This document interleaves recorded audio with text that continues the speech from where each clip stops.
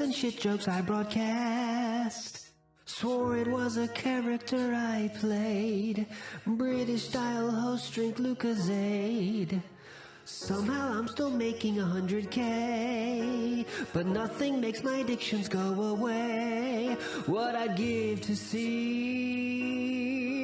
a more normal me.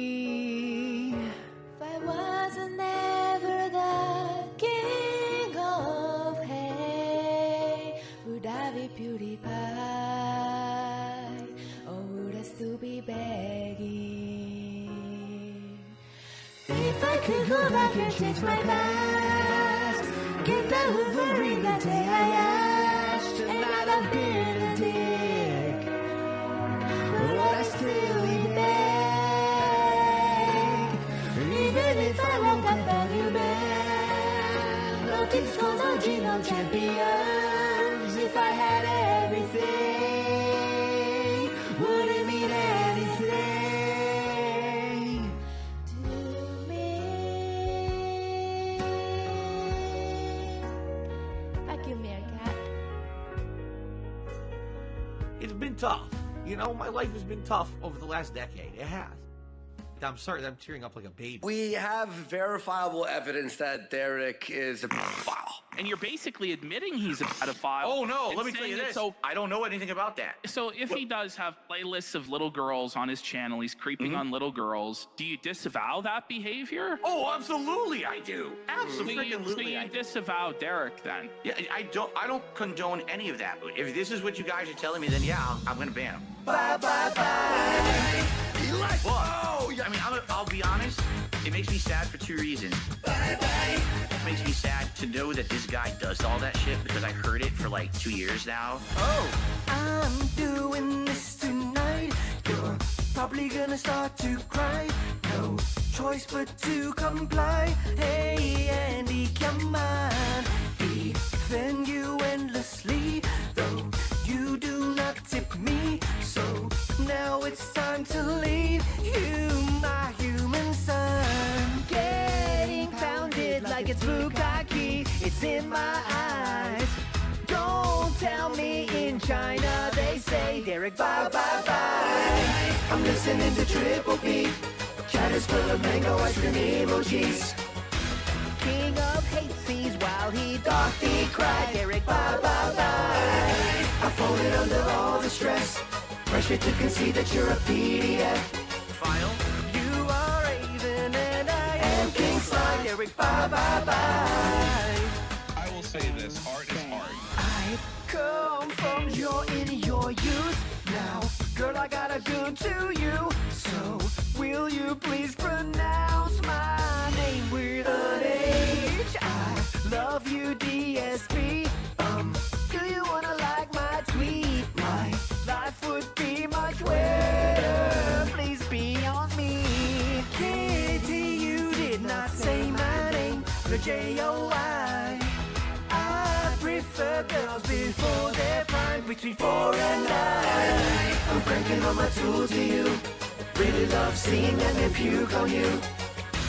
Please unblock me, I apologize. The 4-star has died. At home playing golf with a stock. Wanna sing the theme to the Pokemon. Hey guys, it's Derek here. Chat might hate me, but I don't know why. Philip, bye bye bye. Derek, I've already said I would see you tomorrow night. It's cool. Derek, cool, just a little too hard. Now they're gonna tear us apart. Now I'm gonna have to return that money to his mom. Thanks, Derek. I know you won't be gone too long. You don't wanna miss this meaningful bump. Maybe you could watch Raven and Aqua, cause you all get along. And I don't wanna see you get packed out by King Slide. But you're just a pedo, so get banned. Derek, bye-bye. You're like a taco from Trader Joe's. Wanna be my cat, but you won't wear a bow. Derek is not Jack the Kid. You may wear it, but you're a PC guy. Derek, bye-bye-bye. I was like a dad to you. Found you on my knee while we write a haiku. I gave that banning cause I ain't your guy. Derek, bye-bye-bye.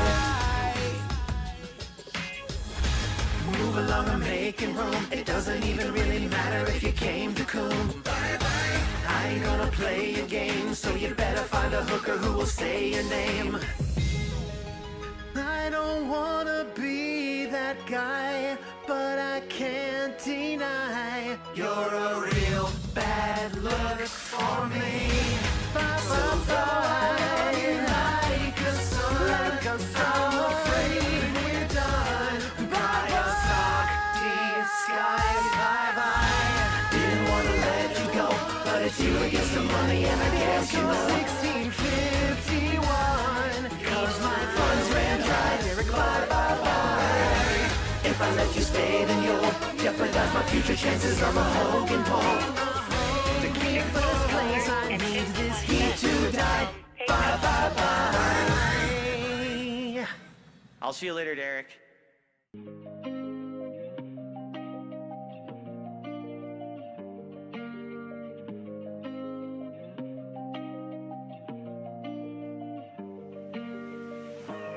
morning, everyone, and welcome to the show. I'm DSP, as always, and this is the Level 1 podcast. We're busy having fun down here on Level 1.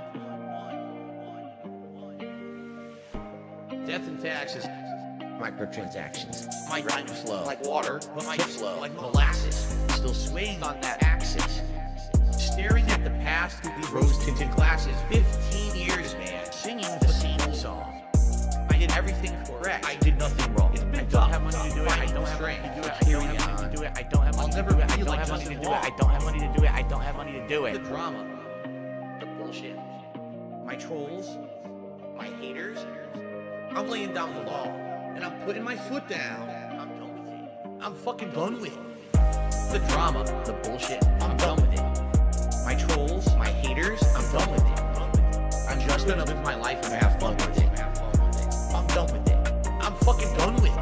I'm tired of looking like dirt. Put on a crispy shirt. Take some pride in my work. Stop being a jerk. Spend some time with my wife and my son. Staying in my lane. Down here on Level 1. The truth of the matter is, I just want to have fun. I got some baked beans and a hot dog in my bun. Basking in the glow of this digital summer sun. Babe, as soon as I met you, I knew you were the one. You're like a bright ray of light on my rainy day fun. So please tip me. The super chats don't help until the end of the month. Okay? Fun. The drama. The bullshit. My trolls. My haters. I'm laying down the law. And I'm putting my foot down. I'm done with it. I'm fucking done with it. The drama. The bullshit. I'm done with it. My trolls. My haters. I'm done with it. I'm just gonna live my life and have fun with it. I'm done with it. I'm fucking done with it. I'm tired of looking like dirt. Put on a crispy shirt. Take some pride in my work. Stop being a jerk. Spend some time with my wife and my son. Staying in my lane. Down here on Level 1.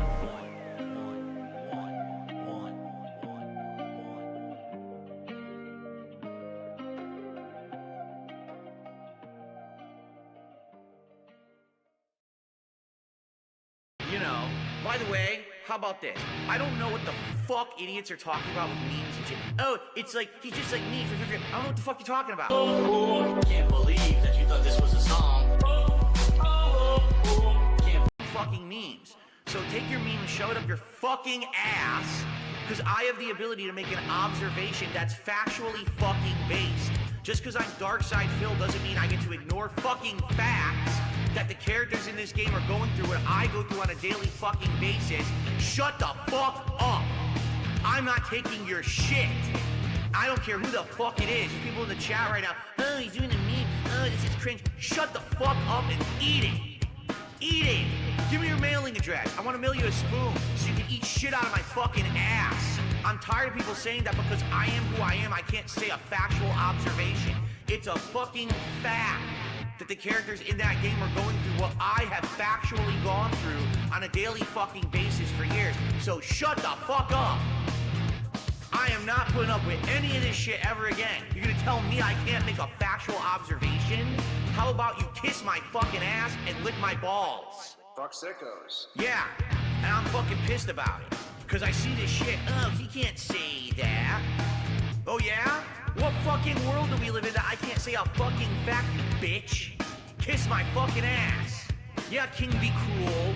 King be bitch, you dumb fuck. Shut the fuck up. No one cares about your bitch ass memeable opinions. There's too many fucking idiots. And enough is enough with this shit. It's time to call it out. I can say whatever the fuck I want, or you shut the fuck up. Now, you got a problem with that? Test me, bitch. It's just one of those days where you just wanna get drunk, get a couple pulls, catch a little buzz. But everyone online on Argentinian time acting like a bitch, taking out of context all the shit I say. You can The Ziggy Piggy is here.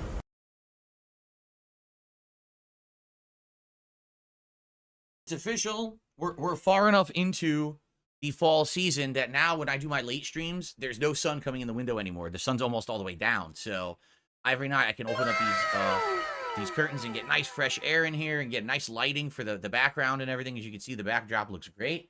So good stuff. You sent me the code for Dragon Ball. Did you? You did? Thanks. Maybe I can enter it right now. Someone says they had donated the code for Dragon Ball Sparking Zero. And let me see if that works. I'm trying to remember where you redeem codes on Steam. I think you go to store. If I could get down on my hands and knees and say thank you and still be on camera, I would do it. Oh.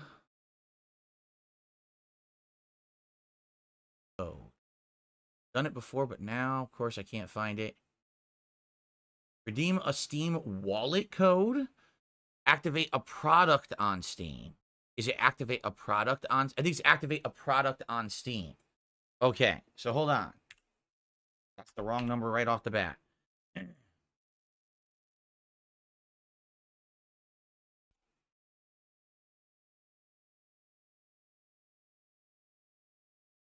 Riveting. Okay.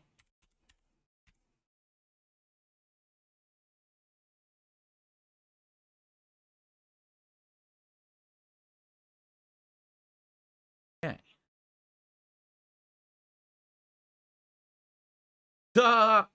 It's a friggin' it's not. It's some bullshit. This guy just gave me a code for bullshit. What a jerk. It is definitely not what he said it was. So it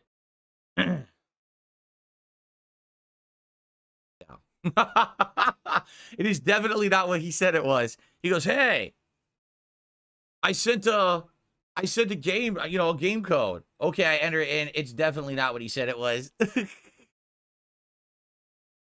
What a moron. So let me block him. Here. What a moron.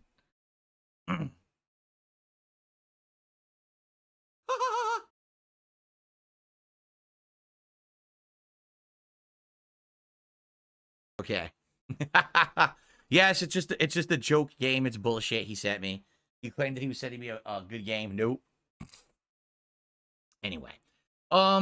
So, and by the way, still Silent Hill 2 is not installable, which is weird because people are installing it. I guess it's just not ready yet for a PC anyway. Because remember, it's supposed to be Sunday now. I bought the special edition of Silent Hill 2 where I can now play it on Sunday. I paid 10 extra bucks and we're going to be playing it all day Sunday and all day Tuesday. So, yeah, you're right. I should ban it from chat too. Where is he? There he is. What a dummy. Excuse me.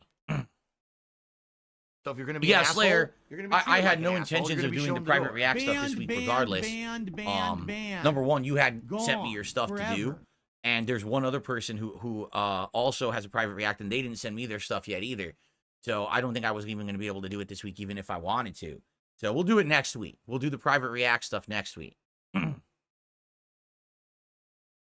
It's not vindictive. It's stupid. He's just a moron. He legit sent me a code for a junk game, but he sent me a code. It's like, what was the point of that? It's not like I can't afford the new games, right? Like, He was, trying to be nice, and people do donate stuff, and I'm like, oh, sure, I'll take it. No. Instead, you give me a joke game. Well, you're stupid. All right. Okay. Some shout outs to do here. First of all, Big Ocho, 13 months as a member, says Friday Night Fights. Thank you so much, Big Ocho. Appreciate that. First tip of the night has come in. $25 tip from Jax Raxer saying, good evening to Phil and all of the fellow DSP fans watching tonight. Happy Friday Night Fights is back, and I did see some of your Terry streams. Your frustration you're having with both the character and the online gameplay. The MvC collection will hopefully be a change of pace as the online matchmaking improved, because I know that was an issue the first time I saw you play it. Let's have fun with matches tonight. They patched it about a week and a half to 2 weeks ago and fixed the matchmaking, yes. Now, the thing is, most people are just playing MvC 2. So when I was trying to play some other games, it was harder to find them. But it is working. So we'll see tonight. I mean, now the collection's been out for, what, about a month? Popo cock. So we'll have to see, how many people are playing it or not. If we have to play MvC 2 all night, that wouldn't be the end of the world. But I obviously would like some variety on the stream rather than just MvC 2 constantly. I got a bonus experience. So I guess we'll see how it goes. That's awesome. So guys, tonight, please support the stream. All right? Basically, what's happened is, sadly with Metaphor, I just can't get an audience for it. I tried. I played it 4 different streams, and each time I played Metaphor, I got further in and the game got better, and the audience dwindled more and supported less, and I'm like, I hate to say it, I just don't think that lengthy JRPGs will work in my content anymore. It just sucks. People are not looking for that. There is an audience for it, but it's very small and, not overly supportive, and I have to try to make the best use of my time. Particularly now, as you guys can see, we're back down to the levels that we were at before all of the casino collabs and stuff like that. So I got to make do, right? I got to do what's best at this point of the year. I don't think that playing an 80, 90-hour JRPG that I can only get 150 people and I make, maybe $40 when I play it, I don't think that makes sense. I think we're going to be focusing on other new games and other things that people want to see. Because that's just the case. I wish I could play it. I want to play it. I actually legit like the game. But it's just not bringing anyone in. No one seems to be interested in it that watches my content. I don't know what else to say. I tried 4 streams. It wasn't like I tried once and I just threw in the towel. I played it 4 times, okay? So there you go. No, Slayer, we're at the very end of the demo. People were saying probably an hour to 2 hours left, but I can't even get people to watch the demo. So how am I going to get people to buy the full game, right? Like, seriously. It's a shame. I think what it is, it's too long, too. Like, can you imagine me trying to play this 2 to 4 hours a week on night streams? It would take me 5-6 months to beat it. No one's going to watch it after, like, 2-3 streams, right? So, I don't know, man. It just sucks. Times are changing. And there used to be a time when it didn't matter what I played. People would tune in and watch it. And that's changed, for sure. Now, people want the big, hot new games or the memeable games or the ones that are going to cause me to rage. You know what I mean? They're really not asking for every old game, and these RPGs, I guess, just don't garner any interest anymore. It's not the case. It didn't used to be that way. Remember, I played all the Personas, and I played, various Final Fantasies over the years, and I played a lot of RPGs, but it's just not working. I don't know what else to say. I tried. No one could say Phil didn't try. I gave it 4 times, 4 chances, and each time it got worse. So, okay. So let's see what else is on your guys' mind tonight. King Michael, Sandy, however, No Sleep Real Vibes. Good evening. Bookworm is wondering what kind of game it was. It was definitely stupid. Let's just put it that way. And I already blocked it from my collection, so I'll never see it again. Yeah, I don't know what else to say, Ad the Gamer. Again, what I'm happy is that people who are of right mind are being nice to me about it, and they're like, no, you really did try. You played 4 times, and people can't lie about the attendance, that people just were not coming by or supporting it. So what are you going to do? It's, it's not like I didn't want to play it. I legit want to play it, but I can't. I have to do what's best for my business and my family. This is how I make a living, right? And again, it would have been one thing if, oh my God, we were at record high levels of attendance. If you can see, the attendance is back to normal. Support is back to normal. Maybe that'll change again. Because like I said, I am working on some things already. 2 different people today messaged me agreeing to the interview. And I'm like, okay, well, now I got to figure out how to do this because I don't want to do it this week because I have Silent Hill 2 coming out this week, and I can't have that affected because that's the biggest game probably of the year for me. So I'm trying to figure out how to make it all happen, how to arrange different things. We got to figure it out. Maybe what I'll do is I'll do one interview the second to third week of October, and then I'll do one the third to fourth week of October, and then I'll do one the end of October, like one a week. Maybe we could do that because now they're all starting to come in all at once. I'm like, great. I had a big downtime there with nothing, and now everyone wants to do it at once. Like, oh, geez. So, we'll see. Anyway, Friday Night Fights. Thanks for being here, everyone. This will definitely be more chill than Street Fighter was, that's for sure.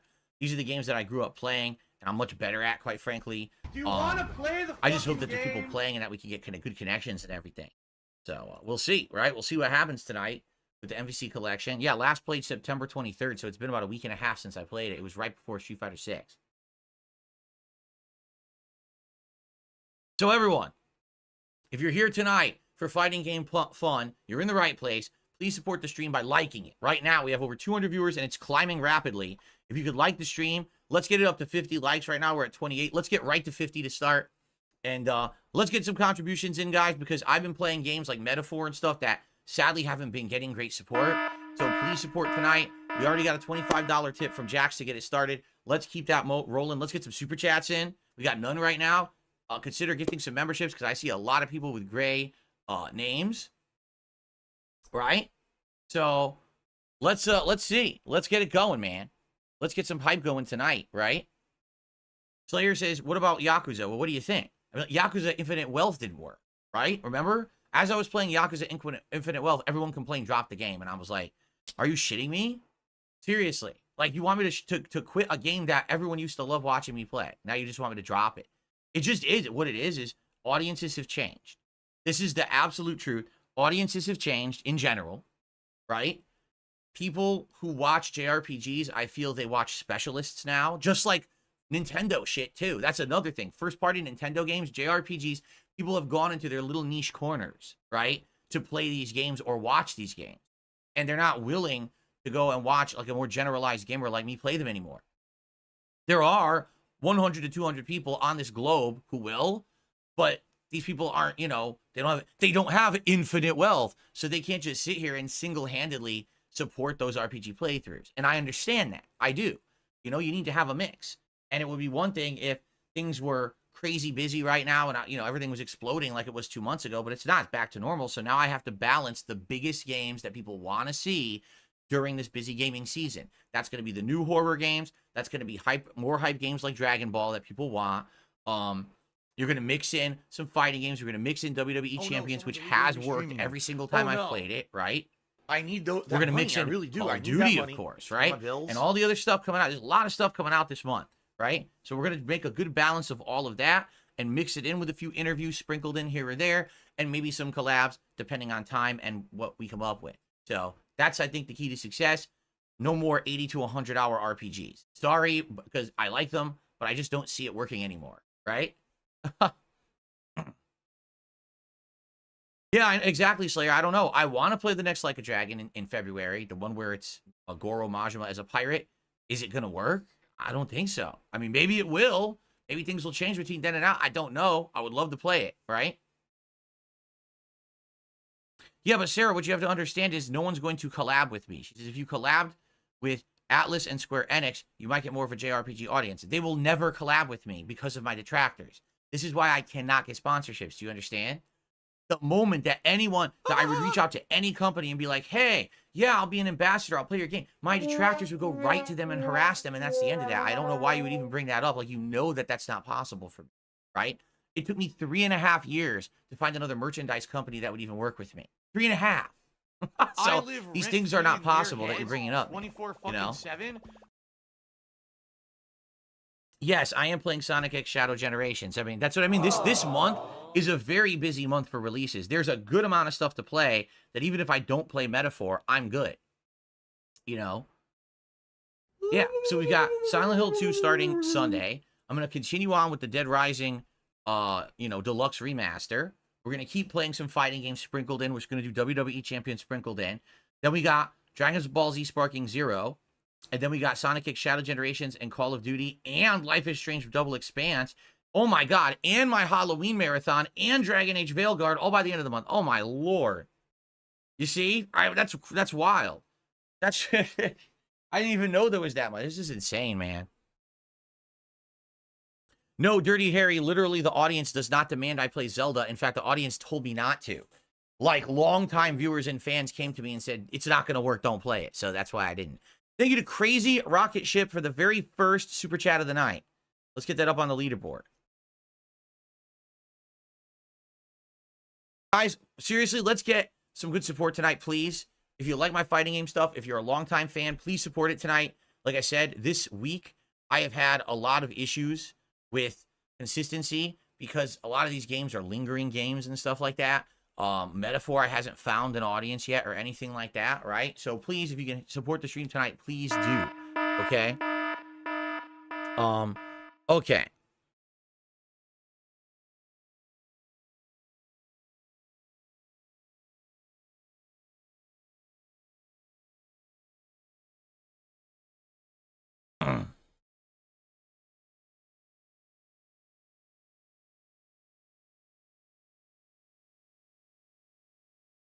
All right. Dead air. Is this simple? Everyone read the pinned message right now. I'm literally not going to repeat myself on this. This has been going on all week on and off, and I just don't want to hear about it because people should know better by now. All right. Just read the pinned message, and everyone be quiet about it, and it will go away like it always does. What they're doing is a complete waste of their time and money. It doesn't affect me in any way, shape, or form. It's just a complete waste of their money. It really is. They're just morons. So just ignore it, okay? All right.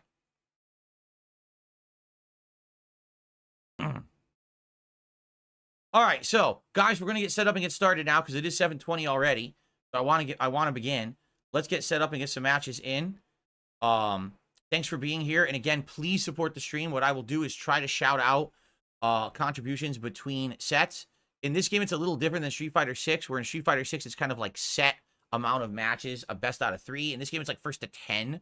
Or something like that, something crazy, or best of 10 in ranked. So I'll do my best. But I promise you, I will shout out, contributions, and please support tonight, okay? When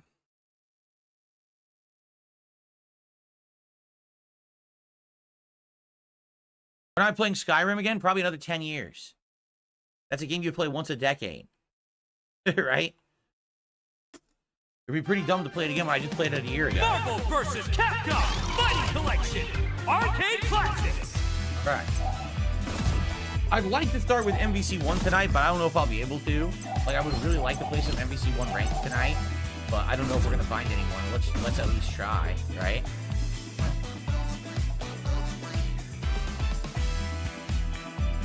Okay, here we go. Hey everyone, welcome to Friday Night Fights here on DSP Gaming. We're back to the MvC collection for the first time in about a week and a half, 2 weeks. As I've been focusing on Street Fighter 6 and Terry Bogard for a while there. Tonight, I'm hoping to find matchups. I don't know if we will, but I wanted to start with some MvC 1, because of course this is the game that I'm probably best at in this collection and I crave playing. But this is the game that probably isn't getting a lot of play, I would guess, in this collection at this point, now that it's been out like, what, 3 weeks to a month? Probably the vast majority of people playing it are just playing MvC 2, right? That would be my guess. We'll try the other games. Like, for example, one of the ones I completely ignored and only played like once was Marvel Superheroes vs. Street Fighter. And that's a really solid game. It's not as crazy as X-Men vs. Street Fighter or Marvel 1 or 2, but it's still a great game. It's fun with a good variety of characters and everything. I would like to play that, but again, why don't you bet it's going to end up being the same thing that's going on right now with like Marvel 1 where we won't be able to get a match, right? Let's give it a minute. Let's let it settle in and see if we can find anyone, and if not, then we'll try other games, okay? Okay.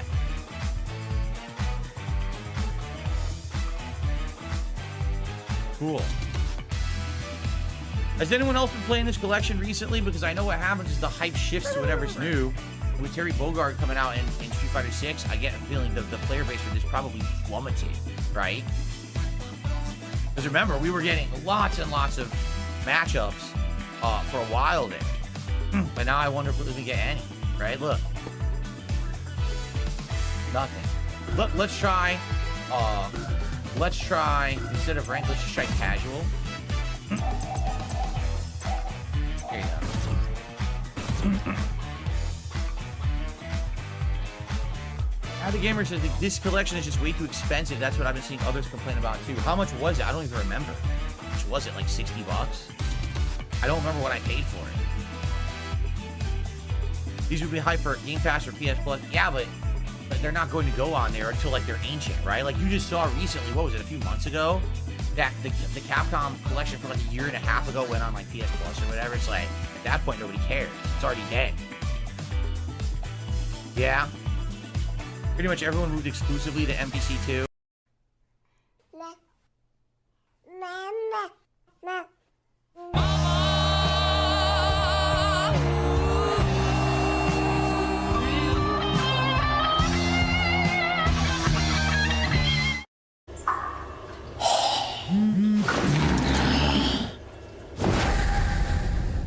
Louder because of the other game I was playing earlier.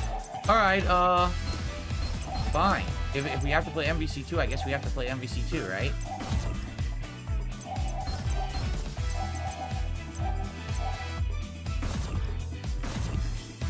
Hopefully we'll get matches now.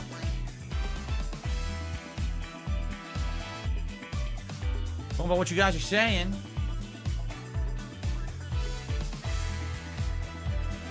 Music should not be loud anymore. I already lowered it.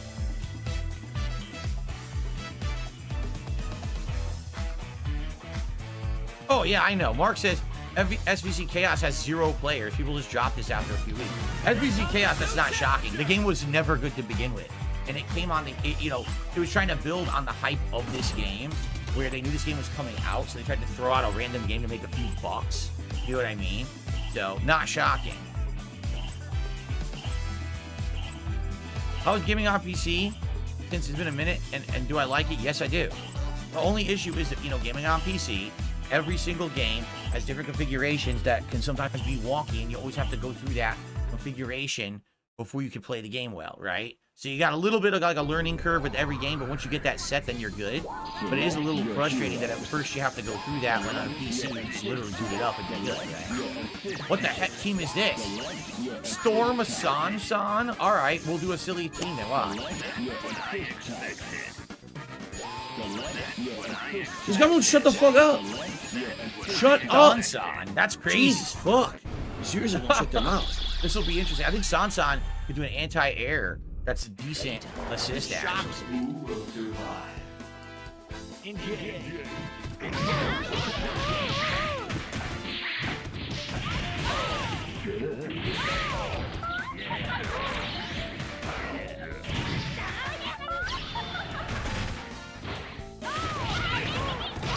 Oh no, come on.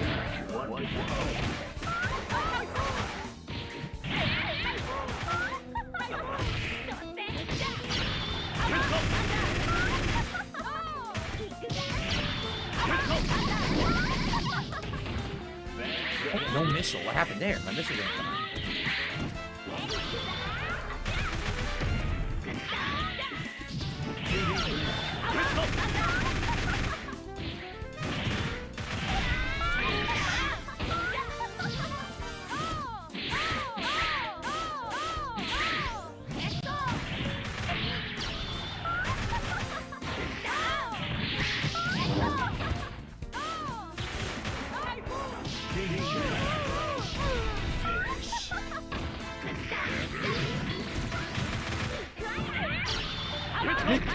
I really didn't do that, but okay. Fine.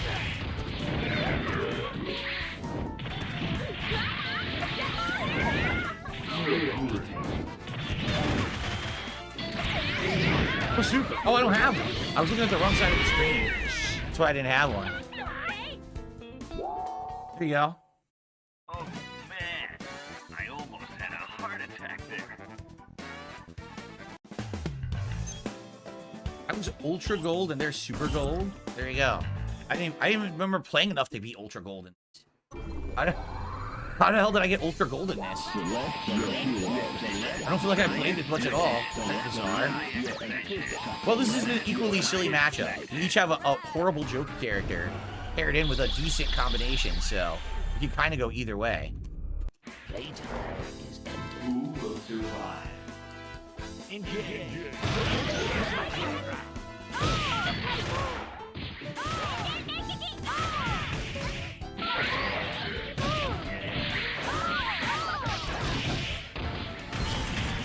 Shit! That sucked!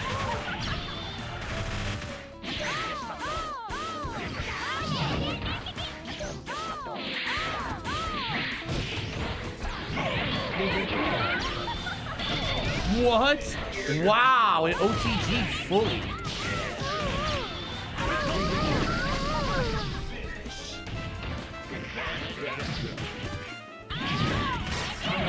That's not what I did. Are you kidding me?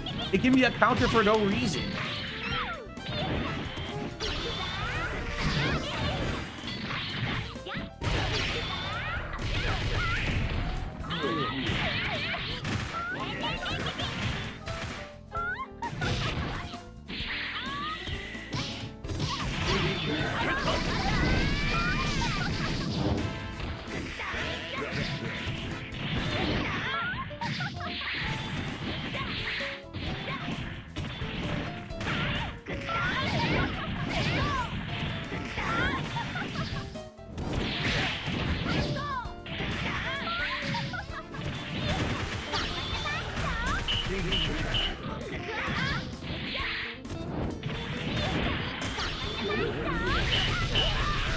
It didn't super jump. Instead, it just ate the super because it controlled sucks.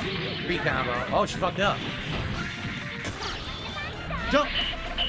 You can super jump out of that, just not online. The game will not let you super jump out of anything because the fucking netcode sucks. Rollback netcode is shit. So you're supposed to be able to push block, super jump out, and it won't let you do it. You just get hit by the super because the super jump dropped. What it does, it gives you like a regular jump instead of your super jump. So, completely stupid. I lose to stuff that's completely easy to escape in the real game, but playing online, you have to fucking put up with bullshit. Go, go, go, go, go.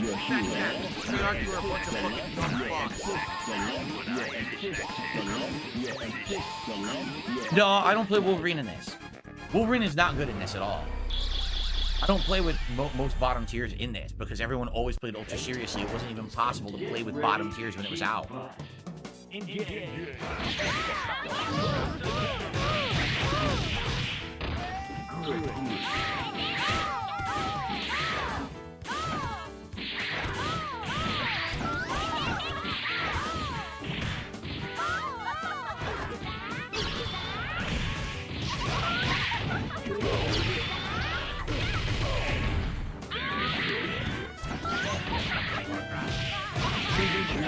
No air dash. I can't even get air dashes. I really can't. I can't air dash. I'm trying right now. Block.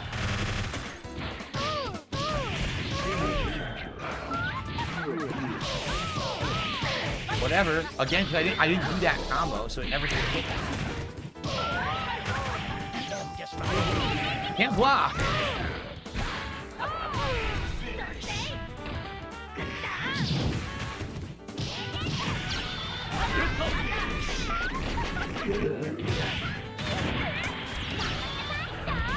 Dude, it moves GI super jumped right there, nothing.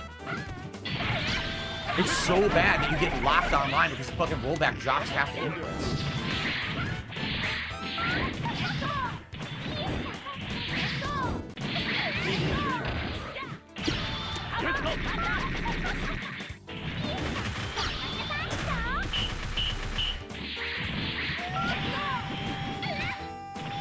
Oh my god, I was lagging. Look, it's fucking getting worse. What's up with the connection? I won. It got worse and worse.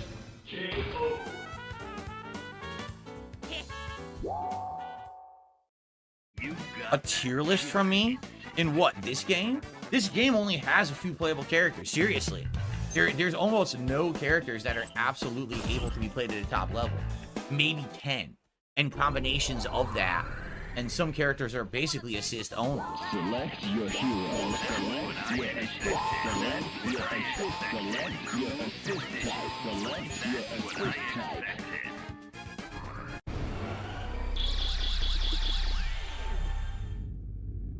We basically each have a great top tier character, a joke character, and a great assist character.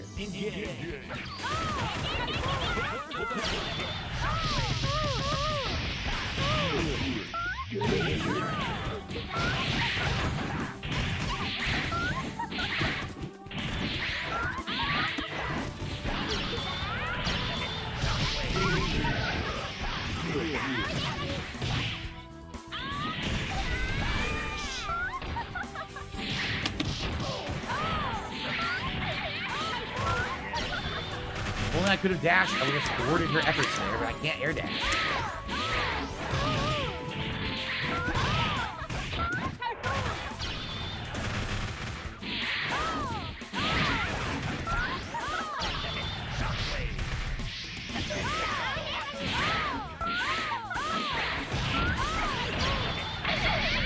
Caught her. Oh, my assist didn't do anything. What the hell?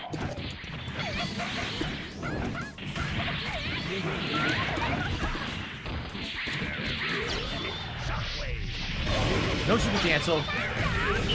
No push block. He gave me a punch. See what I mean? Push block the super, and the game says no push block. Instead, drop the beginning input and give me a launcher instead, which then causes me to get hit by the entire super. This game is not good for online play. It was not designed for it. So you get so many miss inputs and shit. Good evening, Jade. How you doing? Select your hero. Select your assist. Select your assist. I can't remember the colors. What the hell is her color? I want her dark color. Oh, he mixed it up. He took Sansat out and put in Cable, by the way. So now, he has two top tier characters to play with. Finish the DLC story. Gotcha. No air dash.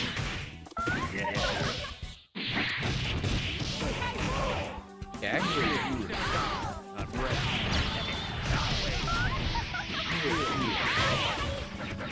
No fireball.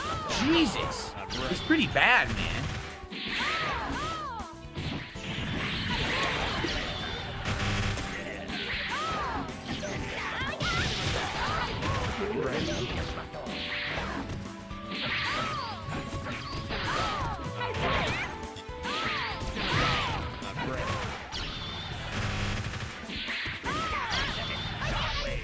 That sucked. That's obviously not what I want here.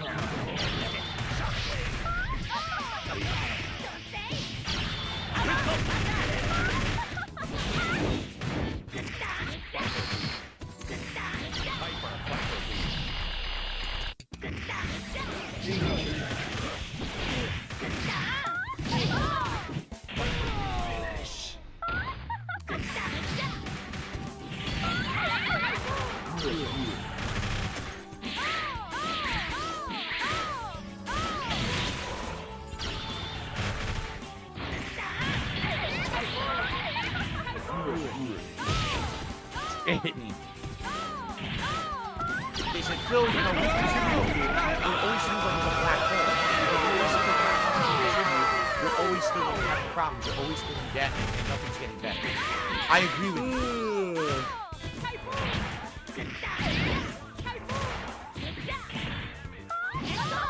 Tiger!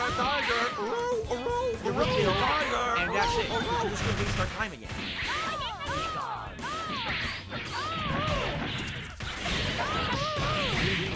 No air dash. There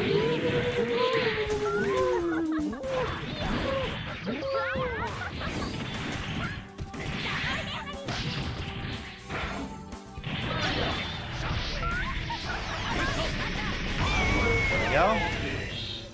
Yeah, I can barely play this. Like, seriously, it's so hard to play. You can't get consistent air dashes, wave dashes. They drop half the time with this fucking echo. Any kind of a game. Guys, if you're having a good time with the beginning of my stream here tonight of the MvC collection. Please like the stream. Let's get it up to 50 likes. We're currently at, oh, we're at 56. Let's get it to 100 likes with almost 300 viewers. And guys, please support the stream if you can. All right? Please. Let's get some super chats in. Let's get some tips in. And maybe some gifted memberships for the community would all be greatly appreciated. He picked Venom. Wow, he got rid of Storm and he put in Venom. That's surprising. I need that money. I really do. I need that money. Pay my bills. We are better. The battle for survival begins. Engage.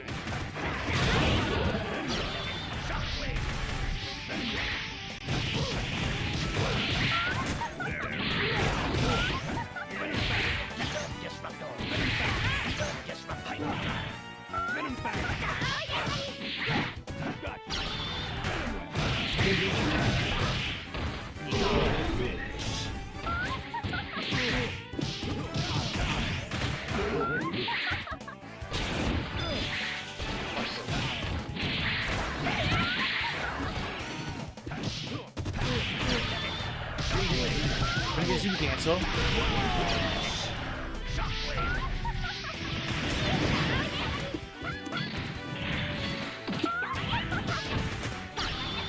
Jump.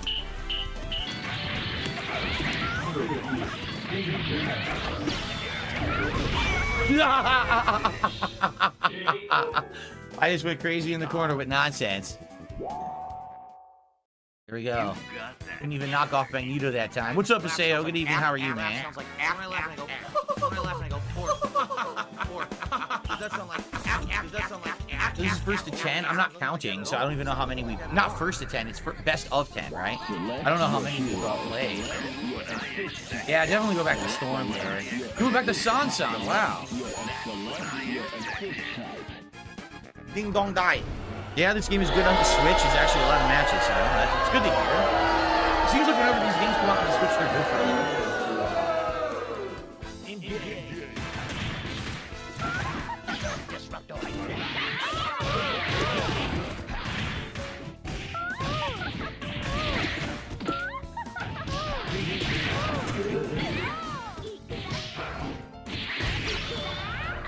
That's so ridiculous.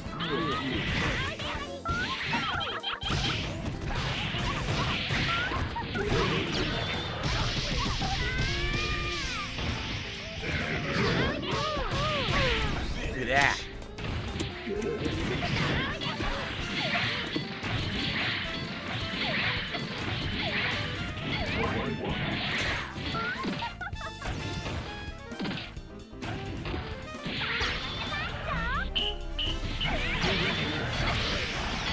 Oh my god, that was destruction. I even got the ROM Infinite.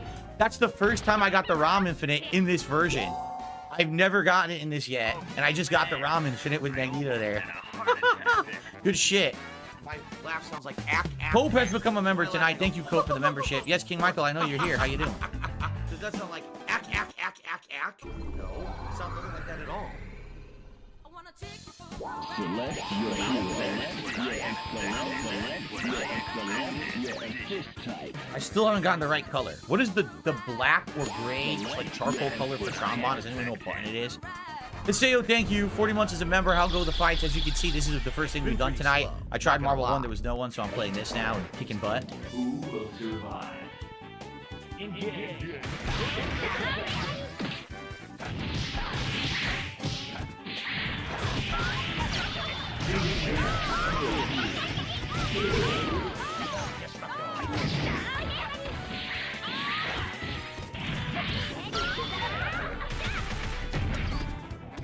Good move.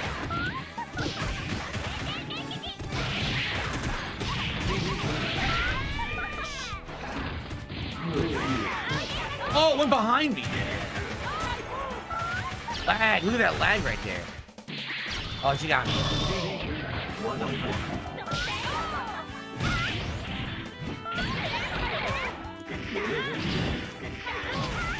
Block.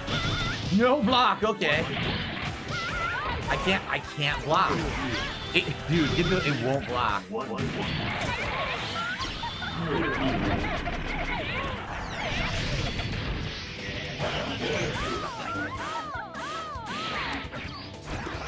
didn't do. Are you kidding me? I didn't do that. Got her. Open the ball. Bloop. It's time for the Tempest, baby. Very nice. Open the ball. Bloop. Very nice. What's my main team in MvC2? I don't have one. I mean, I've played with many different teams over the years, honestly. Many different teams. I don't think I actually have one. I think by the end, I was playing Magneto, Cable, Sentinel, some combination like that. Like Xanthrax, which is Storm, Sentinel, Commando, or like switch that up so you have Sentinel, Storm, Commando, something like that.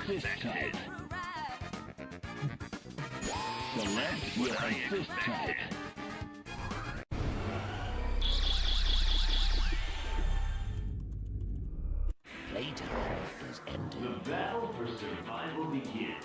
Didn't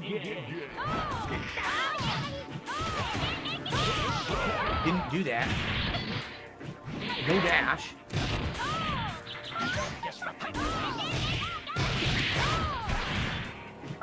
What do I do? What the fuck? What? It gave her a combo. Well, he's dead. Yep. And it's not earned at all. It's because he dropped all my inputs. Block. What didn't it block? Take that. What happened? What? It did a super. It did a snapback. That's a different button. It literally did the wrong move. What?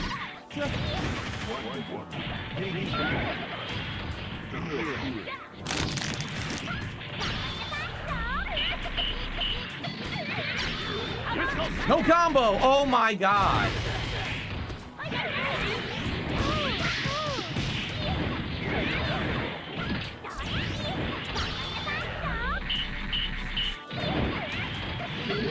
Couldn't block. It wouldn't block the fucking hit for no reason. What? No.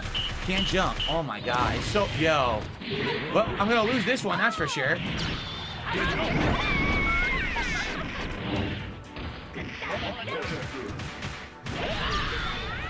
Why did it hit... Why did it hit BB Hood? See what I mean? Like, that made no sense whatsoever. It hit BB Hood. Why? I understand if it hit my assist. It had no reason to hit BB Hood. Yeah, it's bullshit. Alive and well. Well, you're gonna lose a few when you play online with this shitty fucking neck dog. Thank you, Bloom Kid, for a super chat. He says, this might be the most insane month ever for gaming with Silent Hill 2, Metaphor, Dragon Ball, Dragon Age. What do I skip? Yeah, there's also Call of Duty, right? There's Call of Duty. There's like a zillion games coming out this month, so. So thank you, Bloom Kid. The only bummer is a lot of them are in the second half of the month, and I wish that it was more spread out, because there's like a whole week in the middle of the month with not much. And that might be an issue where it might lag a little bit, and you have to, like, do filler stuff. You always want it to be well dispersed, and it's just not well dispersed this month. So we're actually at 32, because I forgot to add that.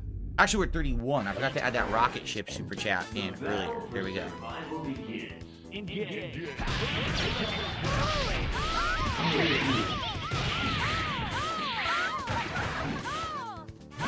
Look at that lag spike. Are you kidding? No dash. No dash again. That's twice it dropped my dash. So 2 dashes dropped, and then she gets a 3 super because of it. I don't even know what I'm getting hit for.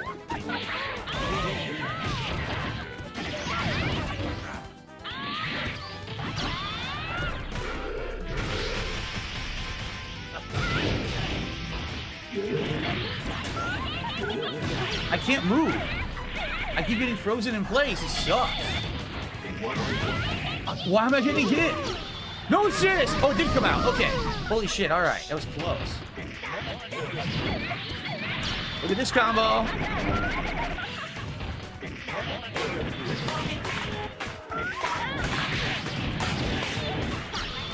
Go. Goodbye. No super. Just dropped it. What did it even do?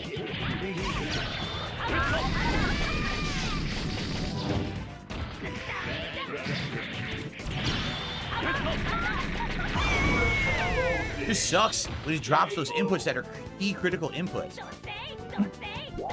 I took a The shit. Tronbon my drill shirt's fly out cancels of my the ass giant balls. Servbot super. You can push block and super jump out of the giant Servbot and punish it. Like 100% of the time. It's No water would ever touch my ass cheeks ever. I'm Madeline Matlock. Butterscotch? She's a freaking genius. We got him. Matlock. New series Thursday at 9 Eastern on Global. Ding dong die. Ding dong die. Oh, ding dong. Ding dong die. Oh.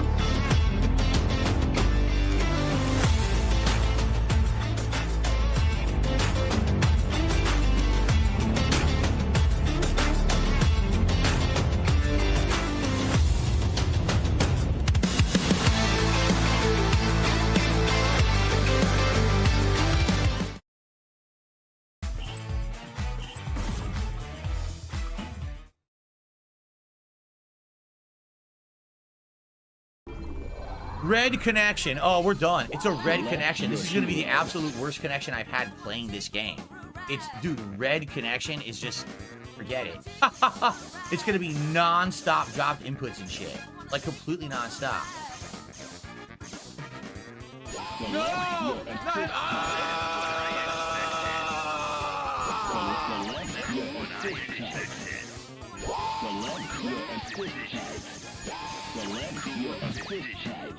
So Ken is an incredibly good anti-air assist. So is Cammy.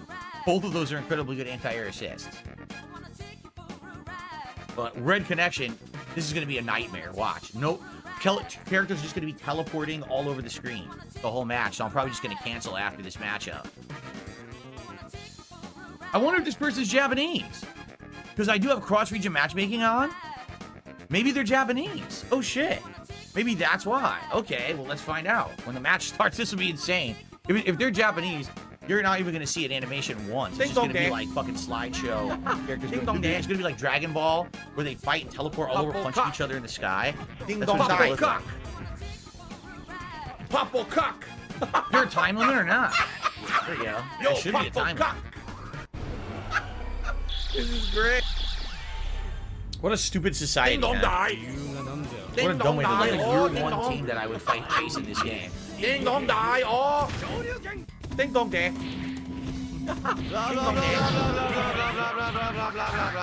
What a stupid society, man. What a dumb way to live.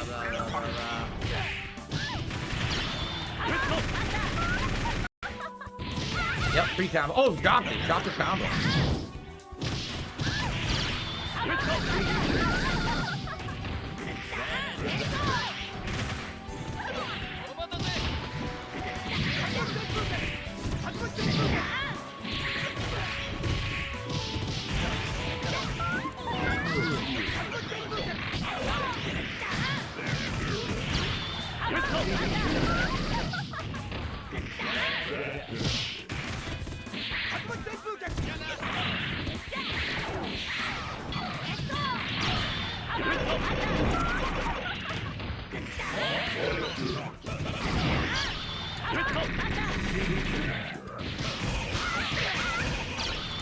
Ow, ow, ow, ow.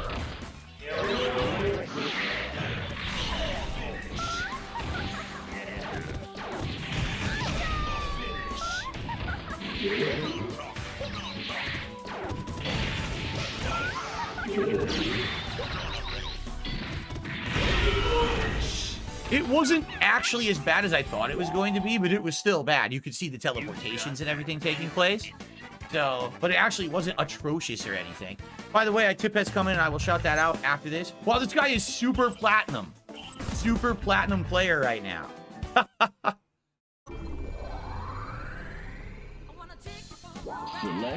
Yes, I am playing Dragon Ball Sparking Zero.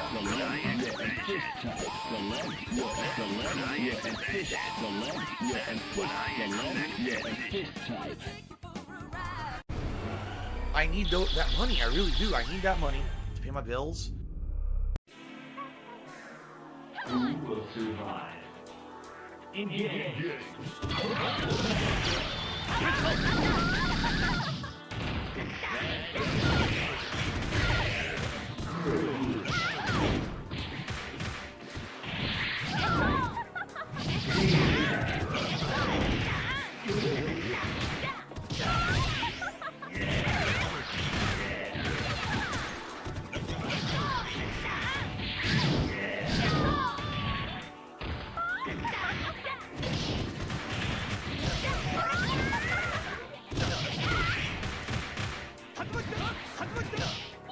Whoa, did you see that?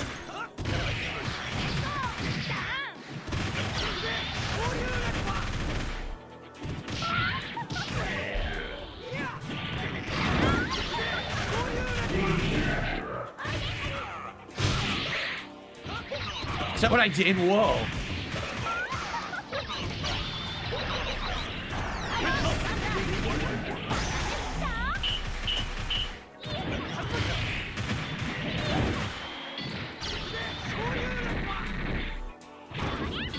I punched the wrong way.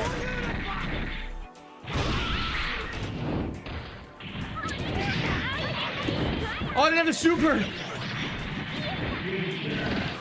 Got him. Open the bop. I missed because it did the wrong attack, but it's fine. I still won. I still won. So I don't know if the guy's a serious player with this team or if he's just fucking around. But it's definitely, this is like, the team he's using is literally a year one style top tier team. Like, that's a team that, you know, I guess he had enough of the lag, which I don't blame him. That's a team that definitely is never going to hang in competitive play, but that's the kind of team everyone used year one before people knew the top tiers of the game. Of course, I played Justin Wong in this back in the day. I played everyone in this back in the day. Okay. So I received a $20 tip tonight. Enjoying the Marvel stream. Hi to all the folks in the chat. All right, whoever that was, because it was an anonymous tip. Thank you for an anonymous $20 tip. That will get us up to 51 bucks in tips and climbing. Thank you for the support tonight. I really appreciate that. Let's keep it rolling in that regard. Right? Thank you, thank you. So sadly, not the top tipper. Jax still remains in the top tipper spot. Remember, super chats, super stickers, and tips all count for the leaderboard now. I know that's a big difference from how I used to do it for Friday Night Fights, but everything counts now. So if you're someone who want to help out and contribute to the goal, but you can't do a super chat or you can't do a tip, you could do either or. It all counts. And of course, if you want to help the community out with some gifted memberships, no one's going to complain. Everyone enjoys a membership, right?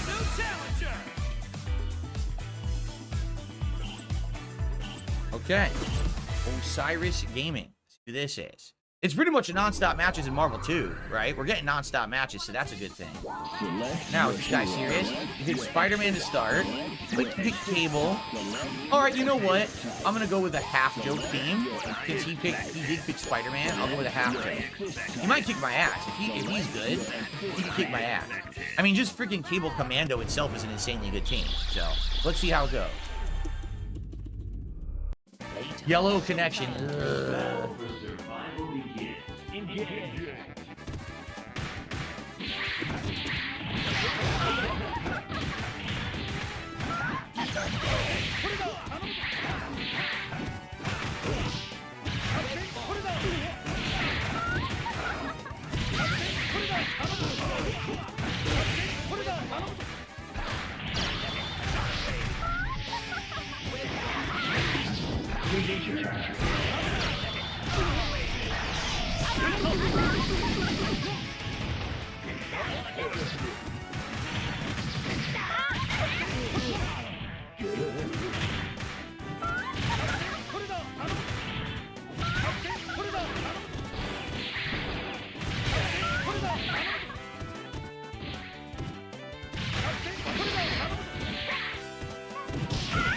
Oh, why did Trombone not come out? What the fuck? Wow, nice lag there. I couldn't even hit him. This is so dumb when that shit happens.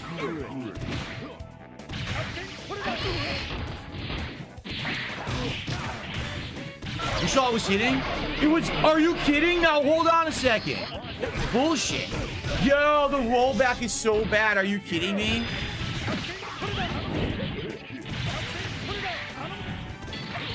I couldn't do anything. Are you shitting? Dude, this is ridiculous.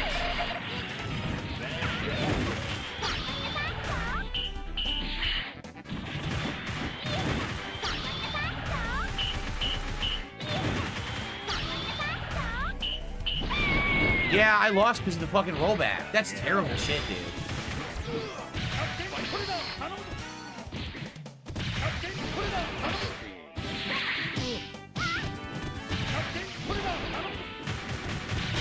Yeah, I can't win now.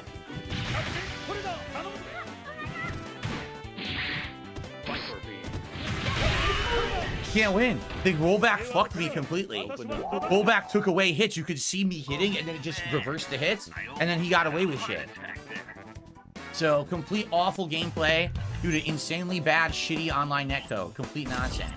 And then he didn't rematch either. Well, Osiris Gaming, you're not bad, but understand you only won because you could blatantly see on my side it took back my hits, which is complete fucking bullshit. I had it. I was hitting him with combos, and then the game reversed them, and then I lose because he fucking punishes the shit that was already hitting. So, complete nonsensical bullshit. Ha! Complete bullshit.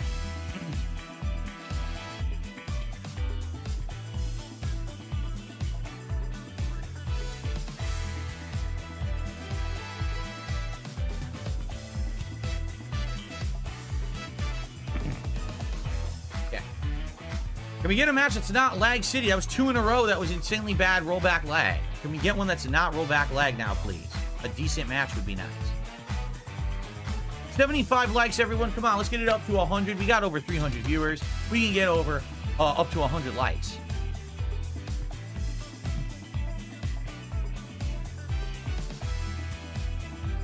No, I'm not going to play Children of the Atom because Children of the Atom is not a good competitive game in any way, shape, or form. It's not. It's a very slow, not very fun game. There's not even like combos. Like combos are like 3 hits. It's not a well put together game. Again, that one was made to play like more like old school Street Fighter, but doesn't even really play like old school Street Fighter. It's just a weird game.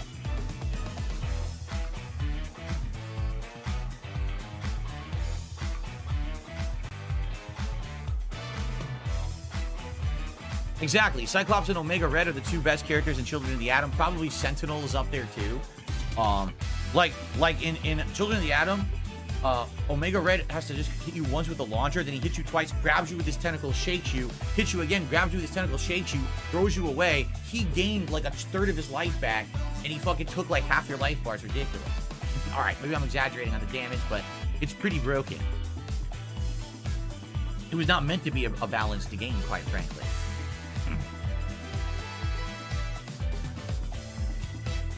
But what they did is they took that as the base, right? They took that as like the starter content that they then made the whole Versus series off of. So that was the first fighting game ever with a super jump. Yeah. Now I can't find matches, seriously. We just had a straight half an hour of good matchups with some lag in those last 2, but a half an hour. All right, here we go.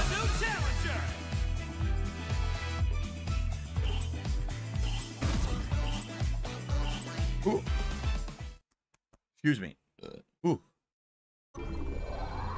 Another yellow connection, so prepare for more. No, it went to green now. Or is that blue? No, that's blue. So it's not great, but it's not terrible. Who's he gonna pick? Guile? Akuma? Oh no. Guile, Akuma, Table, well.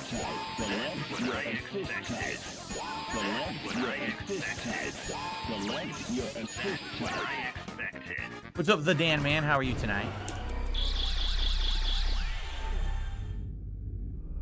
Playtime. The battle for survival begins. Engage.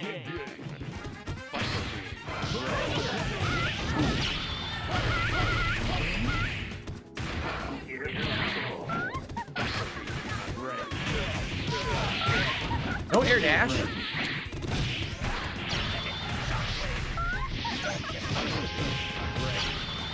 No roll, which you can easily do there. Wow, no kick when I jump.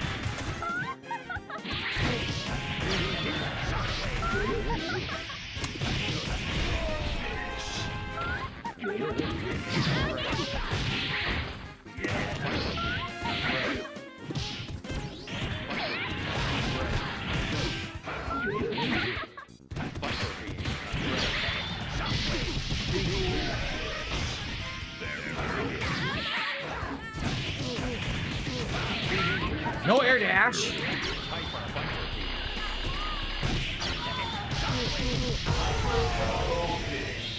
K.O. Be gone.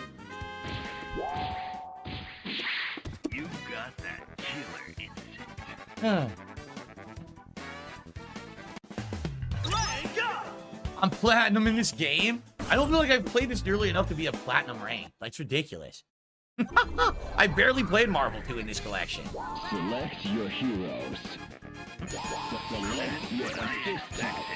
Select your assist type.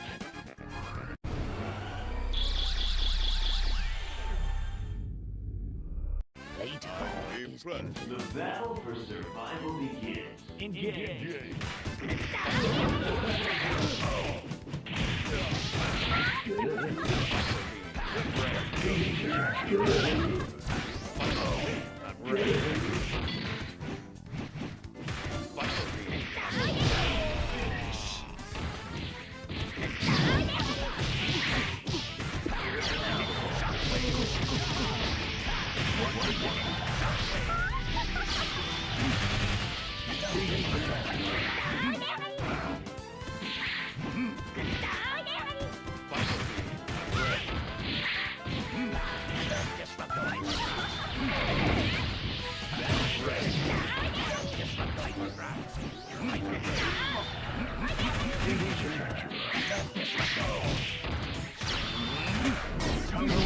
Yeah, alpha counter.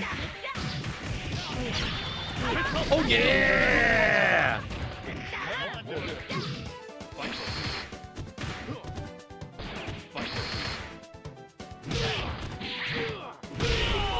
I'll take those trades with light kick. Thank you very much. Hey, like that alpha counter tag in. So what you got to do, you have a meter, and they're hitting you. You do from block. You go from block to down with a punch or kick, and you do an alpha counter tagging in your teammate who does a special move and counters what you're doing. And that's what I did. I killed him with it. So far, so good tonight, Jade. Exactly. Select your heroes. I didn't know you could buy platinum at Costco. I knew you could buy silver at Costco because at Costco I saw that at the register with the silver bars or whatever. I was like, what the heck? What is the color, the charcoal or black color for Trombone? Can someone please look this up for me? What button it is to get like that color? Because I really want the color, and I don't know what button it is. It's driving me nuts.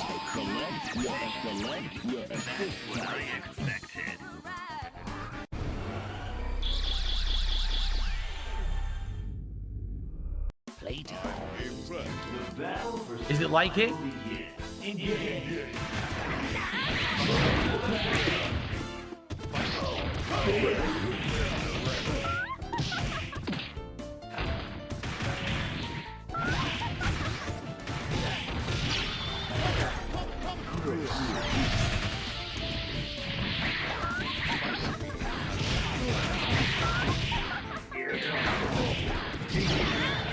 Words! Look at that backwards cross up.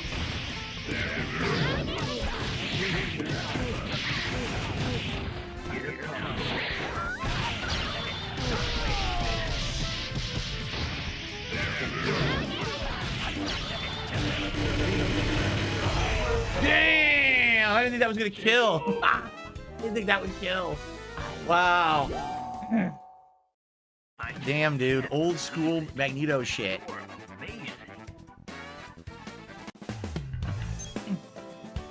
Assist 1 is Tron's black color. Okay, assist 1 would be like Fierce Punch. Okay, thank you. Well, that was short-lived. I got the platinum beating this guy up. Let's keep going. We're getting Marvel matches, so let's keep going. Right? How was food tonight? It was alright. It was our tortellini soup that we make with the chicken-filled tortellinis. It's like this nice roasted rotisserie chicken with the tortellini form. We got it with great northern beans and some diced Italian tomatoes and a nice broth that my wife makes with some beans. Very good. Huh. Alright. Come on, guys. Let's get it to 100 likes. We're at 78. Come on. Everyone like the stream. Everyone click like. The engagement helps this channel a ton. Please like the stream, alright? And let's get someone there to unseat Bloom Kid. It's only a $4.99 super chat. Let's get someone with a $5 super chat to get up on the leaderboard and be the new king of super chats for the night. I'm not good with Wolverine in this game. This game, I've pretty much only played like ultra seriously. So if you want me to mess with joke teams, I would have to stop playing ranked and go play like casual matches and fuck around, but I'm not going to know what I'm doing. I pretty much only use more serious teams because that's how it was so ultra serious back in the day in arcade. Select your heroes. We might have a serious team. Yup. Yes, we do. Oh, okay.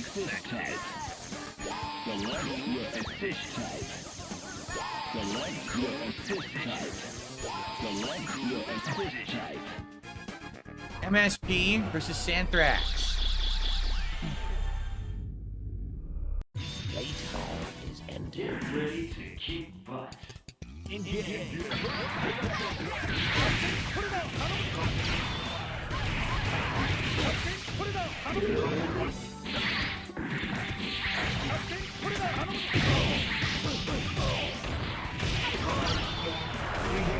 It's not the super I intend.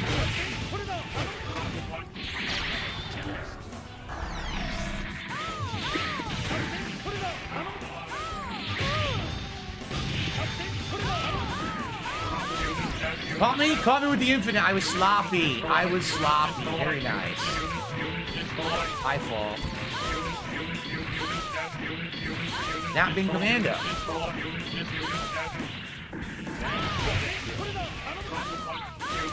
Oh no, what? It didn't block. Are you kidding? Dude, he hit me with two things he didn't legit hit me with. What? I don't know what's going on. I have no idea what's going on right now. Yeah, there's nothing I can do about it. I can't block.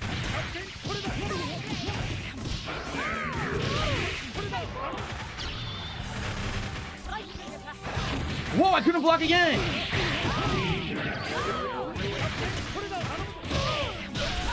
It's fucked up.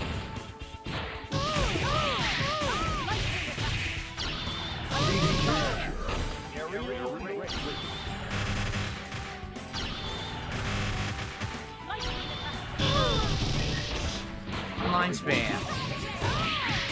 So basically they only hit me with bullshit in the corner that I couldn't stop because the netcode wouldn't block. He literally did not play me at all. I was completely countering his MSP with my Santhrax and doing it completely right. And then the game just decided to give him a bunch of hits he never hit me with at all because it's the shitty netcode. So he gets rewarded just for playing fast because rollback won't let you block. He literally didn't hit me at all in the corner. With all those hits he was doing in the corner, none of them were legit at all. They were all complete nonsense. But I know how to block. I know how to avoid that push block. I know how to get commando out to interrupt it.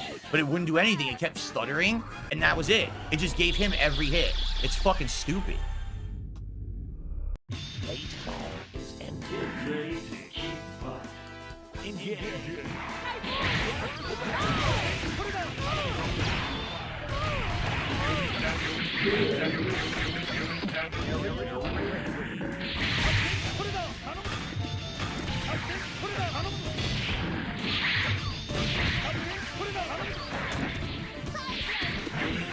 Don't know why I'm getting hit. I never attacked. I can't block. What? Dude, what's going on? I didn't do anything. I didn't do that rocket punch. Dude, all these hits are illegitimate again. I didn't do the moves that caused him to get this infinite. I never input them. Can't block. I tried. Can't block, even though I know what I'm doing.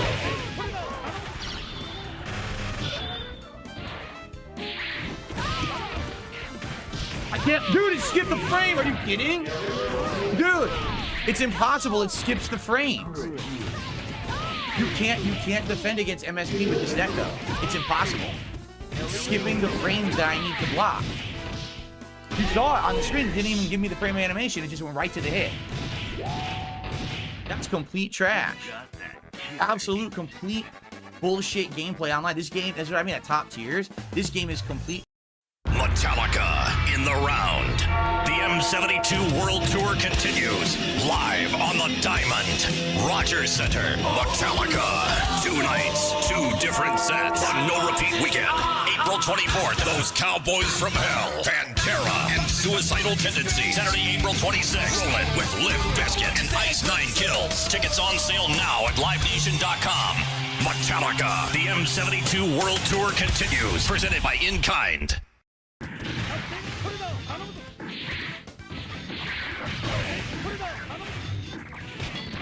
I'm not doing that. Look at this.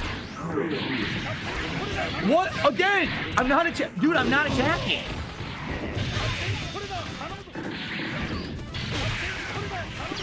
I don't even know what's going on.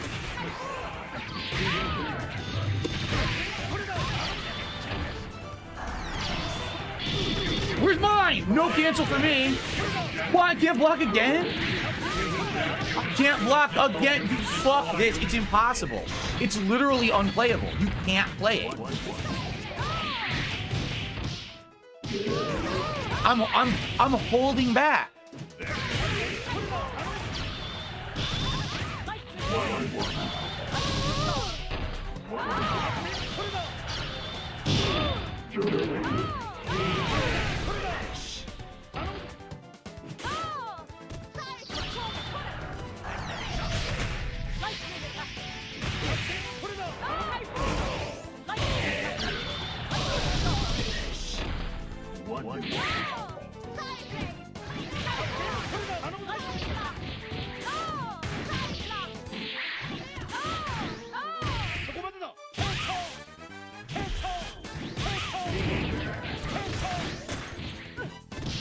Can't block. It didn't block at all. Free combo.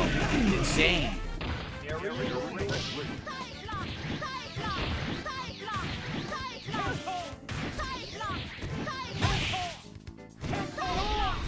I didn't attack. I didn't press a button.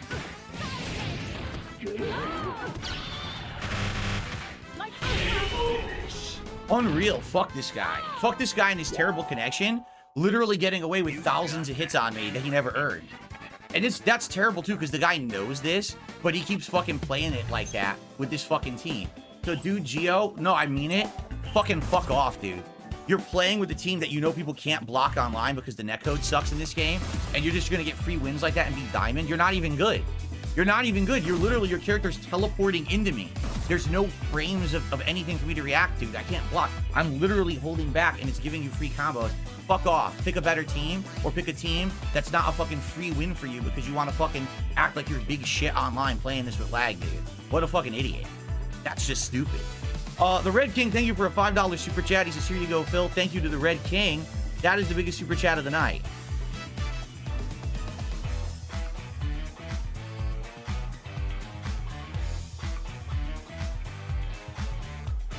That pisses me off to see someone play like that. That guy knows the connections are bad. He knows it.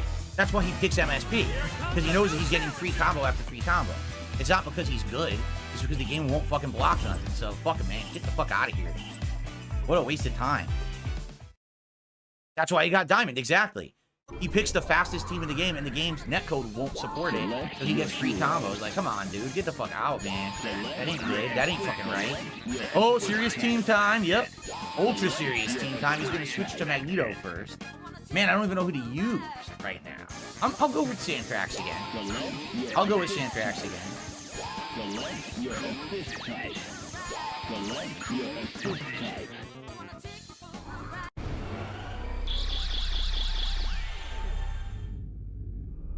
Baseball is ended. The battle for survival begins. Engage!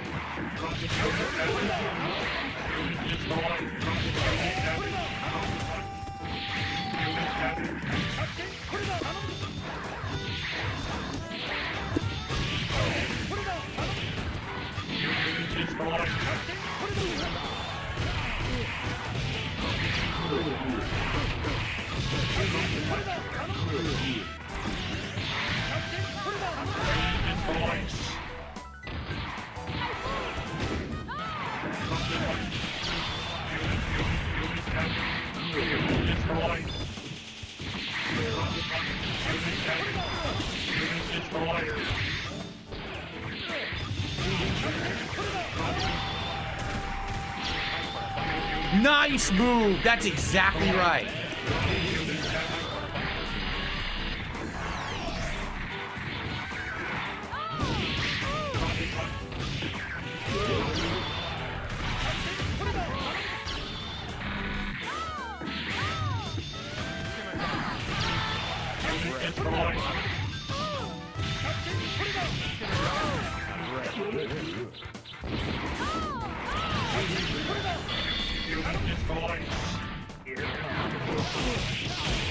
Yes, the old school. The old school mix-up, baby.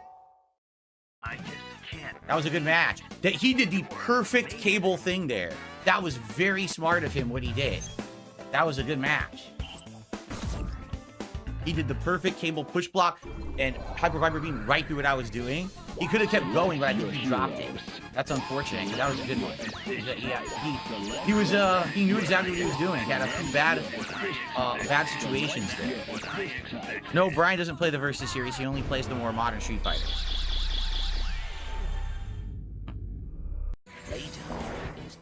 Forgot the switch. Ah, fuck. Well, now I'm in trouble.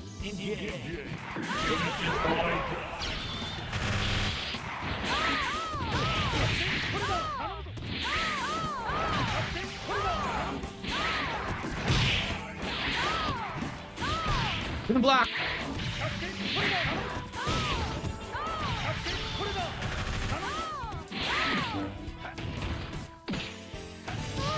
I tried. It sucks. Because I got out of the first throw.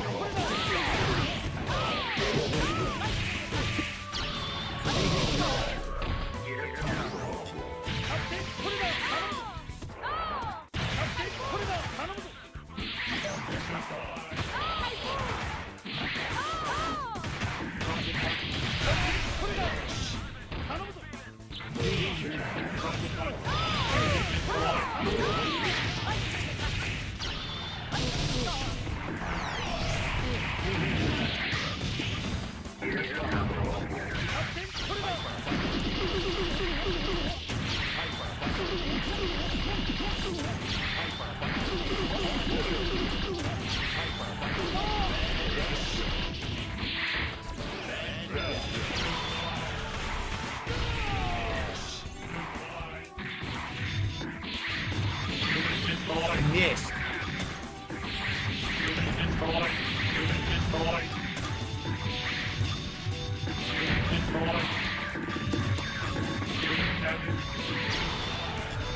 Oh no, what happened? Oh, what happened there? I don't even know what happened.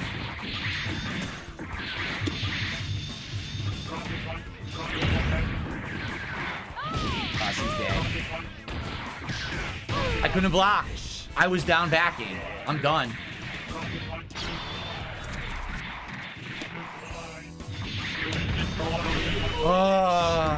I can't do the fast fly shit I used to be able to do. I can't do it anymore. I'm too rusty on it. I would have to like seriously practice over and over. All of these players can do the fast fly combos and shit with Sentinel. I can't. I'm way too rusty with Sentinel. My Sentinel used to be way better. I'm just can't play it for shit. I gotta really practice a lot with Sentinel to get that back, that skill. What's up, Usagi Jojo? Good evening.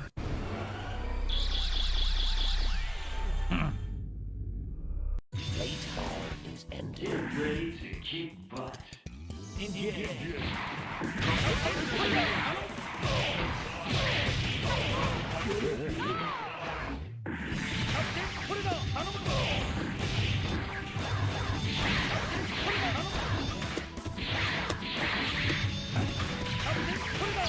I didn't do that. I did fly.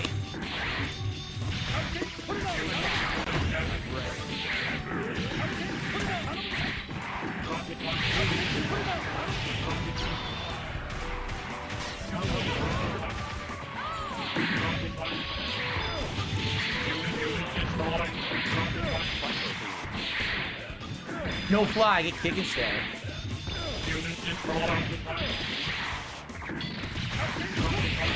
Not what I did. I can't tag out. I'm trying to tag at the right time. It ain't tag me.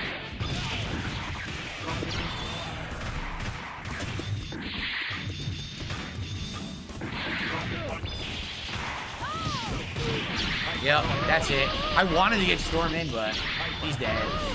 He has to burn all the supers, though. So I'm pretty done now. I didn't get hit by his kick on the way in. I definitely was holding back.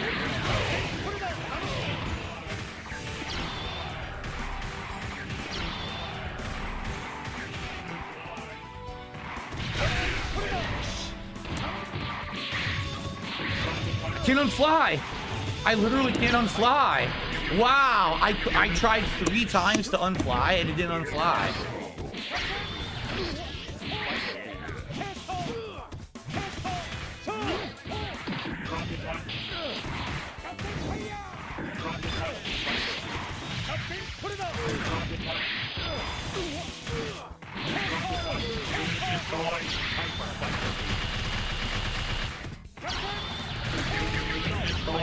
Yep.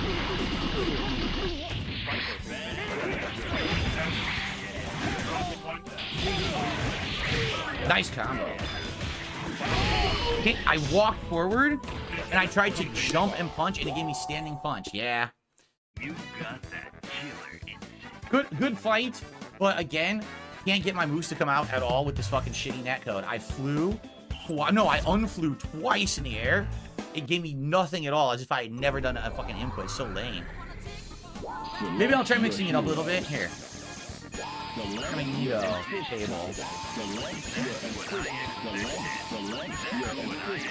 And Sentinel? Yeah, let's do the same. Oh, okay, yeah. Same team. Same team, but I picked the wrong order. Because I was supposed to have Magneto come out first. I fucked up. Playtime is ended. Ready to keep up. Engage.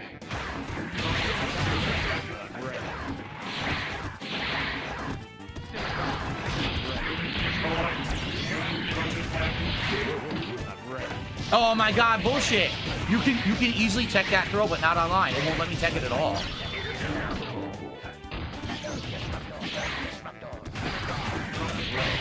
Block! I blocked twice high and it won't block high. It will not go low to high block. Oh, that's bullshit. I know what he's doing and I can get out of it. Look at that, I can't do anything. I literally can't block anything he's doing. It won't let me with this netcode. There's no point. Magneto is not stoppable with this netcode. Seriously. I can't block a single thing he's doing because it's dropping the frames where I'm supposed to have opportunity. Take a look at the bar filling up. You see that? That shows that the netcode's going crazy. The bar on the left when it fills up, it means you can't react. Yeah. How fucking stupid is that? So the connection, as soon as you get it going, you can't do anything. It won't let you block anything. I'm blocking properly, and the game's like, no, fuck that. So, this game sucks online. It just sucks ass that this is what we have to play. This is the only way to play Marvel, is to play it with this fucking awful netcode and have to deal with this shit that you can't even fucking do nothing about anything. Like, come on, dude. Ridiculous nonsense. Like, he didn't outplay me at all. I just can't block. It won't block any of the shit he's doing. I literally know exactly what he's doing. I'm definitely blocking properly, and the game won't let me block. Piece of shit. Playtime is ended. Ready to keep up. Engage.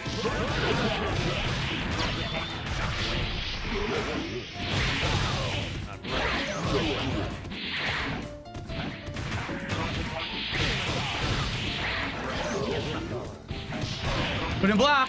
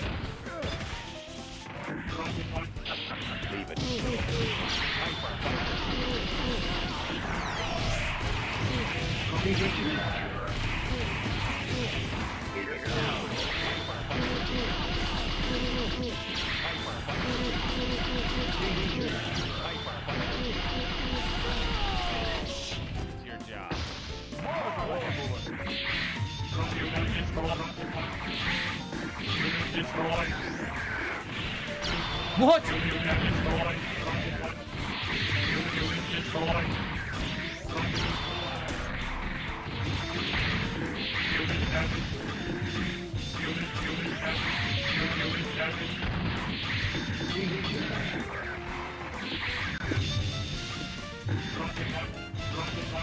I did.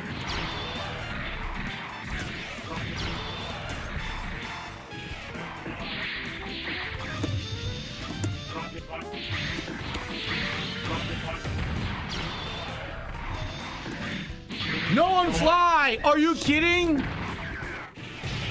Nothing I can do because I'm blockable. I'm blocking! I can't jump and block!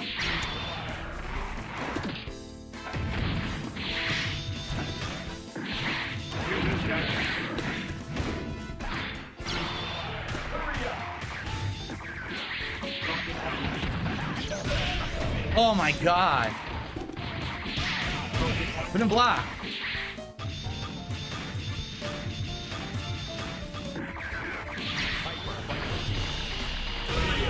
Oh! And by the way, it should have caught him. It should have caught him. I definitely timed that air hyper viper beam correctly to catch him during his super jump, but we're playing online, so the game let him teleport through it above me, which is fucking bullshit. Still a great match. It's just frustrating. It's not real high level play. It's not. For me anyway, it's not. This is not real high level play because I cannot play with the characters how I want to. It's lame.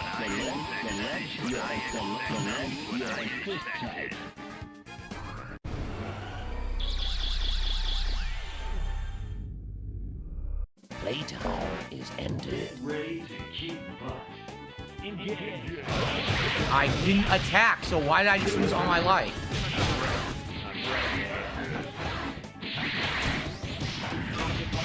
I'm blocking. It won't block.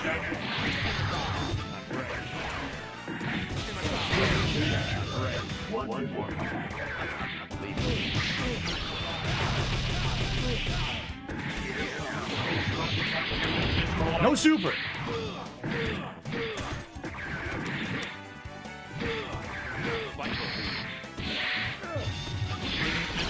Oh, of course, the bullet doesn't connect.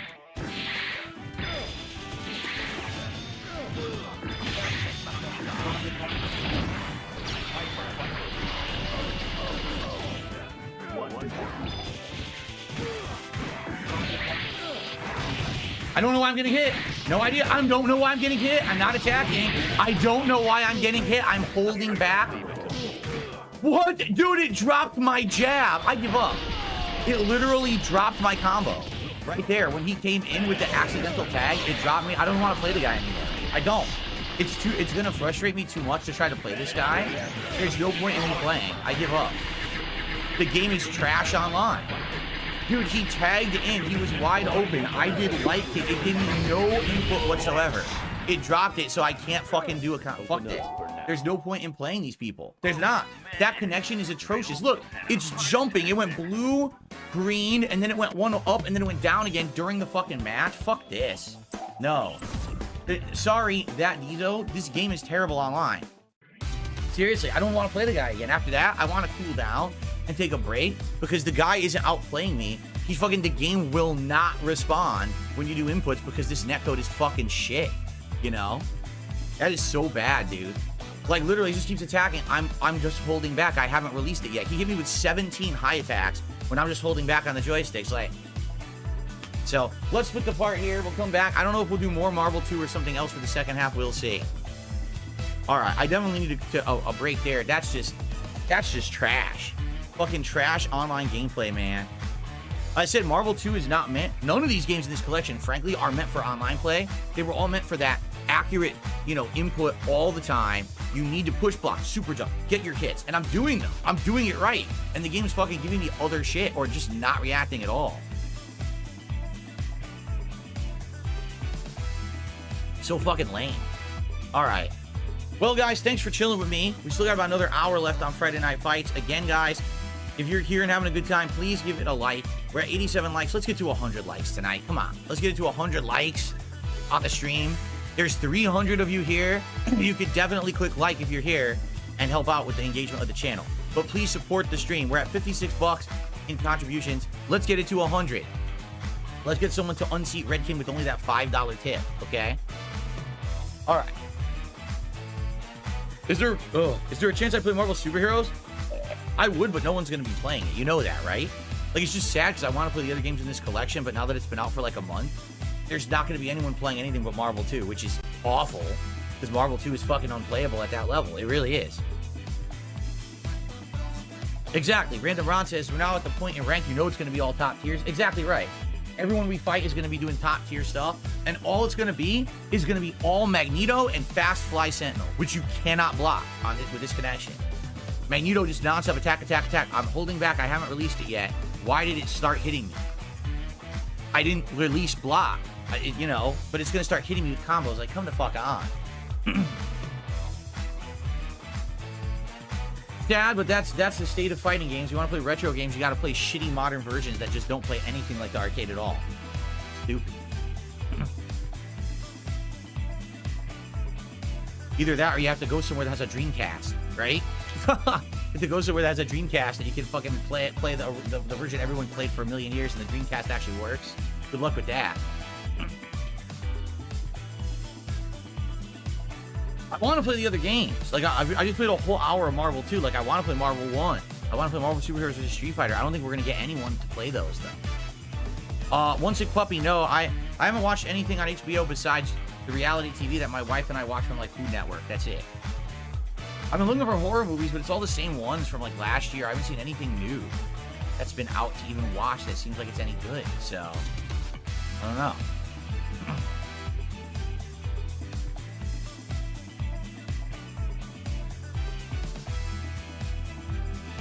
You guys are so quiet tonight. For a 300 viewer audience, you guys are awfully quiet tonight. I don't know what's going on here, guys. Speak up.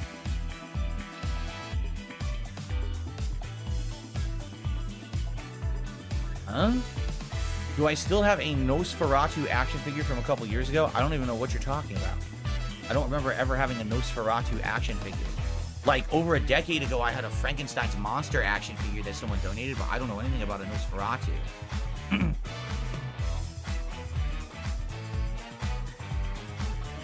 White Lotus? I don't know what White Lotus is. What is White Lotus? HBO has TV. I saw the TV Glow. It's an interesting horror movie. Okay. Yeah, I heard there was a new Salem's Lot and the reviews are terrible. Everyone says it sucks.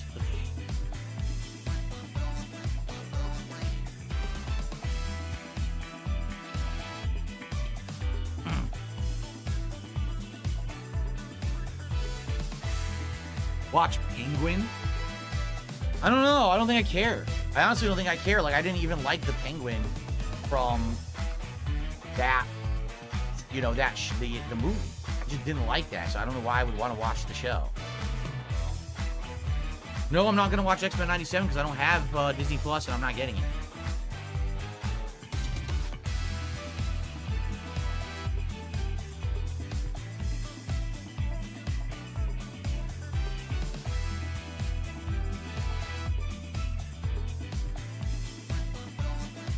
Oh, yeah? Jade says, in Tekken 8 DLC story, Heihachi had lost his memory. In the end, he gets it back.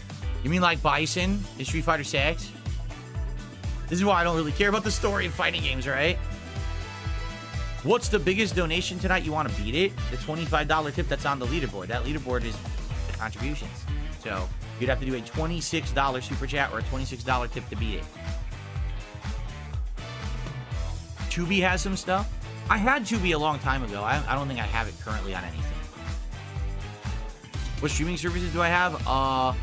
Prime Video, because I'm an Amazon Prime subscriber. Max. That's it.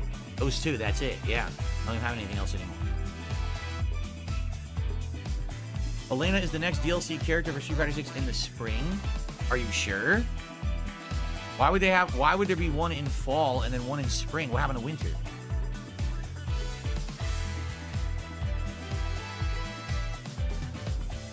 I received a contribution. I received a $50 tip from a Naughty Noose. Not Naughty Moose, Naughty Noose. I don't know how a noose can be naughty, but alright. $50. Let's get slimed for that one, folks. Hell yeah. Thank you so much to a Naughty Noose. Let's get you on the leaderboard. Well, sorry about that. Sean, who had just asked in the chat, what's the biggest contribution to beat? Now it's 50. So you'd have to do a $51 tip, and then you would be the top contributor of the night. There you go. Thank you for that. Naughty News. Appreciate that. All right, guys. I have to pee really quick. If you don't mind. I have to pee, so I'll be right back. I don't think I can alt-tab out of this game. Nah, I can't. You can't alt-tab out of it. If you do, it still plays the music. Because I wanted to play you guys some clips. I'll be fast, okay? I'll literally be a minute. I'll be right back.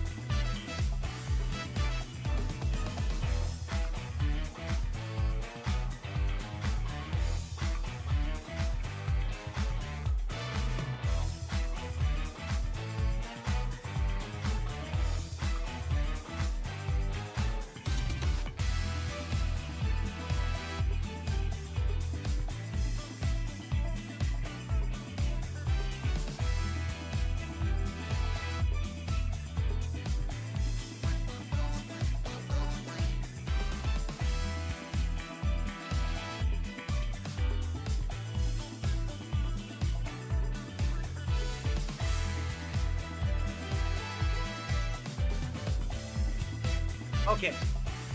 Let's see. I received a $1.50 tip.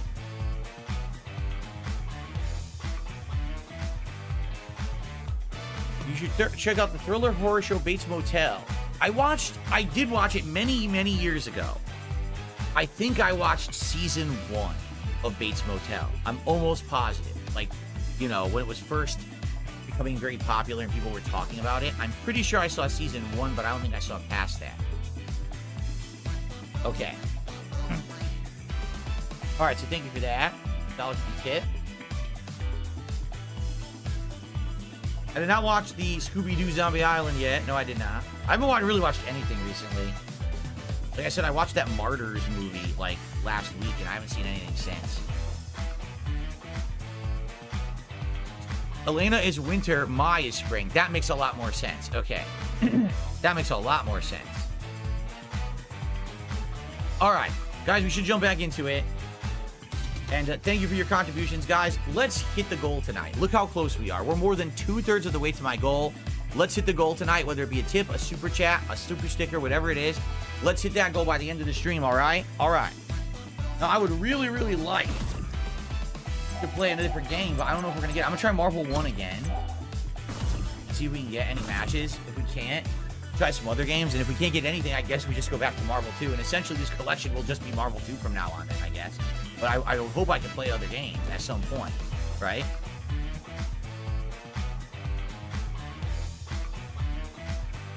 Mitch the Plant just did a $7.99 super chat and says you should play console version of the skill and player base is higher. Oh, you're saying in this? Dude, you really think I'm going to go pay for PlayStation fucking online again? Are you out of your mind? I did that for the longest time. I am not going to go pay $8. No, excuse me. It's way more than that now, isn't it? Isn't it like $15 a month or something stupid like that to get PlayStation Network online? Fuck no. I'm not doing that ever again unless I absolutely have to. I am not paying for online play. I'm getting it for free on PC. Fuck that shit. That's the Sony scam job right there.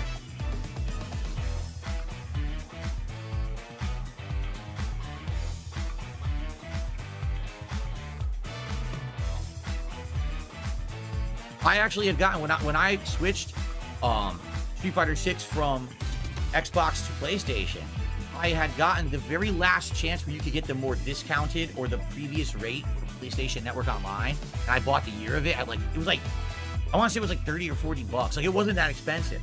Now they've dramatically increased the cost of it. Like, it's way more expensive now. All right, I just got a $10 super chat from Mr. Jupel. Insert clever comment tip, he says. Thank you, Mr. Jupel, for that. You already saw the fun animation? We're up to 125, guys. We're only 25 bucks away. I guess we're not going to find any rank. Let me try casual. If we don't do that, I mean, we'll try 1 or 2 other games, but this just sucks that I can only play Marvel 2 now, right?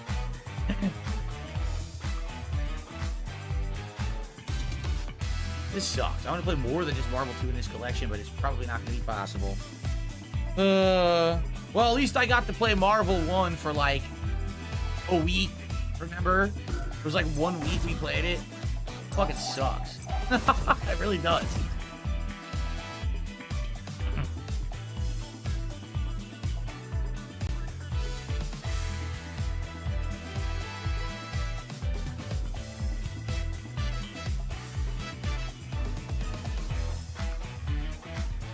No one's playing Marvel 1. Marvel 1 is dead.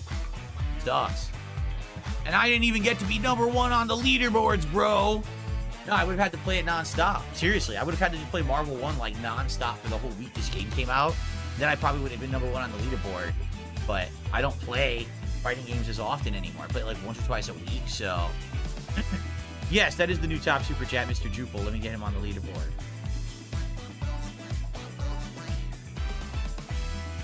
Yeah, not looking good, guys. Yeah, of course it should have been crossplay, but literally not a single collection Capcom has put out has been crossplay. They don't put that amount of effort in. It's pathetic, honestly. I guess we gotta fucking play Marvel 2 again. I didn't really want to. I seriously didn't really want to. I guess we just gotta play Marvel 2 all night now. Nothing else to play, right?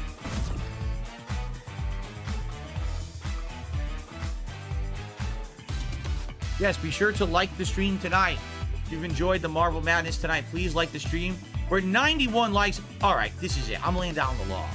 9 more people click like right now. There's over 300 people on this stream.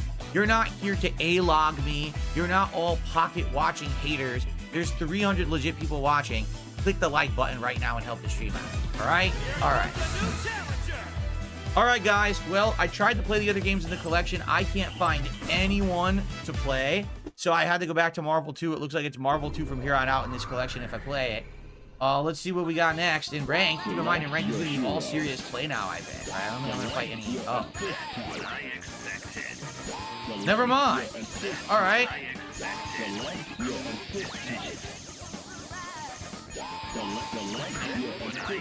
And anti-air.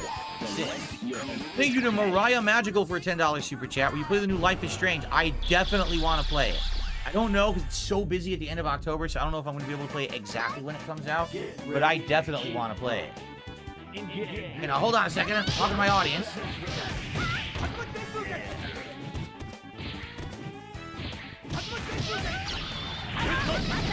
Thank you.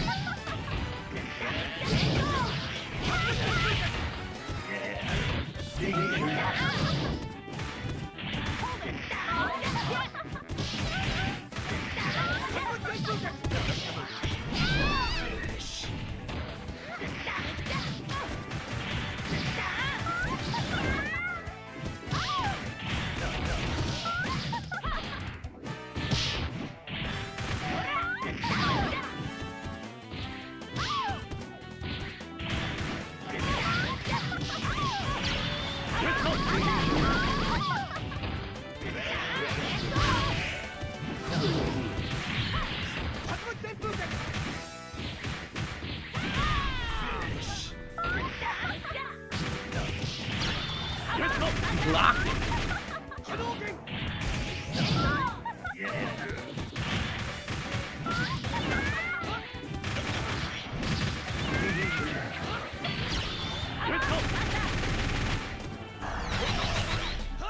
So close.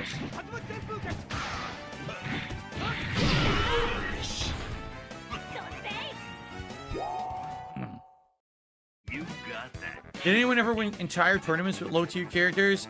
Not really.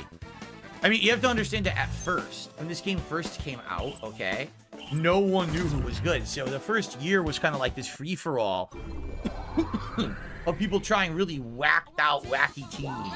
And it was just a zany time, for sure. So after that, people started establishing the tiers that could work. You know what I'm going to do? I'm going to do a different team. I'm going to start doing some other stuff. Let's do the Blackheart team that I used to use. Yeah, there we go. I used to use this team back in the day. This was one of my first teams because you could do the Infinite with Blackheart off of the Cyclops Assist. Look at that cool Blackheart color I just got.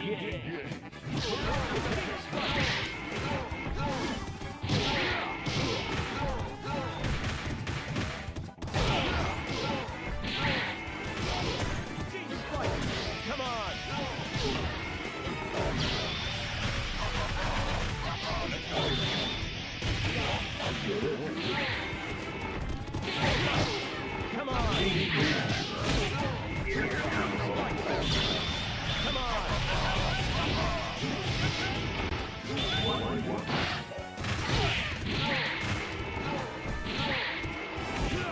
Oh, he got me. Come on.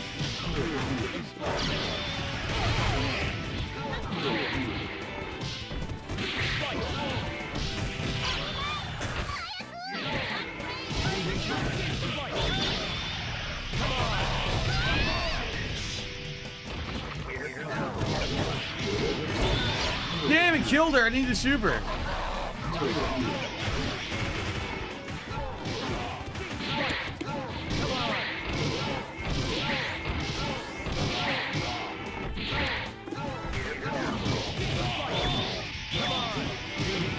Look at that double juggle.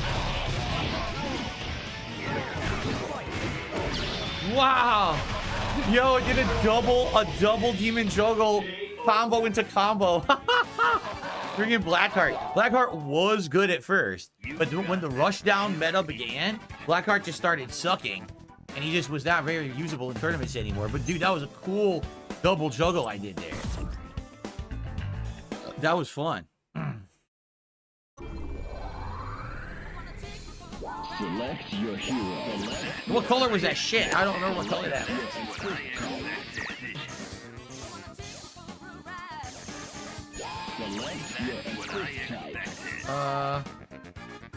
I forgot all the colors already. I seriously did. I forgot all the colors again. I used to know every color in the game. Like I would know all my colors. I would have like 2 or 3 colors for each character I like to use. I can't remember any of them anymore. Oh, that's a good one. That's the good Blackheart color right there.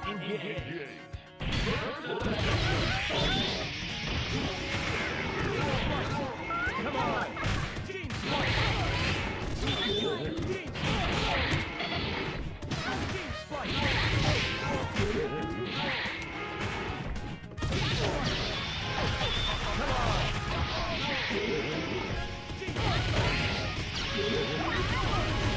Oh, that was a good one.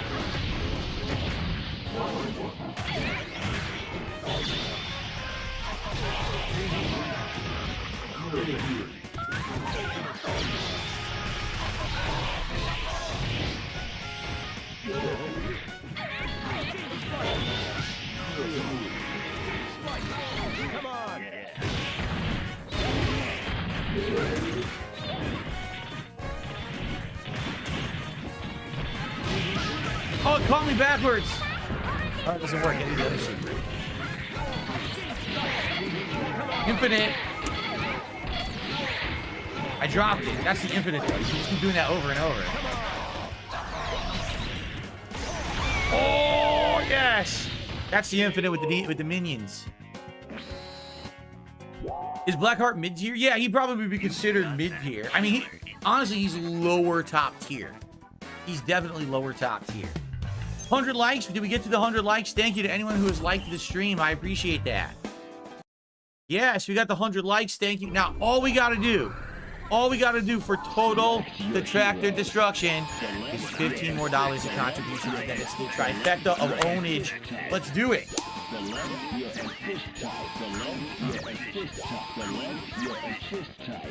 Let's do it to it.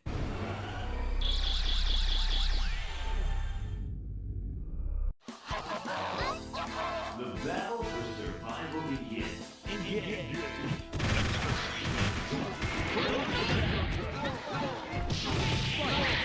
Come on.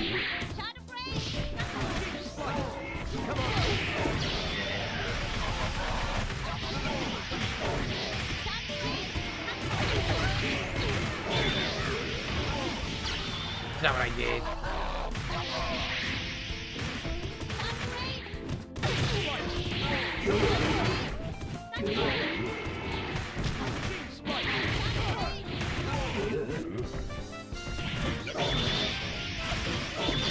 Double juggle on the assist.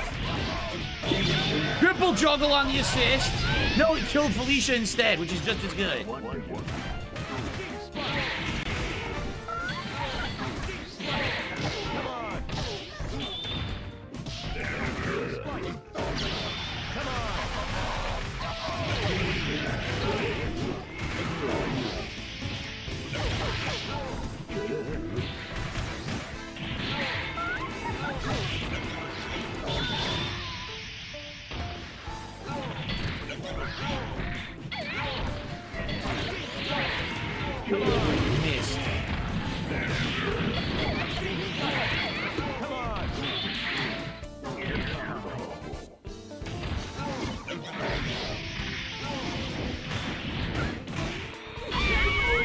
typical doink with the tail. DSP is the GOAT with a $10 super chat. Says the fog is growing thicker. The sirens are ringing because Phil's return to Silent Hill is right around the corner. That's right.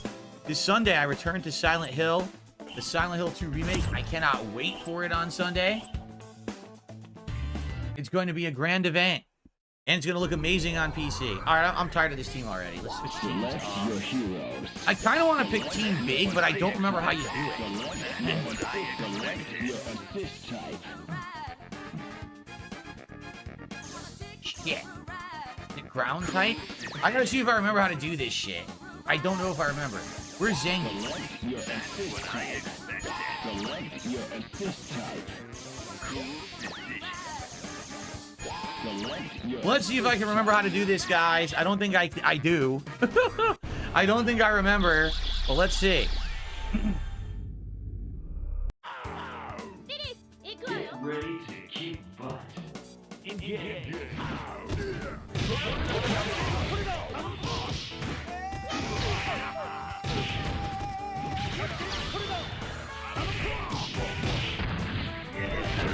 Nope, didn't work.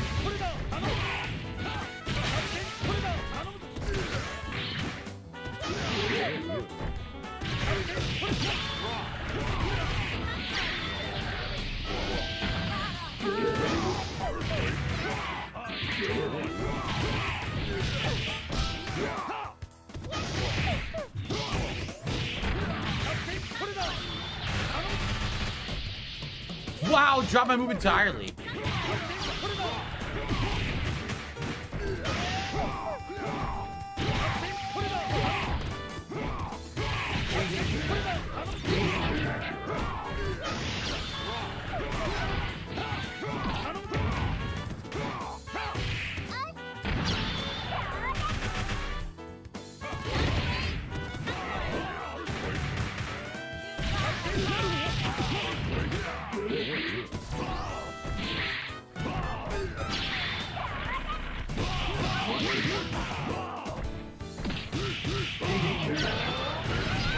Yes. Is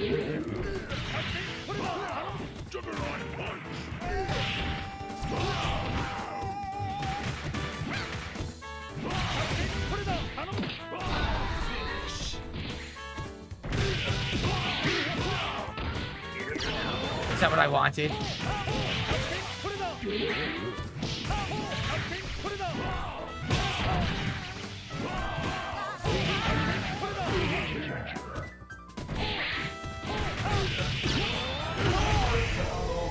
That's Team Big, but I can't remember how to do. Does anyone remember how to do the Juggernaut power-up glitch? I thought I had done it, but I don't think I did. And I also picked the wrong assist.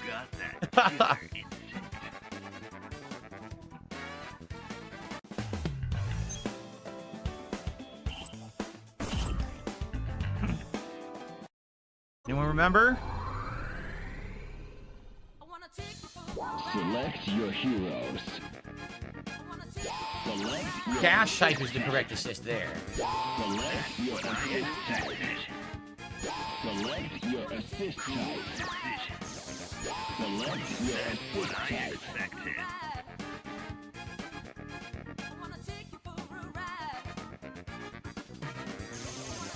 Select your assist type.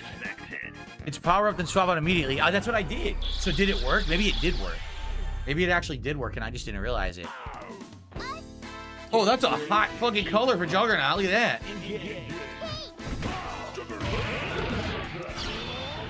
That's not what I fucking did.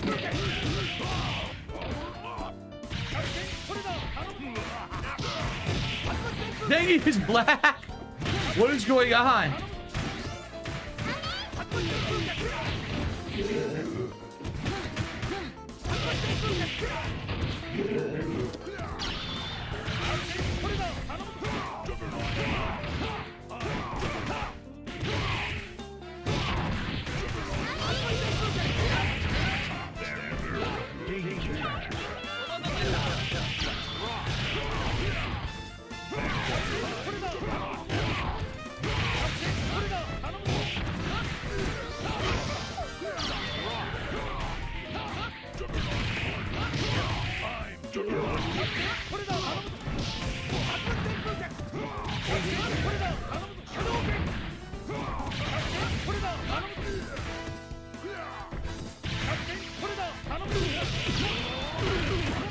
Almost.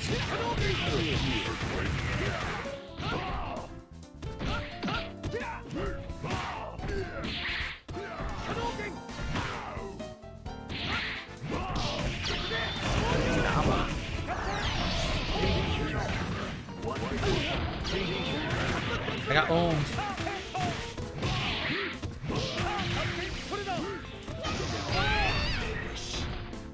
I killed them both. Oh shit. Damn. I killed them both. Yeah, he had like 5 super beaters, but he wasn't using them for some reason. I don't know why. Zangief was black. I was like, what? I never saw that. That's how infrequent you see these teams use. Like, what the fuck? That color? That's nuts. Select your heroes. Select your assist type. That's what you want. You want the Juggernaut punch there. Screw Hulk. Hulk is not working out in this situation. I want someone else. Who else do I want?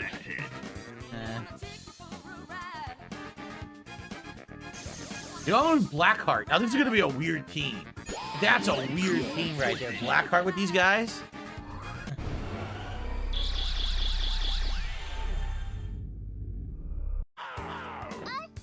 The battle for survival begins. Engage.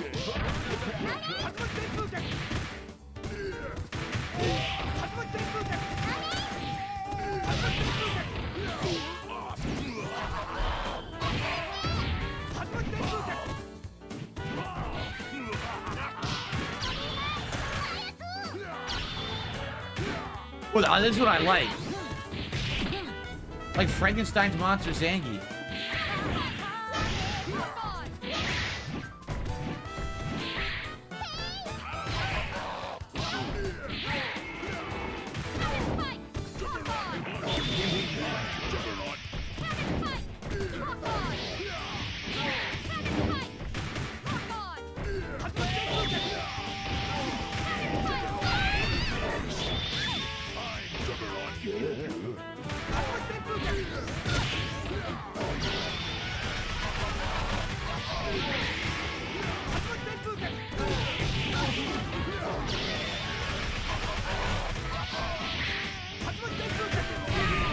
Damn!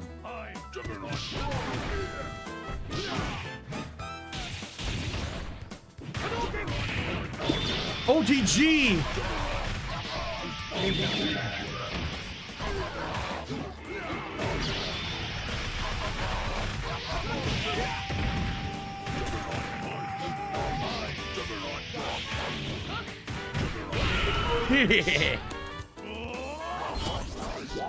One of my buttons is squeaky. I'm trying to figure out which one it is. One of my buttons is sounding squeaky.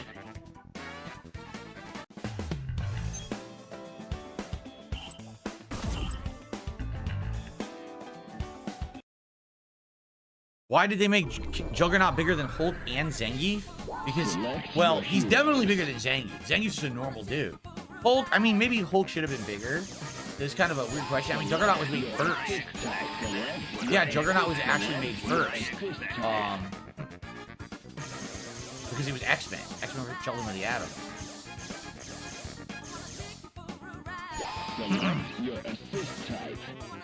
Shit.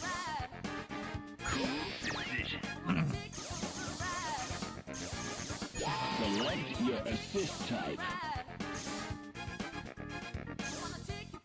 Was it dash tank? Fuck.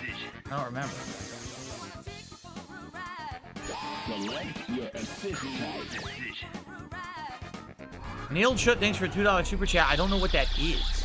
I don't know what that is, so I can't answer the question. What is that exactly? Elaborate. Oh, I fucked up.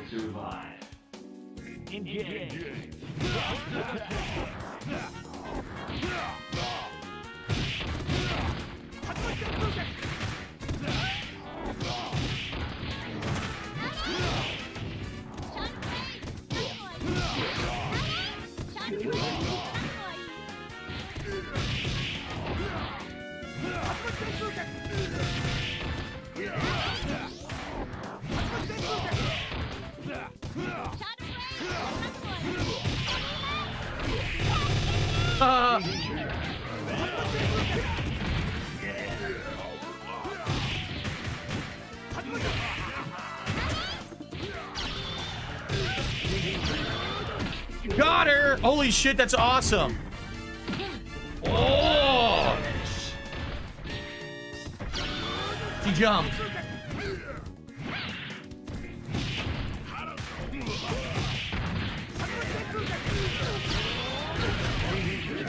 Monster damage.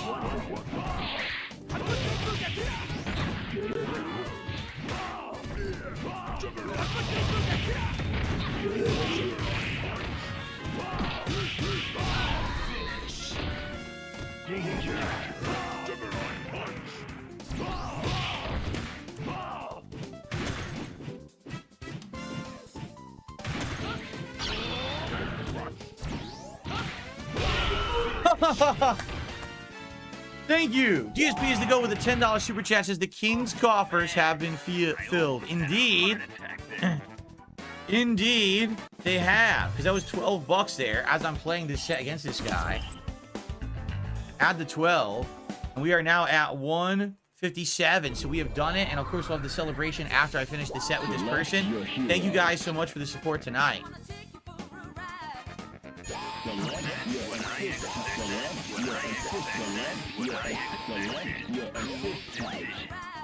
Where's Thanos?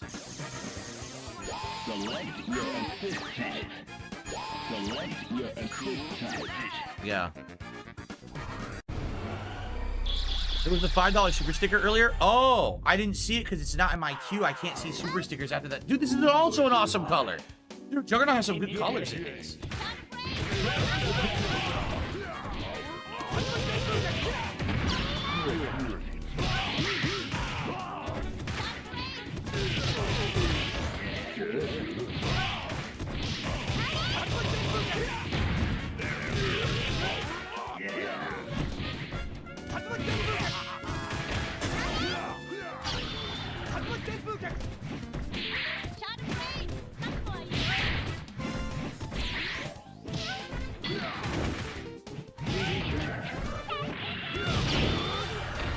No, I don't want that.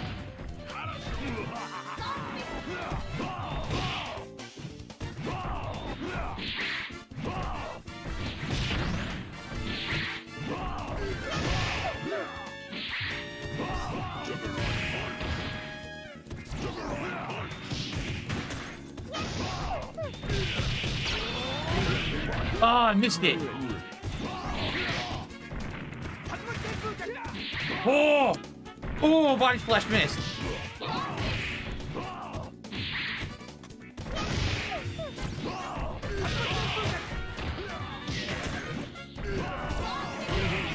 Body splash keeps missing.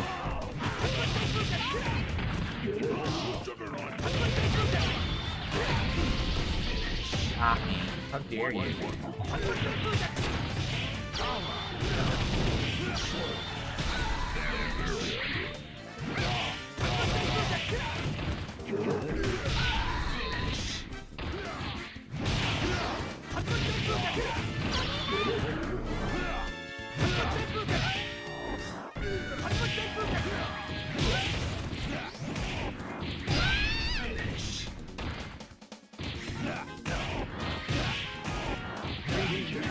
It used to be an infinite. They took it out? I guess they took the infinite out. They must have taken the infinite out because you guys used to be a guaranteed infinite, but maybe it's only certain characters. Oh man, I almost had a heart attack there. At least I got to play with another silly gimmick team tonight. That's fun. Almost done. Only up to 10. How many do we have? It doesn't count. It doesn't say how many on screen you've played. Who's my favorite Marvel character? Today I have no idea. It used to be Wolverine. So.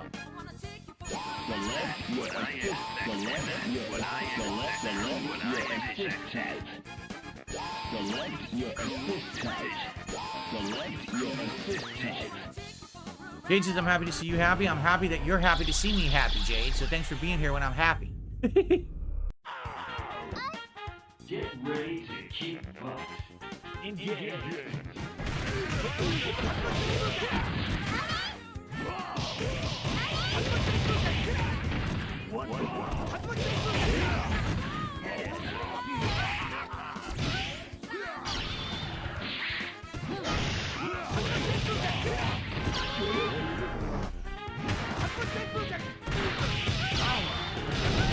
that damage.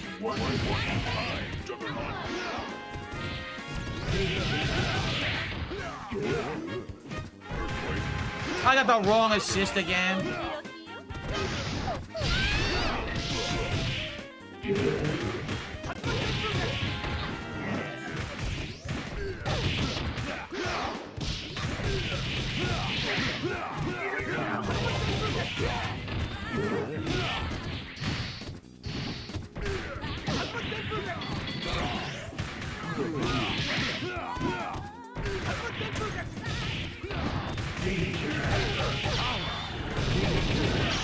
Soul missed. Oh, look at that kick.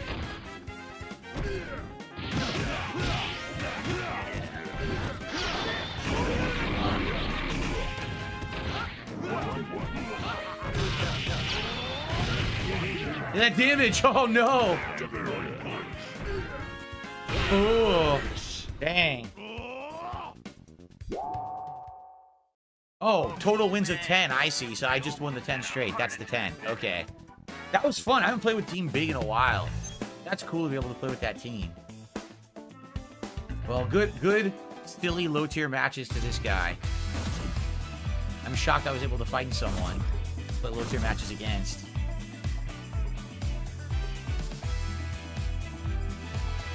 He got pissed to stop playing. I mean, what was he going to do? Oh, by the way, ladies and gentlemen, thank you for allowing me to fill my coffers tonight. It is official. We hit the King's Coffers goal tonight. Thank you all for the awesome support. I really, really appreciate it. I hope that you're enjoying Friday Night Fights. We're almost done for the week, though. I will body you. Isn't this the guy? No. This is the guy with the terrible connection.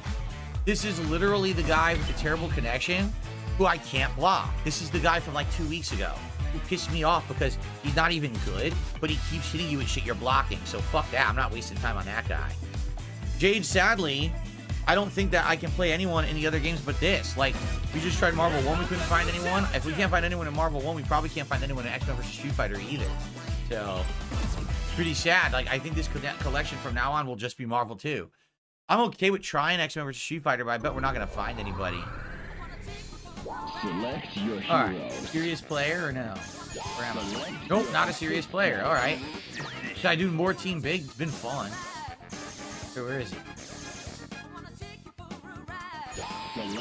Oh, fuck. This is dash type.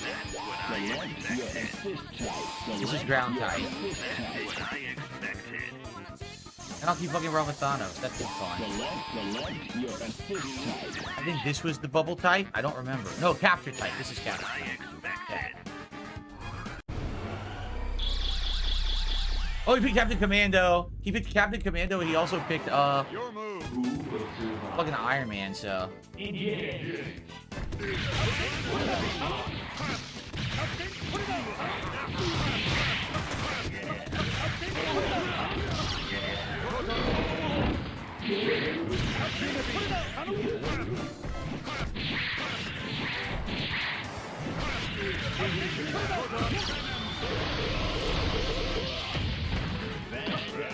Good move.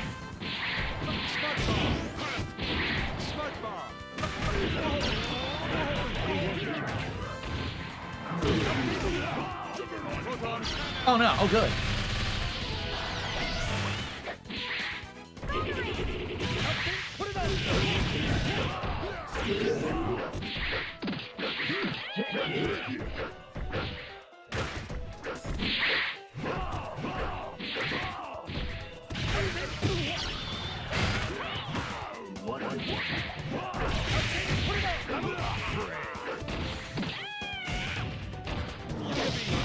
Good block. Oh, she killed him. I couldn't even tell. I don't know what's going on.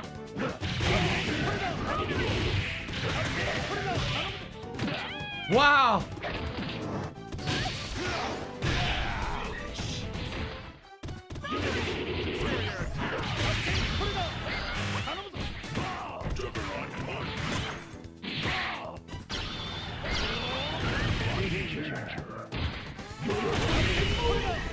So keep away with Commando. Keep away and run away with Marrow. Well, I can't win with this team then. I gotta pick a different team if they're gonna do that. There's no and try to catch you with the infinite. Oh my god, look at this person's fucking they're diamond. I didn't even realize. Alright.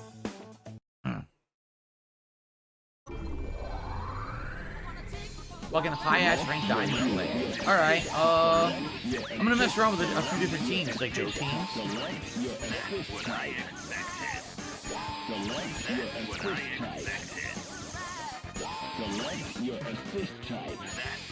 Yeah, this works. I don't think it's gonna work. I think Marrow's gonna be able to successfully run away, like, the whole match.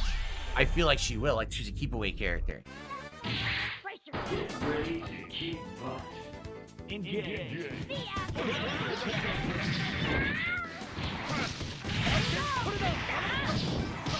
I tried to block. It wouldn't swap block. Now he gets infinite. Yeah. So nothing you can do about it. You will not be able to block that online. I swapped sides the second I saw him dashing over, and the game would not allow me to do anything about it. 100% online bullshit. You can't do anything about it. It's the game. Oh, look at that. It didn't block. And it didn't combo, but it didn't block. Yeah, there's nothing you can do. There's absolutely nothing you can do to it. I love how he got a combo that didn't combo, even though I was holding back, see?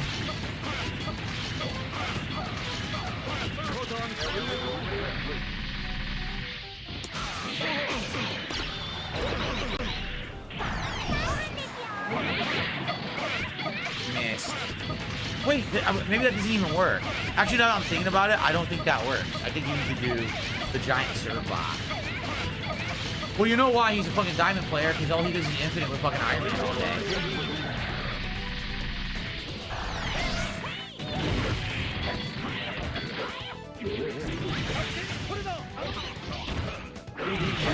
Wow, it interrupted.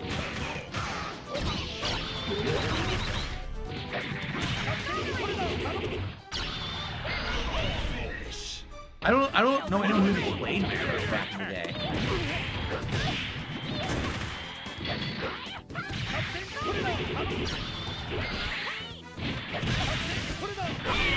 Yeah, I don't know what Marrow's capable at all. What she's capable of. No one used her back in the day.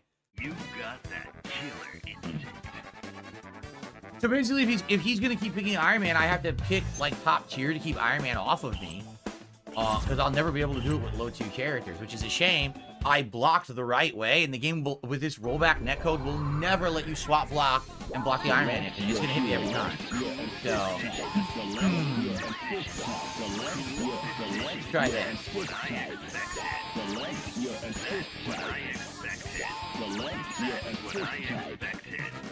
Basically, I can win this if I kill Iron Man. If I kill Iron Man, we're good. But he's gonna desperately try to get Iron Man to be defended and shit. Watch. Smart bomb.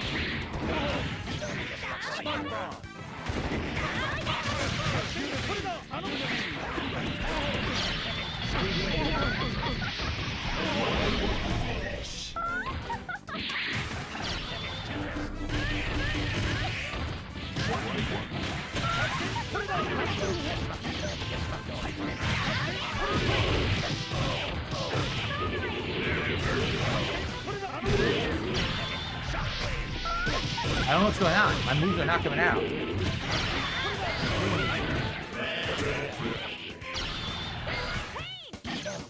Whoa, no super cancel. This sucks. It drops my shit constantly.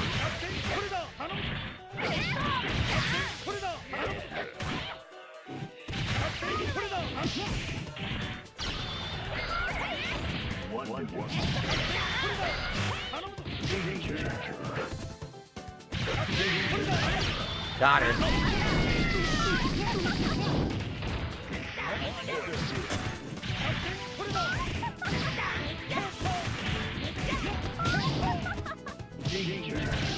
Got him! Yeah!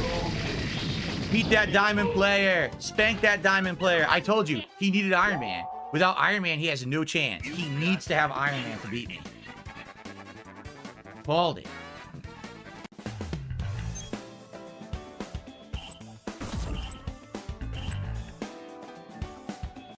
Iron Man is just one good character. You can tell Mero's his fuck around character, which is fine. It's fine to have a fuck around character,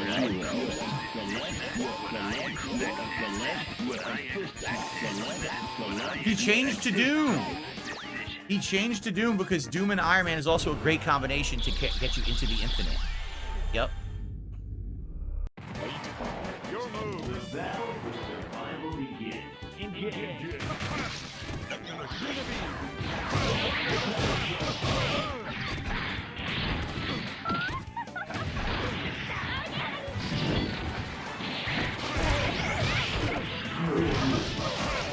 I can't move. Look at that. I can't block.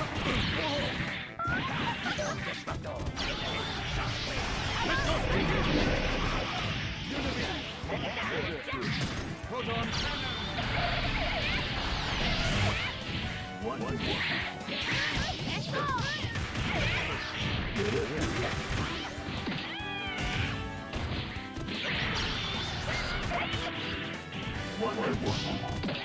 What happened? I'm in the middle of a combo and it gives her a throw, right?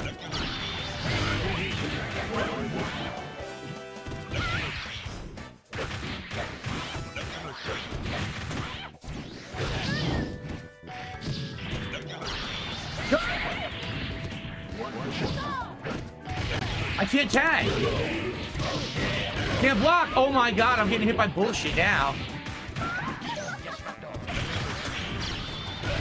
I got completely cheesed out right there because it wouldn't block. What's going on? I didn't do that either.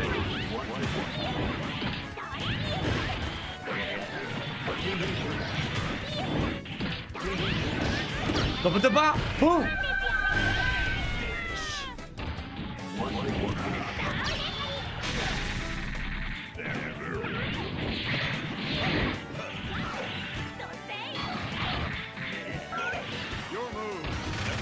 I just died.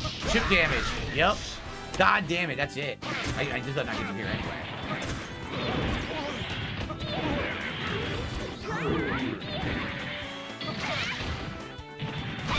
Yep. Nothing I can do there. I got cheated by bullshit. Because literally, again, he's doing these attacks. And I'm definitely blocking or countering. And it fucking doesn't let me block. And I get hit by shit. But his choosing of Doom was excellent. You want to know why? The Dr. Doom assist, he quit. The Dr. Doom assist stuffs Tron Bond. So that's why he did. He literally counterpicked. Like, he saw I beat him. He got, oh shit. So he counterpicked to the fucking counterpick matchup. And then he quits after that. So, a high-end diamond rank, one touch of death player who's been playing this nonstop since it came out loses to me. And then he has to counterpick me to win the set. And then he quits. Well, good for you. Good for you.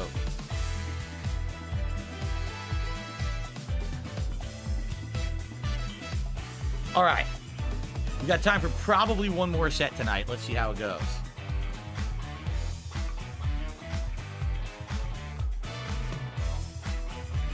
Yeah, I don't even know what Mero can do.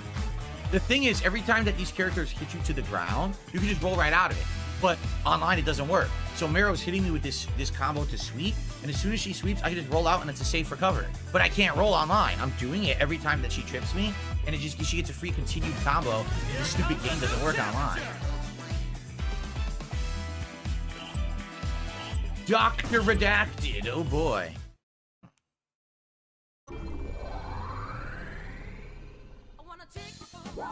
Yellow. I don't know if I like the yellow connection. Oh, we got a team big?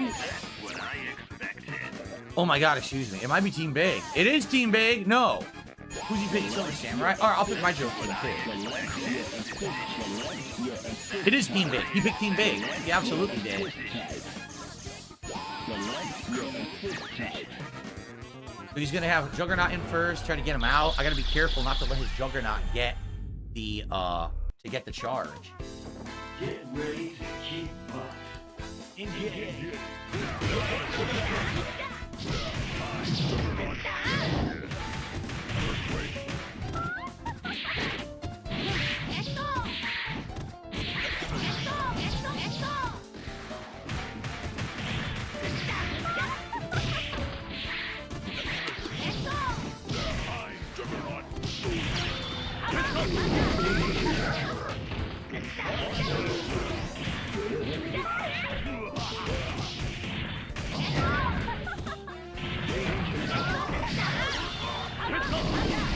So much for that.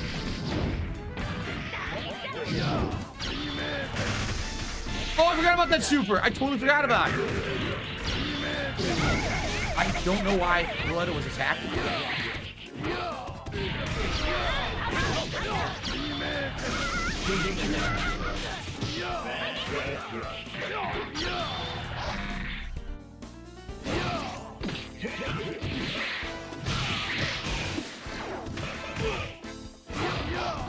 Can't block.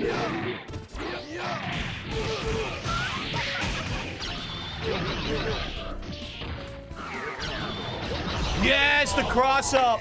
The cross up. That's so cheap because they can't see because the screen is scrolled up. They can't see where they are, so you can just instantly get a cross up behind them and blast them in the fucking face. That shit is so cheap. Very nice. Two gimmick teams fighting it out. See, it's good to be able to fight silly matches. These people at least are not ultra serious players, so it's enjoyable to dick around rather than these fucking tryhards. I must pick my top tier MSP every match. I must cheat. It makes you cannot block any of my attacks because I'm playing shitty netcode. Ha ha ha. Fucking stupid e-penis stroking losers. Just fucking play the game for fun, for God's sakes. Get ready to kick butt. Engage.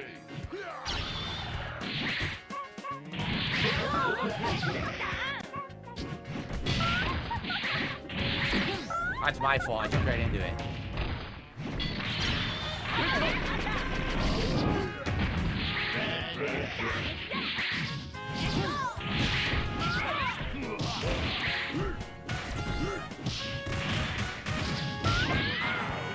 That's not what I did.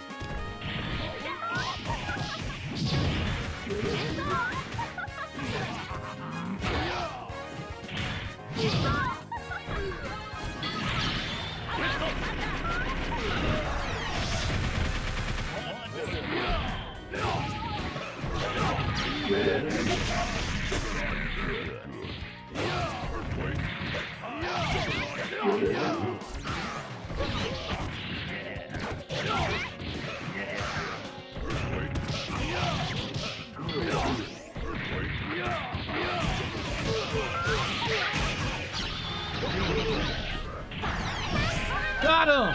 Yeah, that's awesome.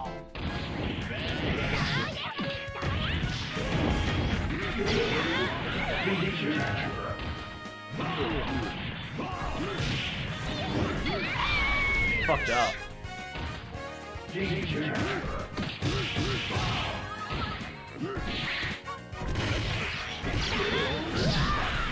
Wow.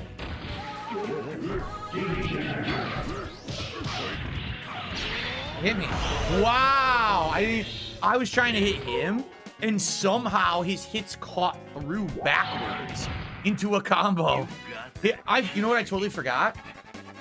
When you only have Juggernaut out there, you can do a level 1 super by hitting the 2 assists together, and it's an instant headbutt super that does insane damage. And you can do that whenever I think you have only 1 meter. I'm trying to remember. I think you can do it level 1 meter. So he caught me up with some weird shit there where I couldn't actually like block his attacks. They hit me backward. Yeah.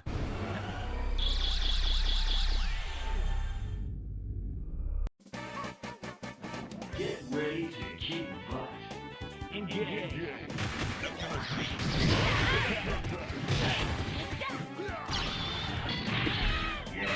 What the fuck? That's not what I did.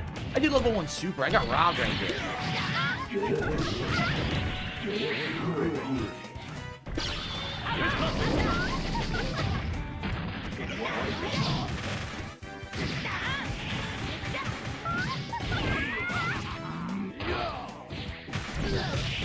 Got me. Almost. Oh, it did do death. Holy shit, that does so much damage. I don't know what happened there because I didn't do anything.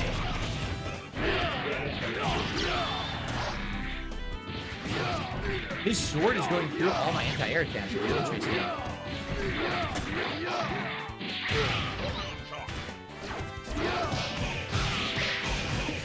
That's not what I did. Come on.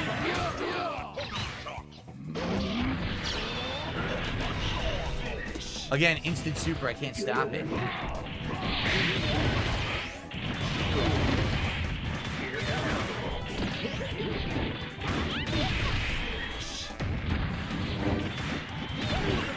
Yep, that's gonna hit me for monster damage.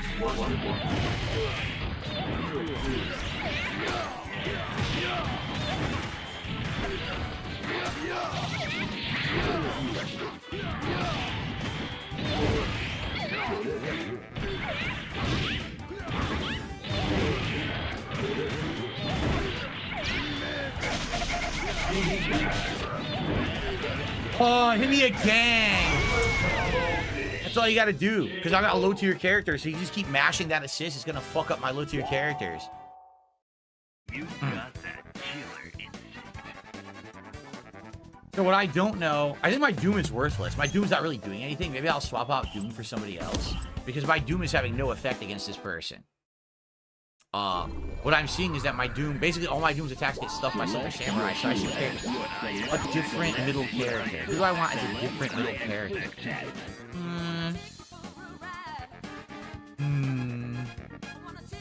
I don't want a top tier character though. So how about like Cyclops or something? Just for fun. We'll see. Oh, I didn't realize the time it is. This will probably be the last set of the night. Get ready to kick butt. Engage.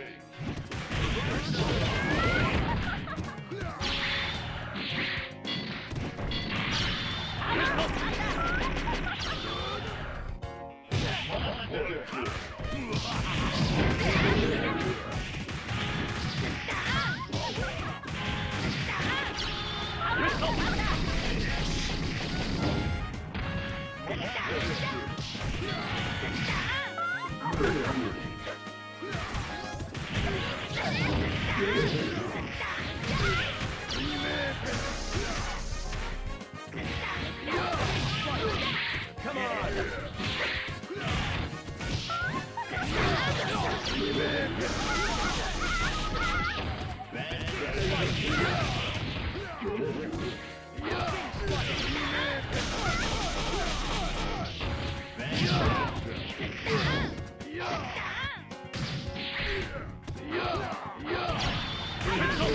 Damn!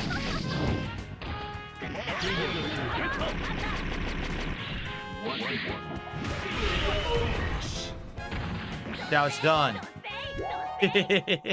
Very nice. You got that killer instinct.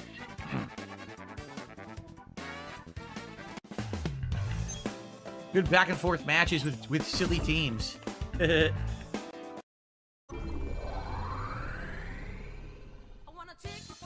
Select your hero. Select your assist type. By the way, it looks like I did receive a $3 tip, but I cannot see it. I will shout it out at the end of the stream here after this set. Who will survive? Engage.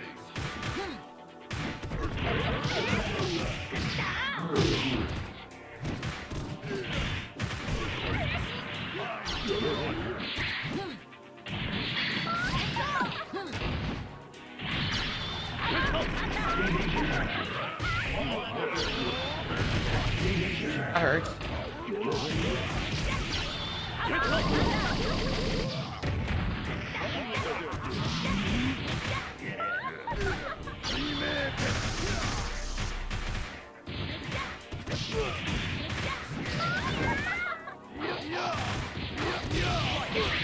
Come on.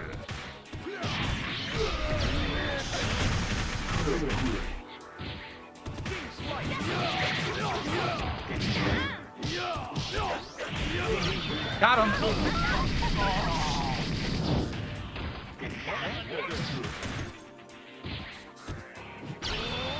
Wow! That's funny.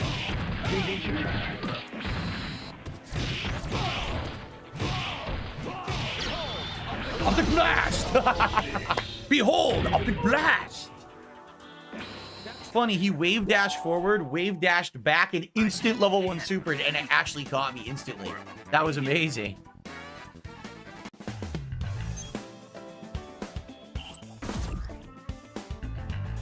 Boom, ba-doom, boom, boom.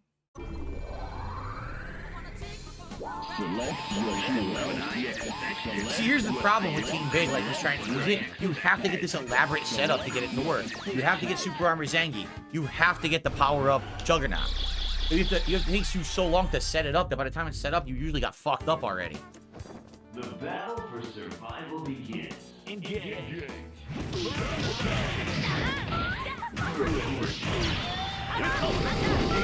See?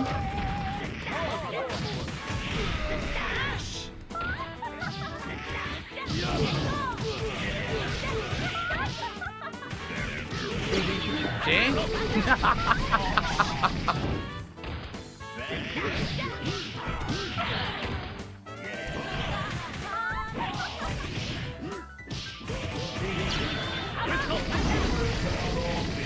There you go. This is the button that's squeaky. I don't know why it's squeaky. Works though.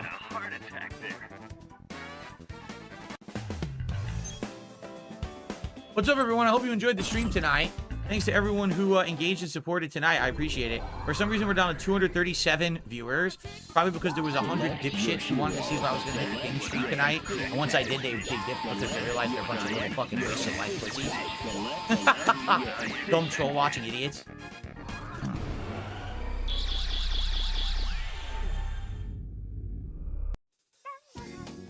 The battle for survival begins. Engage.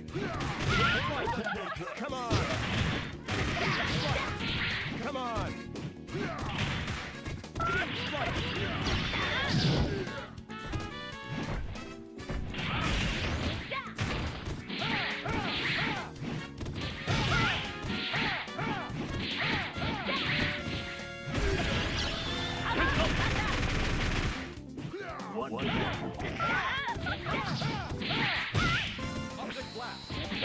You want that?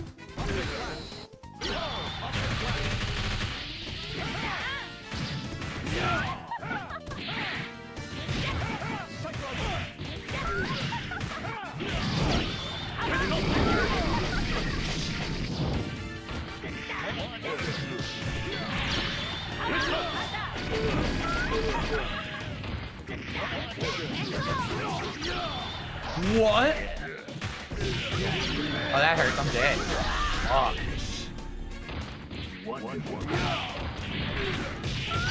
Oh no, gang. I don't want that. What the fuck? I definitely didn't want that.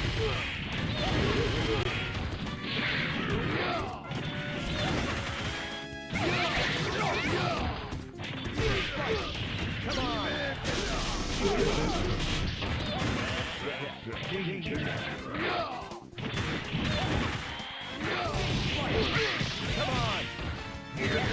Got him.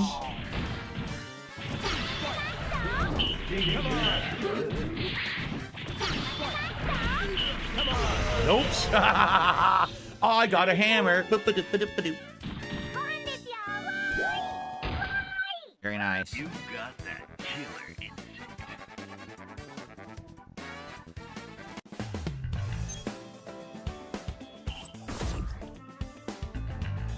Boom, ba-doom, ba-doom, boom. Select your hero. Select your assist tag. Select your assist tag. He's trying all different thirds. He went back to Juggernaut now.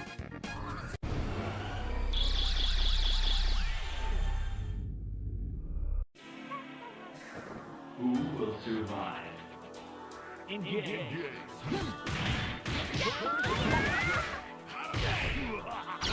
That sucks.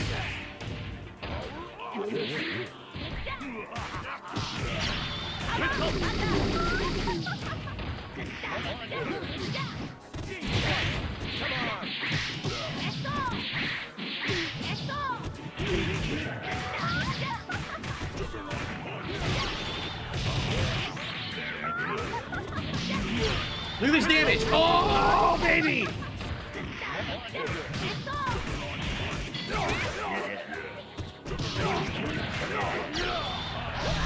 Nothing I can do. I don't know what happened. I didn't do that running bullshit.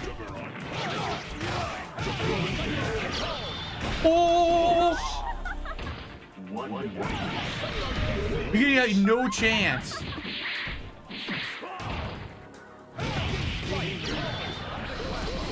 Yes! I can't run! Yes! No, I didn't do that! It did a run. I didn't want the run. I win anyway. I keep doing the running throw by accident because they changed the input from that in X-Men vs. Street Fighter to this. I didn't want that. It's a charge move in this one, which I definitely don't ever want. All right. Woo! Fast and Furious, low-tier matches.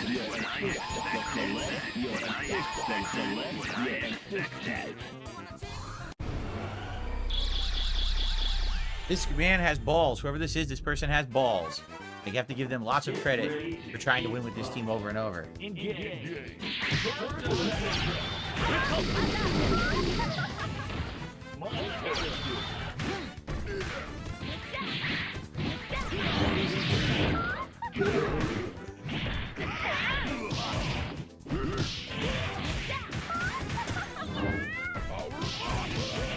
Dead. Told you.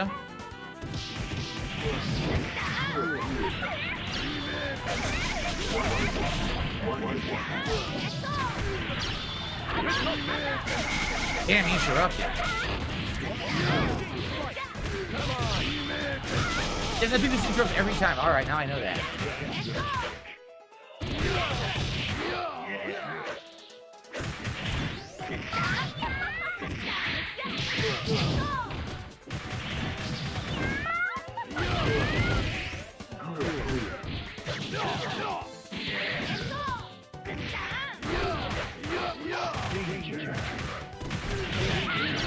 My super!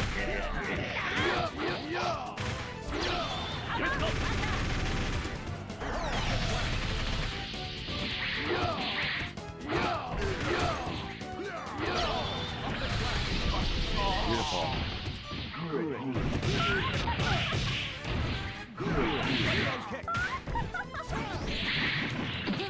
Ah, nice.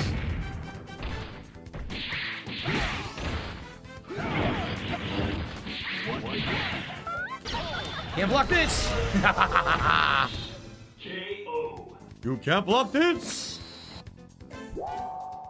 It's fun to play this game at a silly level. It is. It's also fun to play it at a high level. You just can't play it at a high level with this netcode. But it's fun to play it at a silly level and mess around. Oh, excuse me. We're going down to the final matches here, everybody. Last chance if you want to help out the stream by giving it a like or a contribution. There's 2 tips I have to shout out before I adjourn tonight, and I will.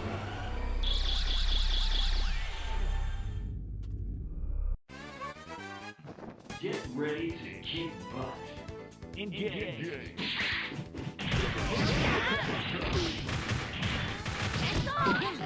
Wow, beautiful.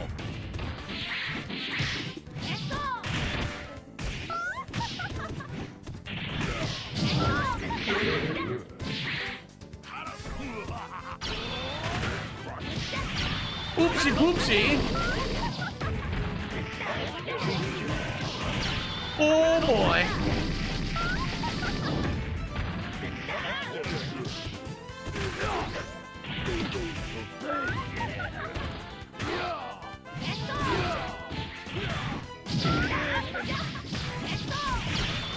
Oh yes.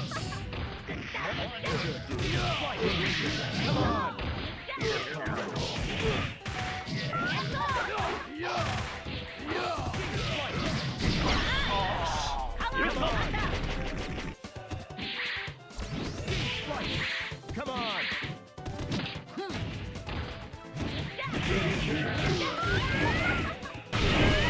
Same uppercut. Very good. No, I don't use ServBot. ServBot is at one point they banned ServBot from tournaments because he's so small. Most people can't even hit him with their normal attacks. He's a troll character. Really, the only way he can do damage is by chipping you. So he's really not a serious tournament character, but man, he's annoying and he breaks tournaments. Like, people who use him basically would ruin a tournament because it would take too long to finish. So, all right, well, guys, thank you. Thank you for that. Let's, 2 quick shout outs here.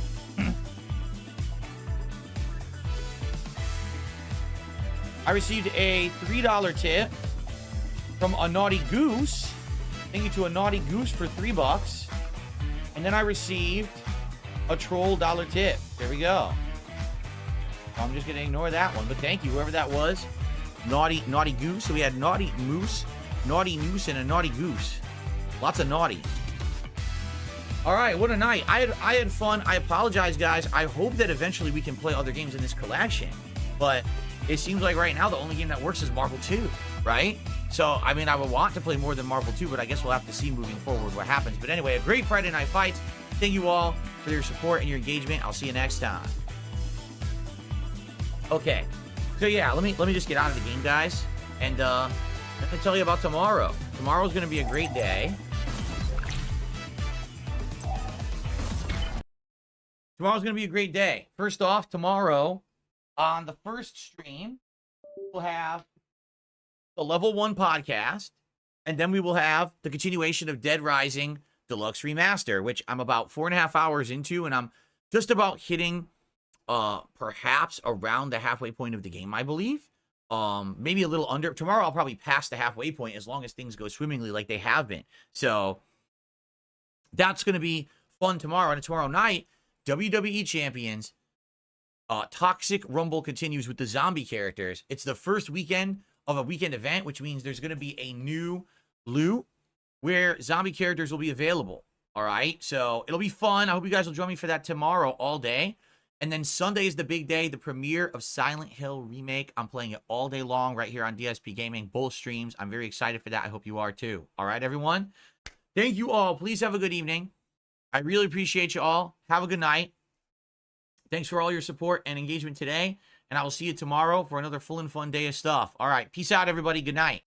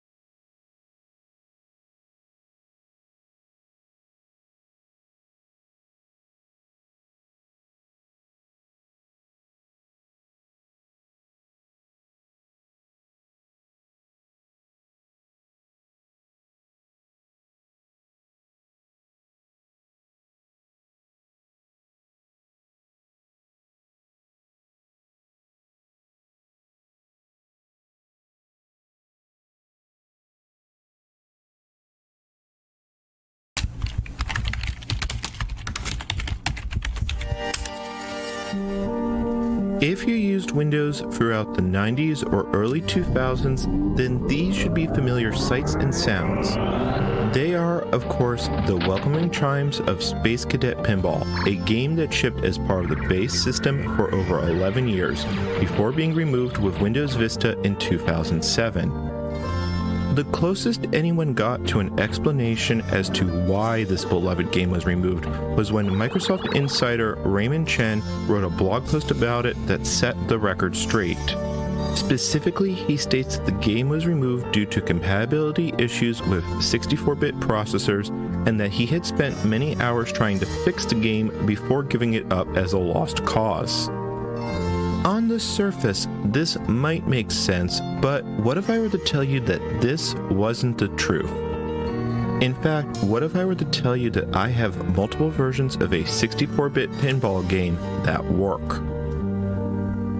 Well, get ready because this is your host and commander, and today we're going to chart the final days of Space Cadet Pinball and trace the chain of events that led to its removal.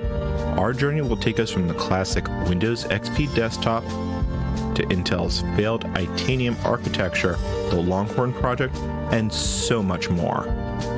So I recommend you all get comfortable and let's wind it back to where I started, which was with a video posted by Michael MJD a few weeks ago. If you're not familiar with his channel, Michael MJD did a video demoing a pre-release version of Windows XP x64. During his exploration, he showed pinball running just fine, which immediately got my attention and prompted me to start my own investigation.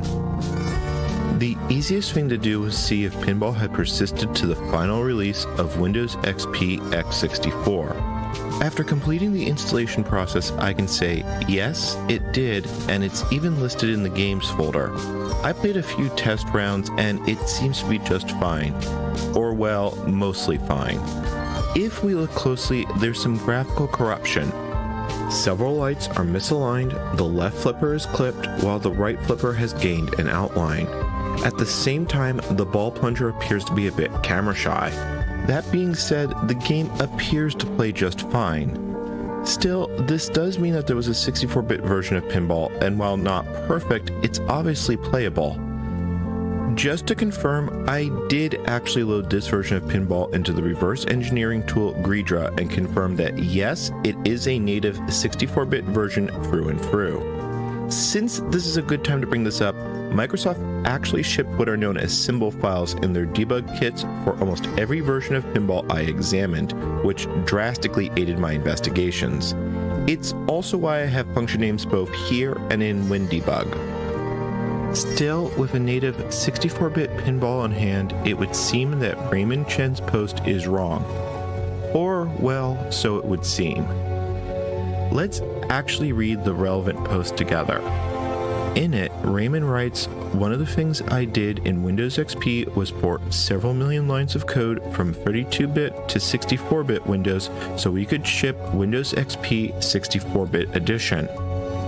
The 64-bit version of pinball had a pretty nasty bug where the ball would simply pass through other objects like a ghost. In particular, when you started the game, the ball would be delivered to the launcher and then it would slowly fall towards the bottom of the screen, through the plunger, and out the bottom of the table." Raymond then goes on to say that he and a coworker tried to debug the game to no avail, and that he believed that the breakage was due to an obscure floating point rounding issue. Writing a patch was complicated by the fact that pinball was originally created by an outside company and that its source code was incredibly messy. In the end, they made the executive decision to cut the game instead of trying to fix it. However, I played quite a few games on the 64-bit version of pinball, and I didn't encounter any sort of collision or clipping issue. That means, on the surface, it would seem that reality and Raymond's blog post disagree with each other. However, this discrepancy could potentially be cleared if we take a closer look. Specifically, the operative keywords here are Windows XP 64-bit edition. In a move that would cause numerous headaches, Microsoft would release multiple 64-bit versions of Windows XP with frustratingly similar names. What we've been looking at was officially called Windows XP Professional x64 Edition.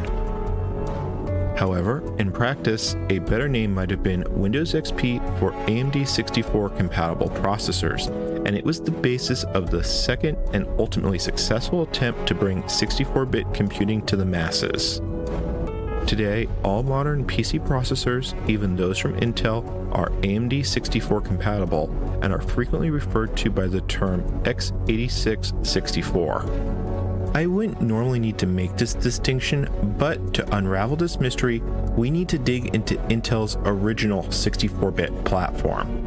That is to say, we need to step into the world of the Intel Itanium architecture. Itanium was originally intended to be a replacement for Intel's aging x86-based line of processors, but it failed to have much impact. Honestly, the best thing I can say about it is that it provides epic examples of how not to design a processor and how an entire industry can shoot itself in the foot, but those are stories for another day. What's important to know here is that Microsoft did have a relatively short-lived port of Windows XP to Itanium known as Windows XP 64-bit Edition, and this is what Raymond Chen is likely referring to. When I started this investigation, one of the first things I wanted to check is if pinball was present on any version of Windows for Itanium. As it turned out, when I checked the Windows XP 64-bit Edition CD, there was a surprise waiting for me. Hidden in the IA64 folder is this file called pinball.ex and an underscore, which is a compressed installer file.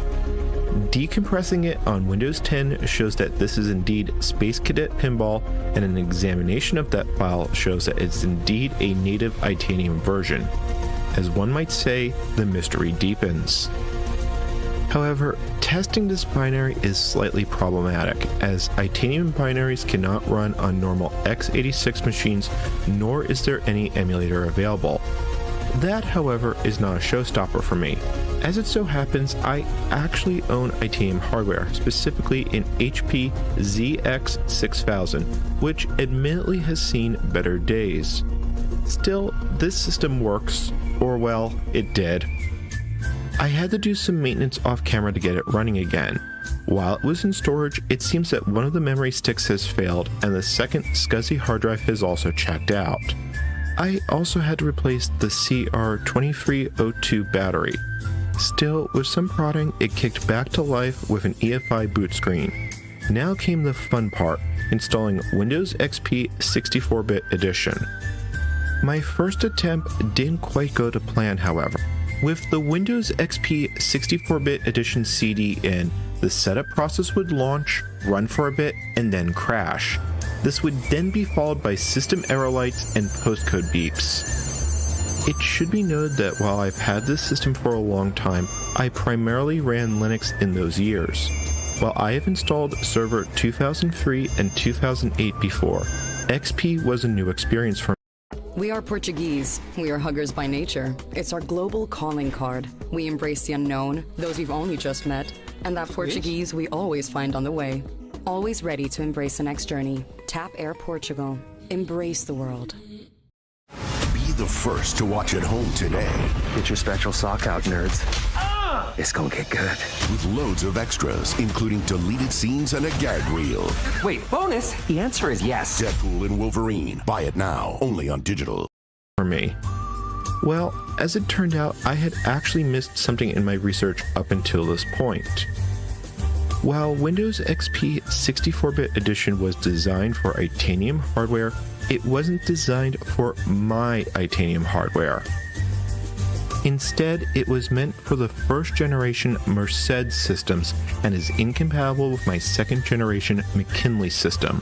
What I needed was the annoyingly difficult to Google Windows XP 2003 Edition, and yes, that is the actual product name. It's even printed on the certificate of authenticity for the system. With the XP 2003 CD inserted, things start looking up. This time, instead of crashing the system, we're now greeted with a somewhat squished text setup screen.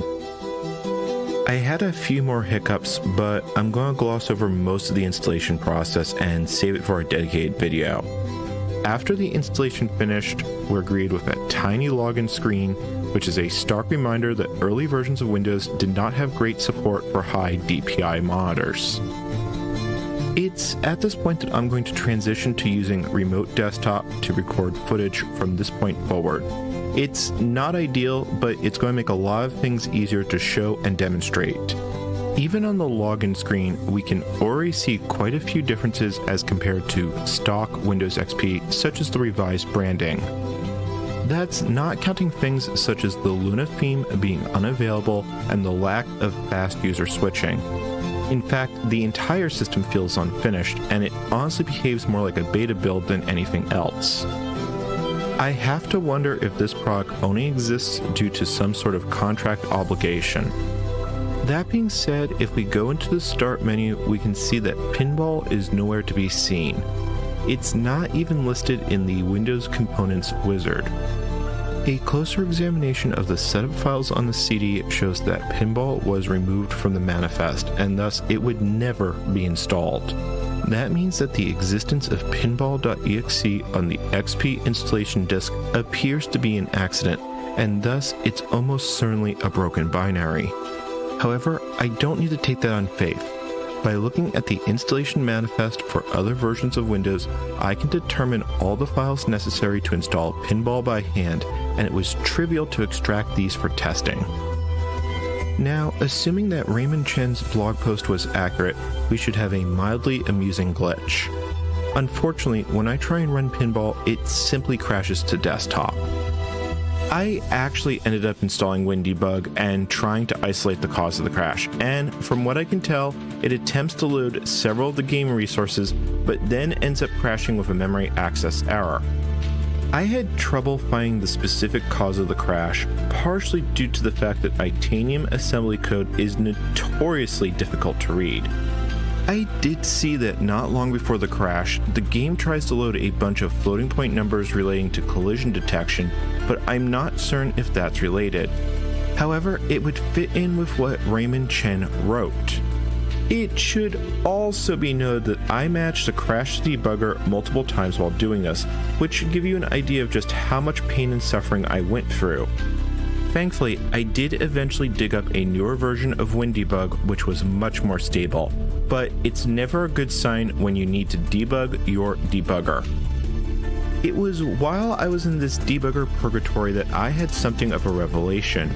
Since there were multiple versions of XP for Itanium, it was possible that there were multiple versions of Pinball. Sure enough, there was a compressed Pinball binary on the XP 2003 CD we just installed from. Compared side by side, we can see differences in the file size and modification dates, but the biggest difference here is that this version actually starts up. That means we should be able to see Raymond's bug, right? I want you to all put in the comments what you think is going to happen when I launch the ball. As a reminder, according to the blog post, the game's collision detector should go completely bananas. Well, that's long enough. Let's try it.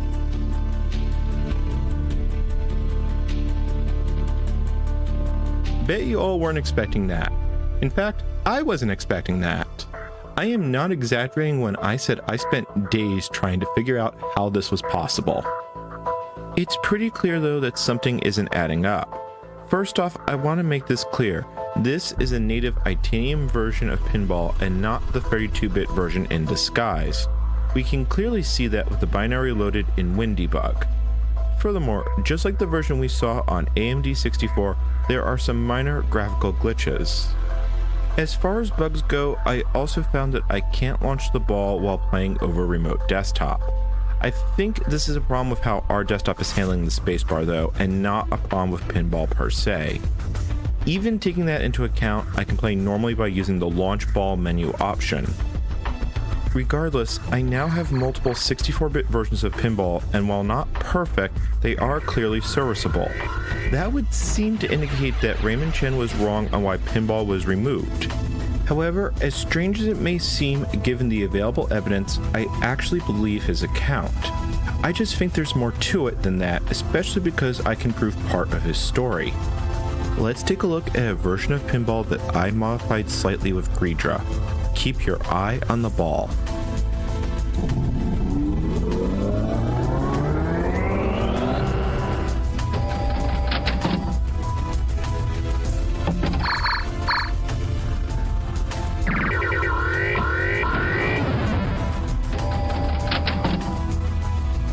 Did you catch that? I'll play it again in slow motion.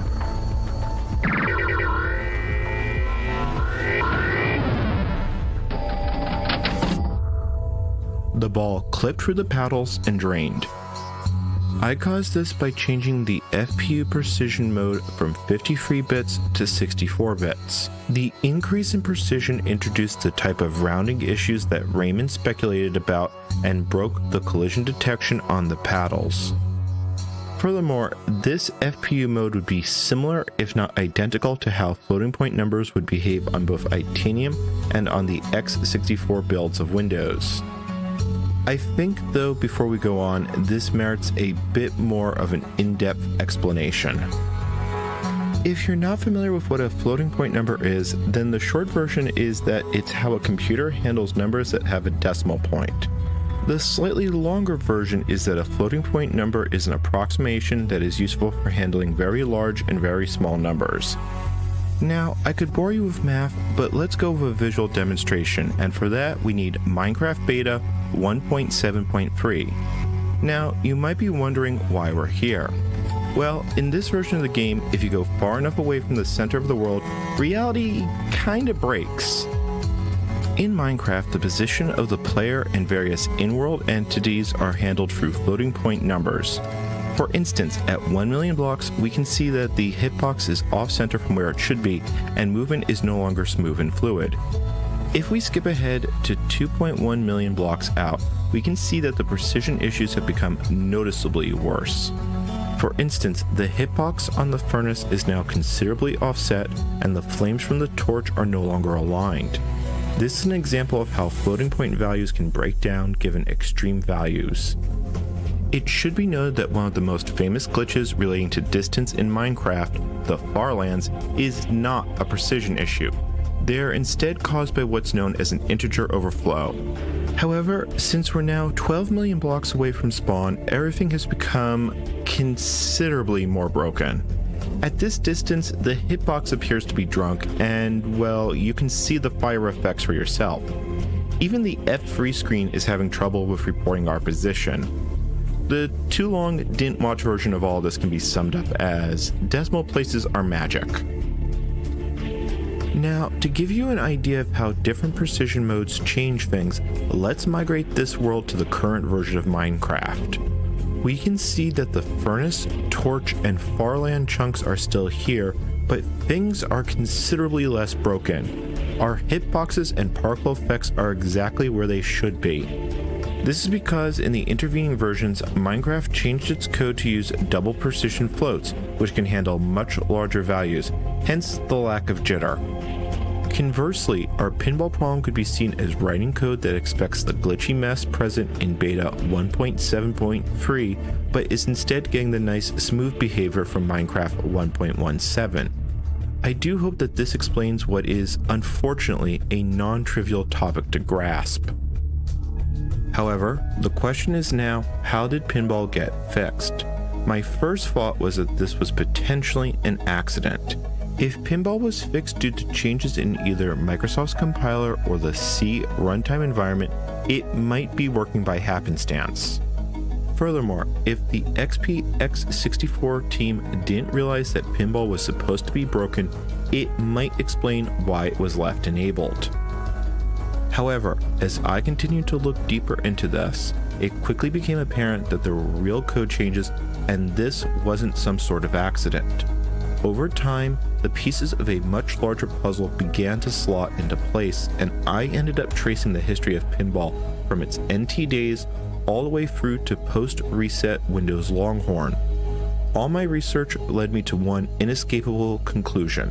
pinball was intentionally fixed for 64-bit platforms. So we're the Clark family.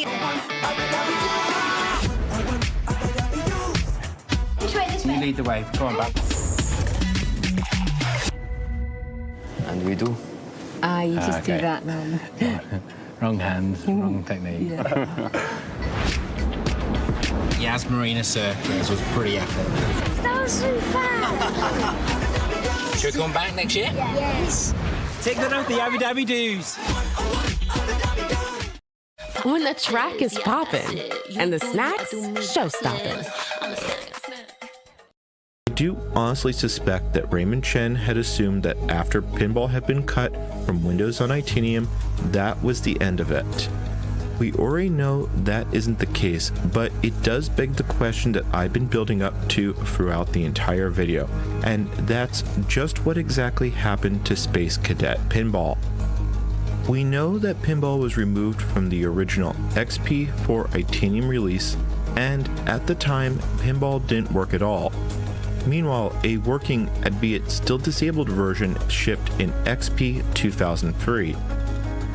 That might seem rather strange unless one was to take a look at what else Microsoft was doing in this time period. You see, in parallel to their work on Itanium, Microsoft was also working on porting Windows to AMD's new x64 platform.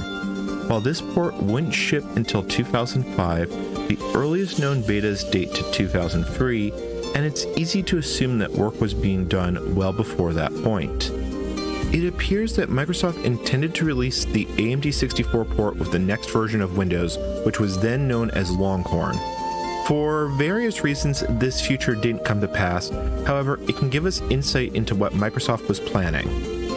Many of the answers to this pinball mystery can be found in these early builds, and specifically Windows Longhorn build 4051. Trust me, this is where the story gets a bit wild. Build 4051 was originally compiled in late 2003 and released at the Professional Developers Conference that same year. It's one of the earliest known AMD 64 builds of Windows, and also one of the few builds that were compiled for all three architectures. As such, we can compare them side by side. As I already implied, pinball is present and works just fine on the AMD 64 version of build 4051. Just like all other 64-bit builds, there are a few minor graphical glitches, but it otherwise plays just fine. However, the real interesting thing here is in the 32-bit version of this build. As one might expect, the i386 version also has pinball, and it shouldn't surprise anyone that this version is flawless. However, in an attempt to ascertain if pinball had notably changed post-XP, I ended up performing the same binary patch to enable 64-bit precision. This is what caused the ball clipping bug before, but on Longhorn, it does something different.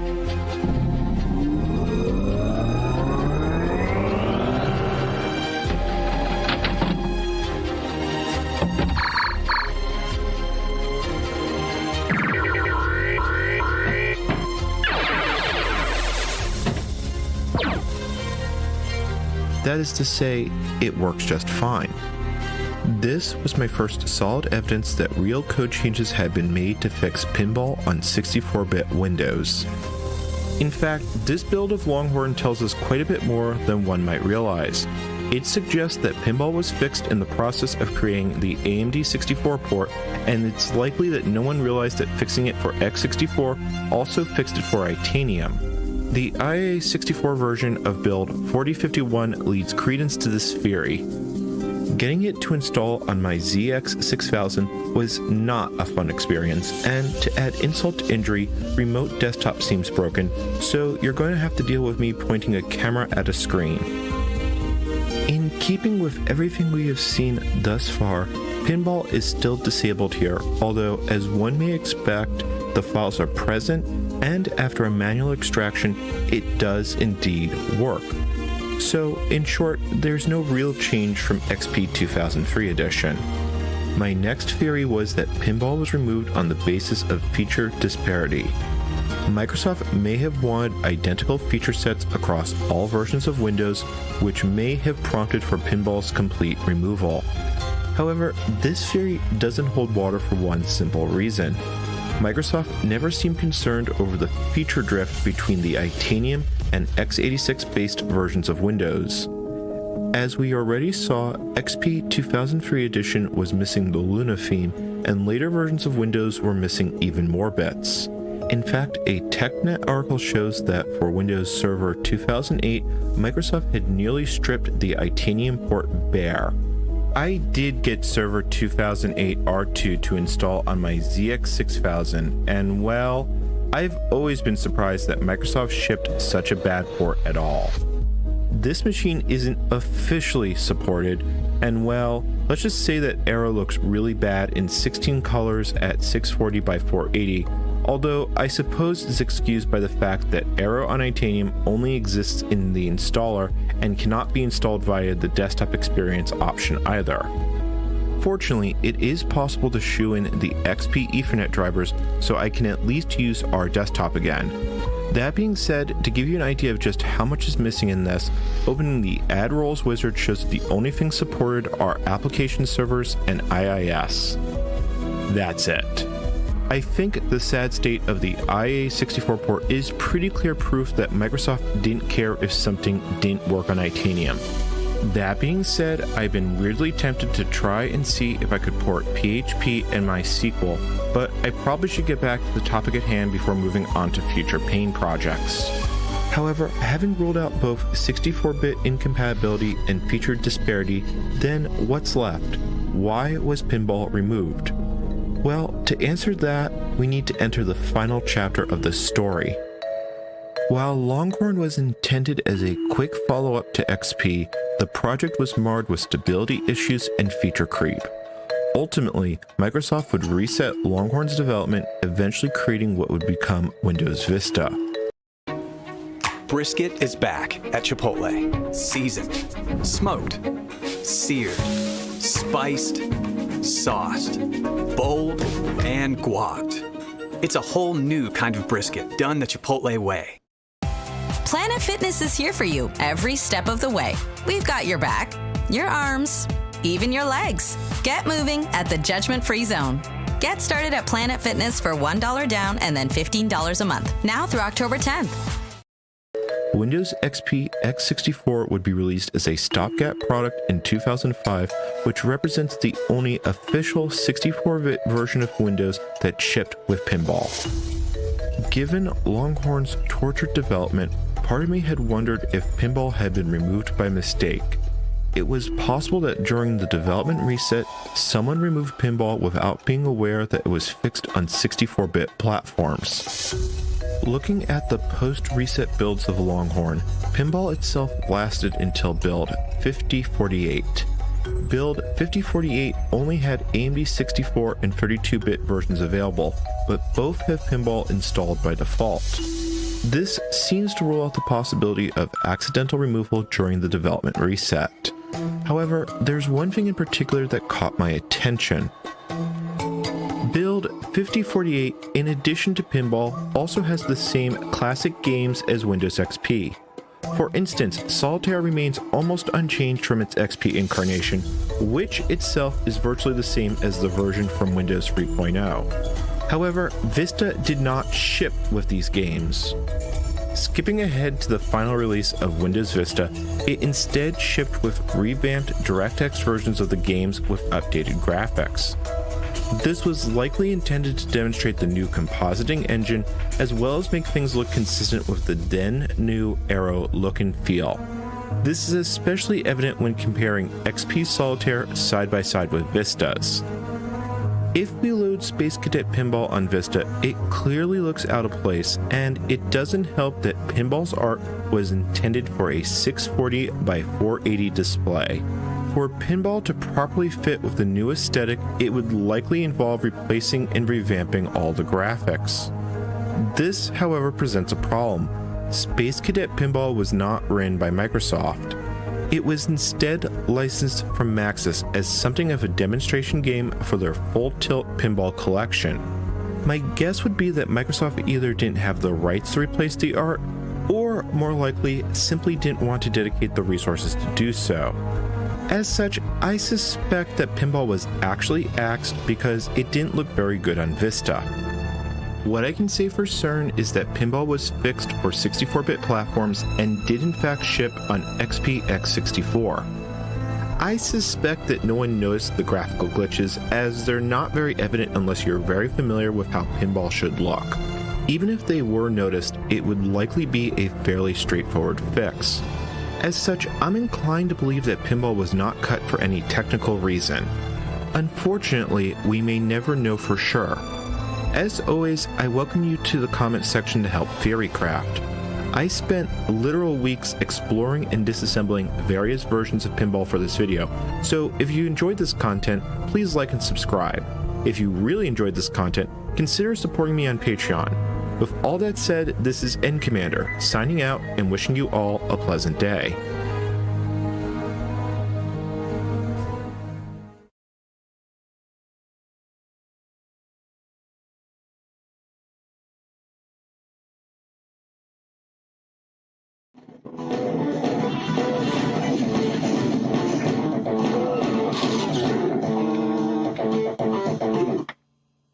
It locked up, didn't it?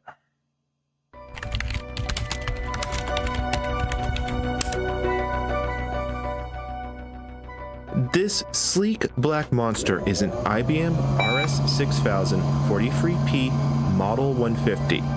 On the surface, this might seem like an ordinary PC, but that's certainly not the case. Instead, these machines were once the backbone for many businesses across the world and were designed to perform a wide variety of tasks. However, I am fairly certain that gaming wasn't a consideration for anyone buying one of these, and I find it greatly amusing to use a serious business machine for playing Doom. That being said, in this case, this is more of a means to an end though. After all, nothing tells you more about a system than the process of actually building software for it, and let me tell you that from start to finish, the entire process involved pain, suffering, and more than a few obscenities. Left channel wave test. However, I consider that suffering well spent, since I can now just show you what makes a RISC station tick and the ups and downs of IBM's own unique variant of Unix known as AIX. As usual, this is your host N Commander, and let's take a trip.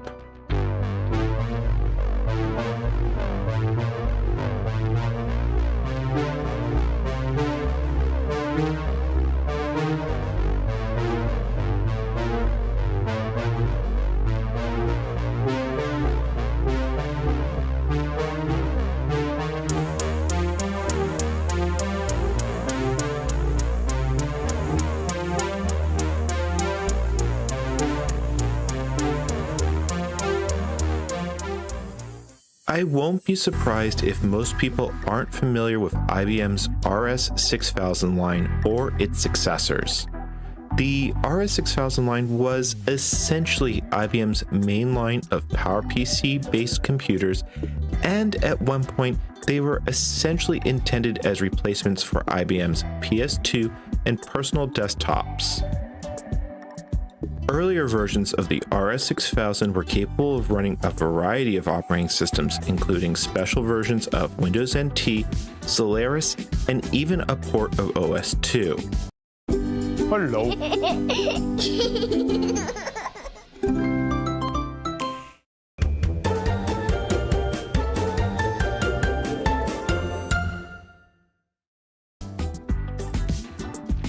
All of these were born out of the AIM Alliance, which was a partnership between Apple, IBM, and Motorola to try and recapture the PC marketplace and break the Microsoft Intel monopoly.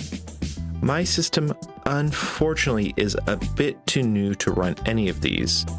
However, as the last remnant of those lofty dreams, you can still see an Apple Computer copyright message on System Startup. Let's take a moment to look under the hood. As you may expect from the heritage, RS6000 machines aren't exceptionally different from Apple's own PowerPC offerings. Starting from the top, we have a GTX 255p graphics card and an ultra-wide SCSI card. I'm not sure if said SCSI card is factory original or if it was something that was added at a later date. After removing the PCI cards, we can then remove this locking screw, which will let us lift up the crossbar that holds the 10GB hard drive in place. Afterwards, we can remove the PCI riser card and get a good look at the motherboard, which is powered by a PowerPC 604E CPU clocked at 375 MHz. As I originally got, this machine came with 128 MB of error-correcting SD RAM, although I've added an additional ½ GB to 640 MB in total. Spinning the system around, we have the usual assortment of ports. We have normal PS2 keyboard and mouse jacks, a parallel port, and onboard Ethernet. Next to that, we have an Ultra SCSI connector and audio jacks, which are powered by a Crystal Audio CS4232 chip. Directly above, we have an Ethernet AUI connector and then one slight oddity. This DIN connector is labeled as a tablet port in the manual, although I couldn't find out what tablets may or may not be compatible. Finally, rounding out the set, we have two serial ports, with one being by default the system console.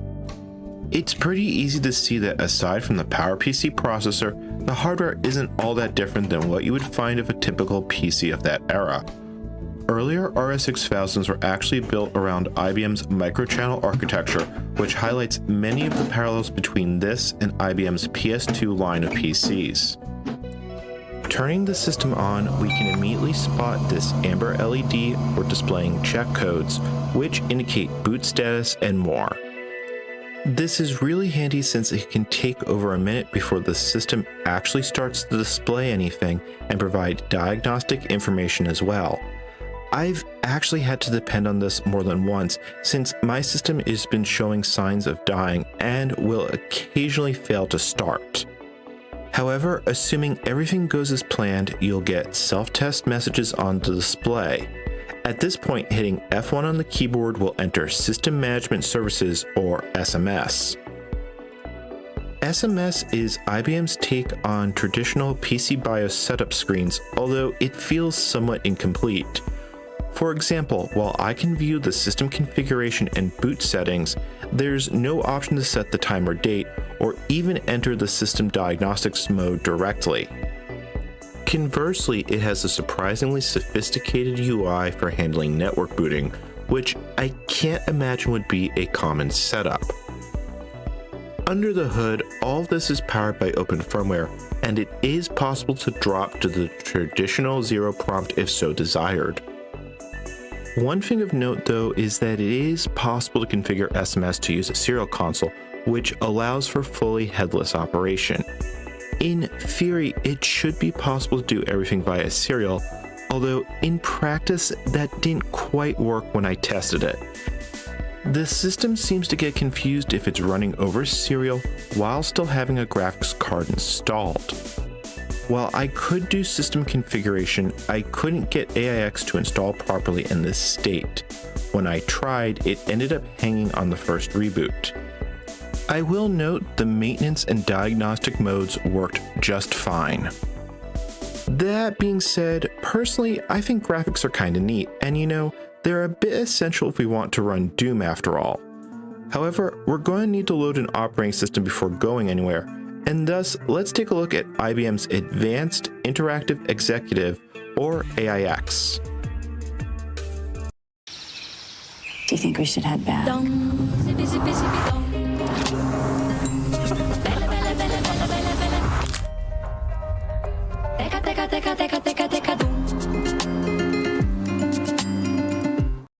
You cracked the case.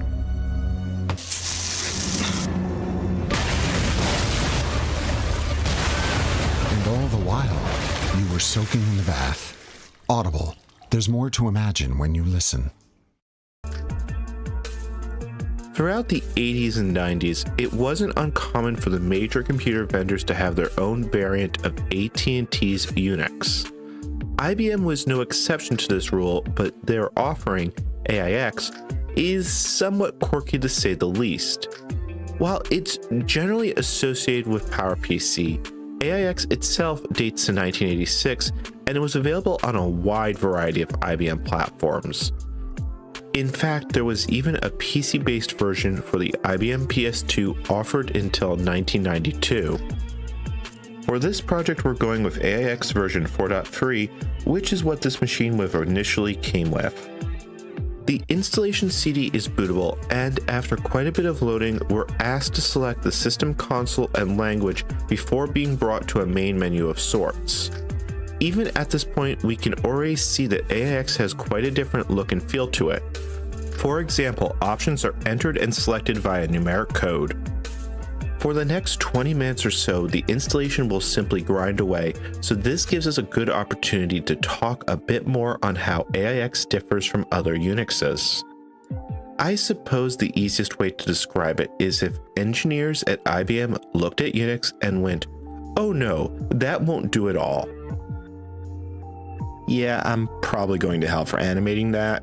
Anyway, taking it a step deeper, once installed, almost all the system configuration can be done with easy-to-use tools. AIX's System Management Information Tool, or SMIT, is one of its more iconic features, and it provides a level of consistency that I find isn't present on most other Unix and Unix-like operating systems. SMIT itself is complemented by the Web-Based Service Manager, or WSM, which provides a Java-based GUI for controlling the nuts and bolts of the system. In my personal experience, AIX's SMIT is pretty much the gold standard for Unix configuration, and it's something that we'll see a lot of in this video. I'm going to gloss through most of the system setup, mostly because it's just me banging my head on a table for a few hours, but I'll give you something of a highlight reel. Right out of the get-go, after the first stage system finishes installing, we're greeted with a graphical install screen to handle things like setting the root password. It's here where I made two critical errors. First, despite the fact I filmed this in March, I set the system clock to 2021 without realizing it, which caused numerous build issues days later due to clock skew. This is clearly a sign that I'm just living in the past. It was also trivial to fix, unlike my second mistake. A few screens later, I accidentally left the system paging partition too large. Fixing this required studying tomes of Eldritch lore in an effort to decode the necessary runes to recreate it at a more reasonable size. May Deep Blue have mercy on my soul. In hindsight, I should have just reinstalled the system, but I guess it was good practice. By mistake, I actually went for an encore on this specific foot gun though. AIX uses very small volumes by default, so you need to grow them as you go. At one point, I made the home logical volume much larger than I intended. That wouldn't have been such a big deal, except on this version of AIX, you can't shrink them later. Oops. Anyway, the backup and restore that followed wasn't too bad. At least the later AIX 5L fixed both of these particular headaches. Another glorious fail came when I accidentally broke the entire graphical environment. That was because I changed the system hostname to Helios and then didn't update the host table in SMIT. This was really egregious because I knew old Unix really cares about hostname resolution, and I should have known better. Finally, AIX might actually win an award on Worst X11 Configuration Pain Experienced to Date, which is really notable considering its main competition comes from ancient Linux. While basic functionality worked out of the box, as it turns out, if you want to commit the sin of using OpenGL or having high color modes, you'll either pay for it in either Sandy or IBM support contracts. We'll explore that train wreck more in depth a bit later because, holy hell, that mess needs its own section. I am also glossing over what I had to do to get working sound and more. To say the road to doom was built out of good intentions was far more literal in my case than most would expect.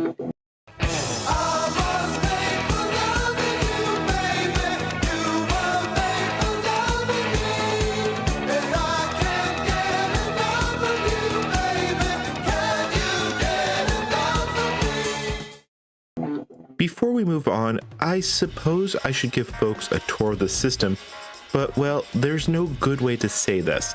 There isn't a lot to see beyond what I've already shown. AIX shipped the Common Desktop Environment, or CDE, but there's not a lot included in the box. Besides Netscape, the primary things on the installed disks were server applications like DB2 and WebSphere. There is one exception, but I'm going to let this one speak for itself.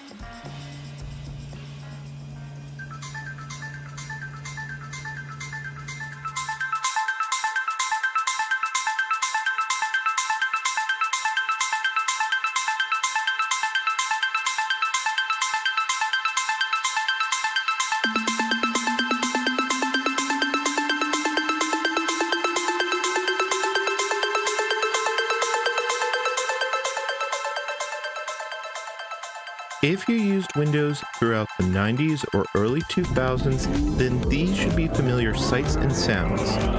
They are, of course, the welcoming chimes of Space Cadet Pinball, a game that shipped as part of the base system for over 11 years, before being removed. IBM's Ultramedia Services, or UMS for short, a full set of multimedia tools including screen capture, editors, and even broadcast utilities. It even includes video CD playback support, although I couldn't get it to work. I may have just done something wrong when making the disc though. It appears that there was an entire IBM media stack that more or less has been forgotten by the sands of time. I've overlaid some screen captures taken by UMS as a demonstration, although sadly it doesn't stay in sync as it doesn't record at consistent frame rate. It also causes AIX to lag something fierce. I personally had never heard of UMS before now, although that's not entirely surprising given it was removed in AIX 5. Unfortunately, it seems to require dedicated hardware to do anything beyond the basics, but I did set an eBay search alert. This is a good time to remind people to support the channel so I can continue making weird and wacky follow-up videos. However, shameless plugs aside, the only other real graphical application that's included in the box is Adobe Acrobat Reader. So, you know, nothing to really write home about. It's nice seeing a native Unix version though. As far as third-party apps go, well, I found this port of FreeCell made by Mainwin. You know, the same folks that ported Internet Explorer to Unix. That's kinda neat. Yeah, okay, even I can't sugarcoat this. The state of AIX's desktop is pretty sad overall. For the most part, AIX isn't really suitable as a daily driver, despite being marketed as a workstation for several years. I can't even find proof that a port of Star Office or another Office suite was ever made available. As far as I can tell, the only way you could use AIX on a day-to-day basis is if you loaded it up with a bunch of free software utilities. I suppose that was IBM's thinking as well, since they started offering their AIX toolbox for Linux applications around this time as well. Now, it might seem weird to bring up Linux in a video about AIX, but this is more an example of IBM having grandiose names for rather mundane things. Instead of some sort of Linux subsystem or compatibility layer, Big Blue merely recompiled a large chunk of Red Hat Linux and made it available for AIX 4.3 and later. This, among other things, provides GCC, support utilities, and more. This is really handy since I was going to need a compiler, and such a collection would make my life much easier.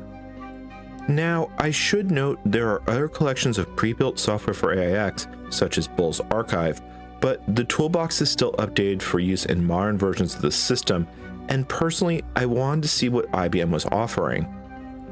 Just for the sake of clarity, while IBM does make the toolbox freely available, it's not officially supported by them.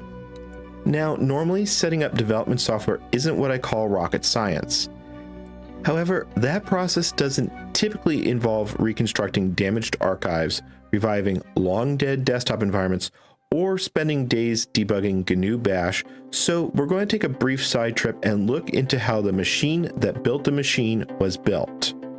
One thing that makes our lives a bit easier is the fact that Toolbox for AIX 4.3 is still on IBM's FTP server. Before we can install it though, we need to install system updates as well as load the RPM package manager. Unlike the nightmare that is Solaris's install cluster script, installing patches on AIX is pretty straightforward. You just need to download the archives, decompress them, and point submit at the resulting directory. This brings the system up to maintenance level 11. After a reboot, you're more or less good to go, but then we start to see a problem. AIX had shipped with Netscape Navigator out of the box, which I had been using to browse FTP archives and download files. After installing ML11, it stopped working with a rather cryptic error message. What happened is that AIX can actually suffer its own variant of DLL hell, which I inadvertently stumbled into. The root cause was that Netscape had shipped an older version of AIX's C library, which was incompatible with the updated ML11 components. I was able to fix this by updating Netscape's libc.a, but as I found out, AIX's shared libraries, which confusingly use the .a suffix, are not normally versioned, which means that you can have subtle compatibility issues if you're not careful. I have to admit, I still find it surprising that IBM shipped an update that broke an out-of-the-box package without warning. That said, even with patches installed, getting the toolbox loaded is not an intuitive process. First, we need to install RPM itself. There are multiple RPM packages on IBM's FTP with no useful labeling. For AIX 4.3, I found that RPM 30535 works. Once downloaded, this has to be installed with the install p command, which then sets up RPM properly. Afterwards, you're supposed to download the base set with the provided shell scripts and then install them with RPM directly. This requires that you have wget from somewhere else, but Bull's version worked just fine. A tasty and nutritious snack. Let's call that a win-win. Yogo Nano, it's your snack champ.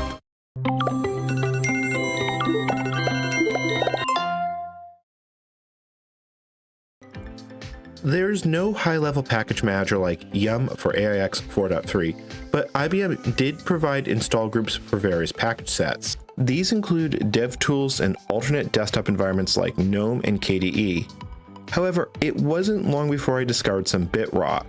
A few of the RPMs such as AutoConf and XPM are missing.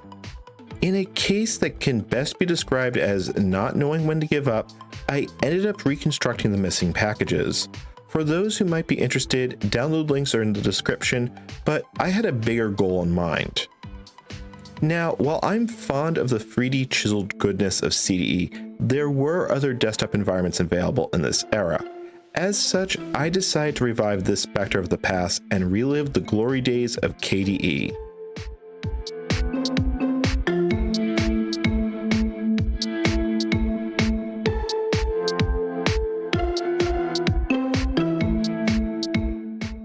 Of course, no KDE system would be complete without its longtime rival, GNOME.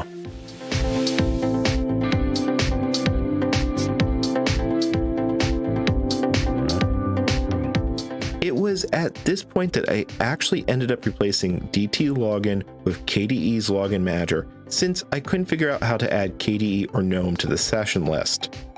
This required futzing with int tab, and GDM didn't work at all when I tried it.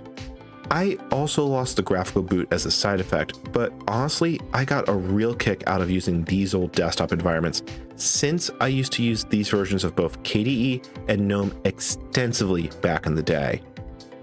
I will say that with a bit of theming, you probably wouldn't be able to tell that this was AIX at a glance. However, there's one slight problem.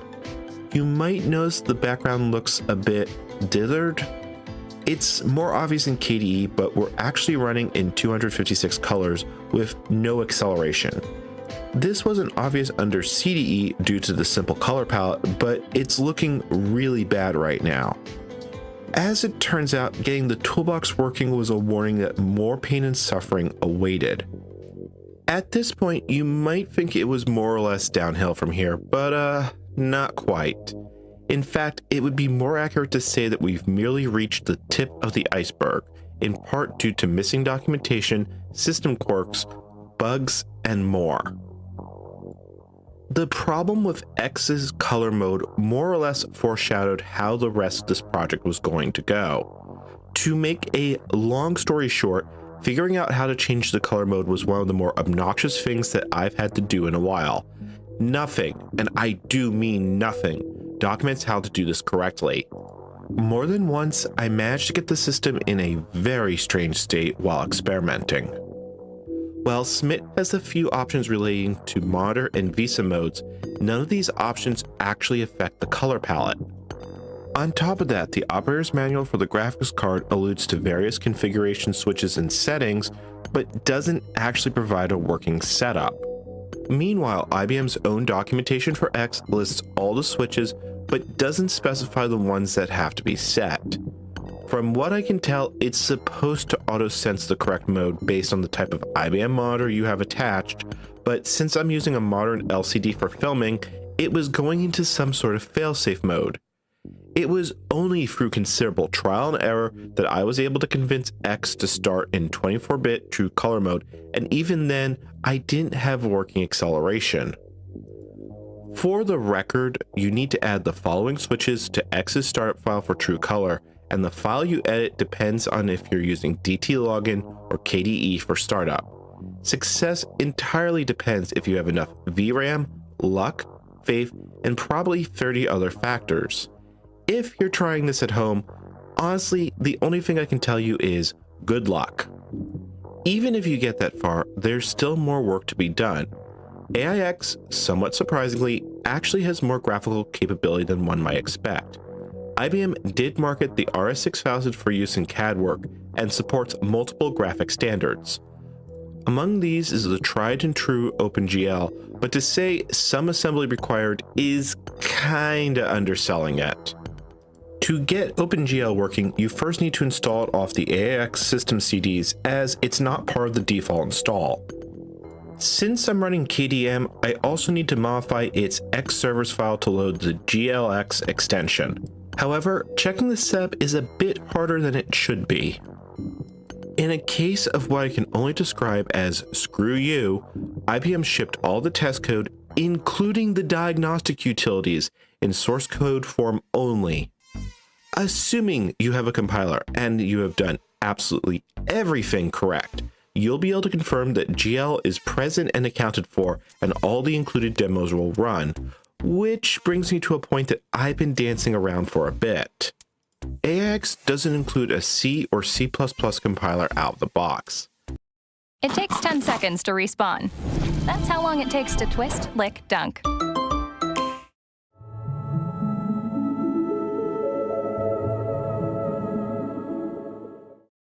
That's not entirely unexpected, but it's a point worth talking about. IBM's official development tool for AIX has changed names a few times, but in this day and age, it's known as XLC. In 2000, it was known as Visual Age C++.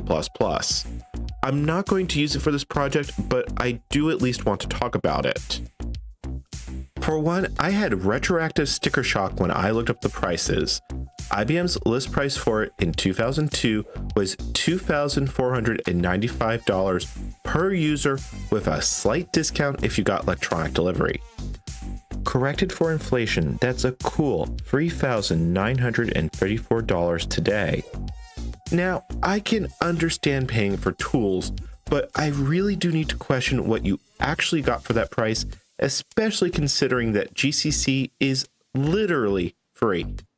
I did find some benchmarks from 2003 published by IBM that claim significant performance increases. If you take their numbers as is on integer workflows, then IBM's compiler generated code that is between 10 and 50% faster than GCC. The floating point performance increase is even more significant. If these numbers are accurate, then Visual Age C++ was easily worth the price of admission. However, I know from experience that benchmarks and real-world performance are two very different things, so I'm going to take these figures with a grain of salt. Still, even a modest 10% average speed boost is nothing to scoff at. Maybe we'll investigate it one day, but for now, I'm sticking with the precompiled version of GCC 2.9 in the toolbox. For the most part, it works just fine, but we're not quite out of the woods just yet. One of the biggest roadblocks I ran into is that you can get unexpected results due to system-specific quirks.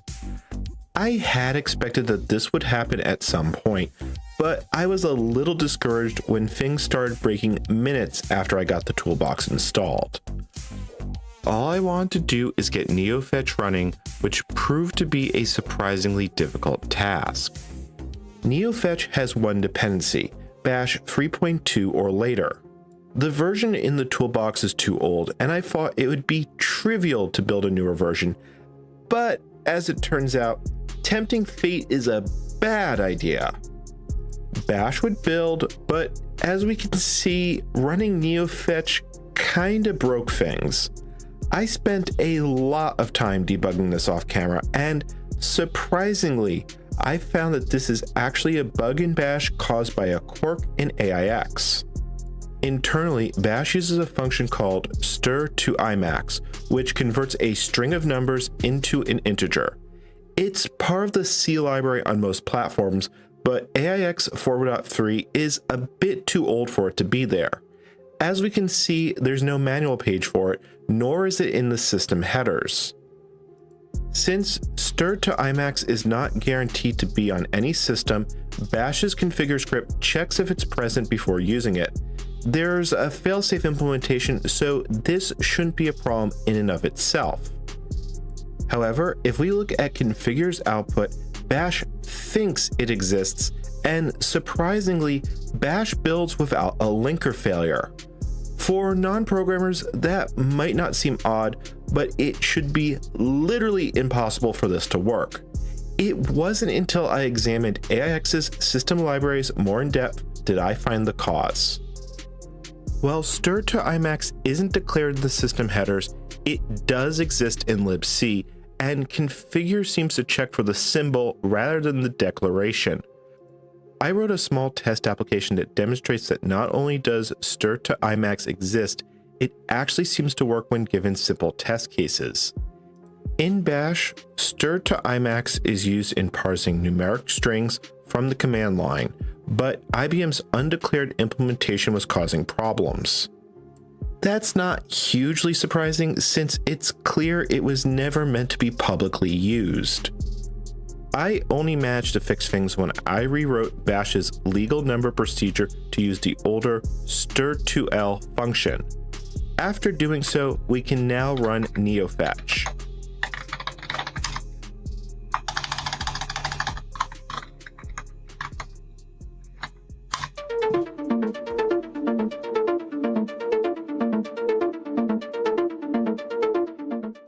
Now, it might seem like I found this immediately, but I just summarized literal days to find and fix this problem. I actually had Doom working well before I had figured out what had gone wrong with Bash. The fundamental bug is that configure is simply using a symbol without checking if it's part of the public API. There's actually a separate check in configure for checking the declaration, but it doesn't seem to affect anything. This problem is actually still present on the latest releases of Bash due to the broken configure check, so I actually did open an issue about it on Bash's bug tracker. I also filed several other bugs relating to broken checks in a similar vein. I will note that NeoFetch still has a few problems with detecting memory and CPU speed. That's because it's using functions that aren't present on AIX 4.3. Still, I'm pretty sure I'm the first one to run NeoFetch on such an old copy of AIX. One other unexplained anomaly is the second line of color bars doesn't seem to show up properly on the system. As a reminder, it's supposed to look like this, but I actually determined that the behavior depends on what desktop environment I'm running under. If we load up CDE, we can see that the second color bar shows up as pure white. That was rather tame to what almost everything else did. Under GNOME, NeoFetch actually aborts unless I reset the color term variable, although it does properly detect the theme and icon set. Meanwhile, going to a more basic environment, I found that AIX's X term only appears to be monochromatic, which was slightly disappointing. However, there's a special AIX term that supports color. Running NeoFetch here had the neat side effect of making the text white on white for pure readability. Finally, for good measure, I ran it on the console. I wasn't expecting much since AIX officially calls its console the Low Function Terminal or LFT, but that green and gray coloring makes everything look really good. New Olympic Organic Kids Drinkable Yogurt. 50% less sugar than the leading drinkable yogurt. New Firework Mascara. 360-degree extraordinary lash impact. Maybelline, New York. I think we can chalk this one up to just how terminals have changed over the last 2 decades. If I telnet into AIX from my desktop, the colors do show up as expected. Still, it's a reminder that just because various Unix systems are similar, they can have unexpected pitfalls. And trust me when I say this wasn't the last snag I would hit. It might seem weird that I spent so much time talking about undeclared functions and more on a project that's theoretically about playing Doom on a serious business machine. But our old friend Captain Foreshadowing exists for a reason. Now, there were 2 approaches to porting Doom that I could take. While most people know Doom's source was made freely available, it isn't the same code as the original 1993 DOS game. Instead, they released the code to the 1994 Linux port done by Dave Tyler. I actually did manage to build this port on Debian 2.1, although it's not exactly what one might expect. Let's load it up, and for the moment, please ignore the slightly broken background colors. Instead, right now, I want you all to listen. Did you hear that? If you heard absolutely nothing, then your sound card is working properly since this version of the game has absolutely no audio support. On top of that, Doom has some interesting issues with its palette. The colors go absolutely nuts unless Doom's window has focus. When Doom has focus, then everything else breaks. Oh, and you have to be in 256 colors and no more, or it will just refuse to start at all. If, for some crazy reason, you still want to check out the original id source code, I really hope you like tiny Doom windows and don't suffer from eye strain. That's because the display resolution is locked to 320 by 200 with no scaling options. Just to put that in context, it's pretty small at 800 by 600, which is what I'm running Debian at. In modern terms, this is what it looks like at 1080p. Tiny, right? Now get a look at 4K. If your microscope is up to snuff, then this is the version of Doom for you. Now, to make a long story short, with significant patching, I actually did get id's original code to build on AIX. There's a really large difference between building and working, however.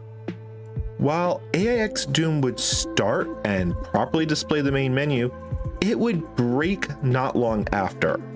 Loading the first level, we can see the status bar is missing and it would usually crash not long after.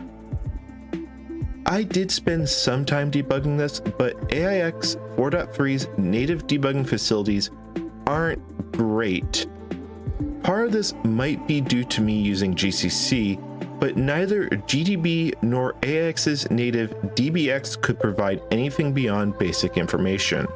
My guess is that there's byte ordering issues, as I can build my AIX branch on Debian Linux and have it run just fine. However, I'd probably have to fire up Linux on a big Endian platform to definitively determine if that's the problem one way or another.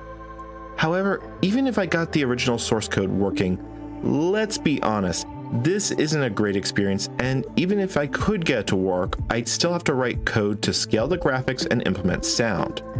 Fortunately, there was a ways approach too, and that's to build a pre-existing source port. While there are a multitude of Doom source ports, one of the more portable ones is Chocolate Doom, which seeks to recreate the authentic MS-DOS experience on a variety of platforms. Several months ago, I bootstrapped Chocolate Doom on Solaris 7 as part of a live stream. Due to the similarities between Solaris and AIX, this gave me confidence that this wasn't a fool's errand.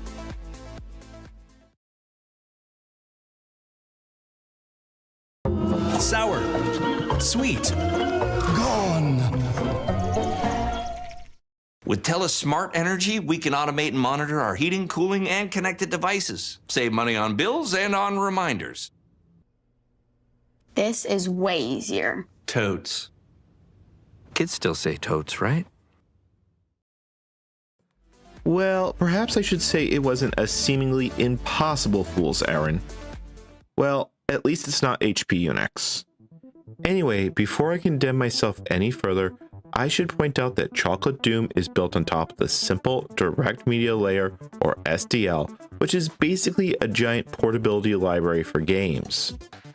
SDL provides cross-platform ways to draw graphics and play sound. That's part of how Chocolate Doom works on Windows, Linux, and Solaris. Assuming SDL worked on AIX, it should make everything relatively easy, and I had reason to be optimistic. Almost every Unix and Unix-like operating system uses a special framework known as X to handle graphics. It's due to this shared lineage that I'm able to run KDE and other free and open source programs on AIX with relative ease. If, and I am stressing this if, AIX's X implementation wasn't too broken, the graphics side of Doom was more or less handled, and I had a plan for sound. Still, nothing ventured, nothing gained. We're going to use the older SDL 1.2 releases since it had much wider support for non-mainstream platforms, and as an unexpected bonus, it actually had some native AIX support.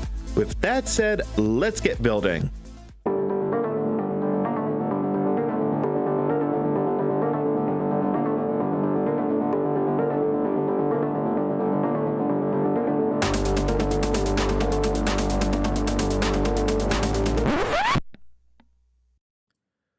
It figures. I get optimistic about something and then immediately hit a build failure. Alright, let's take a look and see what went wrong. Oh, by Jove, I think I've got it. The cause of the error is obvious. There's a missing header for something called XShim. XShim, which stands for X Shared Memory, is an extension that makes video rendering faster. However, this failure didn't make a lot of sense to me since XShim should be part of every X implementation. For example, if we load up X on Yggdrasil Linux from 1994, we can see the shared memory support extension listed as present. It even has the XShim header right where SDL expects it to be. Cracking that file open, we can see a copyright date from 1989, so this wasn't a cutting-edge feature. It either meant that AIX was missing support for a then nearly decade-old standard, or something more subtle was going on. Investigating a bit further gave me every indication that AIX should have X shared memory support. There's a README file for it, and the XGL info tool reports the shared memory extension was present. Examining X's core libraries with NM also showed the necessary functions were there. I initially thought the XShim headers might be just somewhere else on AIX, given all the other changes I've seen, but a search turned up nothing. This was appearing to be the inverse of the stir to IMAX situation we had before. In a bit of desperation, I actually ended up copying the XShim headers from a modern copy of Linux. My theory was that IBM had simply excluded the XShim headers by accident, and given that X11 uses a client-server architecture, it should be close enough to work. I'll be honest, I didn't have especially high hopes. However, after a bit more hand-holding, libSDL actually did build successfully after this, and most of the graphics test code did run. It seems my hunch had been correct. It also explained why both KDE and GNOME felt laggier than they should be. If they had disabled XShim support when they were built due to missing headers, they had likely defaulted to using much slower rendering code. Backtracking slightly, you might have noticed the keyword most when I talked about the tests. I didn't actually run all the tests at the time, and if I had done so, I might have caught some serious problems. You honestly think I would have learned. It also let me go through this entire project realizing all that OpenGL work I did was pointless. I didn't realize it at the time, but the older 2.3 release of Chocolate Doom that we're building doesn't use OpenGL and only depends on software rendering. Cliff Bar delivers protein, but you deliver points. The most important ingredient is you.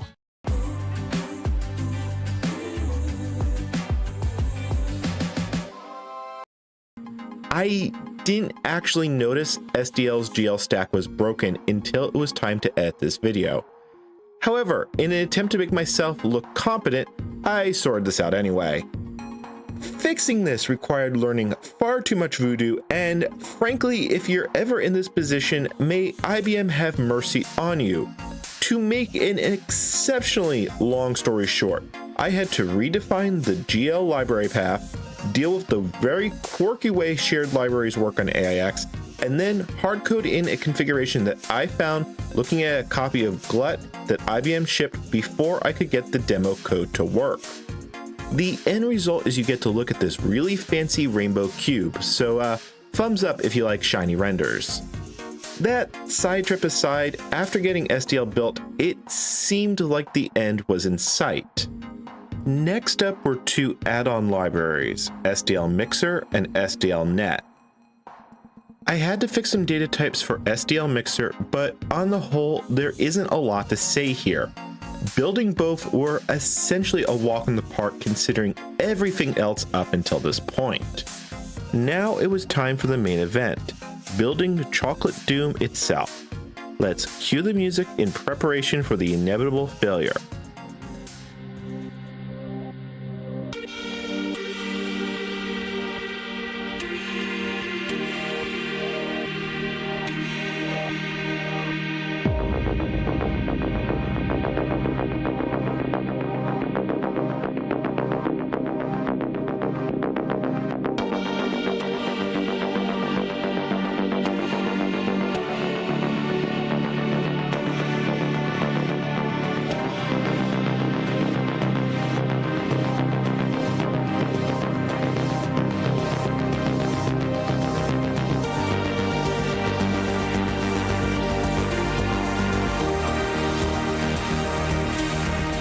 Or, you know, I could subvert your expectations and have it build successfully. Ha! Of course, I still had to test it. With a Chocolate Doom binary in one hand and the shareware doom1.wad in the other, it was time to fire it up. I typed in the command, Doom started, and immediately hung. Gasp! Who would have been surprised at such a daring plot twist? Some debugging suggested that Doom was dying in its sound initialization code, which was part of SDL. To narrow down the potential problems, I patched SDL to disable the AIX-specific audio backend and then enabled the dummy output. After a recompile, Doom did fire up and it was playable, albeit a bit laggier than I would have expected. Still, we're on the right track, but I wanted this to be a fully polished experience. That meant I wanted Doom to run an acceptable frame rate with sound effects and music, and let me make this clear, this shouldn't be a hardware problem. IBM actually did release a few games for AIX. On their FTP, you can find ports of Quake 1 and 2, plus another game called Abuse, which is apparently a run-and-gun shooter that I had never heard of before. Of these, I only got Abuse to work, and even then, I had to manually extract the installer to get that far. Quake 2 refused to load, and Quake 1, well, you can see it for yourself. I fiddled with it for a while, but to no avail. Still, we're here to build Doom, not play Quake, but before we move on, there's one thing I'd like to point out. These ports were done before Quake's engine was open sourced. In fact, if the disclaimers in the README are to be believed, IBM apparently licensed both Quake 1 and 2 from id, which must have been one really weird conversation. Still, it means that in the end, the only thing left to do was make some noise.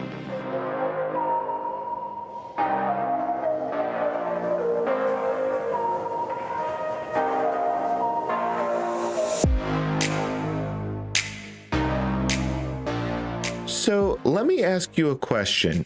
If an operating system has a sound system but no one knows it exists, does it make a noise?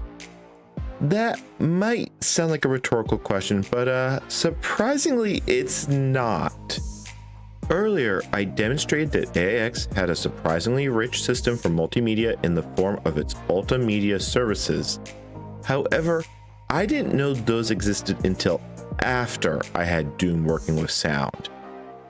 In addition, IBM dropped support for UMS in AIX5, and almost all mention of it has disappeared off the internet. Unless you knew in advance that it existed, then good luck in finding it. For the record, I only learned of UMS's existence by reading the README file included with Quake. As such, I went with the tried and true method that people used to use to make sound on Unix in the 90s. That's to say, I installed the Open Sound system.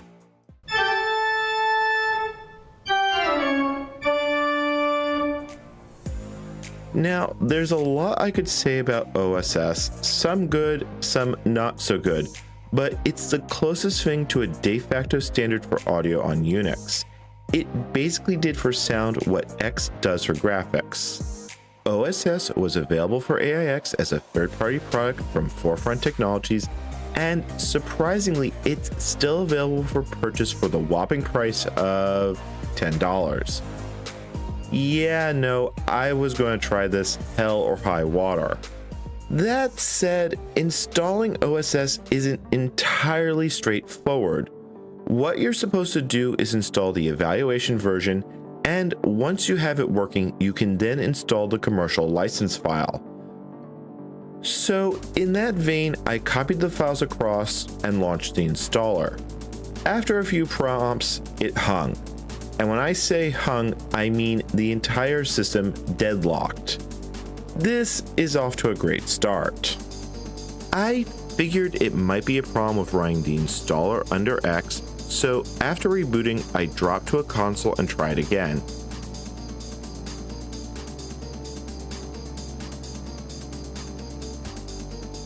Yeah, no luck. We're in Crash City, population me.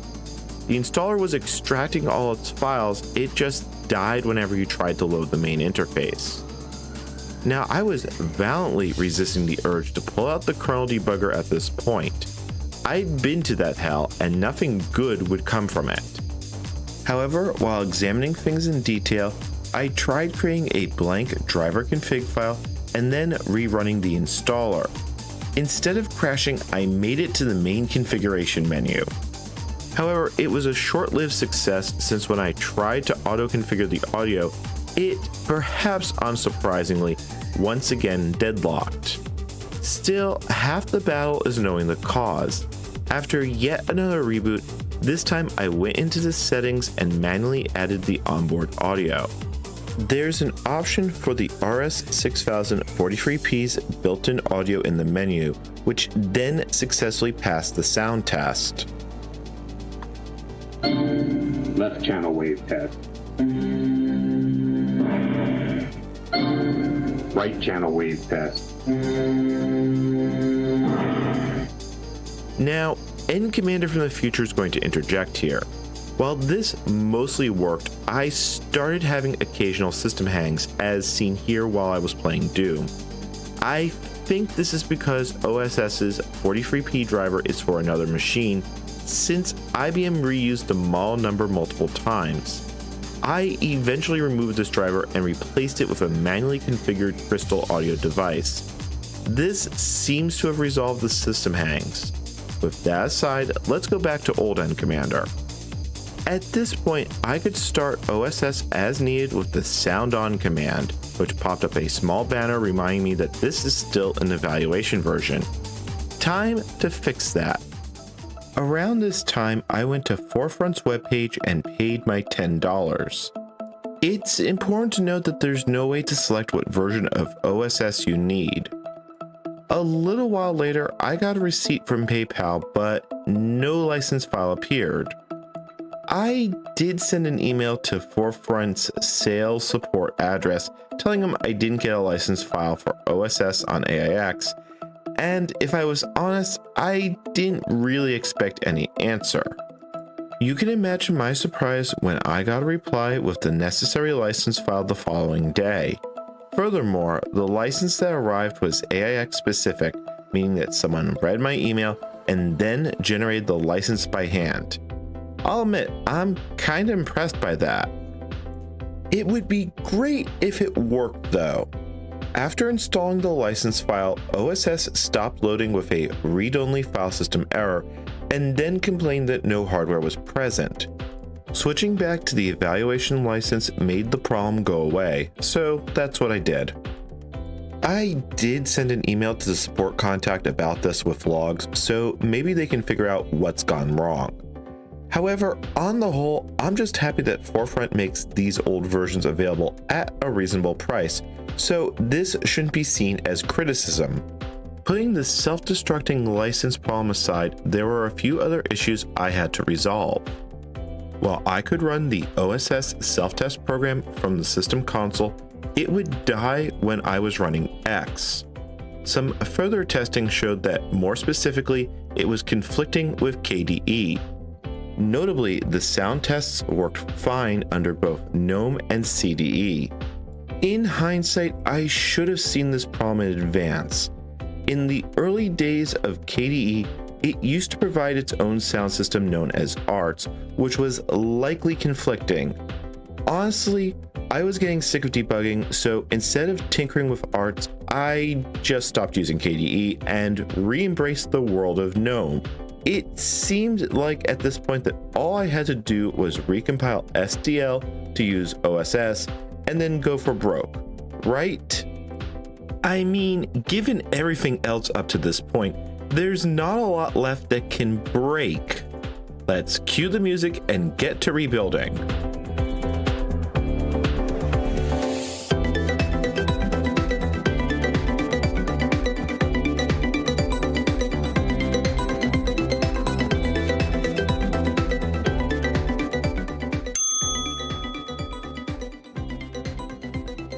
Finally, the moment has come.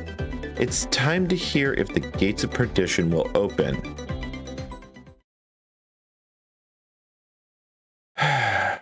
And thus a great silence fell upon the land. Yeah, it was false hope it was going to be that easy, but resolving this was nowhere near as straightforward as I would have liked. I quickly discovered that SEL's own sound library test code was failing, but why it was failing was just flat out bizarre. It was due to issues entirely unrelated to sound. Instead, it was failing because of a Cephomore problem. Furthermore, several of the threading and synchronization tests were failing as well, suggesting that I had a serious problem. To explain what I mean, let's pretend this line is code running on your computer. It goes from left to right in sequence. However, it means that your very powerful multi-core computer would only be doing one thing at a time. Not very efficient.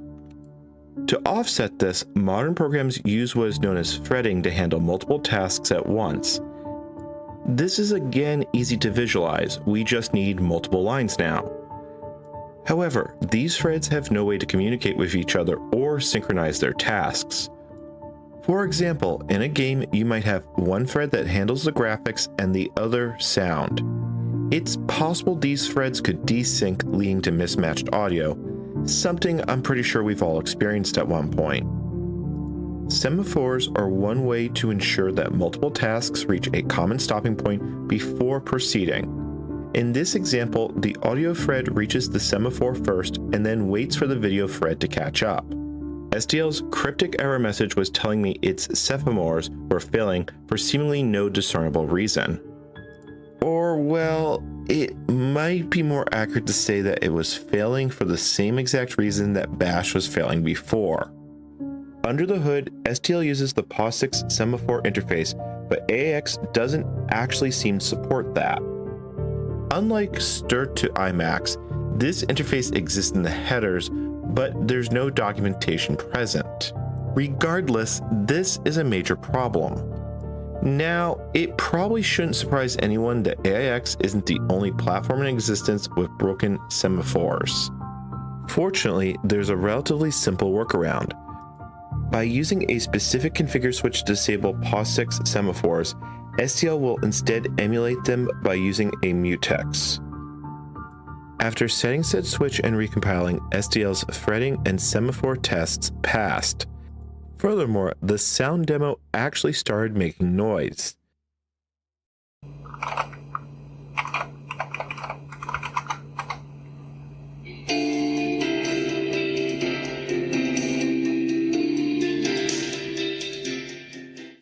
However, it is frustrating to know that many of the audio problems up until this point have been caused by a normally unrelated basic interface being entirely broken on AIX, but that isn't the worst part. When I was reshooting clips for this video, I noticed this comment in AIX's semaphore.h showing that IBM appears to have shipped a placeholder implementation of this interface for standards compliance.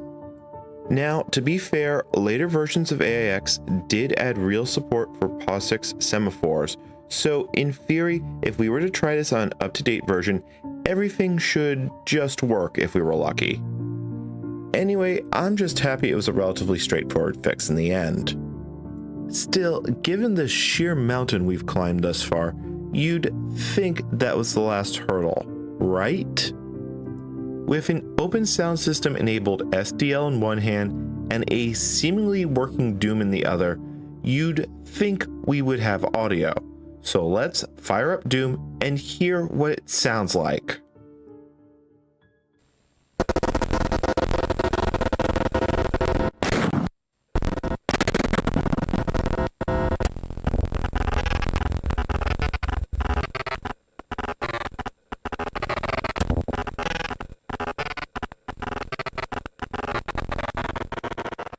Well, I'm gonna say that probably doesn't sound right. It's also lagging so badly as to be unplayable. This led to another extremely long and aggravating debug session. To be honest, I wasn't quite sure what had gone wrong. For obvious reasons, I suspected the semaphore code, the sound system, and even GCC itself. I pretty much went around in circles for ages until I noticed something. While testing various configuration options, I ended up disabling music with just leaving sound effects enabled. Take a listen.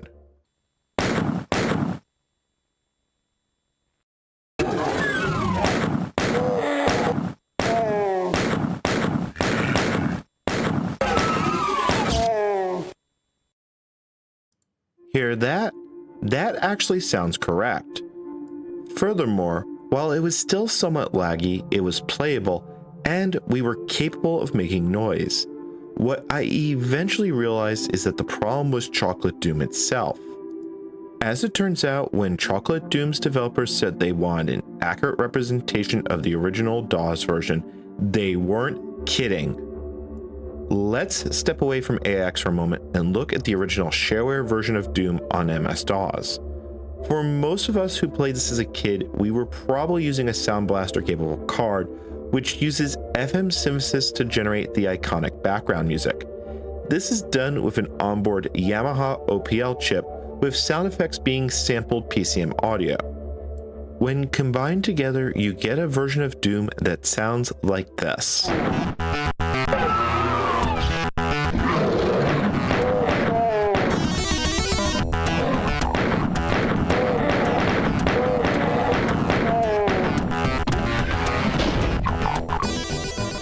Without going into the specifics of how 90s audio works, Doom's music is not straightforward to replicate on modern computers. Out of the box, Chocolate Doom tries to talk to a physical OPL chip if one is present, and failing that, emulates one in software. From a conversation I had with one of the developers, this OPL emulation apparently can lag out even modern machines. As such, my 2-decade-old RS-6000 likely didn't stand a chance at getting authentic sounding OPL music, but that didn't mean there wasn't hope here. While we can't emulate the OPL chip properly, Doom did have other ways of making music. One of these, the Gravis Ultrasound, is a wavetable sound card and thus is very easy to emulate. Furthermore, Chocolate Doom supports loading the Gus sound fonts, and a quick review of the code made me semi-confident that this could work. Will Gus support be our salvation, or will silence reign? There's only one way to find out.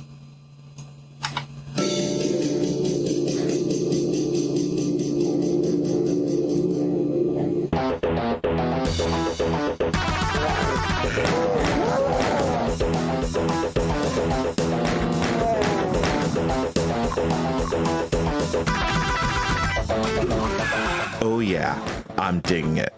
We're at Hell's Gate with the power of ultrasound. The frame rate isn't amazing, but I'll be honest, I was on cloud 9 getting this far. I did find out not long after that if I set Doom to use 256 colors specifically, it's playable even in full screen mode. There was just one slight issue.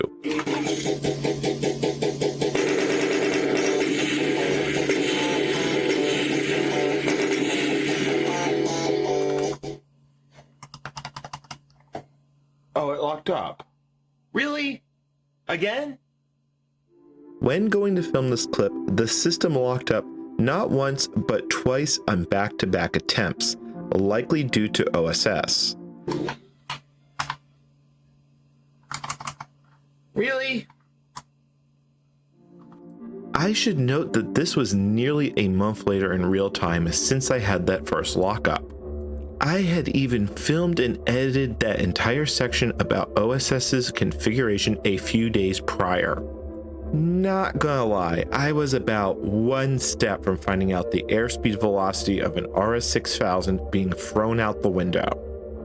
Unfortunately, I'm stuck using OSS since the native AIX audio driver in SDL isn't an option. When I tested it, I found it causes the system to lag, and well, Doom goes very slideshow.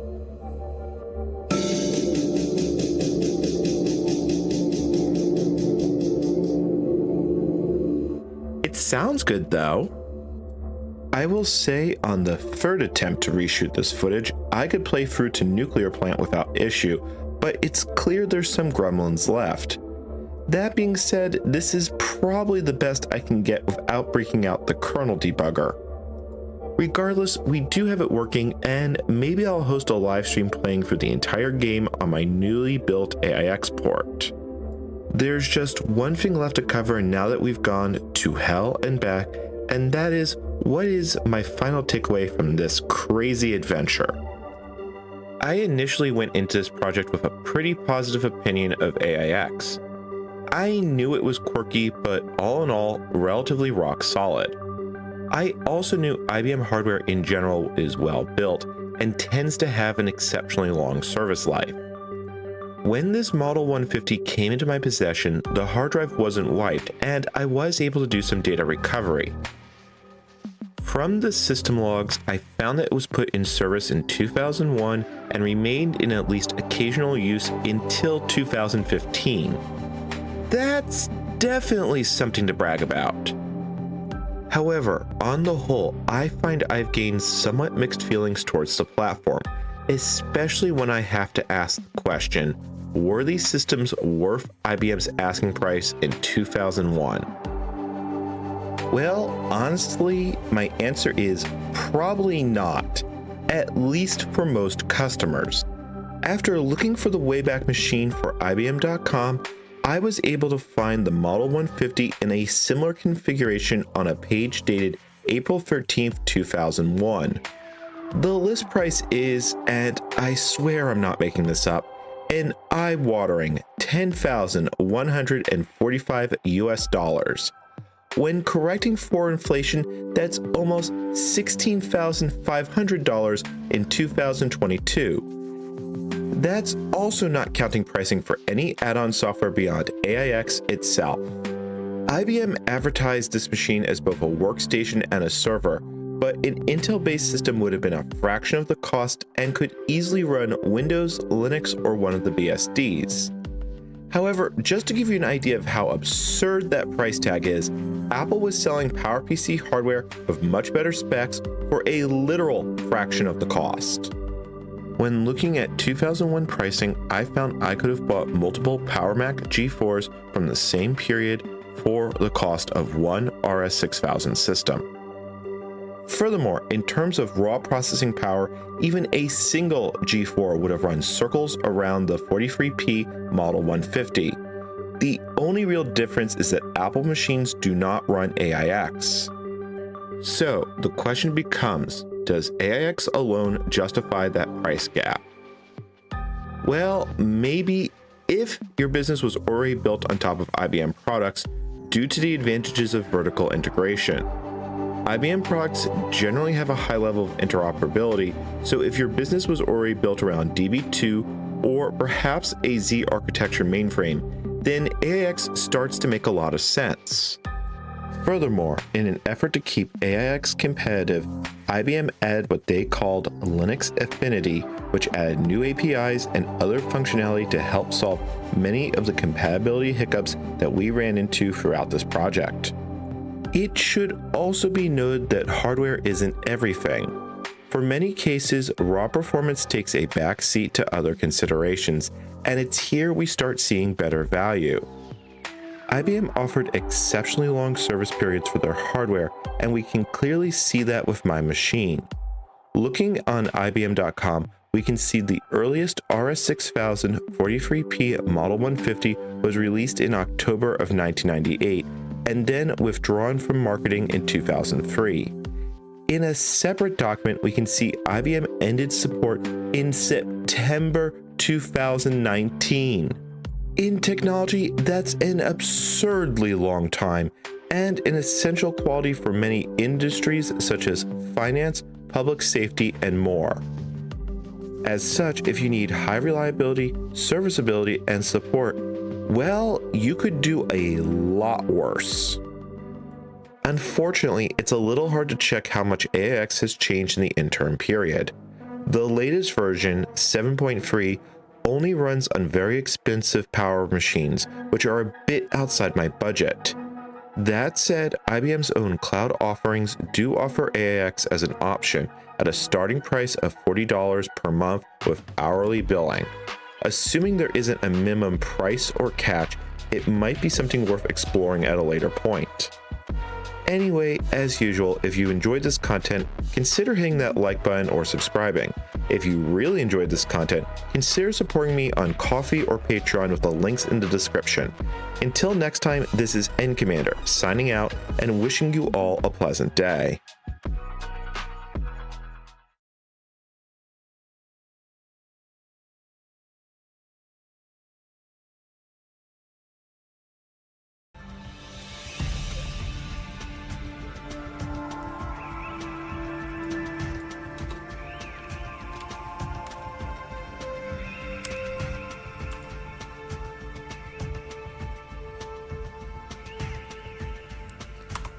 Hello folks, it's N-Commander, and let's see if we can get streaming working.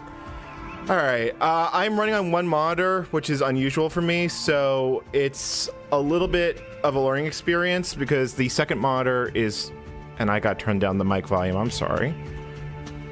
I'm running on one monitor since the second one is going to be used for the ThinkPad a little later in the stream, and behind me you can see the remnants or the remains of the equipment that has displeased me and will probably be used shown at a later point. Just to give you an idea, those who see my community page know what that is the remains of, and it's the fate of any electronics that has displeased me. So let's get a little context. This is the last Linux OS you will ever need to buy. Debian Linux, the powerful 32-bit OS, and it's really hard to figure out which way I have to move my hand. And it is the biggest pile of something. For those who haven't seen it, I did a video on this particular box set of Linux, and it was garbage. I am trying to figure out better ways to put it. So I figured, since people enjoy watching my pain and suffering, we should enjoy it together. We should open this turd, take a big, big whiff of the best parts of the late 90s and install it on this ThinkPad 380D, which is down there. You won't see the ThinkPad during this video for the most part, because I will be typing on it and the camera will be pointed at the external monitor. But that just means X is going to go completely kaput. I mean, that's really what it boils down to. I think my stream music just cut out. This is off to a great start. So I'm going to put the camera facing the desk, and we...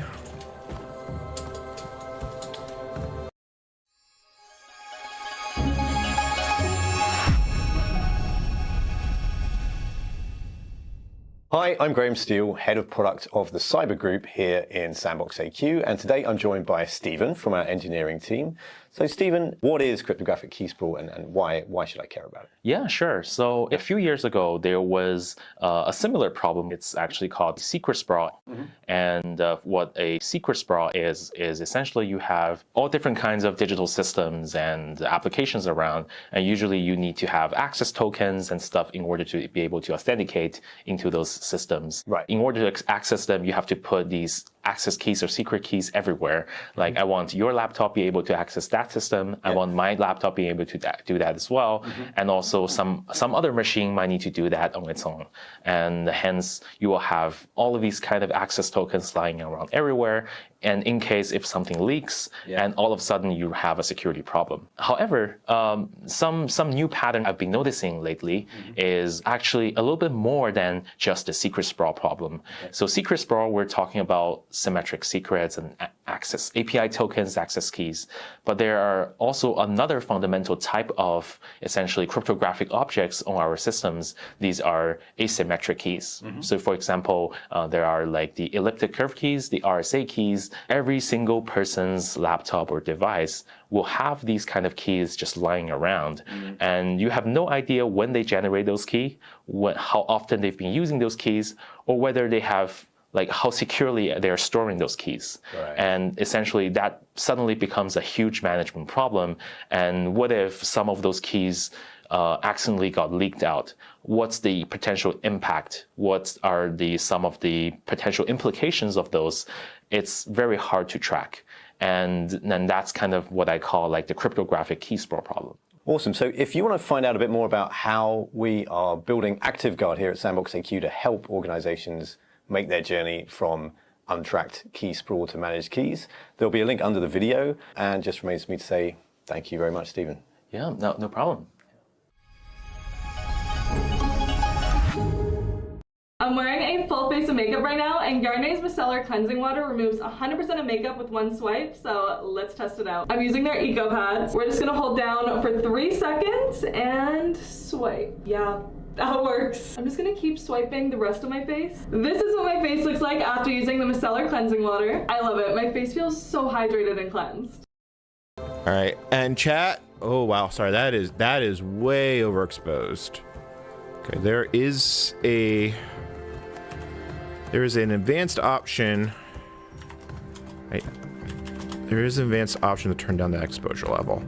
There we go. Exposure lock is off. And the desk is, of course, slightly still damp. So let's take a little look inside the box. And let me make sure I have the chat still up. So, anyway, chat, please let me know if you can't hear me or if the music is too loud. And yes, it does have the nub mouse or whatever euphemism you want to use for the track point. So, inside the box, we have, oh, come on. Out. We have another box. We have the Debian bumper sticker. We have the 1 CD. We have a copy of MIF2, a demo version. I didn't actually try this So I'm kind of curious to see if this will work. This was originally on the shrink wrap on the front of the box. And then there is not only an included O'Reilly manual, there's a second quick start manual. And let me just tell you that these manuals are completely useless. And there's actually a third manual on the CD. And this CD box set was made by VA Linux and SGI.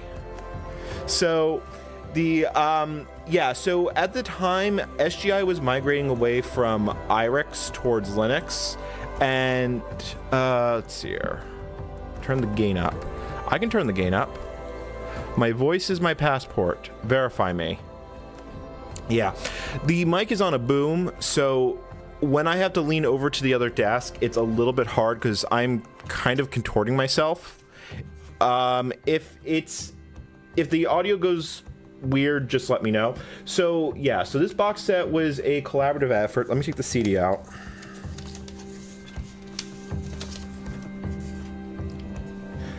Collaborative effort between SGI, O'Reilly, and VA Linux on the bottom. Now, this is Debian 2.1 for i386. It's supposed to be a 2 CD set. They only gave you the first CD. Music is pretty loud. I can do that. I can fix that. Okay. All right. Bacon admin. I fixed the music. Like I said, we're still getting the kinks out of the stream. That's the easiest way to put it. And yeah. So yeah. This was released 1999.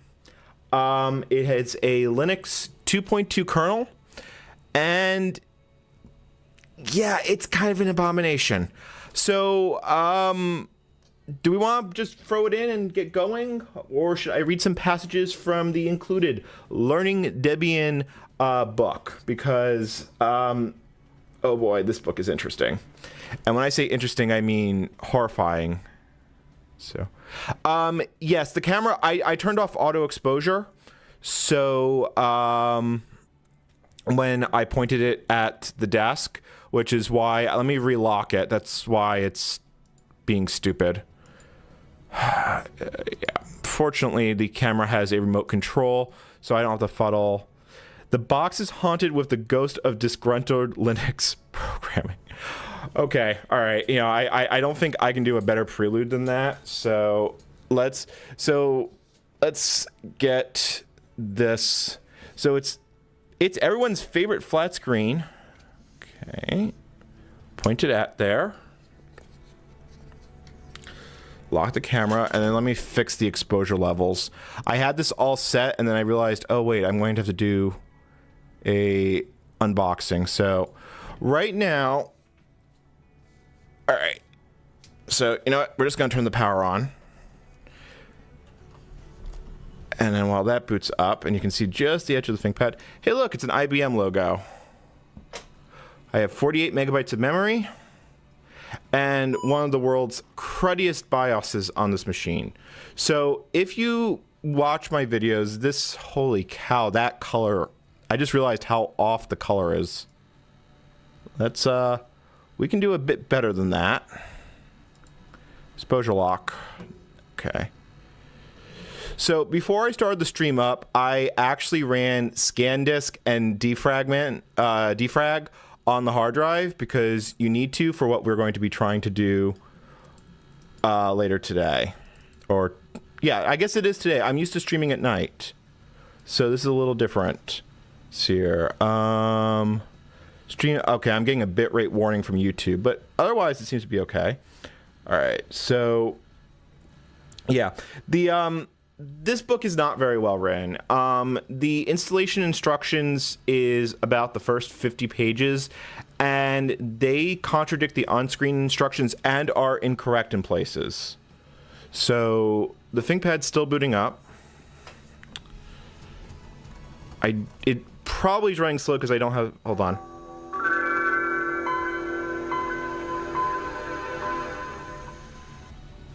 I'm sorry, I always have to stop for that noise.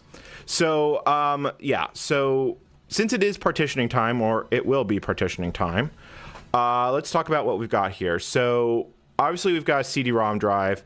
We've got a 1.3 gigabyte hard drive. This is actually the original hard drive that was in here.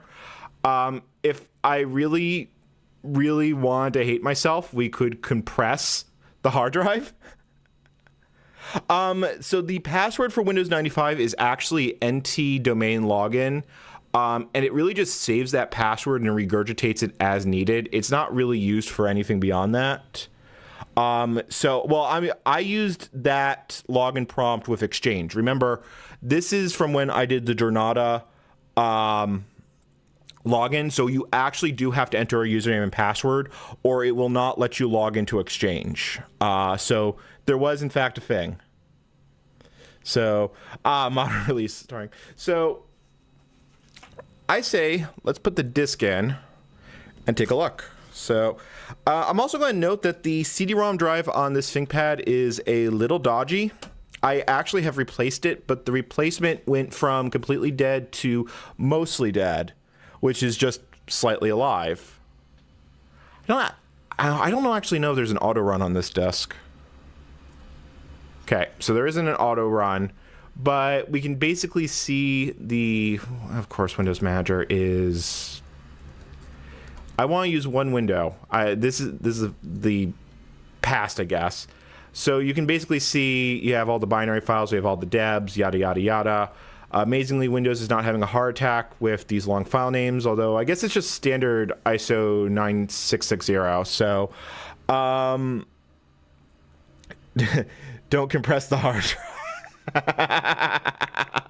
So I actually did think about doing Debian 1.3, but I've already subjected this poor ThinkPad to soft landing Linux, and I installed it. It does it to answer Lone Tech. It does in fact have a loadlin.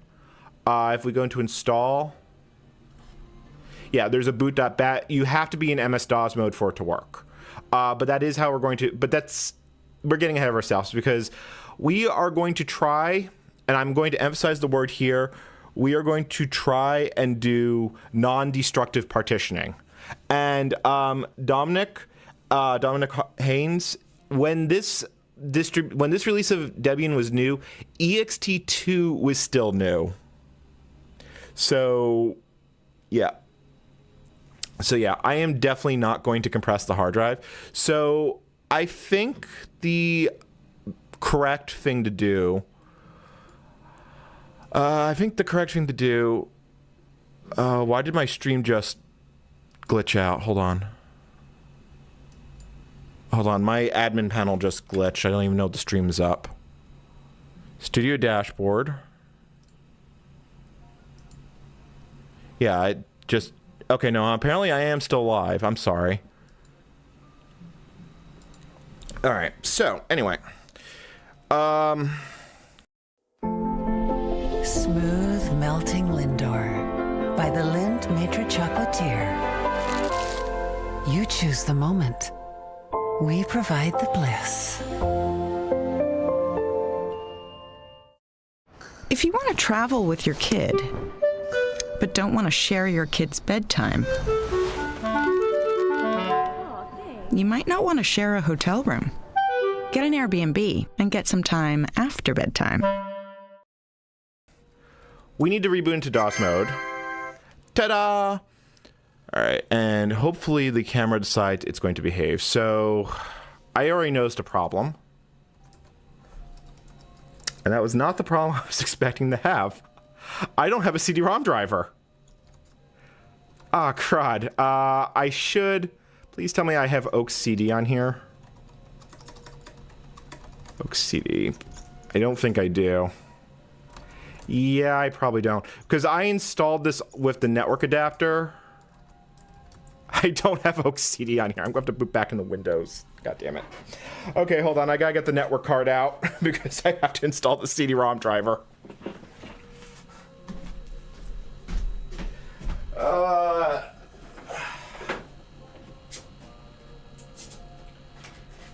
Okay.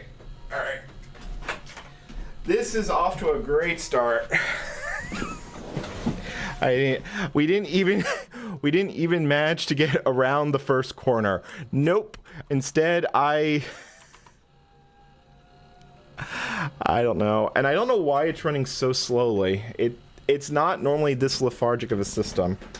So I've got the network card right here. So let me plop this in so I can get Oak CD-ROM. I thought 95 would install a blasted CD-ROM driver for MS-DOS mode. Like, I am surprised that's a separate thing. Let's see here. I could put the boot image on the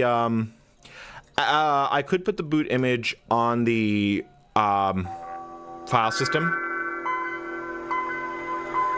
Sorry. Every time I start up, I have to listen to that. Let's see here. So if I just go to network neighborhood, it should...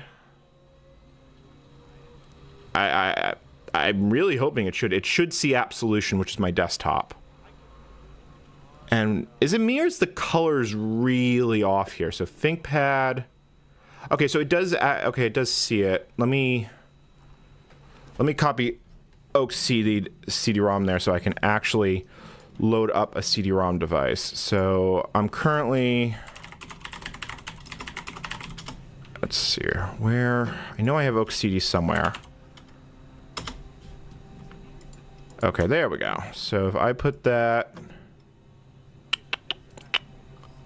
let's see your ThinkPad stuff there. Yeah, so somehow I have working networking, but I don't have working CD-ROM because of course I do. All right, there we go. Oak CD-ROM.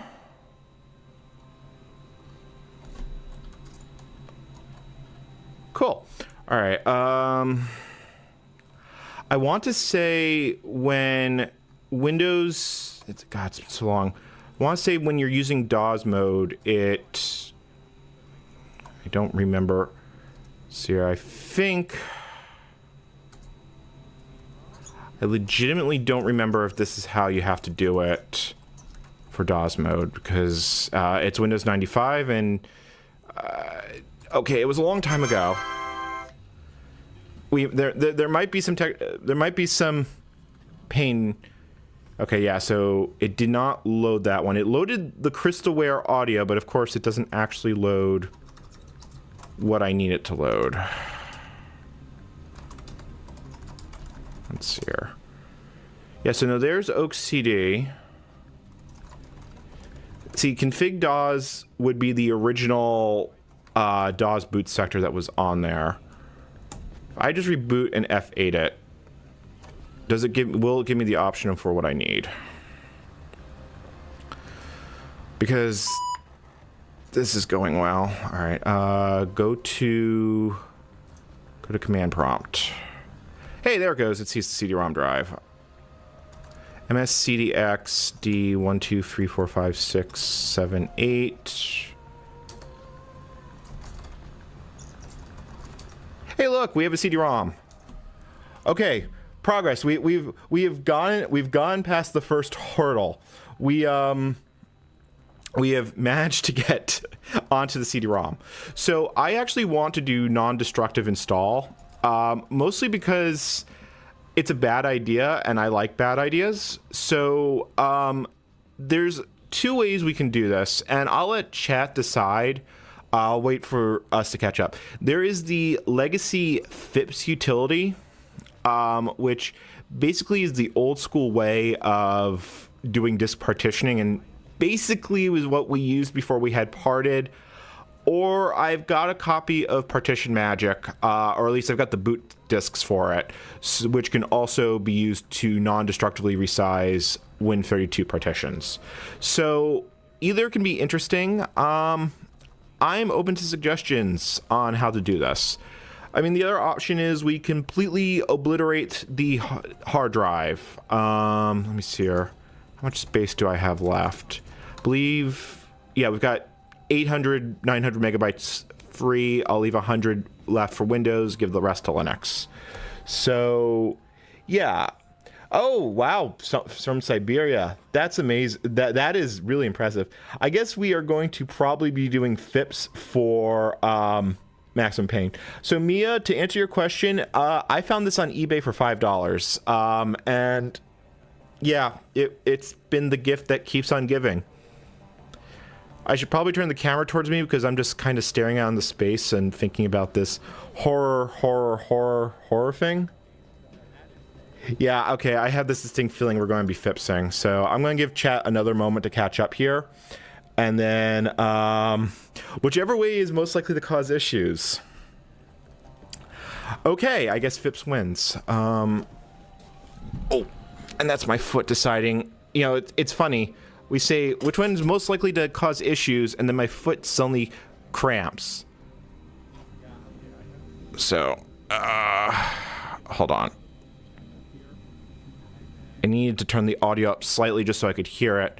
But I like how it says, do not use Fips in a multitasking environment like Windows, OS2, Desk View, Novell Task Manager, or the Linux DAWs emulator.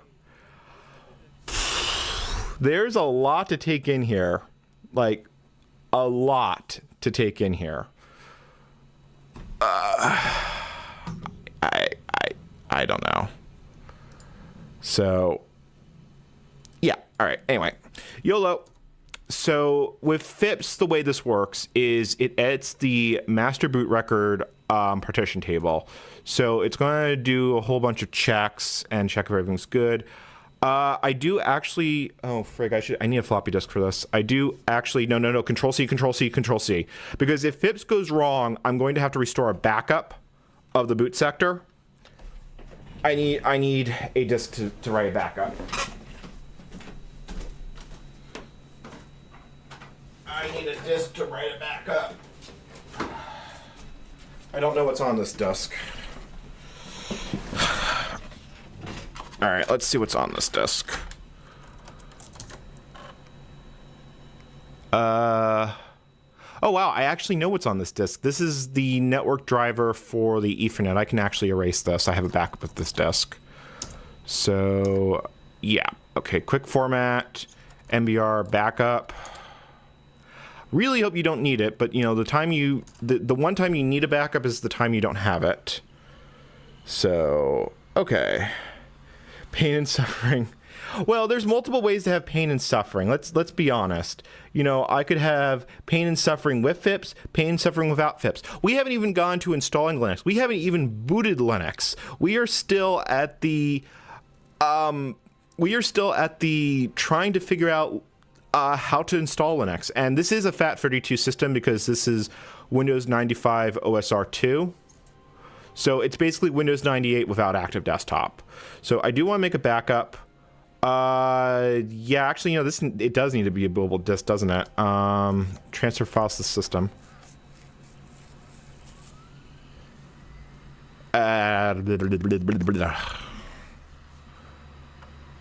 God, shows... This used to be a rite of passage. Funk goes the floppy disk. Yeah, so basically if Fips goes wrong, I can use this disk to put the file system back to the way it was. Okay, system transferred. All right, so let's try this. So it's going to do all the sanity checks. I want to make a backup. I have a bootable disk. Okay, so let's see here. So how big do I want? So we'll make the old partition 600. It doesn't leave a lot of space for Linux. Yeah, I remember this. You're limited to the cylinder boundary. So yeah, so we'll leave 572 for Windows 95, 800 for Linux, and that's basically the entire hard drive. So, okay. All right.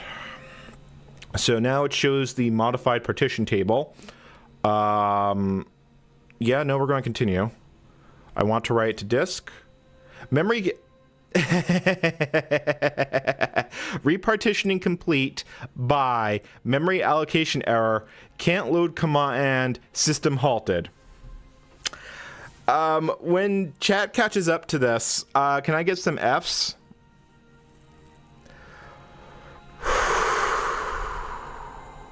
Okay. All right. Eject. And reboot. Let's see if we have a working system. The thing is, it probably will boot. Okay, starting Windows 95. Wix gives you the power of AI to build the website you need. With full business functionality and a design tailored just for you. Customize every element of your website and watch your vision come to life in minutes. Control everything from the biggest tasks to the finest details. Personalized, optimized, ready to go live. First, they're sour. And then they're sweet. Sour Patch Kids. Well, that's a promising sign. The question is what's the condition of the hard drive once it boots up? So, I got a bunch of F's and one G. So, all right, we're currently seeing, it sounds like it's still trying to boot. So let's see if it actually worked despite failing. Okay. Well, we actually booted. We actually made it back into Windows. So, it's not complete failure. Let's see if that partition change actually stuck. Hey, look, it actually did. So, I've got 70 megabytes of free space on drive C. And I have an unformatted D partition. So, okay, I'm calling that a win. I am, in fact, calling that a win. It didn't report failure. So, yeah, it actually managed it. So, with FIPS, what I remember is the correct thing to do is go into fdisk and delete the partition. Let's see here, let it boot up, it's fine. So yeah, so we go into fdisk, we enable large disk support, and yeah, see that's the problem with using FIPS is it made both partitions type primary DAWs. This ThinkPad doesn't have a problem with it, but I know some BIOSes will actually throw a fit about that. So I gotta tell it to delete partition 2. It's got no label, and then partition deleted. Okay, so then that should leave a large chunk of free space. And then we can do a reboot. And now we are ready to install. Yeah. So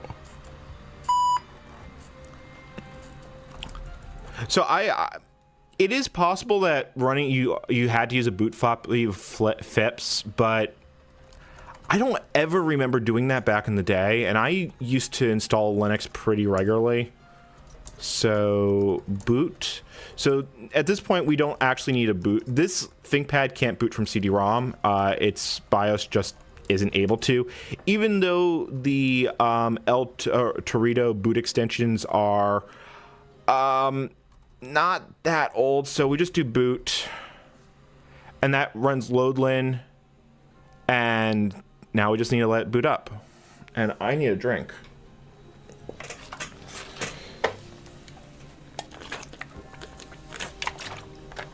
Okay.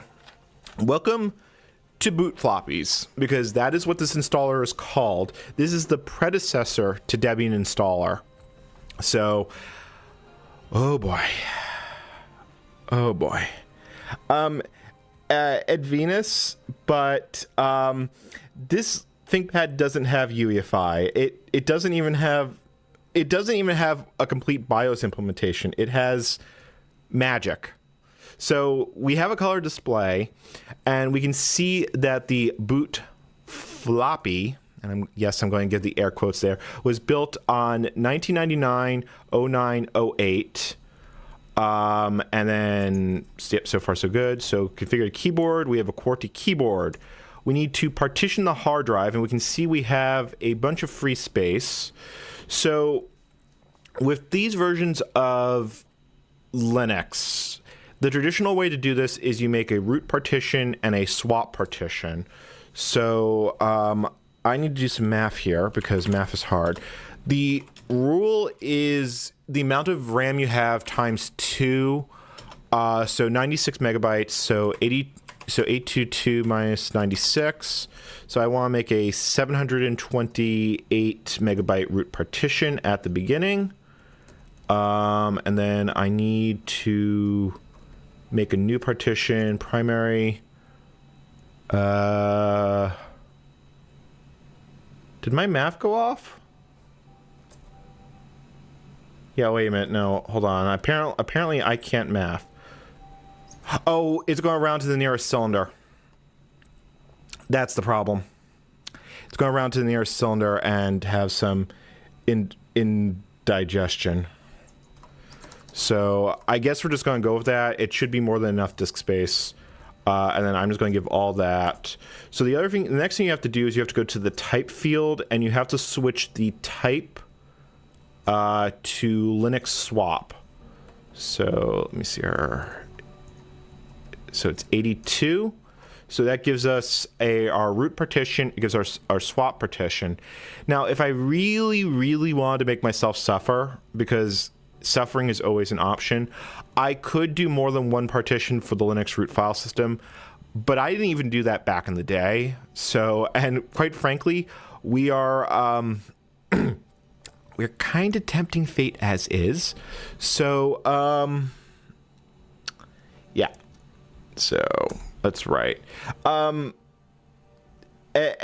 this ThinkPad's from 1997.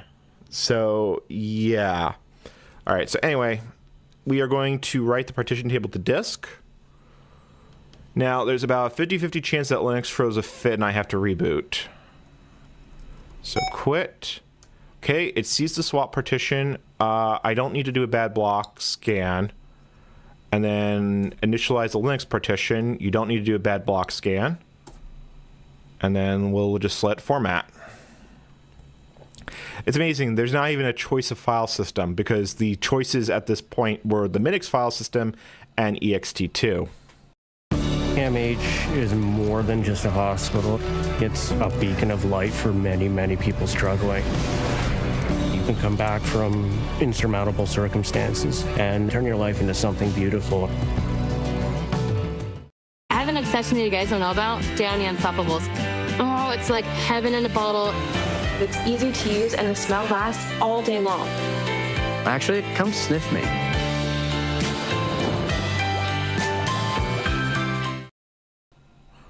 So, okay, we can mount. And then we can install operating system and kernel. And then this was something I really complained about during the video, and it just annoys me. So the installer doesn't know where it is. That's understandable for the kernel. So we are installing from CD-ROM. And then you get this wonderfully nonsense prompt where you have to know the IDE position. On most computers, it's usually, I've seen it either as the second drive on the primary or the first drive on the secondary, but the actual instruction book says just try every one until you find it. And then there were so many ways this could go wrong. It's not even not funny. So yeah, I believe on this ThinkPad, it is the second drive on the primary controller. Okay, I just heard the CD-ROM spin up, so I chose wisely. Yeah. So Debian, I'm gonna let it install all. So this stage of the Debian installation is quite a bit different than modern ones. It's going to, let's see here, I'm going to let it install driver modules. Finished. All right. What host name should I give it? I'm just going to call it ThinkPad. But chat, give me your ideas of what host name this machine should be, because I'll change it after installation. We are connected to a network, but I'm not going to use it right now because it won't work. All right, install the base system. And then all I get to do is kick back and listen to the CD-ROM go brrr. Yeah, you know how many questions I've been answering just to get this far? And we haven't even started the install process proper. Yeah. So Mitchell, just to answer your thing, I did a video on soft landing Linux. Soft landing Linux is simpler than this. Like, it's a lot simpler. I wrote a kernel patch to make soft landing work on this ThinkPad, and it was simpler than this. And just to show that I am, in fact, doing this on the ThinkPad, let me make sure the camera is actually showing it. There's the ThinkPad right there. So I am, in fact, doing this on real hardware. Okay, so configure the base system. I'm in EST. Oh, God, I remember this question. Unix system clocks are generally set to GMT and use time zone files that convert values to local time. I actually want to see if I can get dual booting actually working, so I want to leave the clock set to local time. So that is close to the actual time. So the hardware clock is not set. We want to make Linux directly bootable from the hard drive. So I want to install an MBR. Boot Debian by default. I'm just going YOLO. I'm not going to make a boot floppy. Reboot the system.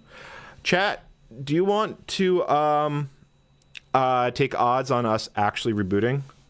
So, Dominic, to answer your question, I run Ubuntu on my main desktop.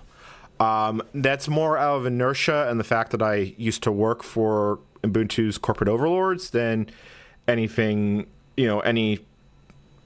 But Ubuntu manages to annoy me the least out of everything. So let's go for it. Okay. No, I'm using Cinnamon. I'm not using GNOME. So, okay, we are rebooting.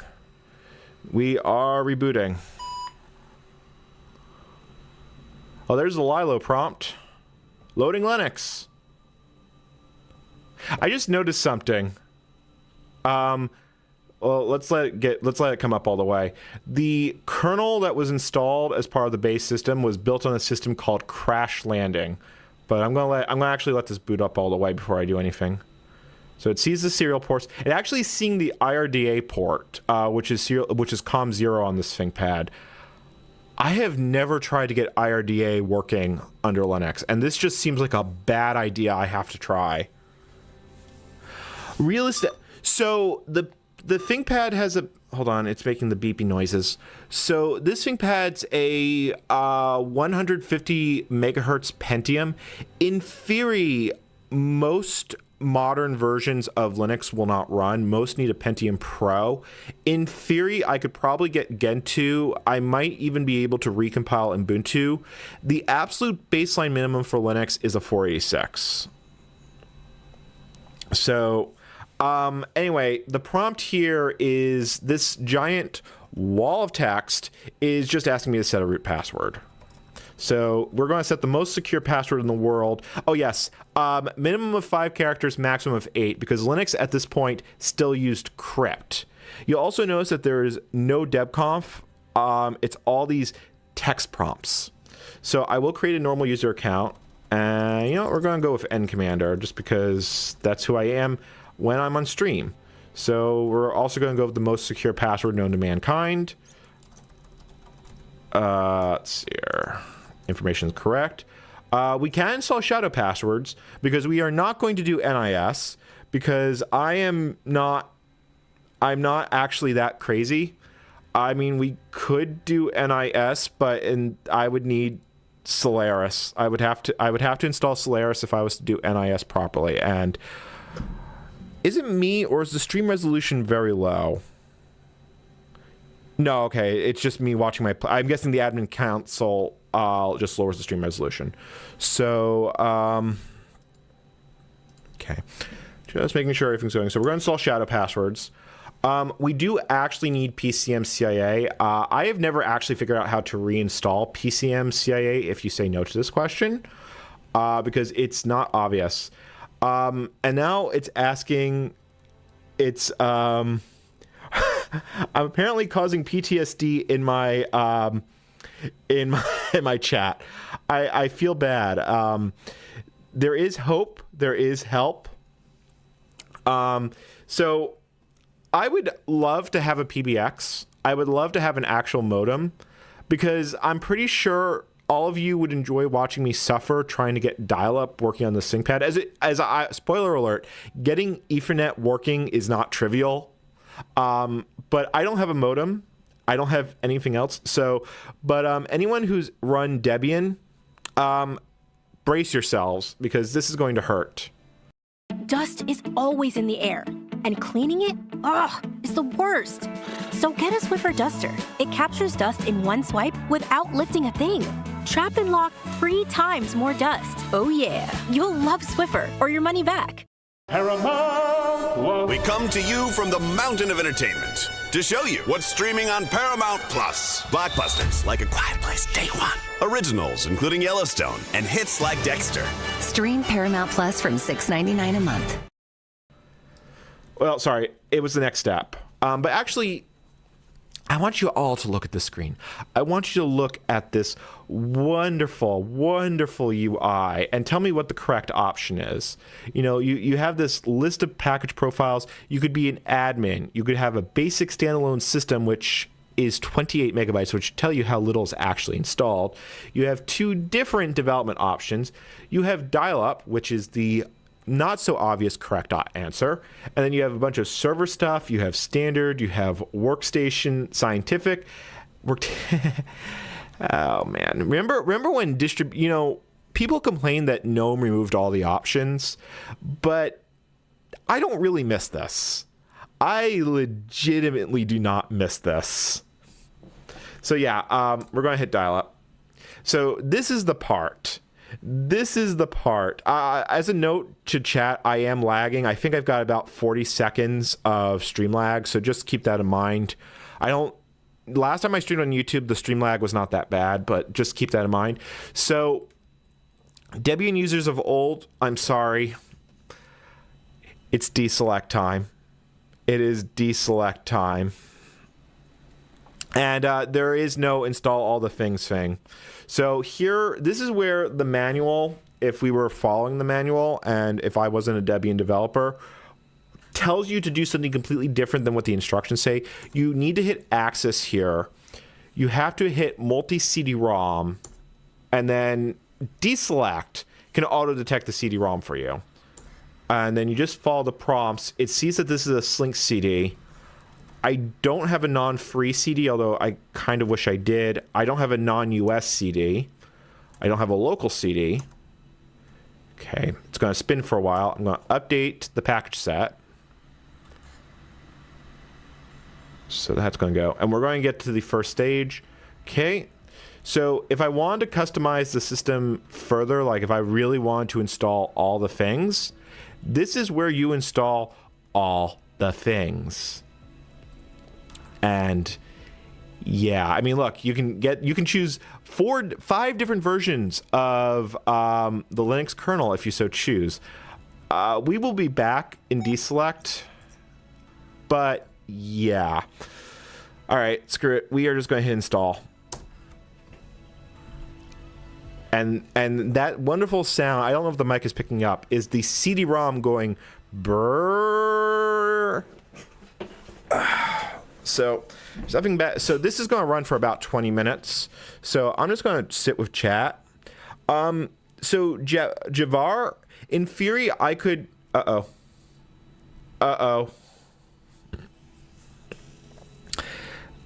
CD-ROM drive just crapped out on me.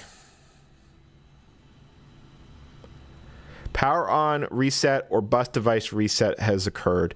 I've had this happen before.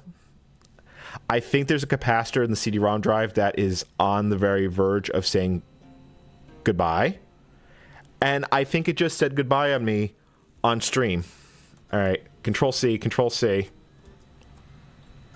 Yeah, it's trying to spin up and it's failing. All right, let's switch to another V terminal and see if we can salvage this. All right, so is the CD-ROM mounted? CD-ROM is not mounted, so let me see if I can mount it. Okay, so it's only this one CD that it sometimes gives me issues with. So let me unmount it, because now the drive is spun up. Maybe it will actually install. It's trying. Oh, it's thinking about it. It is thinking really hard. So Ivanis, this ThinkPad doesn't support Pixie. There's no support. It does support RPL over Token Ring. But yeah, okay, it's not having it. It's really, really trying. Crad. Okay. So, all right. Control C. Control C. Abandon ship. Abandon ship. Let's see here. I gotta tell it to... I need to kill Deepak. Kill 9385. Or did it... Yeah, it did on its own. Yeah, so installation script returned error. So, crud. Okay, so the CD-ROM drive has decided that... Nope. Let me eject the disk. Put it back in and we'll give it one more go. This is not a problem with Debian. This is a problem that the CD-ROM drive on this ThinkPad is a little flaky. Actually, it could be a problem with Debian, or more specifically, it could be a problem with this version of the Linux kernel, because it doesn't do this under 95, but it has had trouble with other CD-ROMs. Okay, all right. I think it's power cycle time, so... Halt. Now, what I don't know, I legitimately don't know what's going to happen, because I've, the last time this happened to me was when I was recording this video, and I just wiped the hard drive and reinstalled. So I don't know if we're going to get brought back to deselect, or if we're going to have to manually try and recover the install. So, we've already gone to YOLO installation steps. This is not a burnt CD, Rouge. This is actually a pressed CD. Let me do a full shutdown and restart, and then see if it'll actually play ball. This is an 8. All right, turn it off. 3, 2, 1. If we have to get networking going, we will get networking going. Yeah. There is nothing wrong with the disk. It reads fine in other systems. We're going to try this one more time. So, and just as a note, if I break into the Lilo prompt, you notice that Windows is currently MIA. Just keep that in mind. So, I suspect this is going to drop me to a login prompt. I suspect. I don't know for sure. Because let's see here. So, let's see what it does once it boots up. So it's entering run level 2. It sees PCM CIA. Yeah, okay, so it took me to a login prompt. So root password. It should retain my selection, so I should just be able to hit install. I hear the drive spinning up. All right. It's trying. Yeah, I could do networking. Okay, all right. So I guess that's... What the heck? I installed from this CD on this ThinkPad multiple times. Yeah, I shouldn't have just turned it off there. It's going to bitch at me now. Crud. Okay, this is going well. This is going well. All right, let me take the CD out. Let's take a look. I mean, there are a few minor scratches on the CD, but that's the way it came. So we can try and install from the network. I do have a backup of the CD. I can burn a replacement. But, all right, let's see if we've got enough of the system to actually bring the network up and do the installation from network. I can hear it spinning. I don't understand why it's doing this to me. Okay. Yeah, there is a pretty non-zero chance that the CD-ROM drive has completely packed up. I mean, we got for the first part of the install, but apparently, all All right. So let's see if we can actually bring. So I wasn't going to show this until later. So it's not. I do have a PCM CIA network card installed. Let me show the camera at it. If you see here, I do actually have one installed. The problem is, and you'll see this if we try and configure it. 100 net mask 255.25250. You get operation not supported by device, and you get these really, really confusing errors. The problem here is I could walk you through the entire debugging process, but I kind of wanted to install the system. If we go to card control status, you can see that, okay, that's not the right one. Is it card control ident? Okay, you can see that it sees that it's a Kingston KNE PC2. And if we go to the PCM database, which is here. Oh, great. I don't have Nano. Do I have Vi? I do have Vi. So if I go KE2, you actually see that this card is supported. It's listed right here. But it's supposed to be using the PCNet CS driver. And yes, I have run into this problem before. So let's pause it. If you read the actual card control manual page, which of course is installed, so you're just gonna have to take my word for this. There is a status config file. Is it in lib? Might be in cache. It's called stab, and it's cat run stab. Yeah, so you can see the stab file shows you what drivers it is. So you notice that this said, if I run card control ident, it says that this is a Kingston card. The stab file says it's a Wisecom fast Ethernet. And the reason for this is because the card entry, the card database shipped by Debian is messed up. If we look, frig. Okay, hold on. If we look for this Wisecom card that's here, you see that this has a manufacturing ID set on it. And as it turns out, my specific PCM CIA card has the same manufacturing ID. So the whole thing basically goes up in flames. So the solution to actually getting a working network adapter here is to comment out this driver entry, write it, reboot, let it reboot. Now I'm going to note that this is a 10 megabit PCM CIA card, so this is not going to be particularly fast, even if we get it working.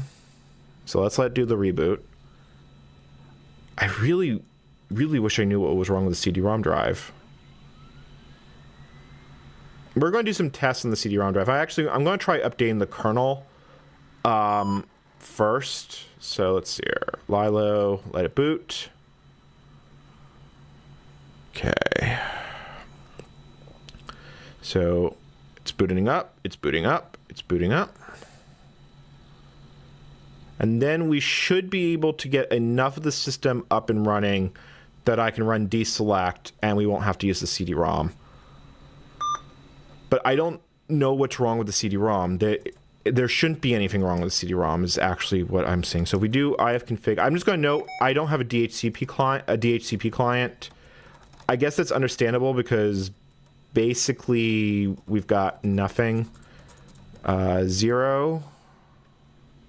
Oh, inet 0, i60.100, net mask 255.255.0.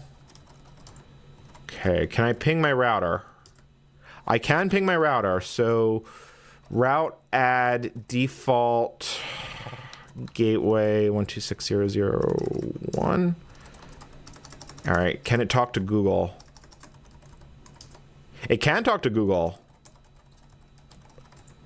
Okay, and now I just have to add the name server. 126.0.0.1. Hey, look, it can actually now resolve Google. All right, progress. So now we can go to deselect.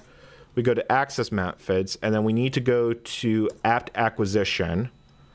Oh, actually, no, that's not what we want to do. So we actually want to go to act sources lists.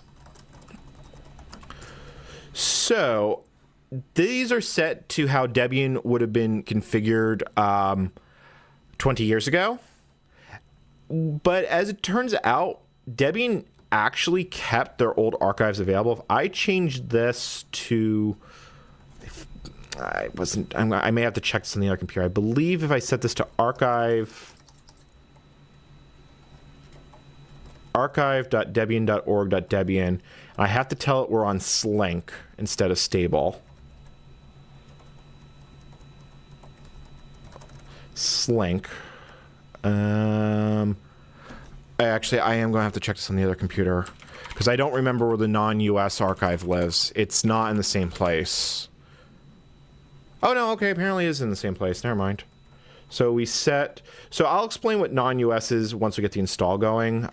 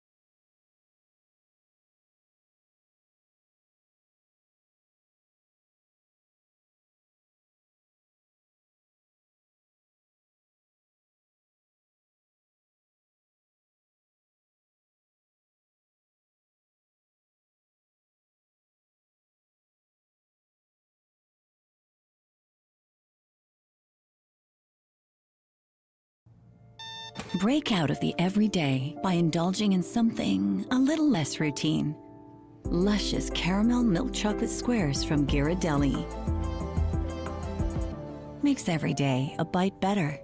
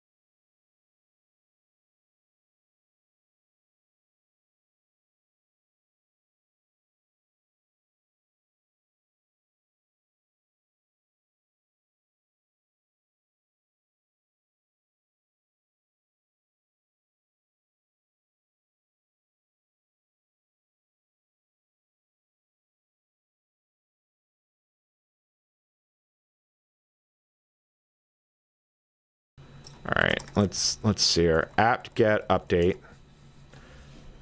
Couldn't resolve that, but that's fine. That is fine.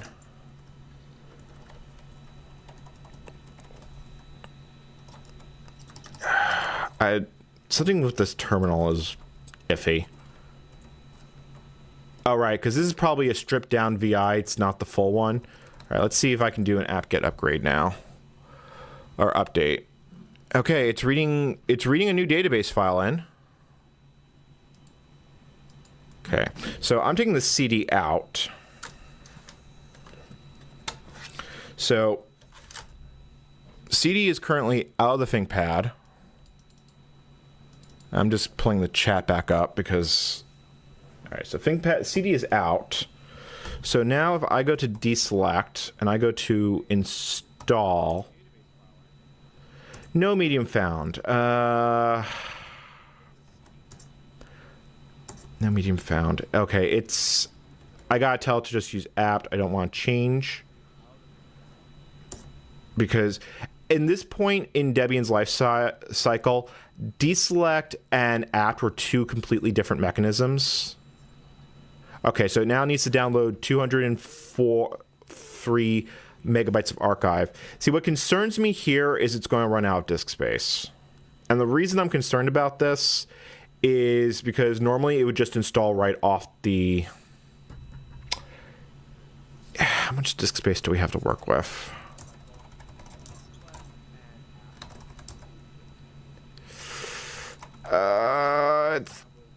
Yeah, I think it's going to run out of disk space if I do this.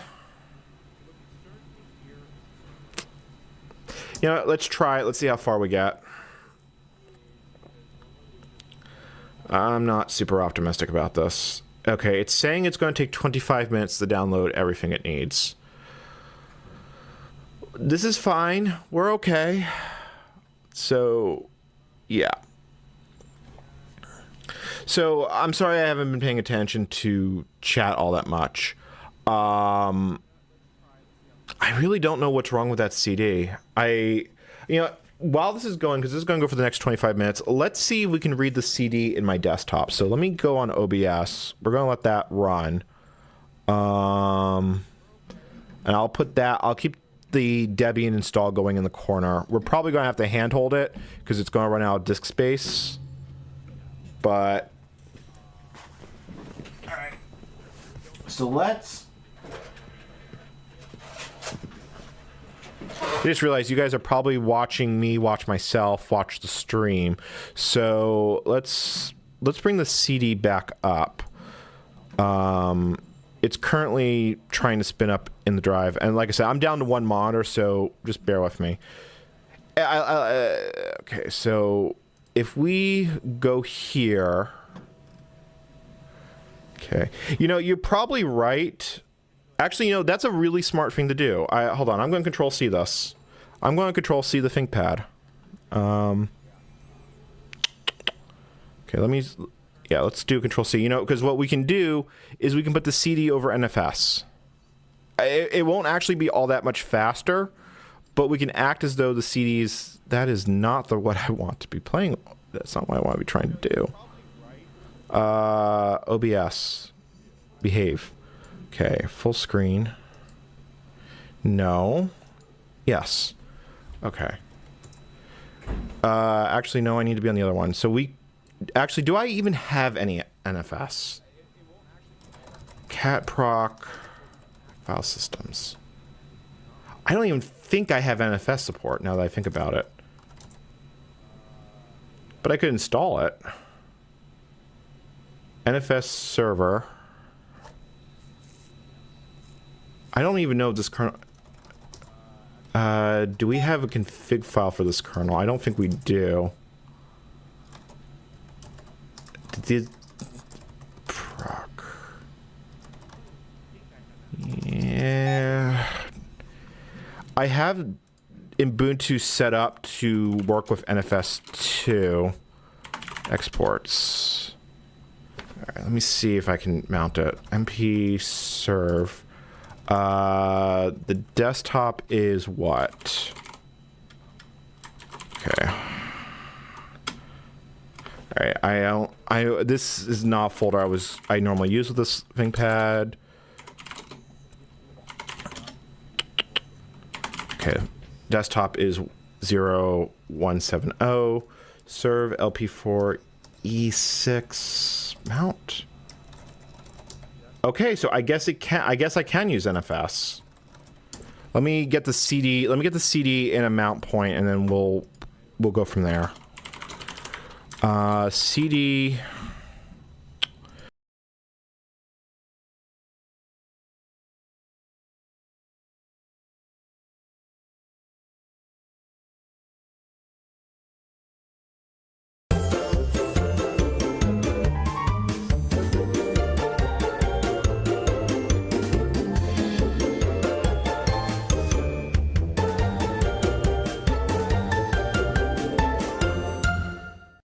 Go back to full screen here. So the CD is in media, MCAS Deval, Debian CD here. Let's make a new folder for it. Reset. DCD, Debian CD.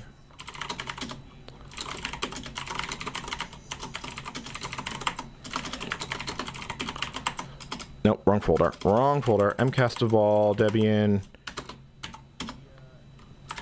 Okay. All right, let's let it copy the entire CD to the hard drive.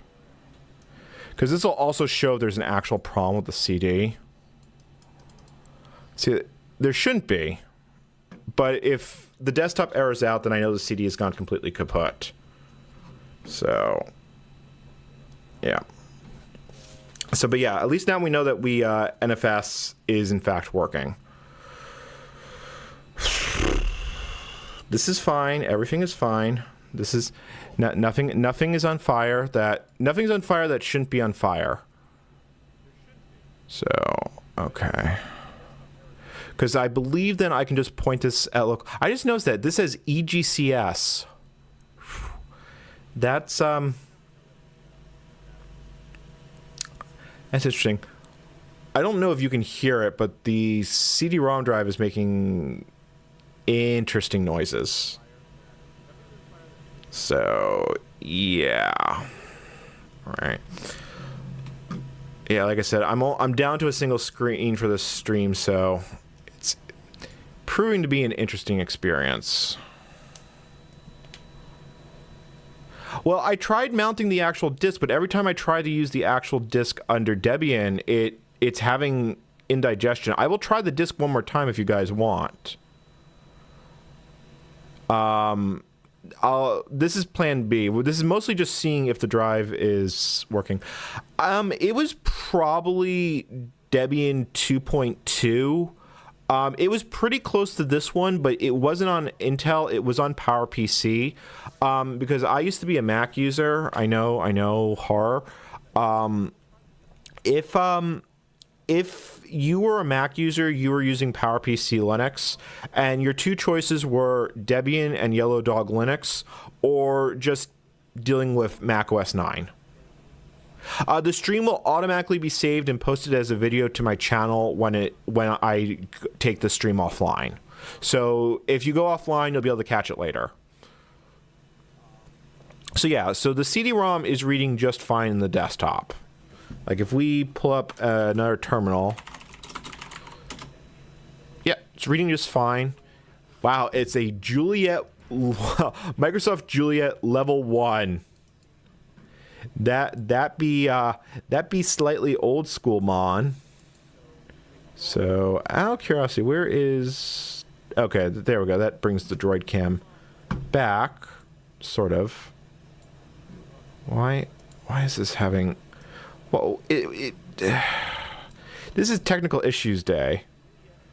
Have you made any videos on setting up Windows NT as a domain or Exchange setup? I did talk about Exchange setup in the most recent video I did, because I set up Exchange for the Jornada, but it wasn't the focus of that video. So, okay, so the disk read just fine under Debian, and just to prove that it's the ThinkPad and not the actual disk, I'm actually just going to read this out to an ISO real quick. Yeah, so I hear it spinning. I've already done this. I already have a backup copy of this disk. If I go here... Yeah, there it is. Debian...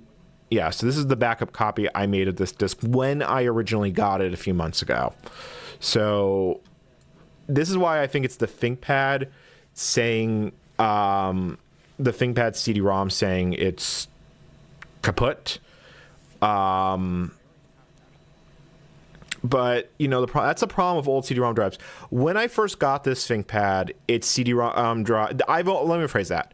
I've owned this ThinkPad for most of its life, but it was at my mom's for a long time, and it was actually in the trash, and I saved it from being thrown out. It all worked, except the original CD-ROM drive was dead.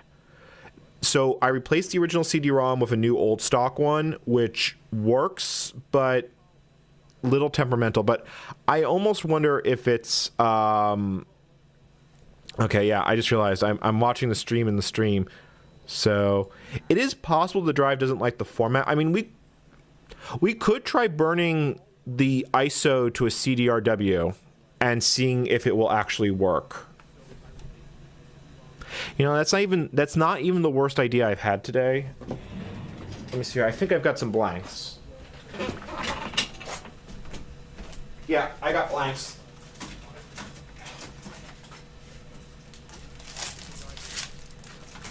They're CDRWs, but you know what? We're going to try this. We are going to, in fact, try this. I'm pretty sure, yeah, we've got a capacitor. ThinkPad is... Lone Tech, this was working with this CD and the CD-ROM drive 3 months ago. Nothing has changed, but I'm pretty sure there's a capacitor is on its last leg in the CD unit. Or it's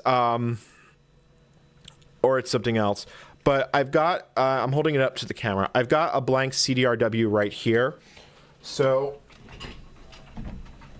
because this is going to be faster than 10 megabit networking.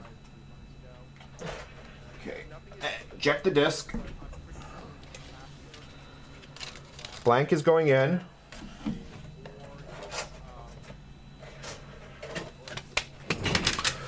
I was not expecting to do this today. CD record, temp, CD-ROM.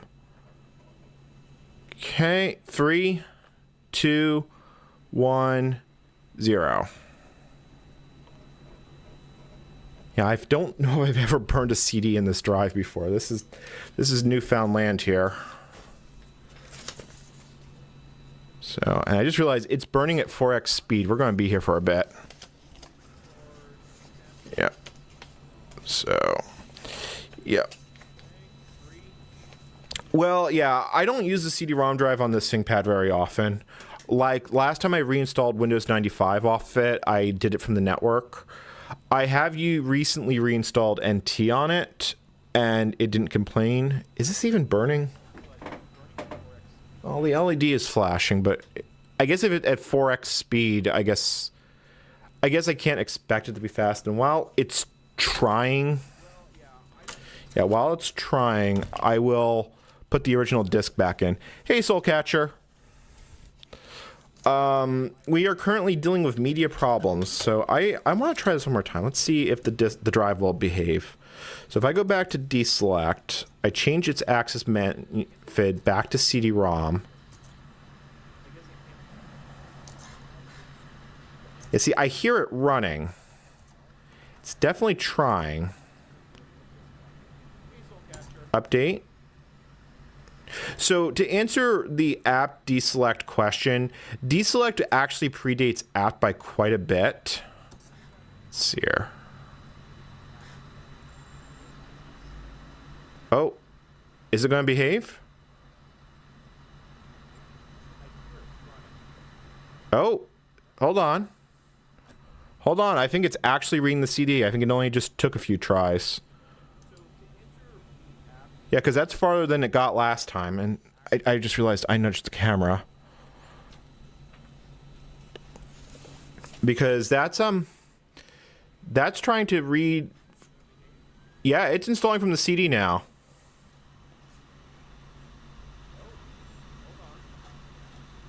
Okay. Third time's the charm, I guess. All right, like I said, I'm pretty sure it's a CD-ROM drive on its pretty much its last leg.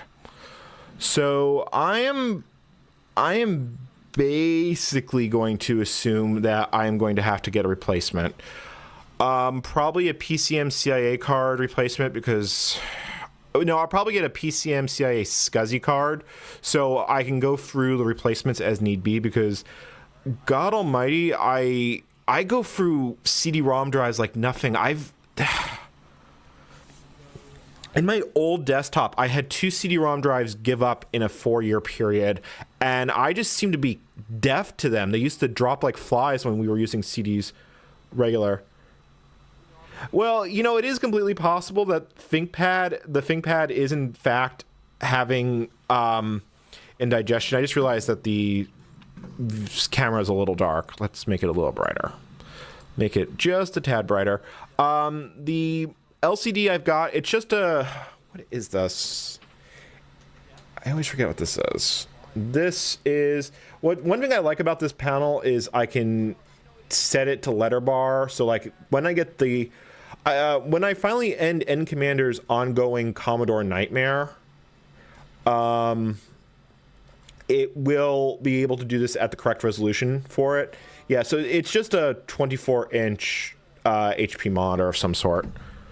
So I already have a physical backup Kaiba Wolf, but yeah, I'll just put the CDRW in the box with the main CD. And there's no guarantee this won't fail again because I have had this fail. It usually fails about halfway through the install because the disk just says... And yes, that's the sound I'm making, and that's the story I'm sticking with. So, chat, let me know your odds if you think we're going to get for the entire install. Because the beautiful thing is that once we're done with the install process, we still have to install updates. So, let's see here. I don't think it's a PS... This is a laptop. This isn't a desktop. So, yeah, so I do have networking up and running. Although the way I have networking up and running, it will not survive a reboot. Because this is a really cruddy version of Debian. I'm trying not to think too hard about it, but this is the type of Debian that just caused pain. So, what was a failed Dungeon Seeker? I accidentally clicked off. Yeah. So, yeah, no, it's definitely reading now. It's why I'm thinking that there's got to be a capacitor on the edge, because sometimes this drive will behave and it'll be fine, and then sometimes it does what you guys just saw. But it only ever does it under Linux. But that may just because Windows retries enough times, the disk builds up enough capacitance, and then it starts spinning. Pigeon Duck thing, they are available under archive.debian.org. We were actually installing off apt-get before I controlled cdit, because the problem with using apt is that it needs to download the full package and then install. I have the ThinkPad set to dual boot, and because it's dual booting, it's I don't have that much free disk space. Let's see, how much do I have right now? So if I go root most secure password in the world. Uh-oh. I'm hearing the CD-ROM drive is making the sound of its people. No, it's still going. It's still going. It's fine. This is fine. This is all fine.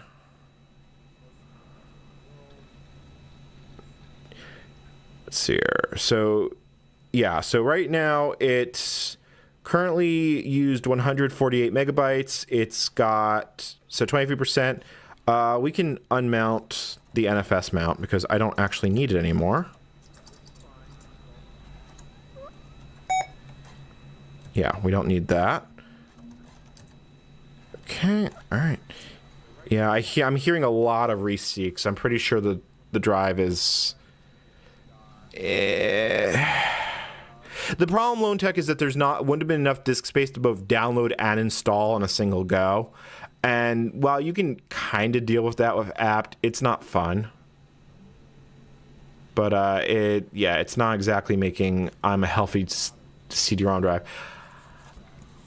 The problem is that I've taken this ThinkPad apart. It's really non-trivial to do. There's a lot of surface mount caps. But this machine is built right in the period of the capacitor plague. Like, the Lovecraft's 486 is... Lovecraft's 486 is... before the capacitors really started becoming garbage. This is right in the period.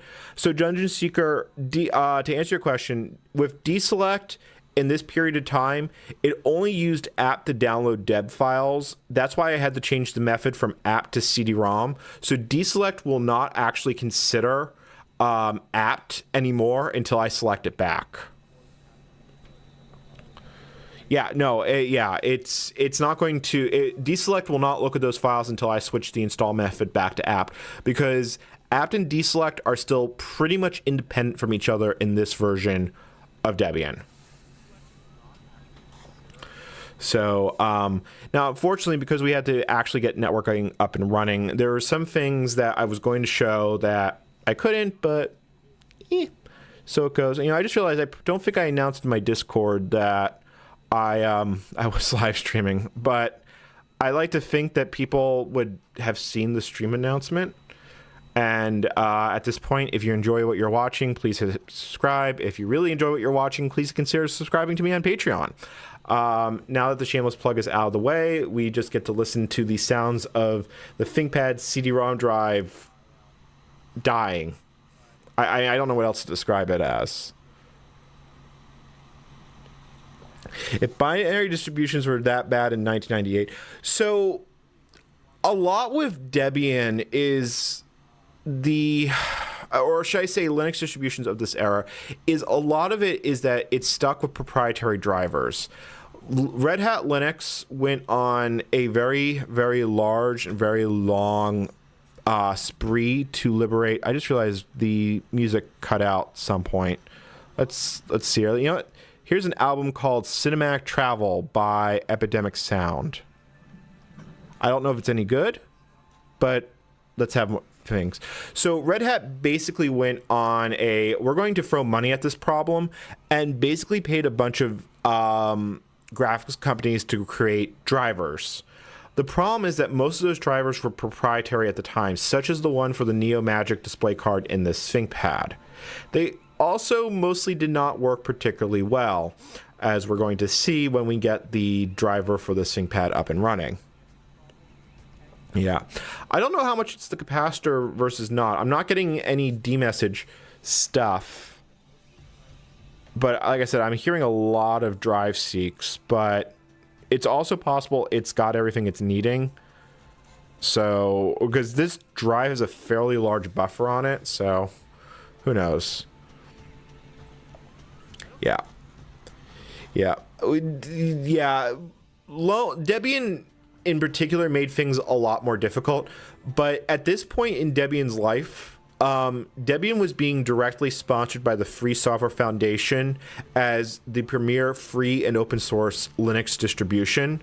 In fact, Debian was incorporated to have a holding company called Software in the Public Interest, specifically so the Free Software Foundation could throw money at them.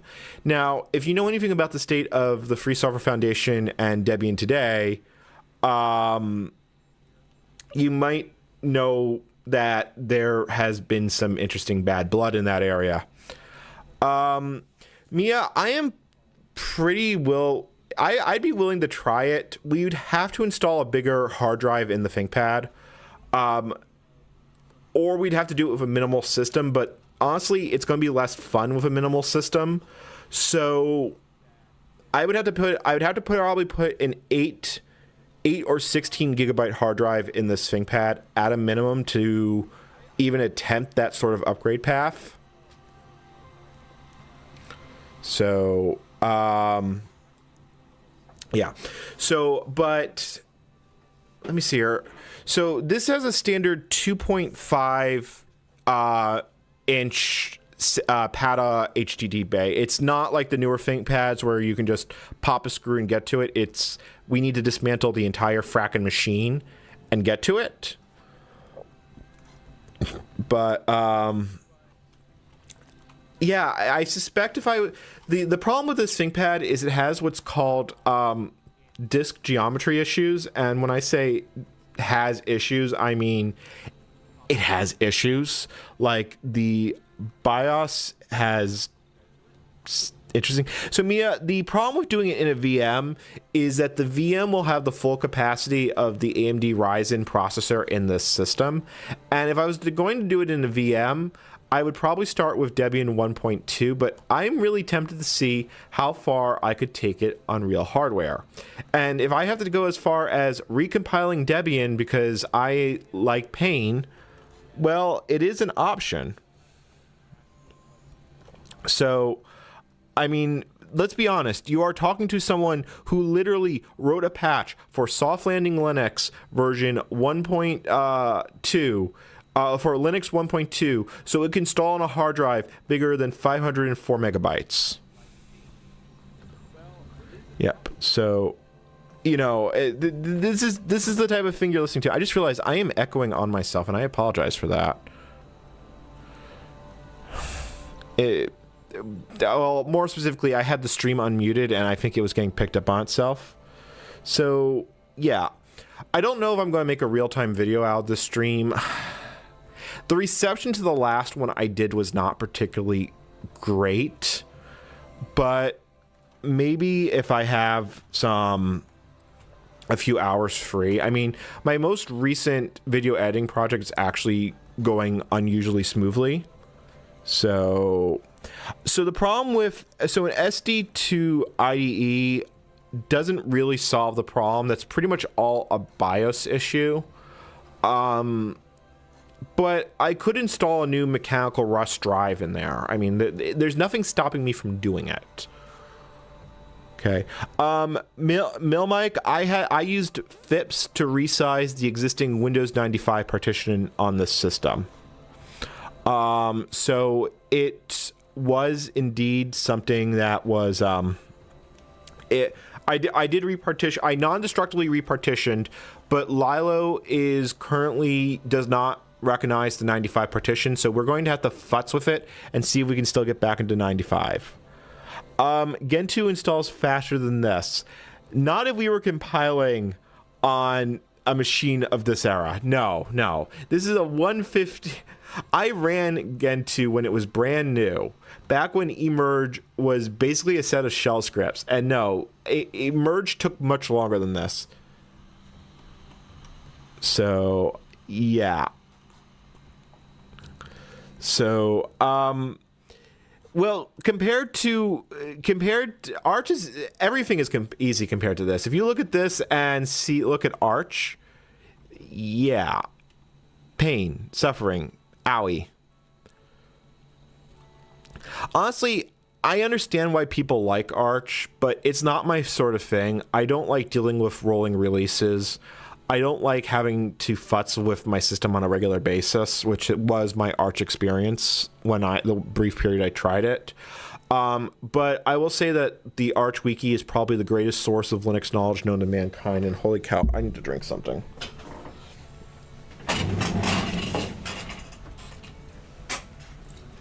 Okay. See here. The BIOS on this thing, I don't think is actually possible. To my knowledge, it's a hard. Oh, Anima. Hey, look, we can do Amiga emulation if we really want to. I'm just going to note that this is physically installing the files. We haven't even gone to the configure stage of Debian installer. So, well, the problem is a lot of it is I used to think Debian was probably the best distribution, that with Ubuntu, but a lot since the system demigration. No, we're not dead. It just went into standby. Ever since the system demigration, Debian just has not had the same level of quality. I personally think Ubuntu and to a lesser extent Mint are the best, least hassle distributions. I don't like Mint for historical reasons, but I have issues recommending Ubuntu to the point I actually have problems with recommending Ubuntu Linux as a whole, because the Linux ecosystem, and this is someone who's worked professionally with Linux for 10, 15 years, is it's 99% politics, 1% actually using something. And I kind of feel like this was a big box product, and from what I've been told that this was sold for about $50. It should never have been sold on store shelves. I mean, just look at, even excluding the fact that we've had CD-ROM seek errors, I mean, it wasn't a good product, and I don't have the greatest feelings about Ubuntu, about Linux as a whole, to the point that I don't actively advocate for it. I do run it on a day-to-day basis, but I don't go out of my way to try and convert users. So Mercado, if you ever get the it's not going to be installed, the apt-get-f is your friend. And the CDRW I just was burning just finished. Yeah, no, we haven't even gotten to the configure. We're literally just copying files off the CD-ROM. The CD-ROM is spinning all night long, all night long, all night long. And there's a lot of things broken. I mean, when this system is installed, we will not have a working DHCP stack. We already had to do a patch to have a working network card. Getting X going is going to be interesting. And by interesting, I mean welcome to hell. So, yeah. Excuse me. A lot of it is that Red Hat has been running roughshod over Linux for the better part of 10 years. And Ubuntu has basically been, hey, here's Unity. It's a pile of garbage, but we want you to use it. That's the real state of the ecosystem. So it's Lone Tech, you think that most of these packages won't have configure scripts. You think most of these packages won't have configure scripts. And generation, there is no USB on this machine. And even if it did, it would be USB 1.1. So, no, it wouldn't be. It's just the CD-ROM drive that is slowly committing suicide on stream. Well, yeah, 10 years ago, I could advocate for Ubuntu as well. I used to work for Canonical. I legitimately used to work at Canonical. And I had some really... the experience there was long enough to completely make me lose any and all faith with the ecosystem. And that's about all I'm going to say on stream about it. But... yeah. Generation. This machine doesn't support Pixie Boot. It supports RPL on Token Ring only. And I do literally mean it needs to be Token Ring. So, yeah. Because, amazingly, I actually have the correct Token Ring card for this ThinkPad. I even have a Token Ring MAU that works. So, it is possible that we could run Linux and maybe Windows 95 over Token Ring. So, you could say I liked it so much I put a ring on it. Yeah, and I'm suddenly going to watch all my view count go flying out the window because I made that joke. So, I actually need an ESA Token Ring card for Cthulhu, for Lovecraft's 486. So, yeah. In this case, it's not slow CD-ROM drive. This should be a 24x CD-ROM drive in this ThinkPad. It's a CD-ROM drive that is having massive indigestion problems. Like right now, I can actually hear it's running just fine, but then it's going to spin down. It's going to spin up, and then it's going to spin down. So, but it's amazing how old some of the software is. I mean, there goes Slurm, there goes NFS server, Mutt, Ed, floppy tape module. Because, that's the thing everyone needs is a floppy disk controller tape drive. Because those were a thing. GCC 2.7. What's the name of Lovecraft's 46? I can't say the name on stream because I would get swallowed alive, and I don't want that. I don't want to spend the rest of eternity being digested by Cthulhu. In this case, Piano Keyjoy? Keyjo. It's not the CD-ROM that's dying, it's the CD-ROM drive itself that's dying. And there goes Afterstep. So, yeah. So, let's see here. Debian isn't as bad for newbies as it used to be. It's considerably harder with Debian of 2021 to blow a foot off. But this box set was what the Free Software Foundation was pushing, to multiple people. So I have a special amount of vile for this because this is what VA Linux was saying. This is the best possible Linux you can get. It's the last Linux you'll ever need. And when we get this installed, there is so much missing crud in this install. It's not even funny. There is no word processing. You had to get StarOffice or buy WordPerfect.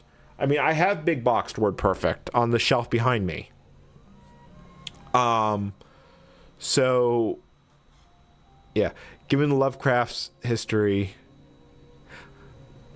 Yeah, actually, now that I think about it, I didn't even think about that, but Lovecraft had, shall we say, some less than politically correct views. But, yeah.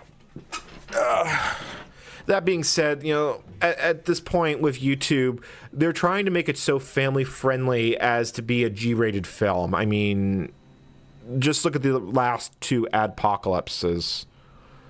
So, okay.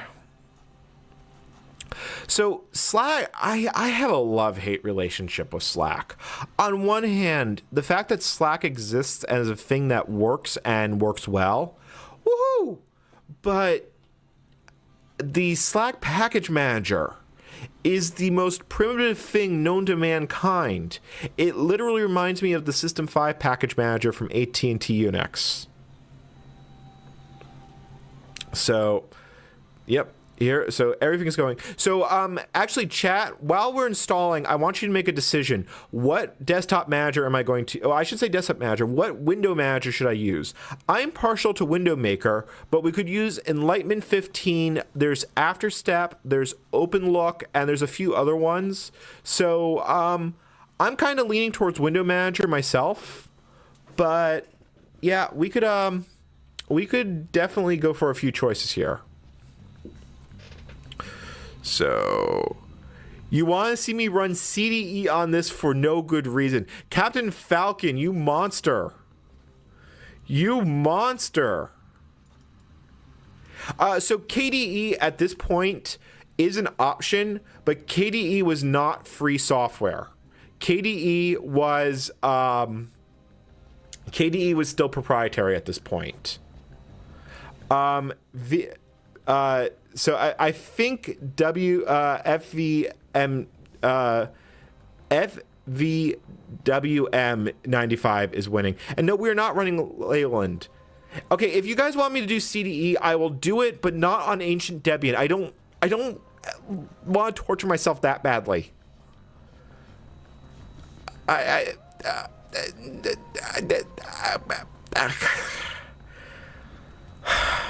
God, I feel like I should set up a bot where YouTube chat commands become console commands and see how many YouTube how many people on a YouTube chat does it take to install a Linux distribution.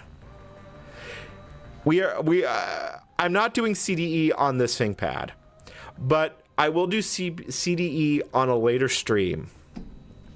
And it's on that note that the NCommander plug is that if you like this if you enjoy this content, please like and subscribe. If you really like this content, support me on Patreon. If you want to see me go completely insane, keep watching because I'm pretty sure it's going to happen. Yeah. NCommander had a kernel panic. That's a real apt thing. So I used to work, I never worked for Twitch. I used to work for Beam. I built FTL. I know more about video streaming than I ever wanted to know. Okay. Open look, go all Sun OS. We can go full Sun OS. We can go full Sun OS. You've conditioned us to extreme pain. You know, the problem is I know I did it to myself. Like when people watch LGR, they expect quirky oddware. When people watch 8-Bit Guy, well, I'm going to leave that one where I brought it. When people watch me, they just want to see me have pain and suffering. But yeah, no, Enlightenment didn't have eye candy. This is Enlightenment 14 or 15 in this version. See here, 156. One to do the install, and well, me crumbly Enlightenment. The thing is that this Linux distribution is straight out of 1999. Look at that, Mozilla from 1998, right there. Oh look, it does have sudo. In fact, it has the version of sudo that makes it really easy to get a root prompt without a password by accident. This is a Sun OS moment. Let's see here. Jason, no, I couldn't afford the latency to drink away the pain. I had to literally take apart libvpx and figure out what added latency because I kid you not, at Mixer, the goal for FTL was we want Twitch plays Pokemon without latency. That was the mission statement I was handed, and I still do not know how I actually managed that because, yeah.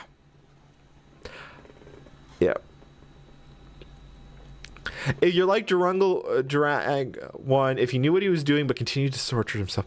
762, you're not wrong with that sentence, which really should bother me more than it does. I want you to deal with an early... No. If we are going to dive into the... If I tried to get a Power Mac for this, if I could have gotten the right model of Mac, I would have installed the Mac OS 8. Not Mac OS 8. The Mac OS 8. Oh, look, we just got to the configure stage. The pain and suffering is now going to begin. So, default paper size is letter. I want chat to keep track of how many questions I answer. So we're now at 1. You now need to set your XNLS path. That one was just an enter. So we are done copying stuff. So the wheels on the installer go round and round, round and round. The wheels on the installer go round and round, round and round, round and round. NCommander is going crazier. So yeah, so installer goes brr. So also guys, keep track of how many times this question is. What is the new server that I should use for reading? You're not going to get one. So it's installing the jargon file. So yeah, so there is no devconf, there's no let's see here. How many items should be in the learning file? I'm going to go with default. Do you want to configure VD dial now? No, because we don't have a modem. What is this setting up? This is setting up IRC. IRC.debian.org is fine. I don't actually care. Let's see here. GOM.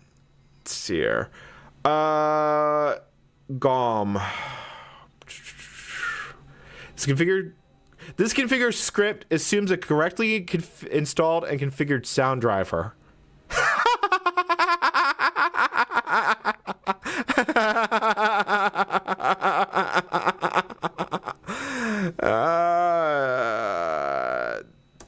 I'm just gonna quit.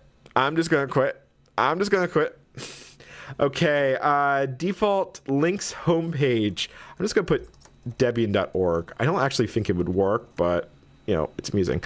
Oh, this question. So this is GPM. This is the mouse event server. So to configure this properly, you have to hit no here. You have, oh, frig, I just configured, I had to hit yes there.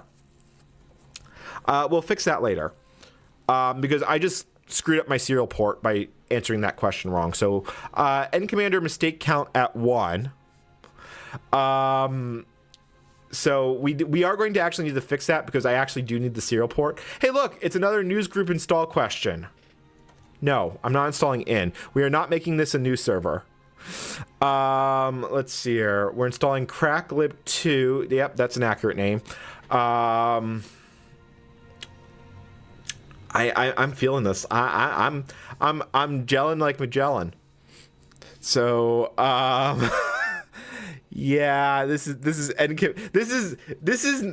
looking into the abyss. This is the abyss looking back. So okay, so it's building an HTML tree. So guys, I did a time lapse of this on the original YouTube video. You realize I had to sit here going thumpa, thumpa, thumpa with the keyboard. God, I'm sorry, that sounds really subjective.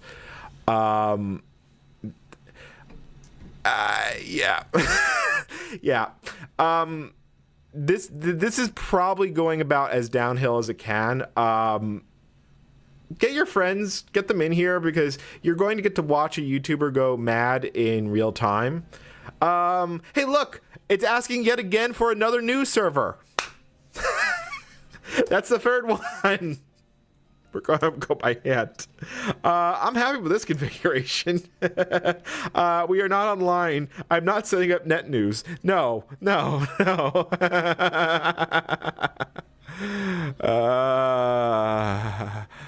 Happy Pots. I'm in my happy place. I'm in my happy place right now. Okay. So, NTP server. Is it timed@debian.org? Does that actually work? Yeah, and so then here's another great question. This is one I almost brought up during the video due to time. It basically says, do you want to synchronize your network clock? Do you trust the time? You know, how's the user supposed to answer this? If you trust that the time on the server is more than you trust the battery in your clock, then you can run it by default. But it basically says that some folks think this is a bad idea. This is the absolute wonderfulness that is this configuration. So we're going to hit no there. Okay. So the wheels on the bus go round and round, round and round, round and round. So there's seashell. She sells seashells by the seashore. Wow, I actually did that pretty decently. We could, you know, if you know, maybe as a 10,000 sub special, I will do Plan 9. Like, we could actually try doing it on Plan 9. That or GNU Herd. Because guys, hold on. Debian users of this, you're going to recognize this prompt. I'm just going to bring it up here. Does this prompt look familiar to you? This 1 through 5 questionnaire. Does it look like? Do you realize that this prompt is in modern versions of Debian when you still installed it?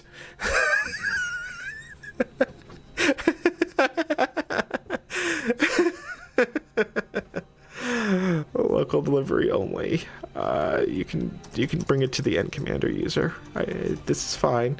This is fine. Yep. This is good. This is all good. God help me if I was going to try something a little bit crazy. I can get a bash prompt right now, but you know what? No, I'm going to let this go. No default X server is set or the previous one has been removed. Guys, I want you to look at how bad this actually is. So do you want to make VGA 16 X server the default? The answer is no. So wait. So do you think it's going to do something sane like give you a prompt? Okay. Another prompt for SVGA, blah, blah, blah. Wait for it. I don't know my configuration flags for play MIDI. That's fine. I could try leaving it blank. Okay. Okay. Now it asks if I have an SVGA. I think SVGA... No, SVGA might work. I'll just hit yes there. But watch. It's now that I've selected an X server, watch what it's going to keep doing. Yeah, this is this is going down real hard. If you, like I said, if you really appreciate me, I'm going to drop a link to my Patreon because, you know, my Patreon is fueled by the tears of users. So, here's the next question. Do you want to make Mach 64 the next one? You notice that it's asking this for each and every single X server. Yes, no, Jason, Neozed, I actually misconfigured the mouse earlier. I can't go back to fix it. Oh, also notice that the floppy disk, you can't, it's already scrolled off screen, but the floppy disk, F-tape did not install properly. We're not going to install ISDN config because I don't live in Europe. Let's see here. Do you want your system information in color or mono?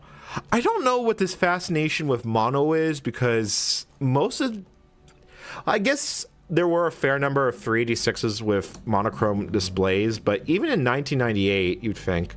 GNU plot is not set as set UID root. Do you want to change it? So, okay. Yes, the two, we have both dictionaries. We have both American and British. So, yeah, this is fine. This is really fine. God help me, I do something like try install NetWare, or not NetWare, Unixware. Okay. Here we go. We get to choose what we're going to make the default window manager. So we're going to say that we're going to make OpenLook Virtual Window Manager the default. Guess what it's going to do when we get to the next one? Okay, it's installing fonts. The crank is going brrrr. Okay, I don't know what XMCD is. Oh, media disk player. Oh God, it wants to set up CDDB. There's no possible way this could work. There is no possible way this could work. My God, it actually worked. That is not actually... Hold on, I'm sorry. I have to check the log files. I gotta see if that actually worked. How did... What? No, I've actually installed and managed Unixware. It's not all that bad. It's just its compiler is there are words about the Unixware compiler, but I actually have an RS6000 that may be coming my way that is going to go right up there with Lovecraft's 486.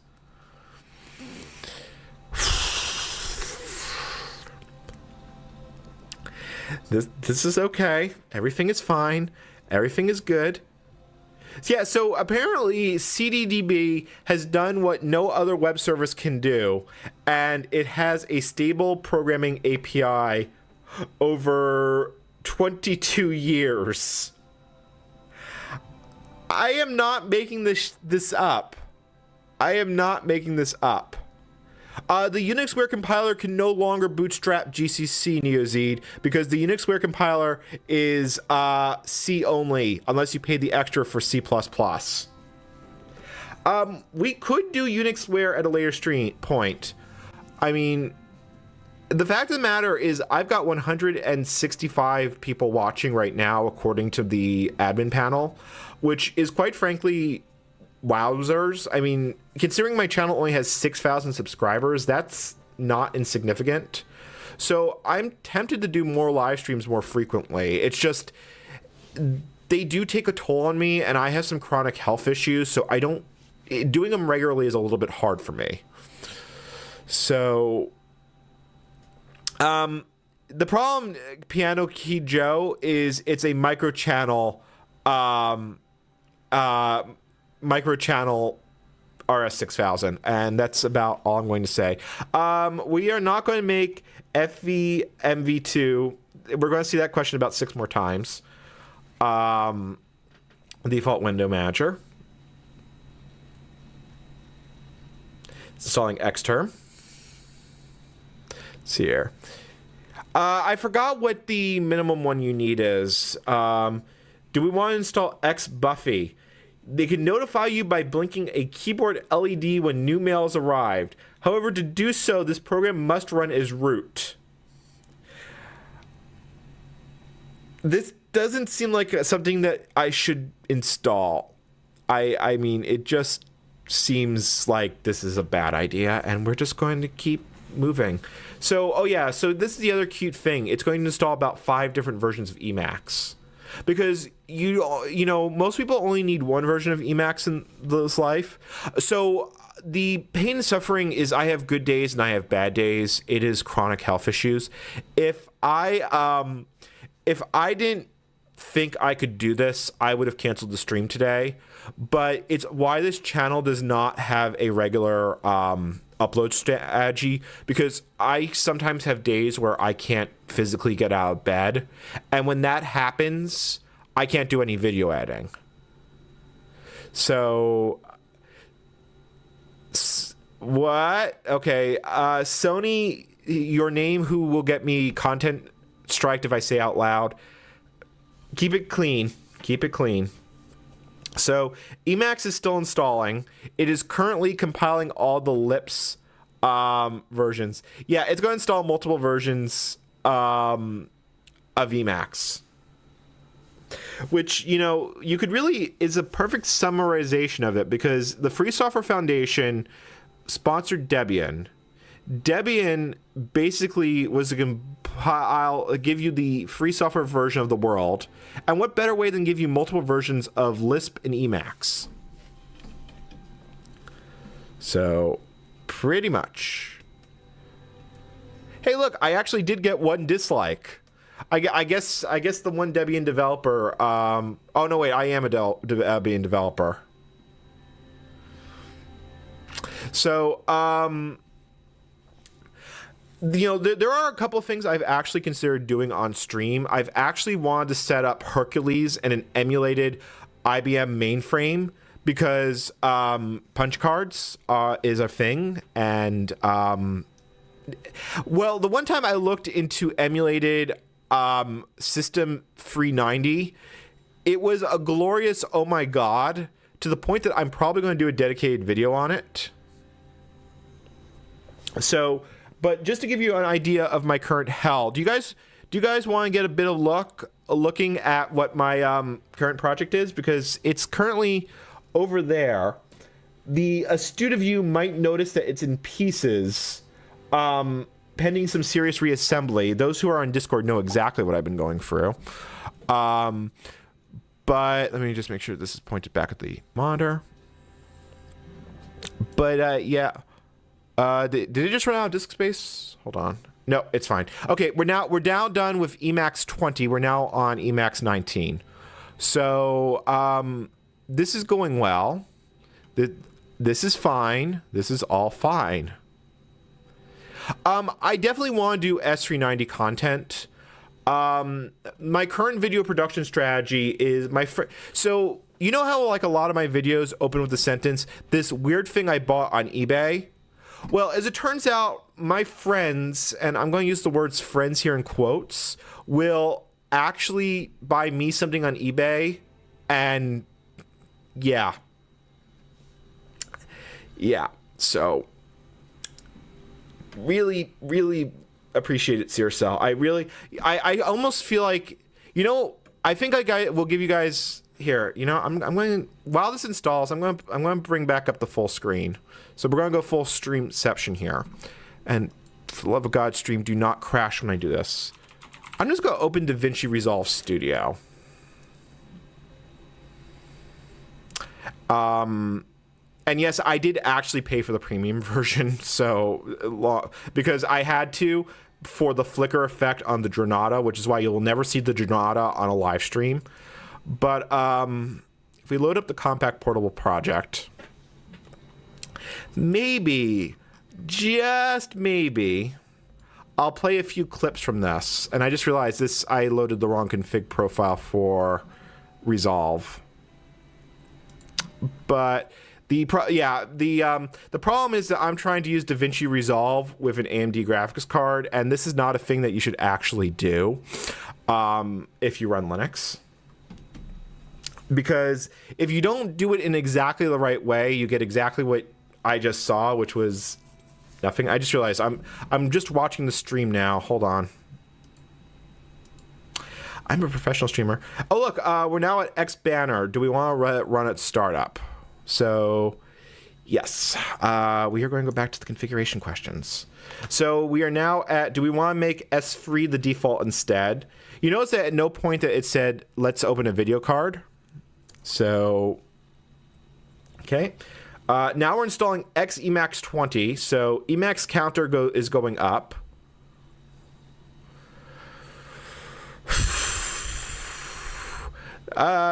Angelus, hello, welcome to the stream. We have Emacs.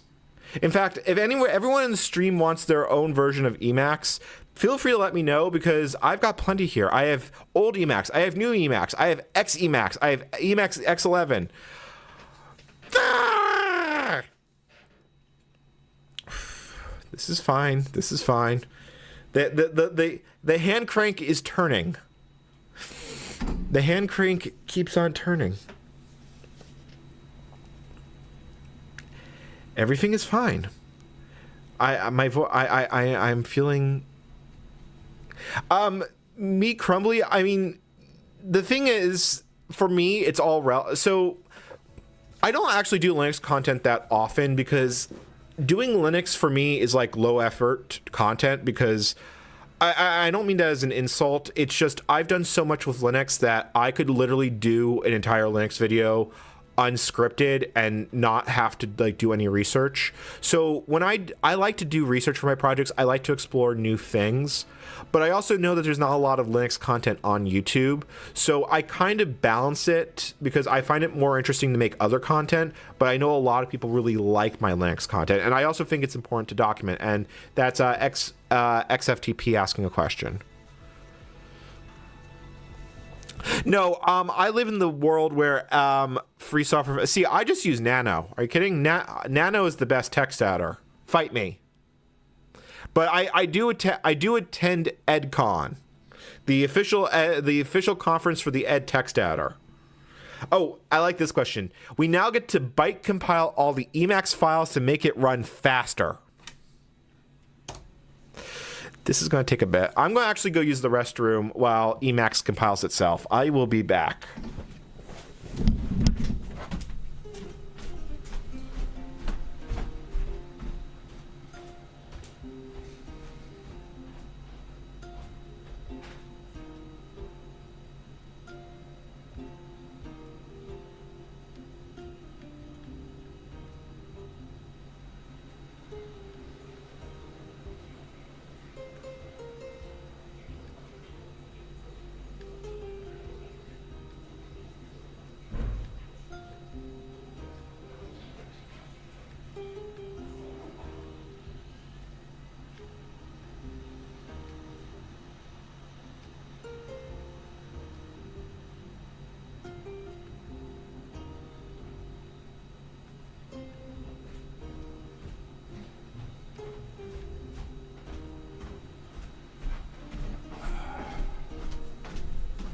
Okay, Emacs is still installing.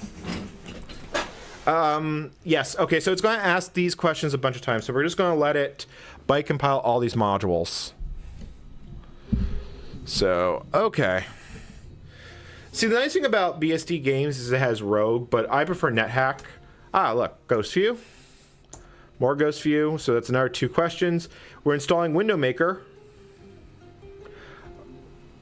Let's see here. Do we want to make this the default thing? No.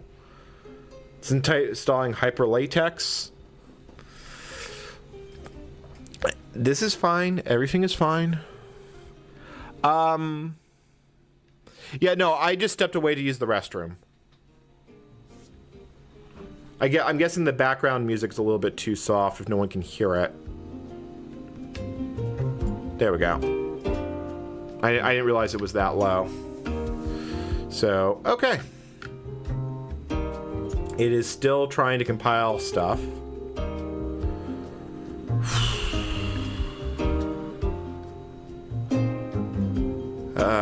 Drink it. No, Marco, we do not drink every time I get asked a redundant question because I don't want to be responsible for other people's liver failure. Like, I don't need that on my conscience. Let's see here. Yeah, okay, we can byte compile .file.procmail. Yeah, first thing it's going to get deleted when I try and get disk space. So, I turned it down at the beginning. I'm not the greatest streamer in the world. It's a lot easier for me to do video editing because failure is easier to edit out than not or emphasize. Oh god, it's installing Sane. Those packages I don't need. Okay, so we're going to install another byte module. Yeah, I didn't realize that the audio was that low. I'm wondering if I'm going to get a content ID strike. I am using Epidemic Sound's licensed music. I've had issues with them. It's not so much I've had issues with them as YouTube's content ID system doesn't like me. So, okay. There are quite a few things I want to cover that I don't know when I'll ever get a chance to. I would love to do more stuff about Windows CE. I wouldn't mind diving into the BSDs. There's also if I can get the machine that's currently in pieces on my workbench back working again, I actually am going to be looking into 8086 Unixes. We're probably going to look into Venix and Xenix 86. Because that's spoiler alert, that's a compact portable one. It's about the most compatible XT clone you can get. So, yep. I could turn the music off.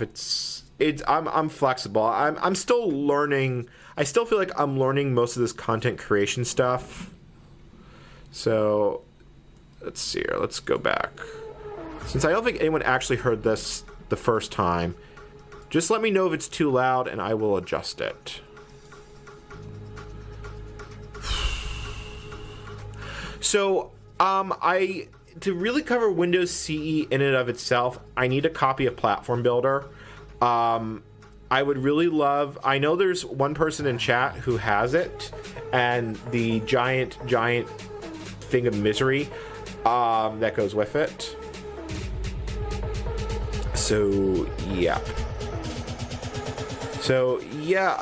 but going into CE is a complex topic.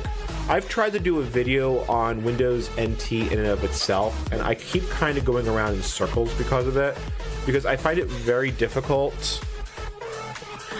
Okay, that music has lyrics. I didn't realize that. Let's find something better to listen to. All right, let's go back to Cinematic Travel. I can deal with Cinematic Travel. Let's see here. Yep. I do have a license from Epidemic Sound, and you technically don't need to put it in the description, although I probably should add it. But yeah, I have a commercial use license from Epidemic Sound. The problem is that Content ID, the link, for some reason, it doesn't always work correct. It still flags me. I just added the music by Epidemic Sound to the description, but last I checked, it's not actually necessary to put that in there, but I do it anyway, just because I like to attribute these things. Okay. Let me hit the save button on the stream's description. So, where was I? Do you want to make SCWM? I don't even know what window manager that one is. I don't actually even recognize it. So, there we go. So there was another one. You don't have Platform Builder anymore? Soulcatcher, have a great night. I will see you when I see you. So don't be a stranger. So it's setting up image magic. So everything is still going. This is fine. Everything is fine. So I think we're getting close to the end of the installation. I'm not entirely sure, but we will see. Let's see here. RF kill drives me crazy. It's one of those things that, why does that exist? And why do you have, you know, there's like, there would be a million better ways than dealing with RFK. Hey, look at that. Install OK, press, hit and return. Okay, so now we run the configure stage, which if there's anything that failed, it will pop up here.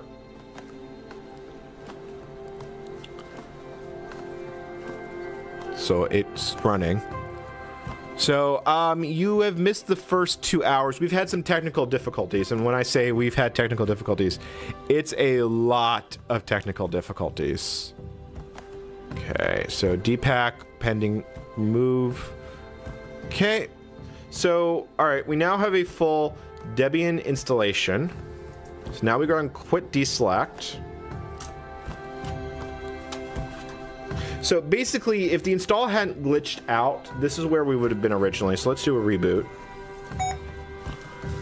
And I'm going to first show you offhand that nothing works. Because this is the authentic Debian experience. So let's let it reboot. So, all right. So all the services that it started are now stopping. Net Tamagotchi server. What is the Net Tamagotchi server? Why is that a thing? Why is that a thing? You using Wayland? Meet Crumbly. This is a bit too old for Wayland. Okay. So we should reboot here in a moment. Wait for it. There it goes. So yeah, we're going to have to do quite a few things because it's going to be fairly broken. Okay. So the first thing I want to do is I actually want to see if we can get back into Windows. So I have to fix the Lilo config because I want to see if it survived all of that. So, no, I remember what Tamagotchis were. What is a Net Tamagotchi? I don't know what that is. So I need to fix GPM's configuration. So, okay, so, and it's complaining that X's config cannot be found. So let's fix, we got quite a few things we gotta fix. So if we look in the info, we need to look at GPM post install. Okay, I'm probably just gonna have to remove it and reinstall it. Because unfortunately, dpack reconfigure is not a thing in this version of Debian. So this is probably the easiest way to do it. I don't actually need this, so you know what? I'm going to just not leave it installed because this is just going to get in the way. In theory, this lets console applications access the mouse device, but So the next thing I want to fix, I actually want to fix Lilo. apt-get install nano. Do I have Pico? I don't even have Pico. Fine. Conf. So how do you, okay, now I gotta look up how you actually, all right, I gotta actually look up the config thing. Let me see here. Lilo configuration file partition. Because I don't actually remember the syntax for this, because when was the last time? Okay, so it's other equals dev HGA1 label win95. And then I have to run Lilo to install it. All right, so let's actually see if Windows 95 installs. So, yep. I don't really feel like using Emacs. I really don't. There is a point where I'm like, nope. So I do want to see if Windows 95 still works.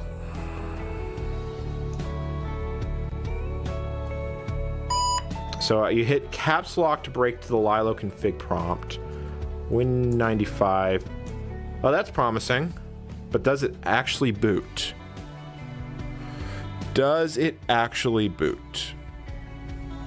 Net Tamagotchi server has a GitHub page updated in September 18th, 2017.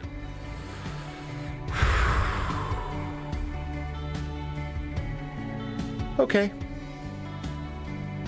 All right. So, yeah, Windows works.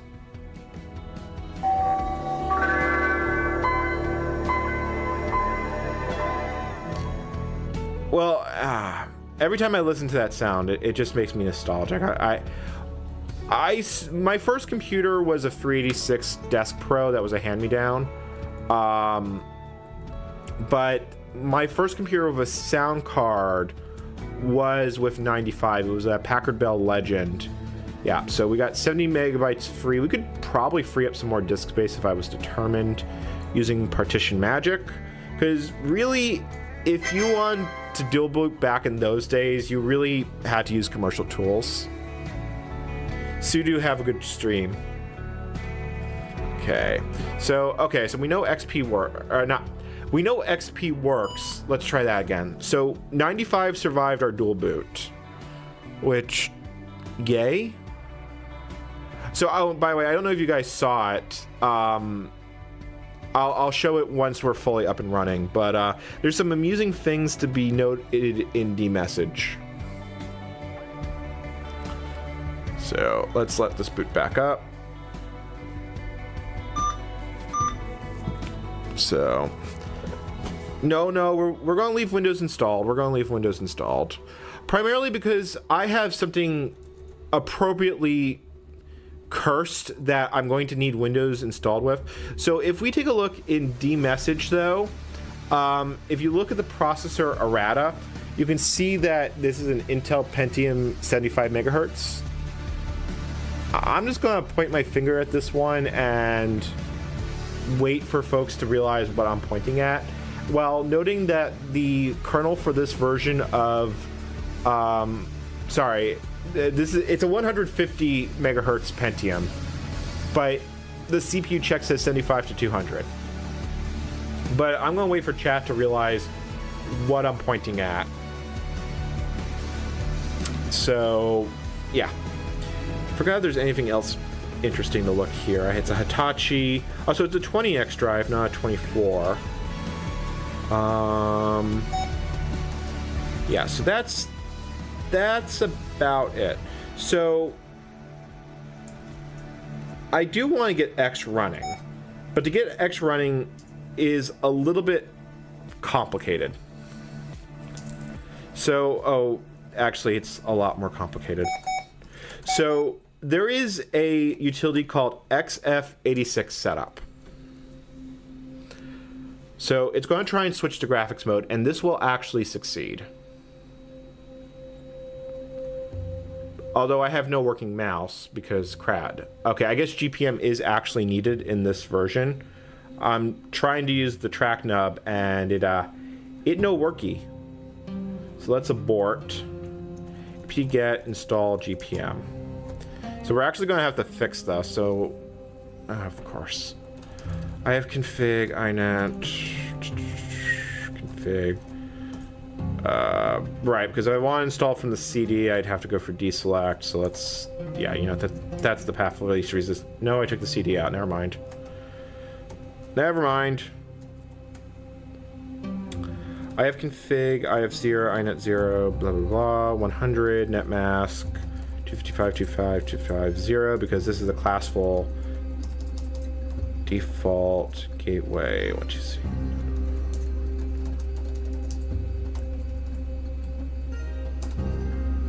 Okay, now we can install GPM properly. So, I don't know if people have caught the problem here. Sorry, I got a little distracted from chat. So, yes. So, NeoZed got it in one. This ThinkPad suffers from... Okay. So, it's not actually giving me the prompt to reconfigure this package. So, the big thing I've got to change here is I've got to change the type to... It needs to be... Is it I never remember if it's PS aux... Oh, hold on. Okay, hold on. Abort. So dev ps. Oh, so it's ps aux. So I run GPM config. I do want to change that. I don't want to run the test program. My mouse is at ps aux. It's a PS2 style mouse. The rest is fine. Test is config. Okay, the mouse now moves. Nope. Okay. So the problem we have right now is that as installed by Debian, unless I have an ATI video card, an S3 video card, a small number of VESA cards like a Trident, or I just want to use 16 VGA, X ain't going to do anything. So if I enter XF86 config, oh look, the mouse works now. So yeah. Progress. So the problem here is we need a specific X server, and this I would have never figured out back in the day. So the mouse here we've got sorted. It's a PS2 mouse with 2 buttons, and we do need to emulate a 3rd mouse button. Yeah, all this is fine. So if we go into the card list menu and we go all the way down, even further down, it's all the way down the ends. Where is it?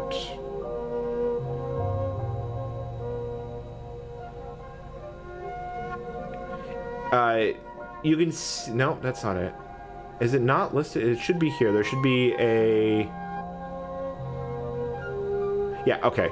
See how, so we have NeoMagic laptop notebook, but if I try and like pull up the README file, it doesn't really work. It just talks about Oak Technologies. Because this program has basically got a hard-coded list, but because of Debian's way they packaged X, this doesn't actually work correctly. Like, I can't actually select the X server if I go to the advanced option. Like, I can see card selected NeoMagic, but I don't have a NeoMagic server I can select. And then, again, I won't be able to select a resolution that actually works, because welcome to X. So we're going to abort here. And we're going to go into deselect. We're going to change the access method to apt, because the driver we need is not on the CD-ROM. So, okay. So right now we let this merge information. This is going to take a bit.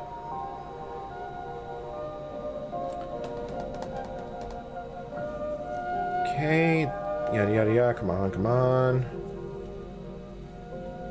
So to get this to actually work, we need to go into select, and then we're going to search for NeoMagic. And you'll notice here that it's listed as a non-free server. Basically, it's also, if we look in the description, I don't remember how you scroll the description. You have to alter a bunch of files by hand. This is not trivial. So if we want to install it, so I think it's plus. Yeah, it's plus. So then I can hit period. Let's see here. I mark it. It's control, and then I can do install. So that installs the X server, but you can't go for the normal configuration process for this because that would be too easy. And also, it's going to install updates, so this is going to take a few minutes.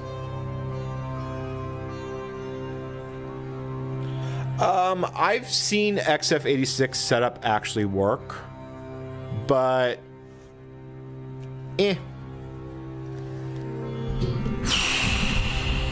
Alright, let me move my microphone a little bit.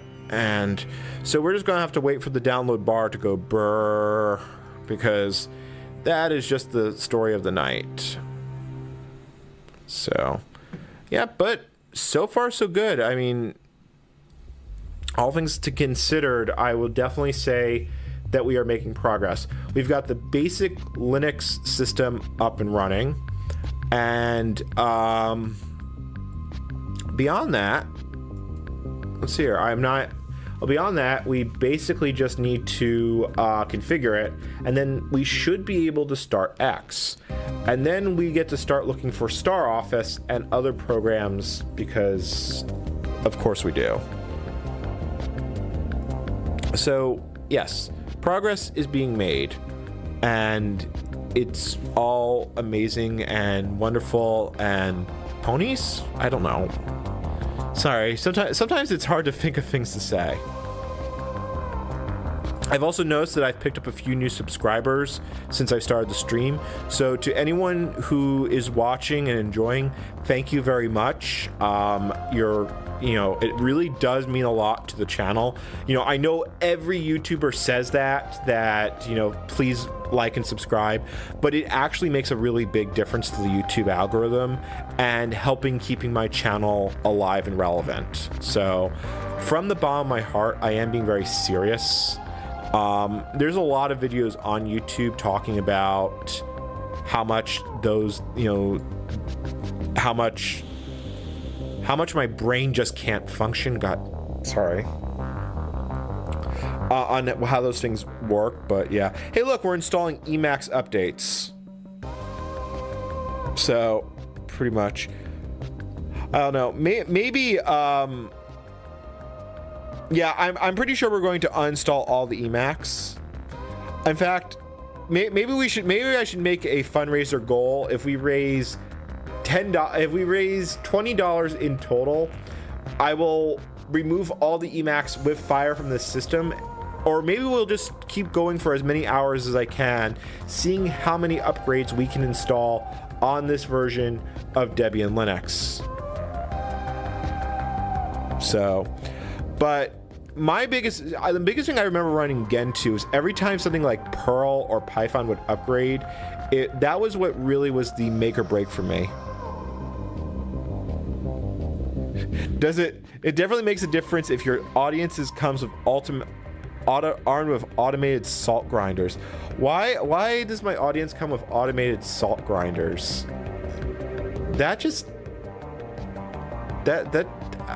I don't know what an automated salt grinder is, and I'm a little afraid. Like, yeah, I don't know.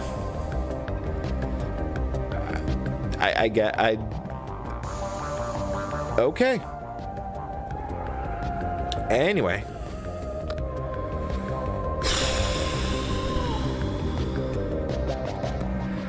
Let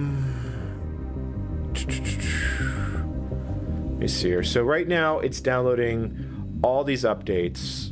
Once install these updates, we'll be able to continue. And then we'll set up the NeoMagic X11 driver. Once the X11 driver is set up, we'll be able to start X. Once we start X, we'll be able to point and laugh is kind of what we're going with. NetHack update. Yeah, I noticed that. It's updating NetHack from version like 2.3.1 to 2.3.2. So it's already... Did it install new net news programs? It did install net news programs. I'm thinking there was a lot of Debian developers that really liked NetNews. Like, really a lot of people that really liked NetNews. So, I don't know. I legitimately do not know. All right. So, okay. So it's going... Oh, look. It's going to... erase some Emacs stuff. And like I said, I should note that this is all actually downloading from the Debian archive. So, I don't remember NetBSD's installer being that bad. What I really remember is the older FreeBSD ones where configuring something was you are in a maze of passages, all of them alike, exits in all directions. Hey, look, it's upgrading Perl to 4.004. Yeah, actually, I just realized when this came out, Perl 5 had just come out, and people were still groaning about migrating from Perl 4. I feel old.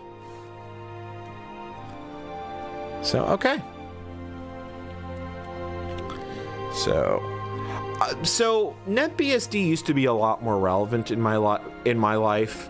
The biggest problem is that NetBSD really never got any better after the mid-90s, early 2000s, and Linux's ability to run on pretty much everything. Like, if NetBSD had done ARM better than Linux, I'd probably use it on ARM, but yeah. Like, I don't find anything wrong with NetBSD, but I never really found a reason to run it.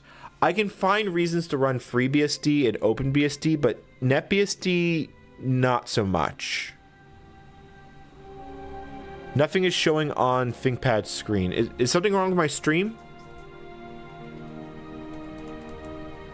Or, no, hold on. Is something wrong with the stream?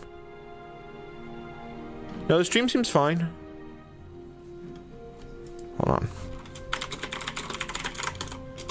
Something...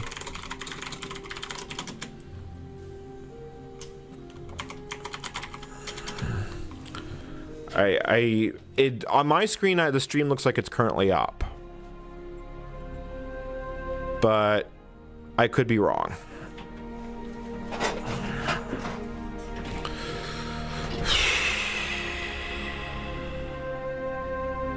Okay.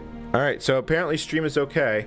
So we're currently waiting for latex and text to install. The other great disk hogs. So yeah. This was my Debian experience. I remember running... So, as I mentioned before, I ran Debian primarily. I used to have a Mac Quicksilver. Let me... You know, we can do story time with NCommander right now. So, if we go with... what was it? Power Mac G4. Because... my school assigned me one of those really colorful iBooks, and I kind of got into the Mac fan club for a while. Yep, here it is. I had the Quicksilver model. And at the time, an Apple machine was pretty good value because Mac OS X was on the verge of coming. You got pretty decent hardware for the price with integrated DVD drives, which was not a standard feature. And, hold on. Yeah, okay. No, that's still working. And, you know, I remember it pretty much just all working. Mac OS X took a long time not to be total garbage, but you could install Linux and it worked great. macOS 9 was not a bad daily driver. At least, you know, it wasn't the most stable thing, but it was competing with Windows 98, which was also not a particularly stable thing. Then we got macOS 10, and basically right here, the Quicksilver Mac went all the way to macOS 10.4, which was the second to last PowerPC version. And you could, if you installed a processor upgrade, it went a long time. So back at these days, Apple hardware was pretty good investment. It didn't have the best by date that modern Apple stuff basically does. Oh yeah, and look, Emacs 19 is getting removed.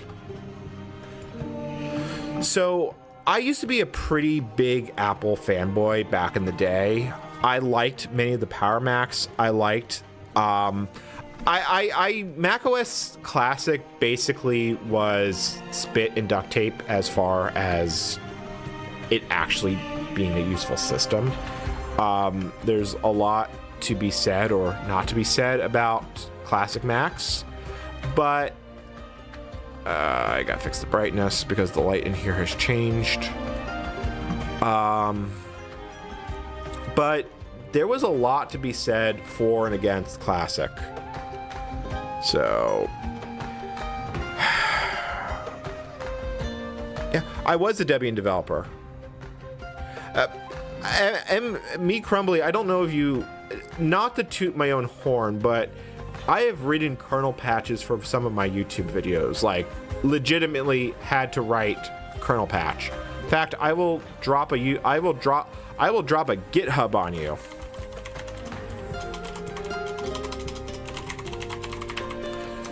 Yeah, because about half the stuff that's currently on my GitHub is all stuff I've done for my YouTube channel.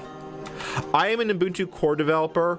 I was a Debian developer. I am currently out of the keyring because my GNU PG key had to be replaced, and I don't have anyone local to re-sign me back in. But I'm not active in the development community, so I'm like, meh.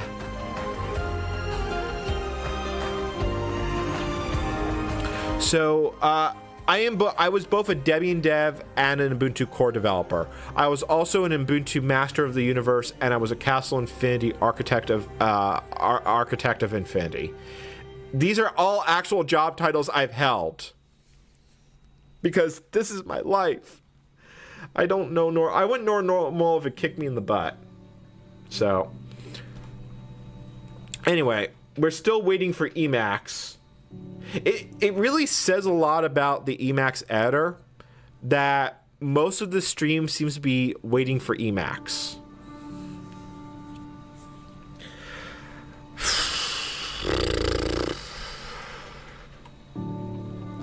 So, no, we're not still configuring Pigeon. We're now installing upgrades so we can install the drivers because we had to install drivers. Yeah, as far as job titles go, Architect of Infinity was one of the more, that had the interesting suggestives. So, I'm just happy with Resident Madman right now. Yeah. Ubuntu core developer has upload rights to the universe. Just as I say it, do I realize what this sounds like? Yeah, so much Emacs, so much WoW. Damn it! I need a meme for this stream that basically is so much Emacs, so much WoW. No, I didn't build the Infinity Stones for 4. You know, I was the guy on the dev team that thought that having a world-ending artifact with no safeguards was not a good feature.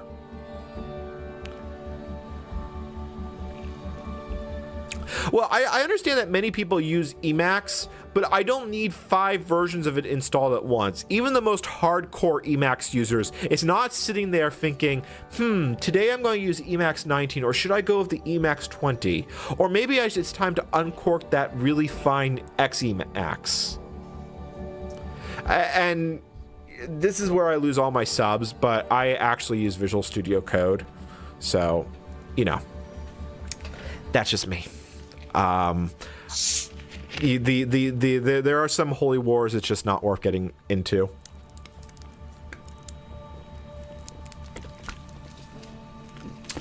Isn't Emacs a Lisp semi-IDE thing with built-in serial terminal support?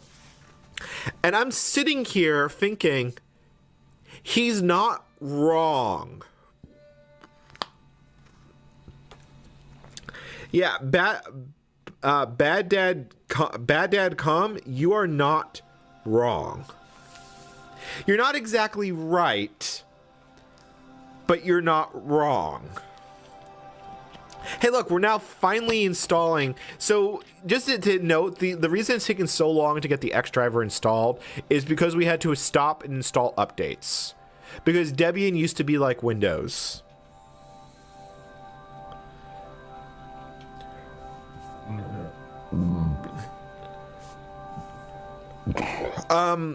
VS Code is basically Microsoft's own take on Atom. Excuse me, sorry. I had Subway for lunch and Diet Coke, and apparently all this Emacs talk is causing grade A indigestion. It's hard to write. Now, JD Prudent, hold on. You're making the assumption that it's easy to write Lisp in Emacs. And the fact of the matter is that Emacs Lisp and Common Lisp are two separate programming languages. So, I know I can use the system, but right now I want to get X to use X. I mean, I can switch read terminals. You know, it's right there. But we want to get X going, and so I can't really do anything until X is done. So, yeah. So, yeah, I know there are things I could be doing, but I did not Piano Kijo, I did not have an option to install updates during the install. You can either install from CD-ROM, which would have taken longer, or sorry, from apt, which would have taken longer because this is a 10 megabit Ethernet card, or install from CD and then install updates. Oh look, it's updating, it's installing more Emacs. Yeah. So Debian's i386 port, I know they've talked a lot about sending it off to the bit bin. There isn't quite enough support to chop it, but Debian ports that have gone off to have been released to elsewhere live on debianports.org. I mean, if you really, really want to do it, there is still builds of Debian 10 for Motorola 680XO. It's mostly maintained for the Amiga crowd, but you could if I had a classic Mac, I'd probably try it. There's nothing that stops you from running VS Code on a Raspberry Pi aside from the memory usage.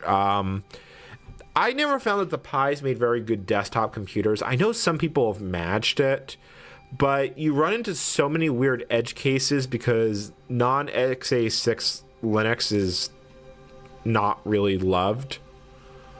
So,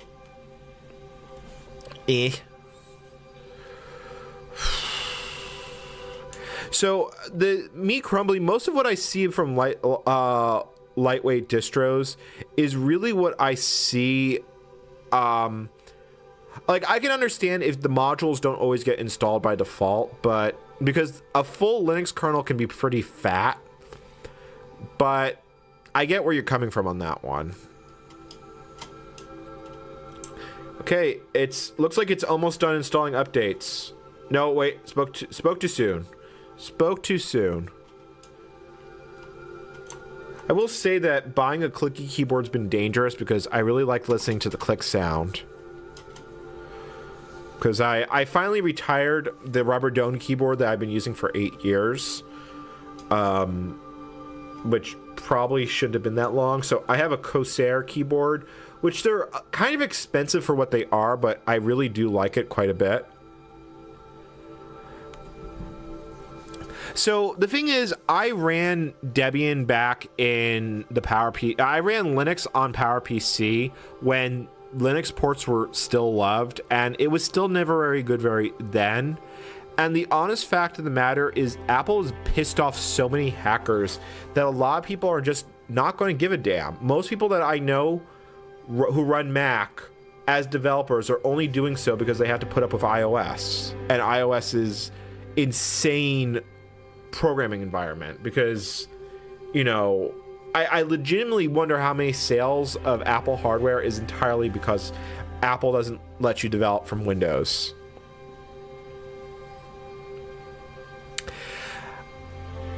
It's possible that ARM Linux has gotten somewhat better, but there was a lot of fundamental issues last time I looked at it. So I'm hesitant to say, yeah, this is good. So we could some of the earliest retro computing stuff I did, and this is pre-YouTube, I'll drop a link in the chat, was Xenix Restoration and Exploration, which I have currently up on my blog, which I will drop in the chat. So yeah, it's still doing byte compiling. We could definitely do a SCO Unix. I mean, if people really want me to cover a specific topic, like installing SCO Unix or more explanation on a live stream, we can do it. Because live streams are not a bad time for me to go into some topics or for me to do explorations on. Vindicat Pro, have a great day or night, depending on whatever time zone you're in. So, okay. Alright, so far, so good. Everything is as planned. Let's see here. Hold on, I just need to check something. Who is sending me a message? Okay. Alright, sorry. I got messages on Telegram. I just wanted to see make sure there was nothing on fire.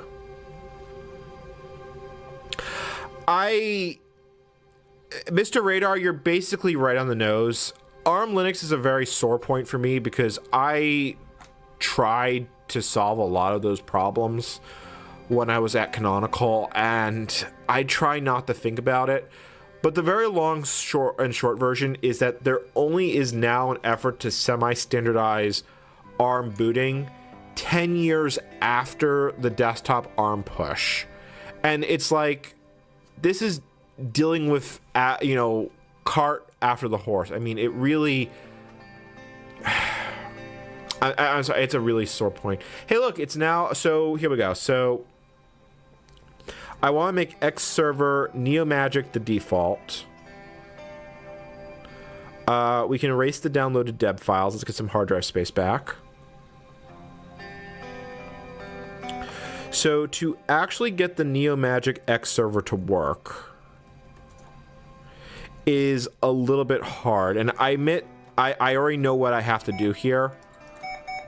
Because I've done this in the past. So somewhere in here, I think it's in docs, X server. Why is it beeping so much at me? Let me find this.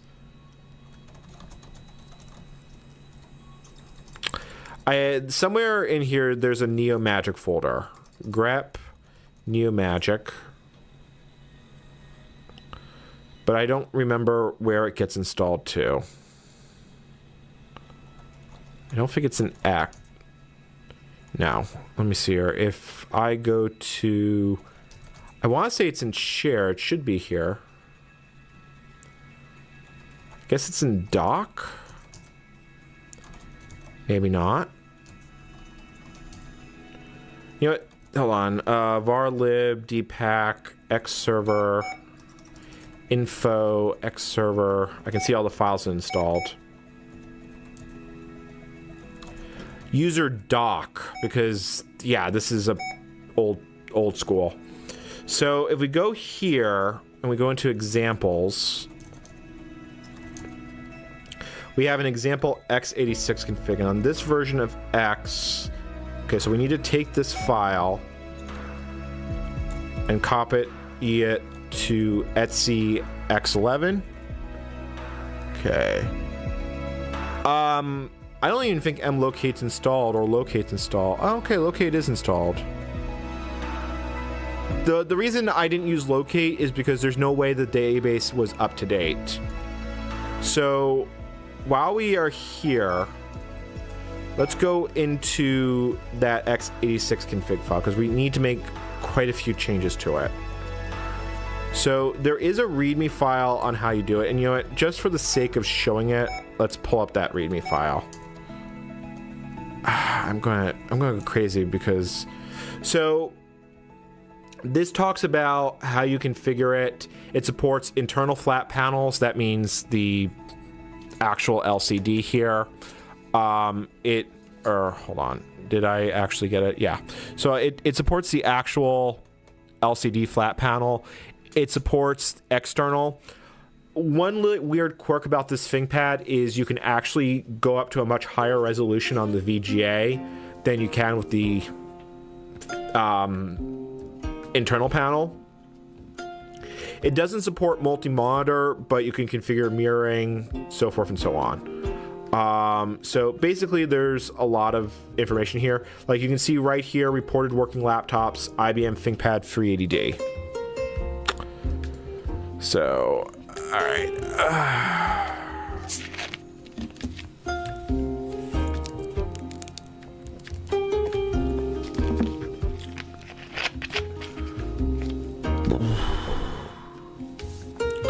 Okay, so the to sum up the Linux on ARM situation, I'm sorry, I got a little sidetracked. I basically agree with what Null 1023 is saying in chat, that basically outside the Raspberry Pi, the Linux ARM experience is not what I call good. And the only reason the Pi experience is at all decent is because you have dedicated ARM distributions like Raspbian. And it's the point that it's so ubiquitous that, you know, it's what everyone supports. So I'm going to leave this document file up and running, and we're going to open a new vTerminal. And while we do this, I'm going to go into etc x11. So I copied the example config here. And most of this I'm basically leaving as is. That's a PS2 mouse device. The mode lines, we don't want the 1024 by 480 mode line. I could leave that mode line because it won't damage anything if I leave it in. These are LCDs, these are not CRTs, but we do want to disable that mode. Because yes, this was back in the day where you had to edit the config file to change your resolution. So 24-bit, I preferably want to be at 16-bit resolution. I don't remember exactly how you set that. All right, you know what, let's just write. We're going to just comment out the 24-bit because if I go 24-bit, it will lag because that's what it does under Windows. 16-bit is about as high as you want to go on this machine, unless you really need it for some reason.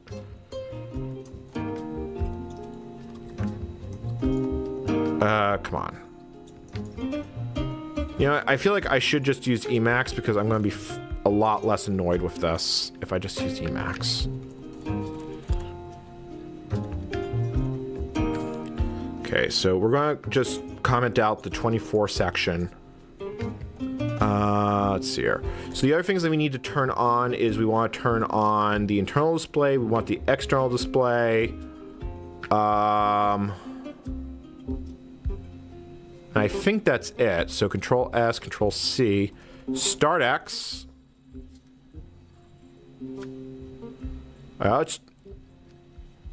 Hey! We're running as root, which I really don't want to be, so let's exit. And actually, now that we are here, let's do a reboot because this will bring XDM up and running. Yeah, when Xrandr came out, it was like magic. It like legitimately magic. But it's implemented in such a way that there's the effort to replace X with Leyland is very much justified. Like there isn't, the criticisms of X are completely valid. But I also have a lot of problems with Wayland, so it's kind of a give and take, and a lot of it is it's complicated. So I got X running. So if you want, you're going to see the most 90s thing here when XDM starts up, assuming it does start up, but it should. Yep, there it goes.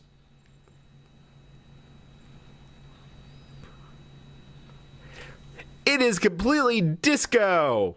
Just look at that. Look how beautiful that is. And the backspace key is not working. Hold on, I gotta show this. I gotta show this on stream. Let me make sure the camera's pointed at it. So if I point it at the keyboard so you can see it, I hit backspace, it no backspace.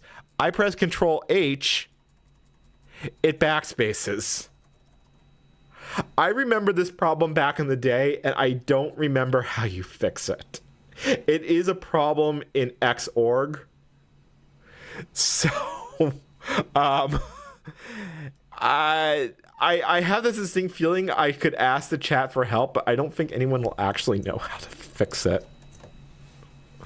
So, I like the fact that the XDM and my Corsair keyboard are basically the same thing.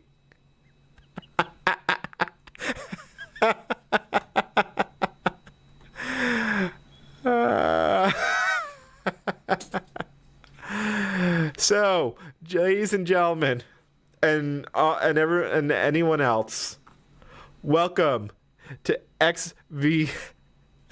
Sorry, I just find it funny that we come that far. And is the backspace key even working at all? Let me open Xterm. No, the backspace key is not, in fact, working at all. I don't know what's wrong with it. Okay, let me open X. I think I can open XF86 app because I would like a backspace key. Let's see here. It appears you're currently running under X. I just want to make some adjustments. No, I gotta be root. So password. Okay, this is a reconfiguration. Invalid MIT magic cookie. Okay, all right. There's an easy way to fix that. It's called xoff minus. Oh, okay. Does that really not work? Does that really not work? Is it plus? No, it isn't. Okay. Fine. We'll do it this way. Sudo password. Indeed. I think if I just go into XDM stop, password. If I go XF86 setup, yes, I want to use defaults. I just want to see what the options are because I know what's missing. I just don't remember the name of it. Oh, it's Xhost.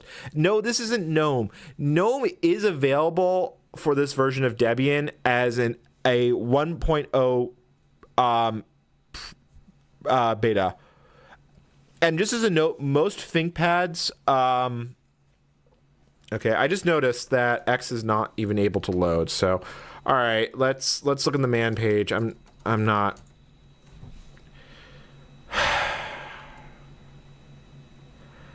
This is fine. You know, hold on. This has got to be a common enough problem that if I load up Google, xf86 config, Control H backspace not working. So I basically need an article from the early 90s. So we're probably in the right area here. So this talks about KDB changes using xnomad or mod map. Okay. So you have the KDB extensions. Okay, so apparently I just need to enable this and it works.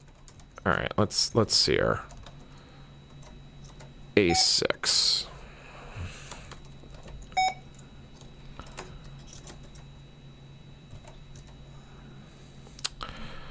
I just realized I'm probably not showing the screen. So droid cam. Search. I don't even know if it's in the standard install.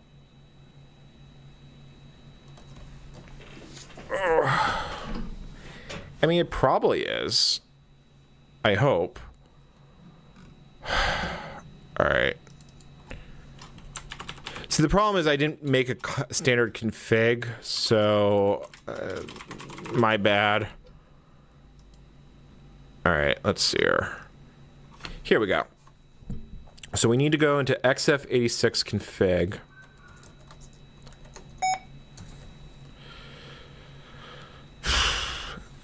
I'm just going to note that, like I said, I don't expect, I question how like any normal user could have potentially managed to set this up.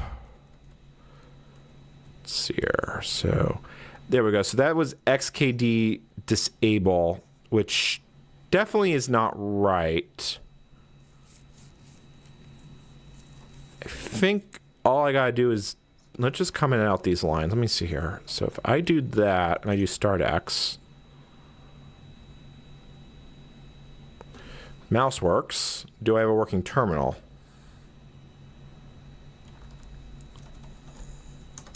Okay, I've got a working terminal. I have debugged an X issue. I have debugged the X issue. All right, so let's log out, and then let's log back in as a non-root user. Because there's a lot of things to see. Now that we've got it working, there's a lot of things that we can actually see here. So, okay, let that come back up.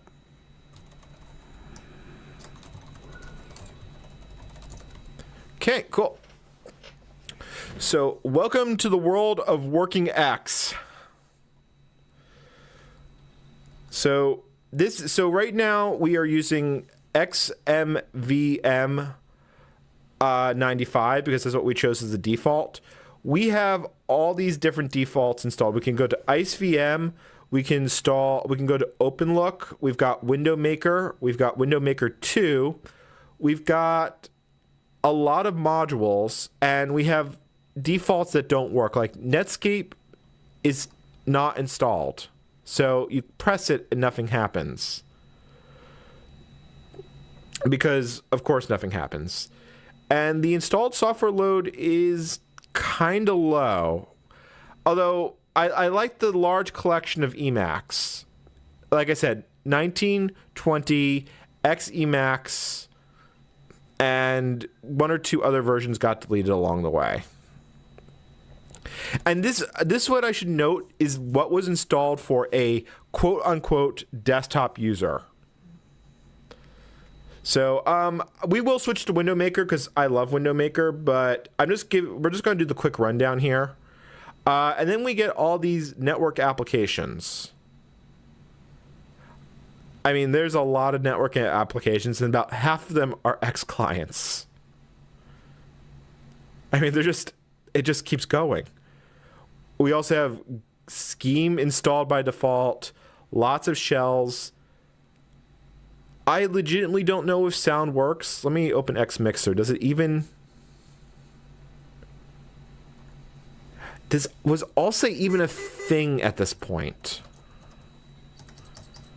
I don't think Alsa was a thing at this point. I think this was still OSS. Okay.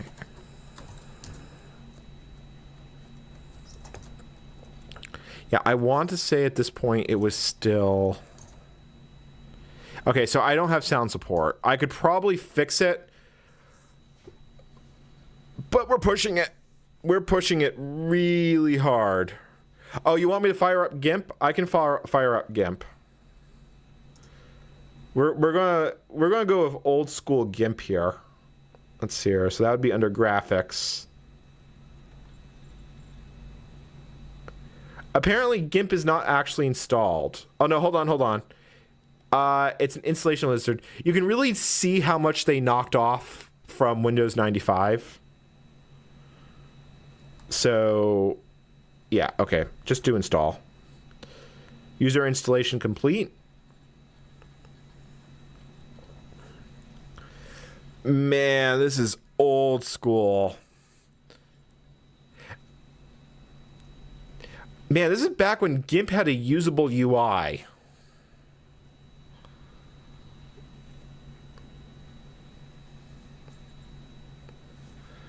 And there we have it. Let me see if I can find an image file to test it on.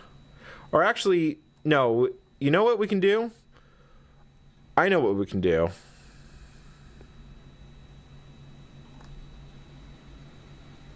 Bum bum bum bum bum bum bum bum bum bum bum. Come on. There we go. Guys, it's Mozilla back when it was just Netscape Navigator. Remember this? But in fact, we can actually do some internet surfing on it. If I go to gopher.floodgap.com, this should actually load. It will load once I set up the terminal, once I set up Xterm. Let me open a Xterm console. Because when I rebooted, I lost the network config.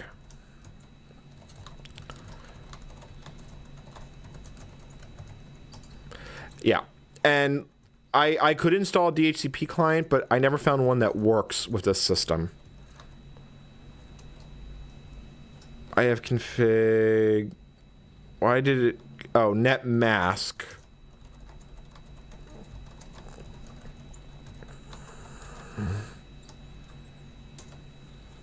Okay. All right, let's see if that actually works. Let's clear out that error page. It's fine.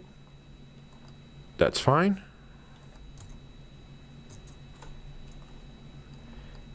Let me try reload, stop.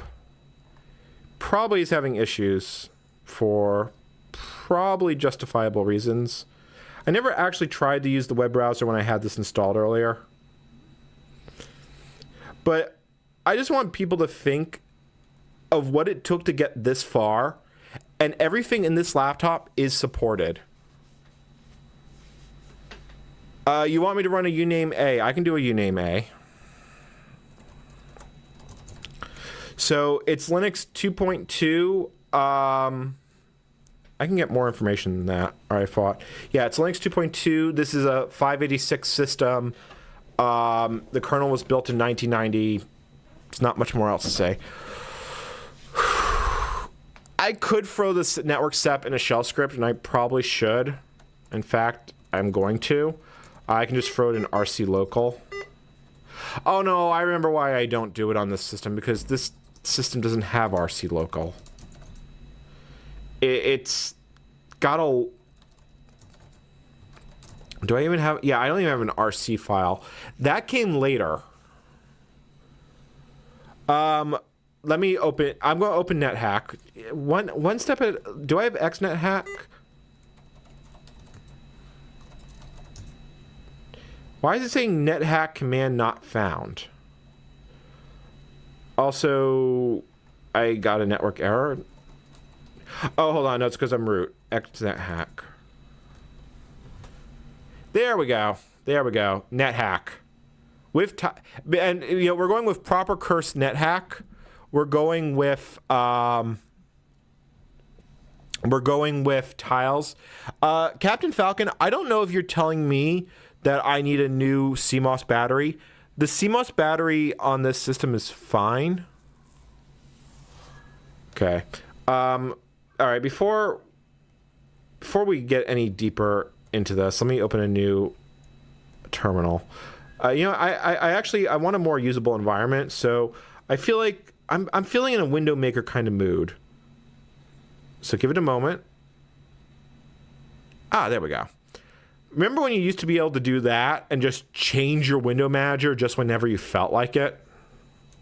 So if I go to gopher.floodgap.com. Yeah, it's something here it doesn't like. Does it? If I try the Gopher version of this. All right, let's take a look at Mozilla's settings.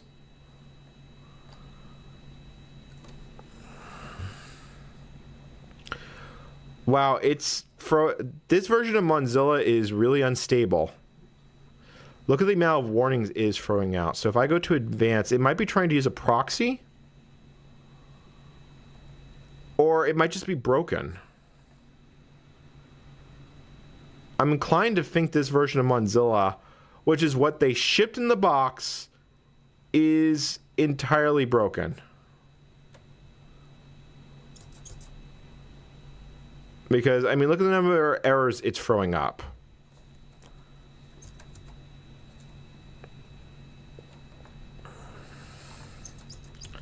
All right, let me just close and restart it.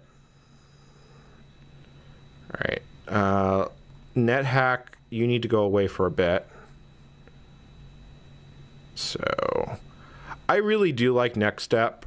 Like, I always have. In fact, I would love to do a video on Next Step. Anima was installed. But before we do anything, I want to see how broken is broken. Like, if I click history... Yeah, I see, it just gets upset. I don't even know if it's trying to talk to the network. Let me see here.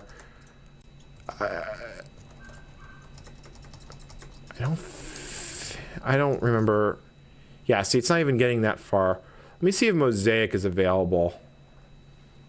You go into apps. I thought Anima did get installed, but I could be... Oh yeah, Anima, it did get installed. I completely forgot that this used to be a web browser.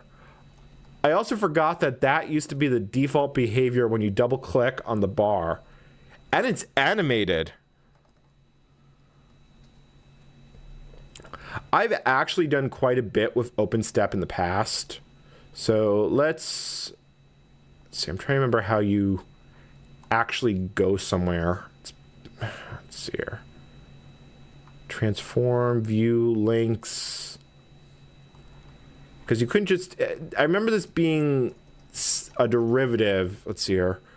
Flood gap. No. Gopher, flood gap.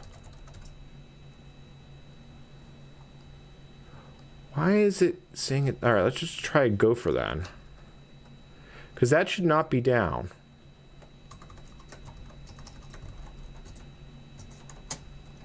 All right. Obviously, trying to use the internet on this thing is not exactly... Let's see here. Gopher, floodgap.com. Okay, so maybe... Was it dot... Let me check it on the other thing.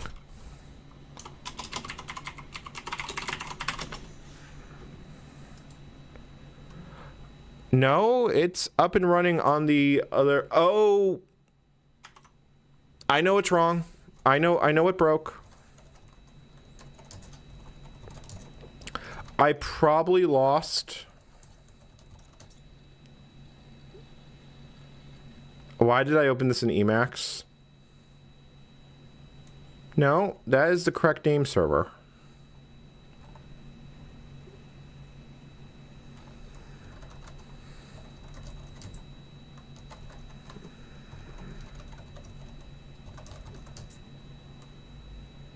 See, now that's all working. All right, I'm going to have to take a 5-minute break here because I think my sanity is starting to drib out my brain. Yeah, no, I sit. The thing is that I actually checked. FloodGap is specifically something that I know works with old web browsers. Like, I know for a fact that it will. Because it's a Gopher website. It's not even a regular website. But I think what's happening is that this is trying to open Mozilla.org. It's getting confused and the whole thing is just breaking.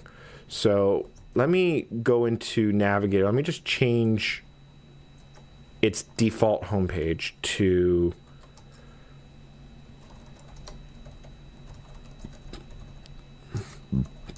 I have this distinct feeling it's not going to make a difference, but, you know.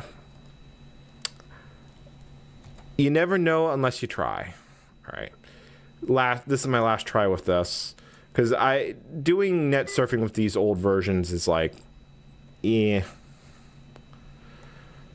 And I need to just catch up with chat and see what you guys are saying. I'm sorry. I'm getting tunnel visioned. All right, and then Netscape error. Hey, okay, look, there we go. Okay, so the problem was it was trying to talk to Mozilla.org and getting very unhappy about it. But we can now access Gopher Space. Like, if we want to go and check... Like, if I wanted to check out there is a Wikipedia Gopher thing. Ooh. Sorry, my back just popped. Yeah, all right. Let me just take a moment to recompose myself and catch up with chat. So the reason I'm trying... Let me bring this up on the main monitor so you can see what I was trying to do. So Gopher, FloodGap Gopher. I know the guy who runs this. His name is Cameron Fraser. He basically keeps old web protocols alive, including Gopher. And Gopher was a predecessor to HTTP and is basically unchanged. It's available as both... He runs a Gopher proxy that lets modern browsers use Gopher, as well as have a legacy Gopher. And this basically became the new Gopher root menu. Like, I'll drop a link to this in the chat for people to check out. I just lost the chat. There we go. So, okay, so that's apparently what I did is I just was typing it wrong. Okay. The Sandy meter just needs a 5-minute break to recover itself. So we got X working. We're using Window Maker, which of course was the best of the old school window managers, and that is a hill I will die on. I've ran a Gopher server from scratch. It's actually a really simple protocol. Yeah, okay.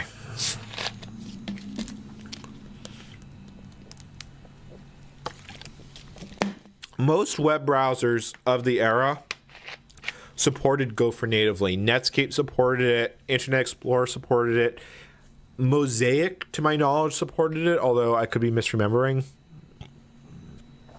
Yeah, Neozid, I know for a fact that you were... Kovaz, I got a little hyper-focused on my window. The way the monitor's turned is I have to turn and face to look at the chat. And I don't have a moderator to smack me upside the head that when I'm being stupid. So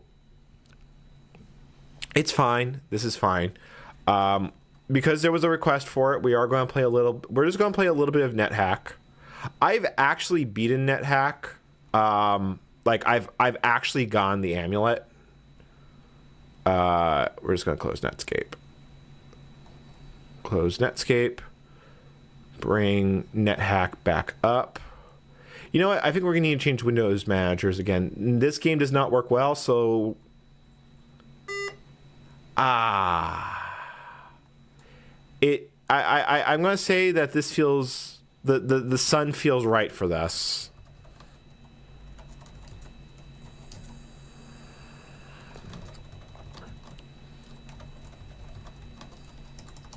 I do need to restart it, though.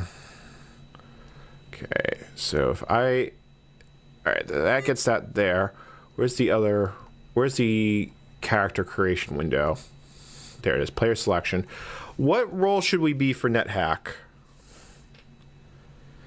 I don't know how to explain, how to pronounce it properly.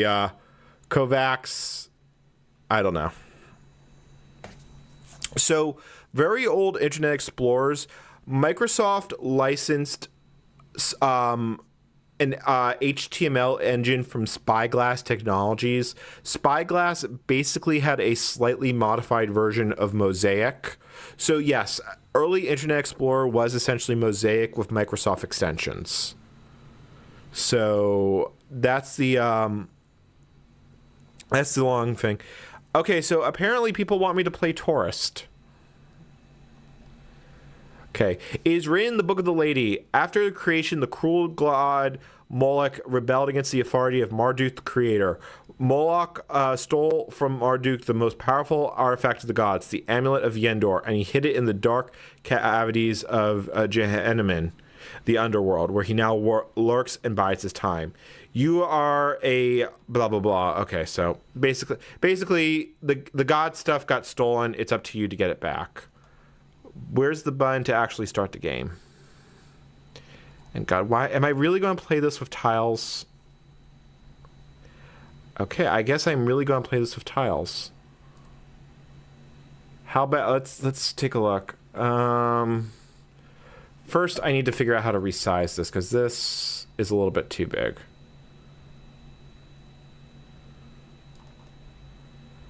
All right, we started in a dark room. And we have to futz the options. Okay, hold on. No. Options. Numpad is false. Okay. All right. I mean, we could definitely... Okay, so my inventory... All right, I'm already getting annoyed. I've had tiles mode enabled for about 3 seconds, and I'm already getting annoyed by it. So we're going to save and go to console mode. Just for my sanity. NetHack. I mean, if people really want to see me do a NetHack Let's Play, we can do a NetHack Let's Play. So, but... I don't know how many people really watch me to play games. So we have a couple of things we can do here.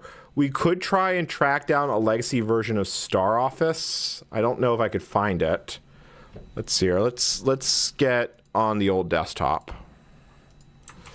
Star Office 5 personal download.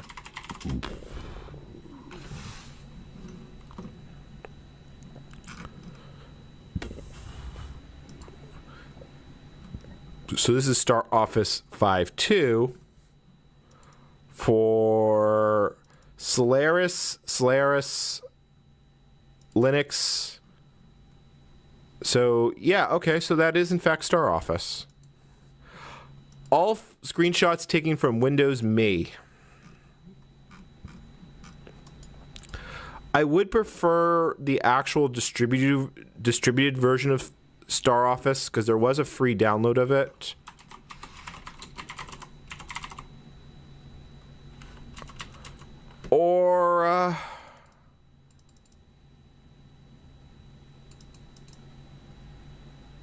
Okay. All right. Probably trying to find a commercial version of Star Office is easier said than done. Or I should say the free version of Star Office. Oh, wow. Hold on. The stream is catching up to reality. So, yeah. So to give you the history here, so Sun was at one point very involved with Linux. Or not Linux. Unix as a whole, and had a lot of things. They bought Star Office from another company and they sold it as a full IDE for Solaris, and they made it available for Linux and Windows. They then converted Star Office to Open Office, which had some features removed, and then Open Office became OpenOffice.org, which became LibreOffice, and I don't even know what it is right now.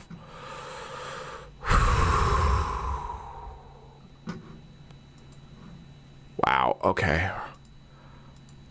We've actually been going for 3 hours. So, which is a little insane. Star Office 5 is on WinWord PC. I could grab it. I'm hesitant to download it on stream because God knows I could just see Google getting upset for me downloading something that was legal to download back in the day. So, yeah. I am open to other ideas of what to do with this right now. We could try installing upgrades and see how many more versions of we could actually get through. And I just realized that we are really oversaturated here. Okay, so that should look a little better. Like, we could see if we could actually upgrade through a few more releases of Debian, or we could save it for another day. I think I gotta take a 5-minute break. I've got let's see here. Gamer95, I don't have an IBM T53. I used to have a T40 for quite a long time. This is a ThinkPad 380D. Hold on.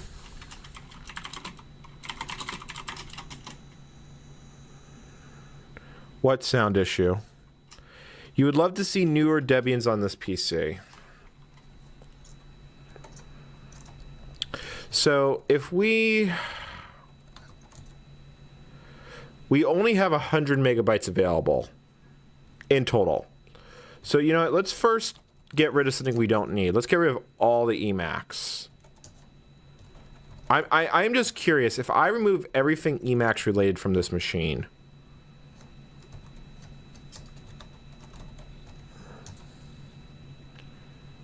I gain back 50 megabytes. Let's take a look. What else do we have that we just don't need? No. We don't have enough disk space to upgrade. I think that's really what the takeaway from this should be. Okay, and I'm just remembering why I don't use OpenLook, or I never liked OpenLook, because it's got this weird menu system that I never could get the hang of. You basically have to open on the left-hand side because they fly out with such. Well, yeah, we would have to free up a lot more disk space to be able to upgrade. But we could do it. Let me think about this. If I did a bare minimum Debian install, I could almost certainly get it to work. But a bare minimum Debian install is not a very interesting thing to upgrade. Oh, okay, sound support on the ThinkPad. Okay. I don't even know if the Crystal Audio device is supported in this version. We could take a look. We could, in fact, look into this. So, the sound card on the ThinkPad.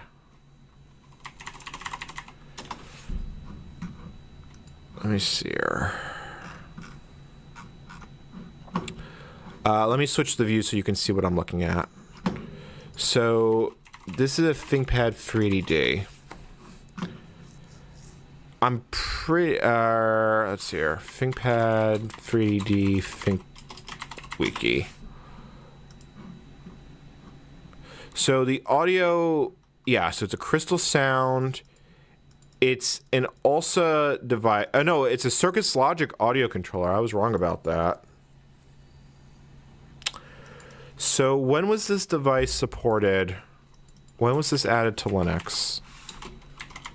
Because at this point, it would be Open Sound System. That also would not have been a thing at this point.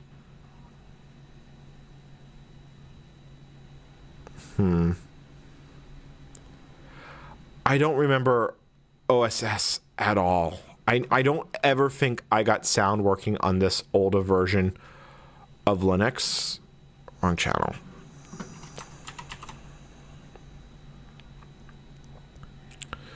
So, yeah, I know it can play back MP3s, but I think that's entirely dependent on the...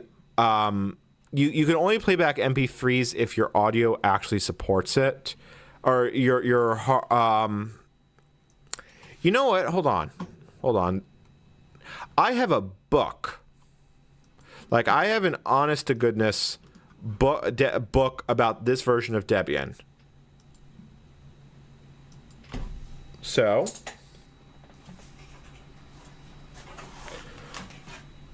when in doubt, let's read the manual.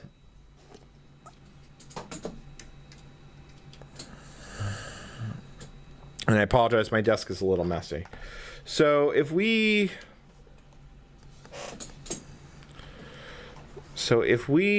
take a look at the... All right, let's go to the table of contents. I just realized we lost the background music at some point. So let's see here. Something called Sunshine. That sounds like it'd be nice. All right.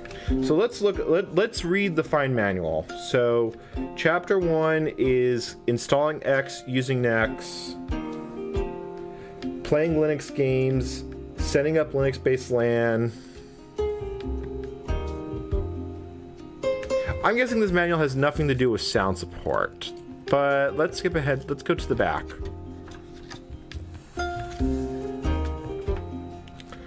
All right, let's take a look. Let me put the camera in a better position so you can actually see me RTFMing.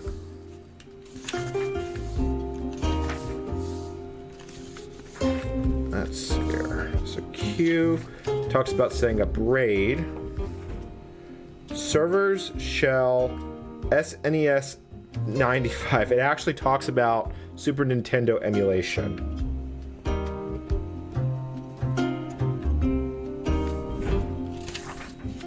But I don't see anything related to sound. Star Office, no. Ah, here we go. Sound cards, page 22.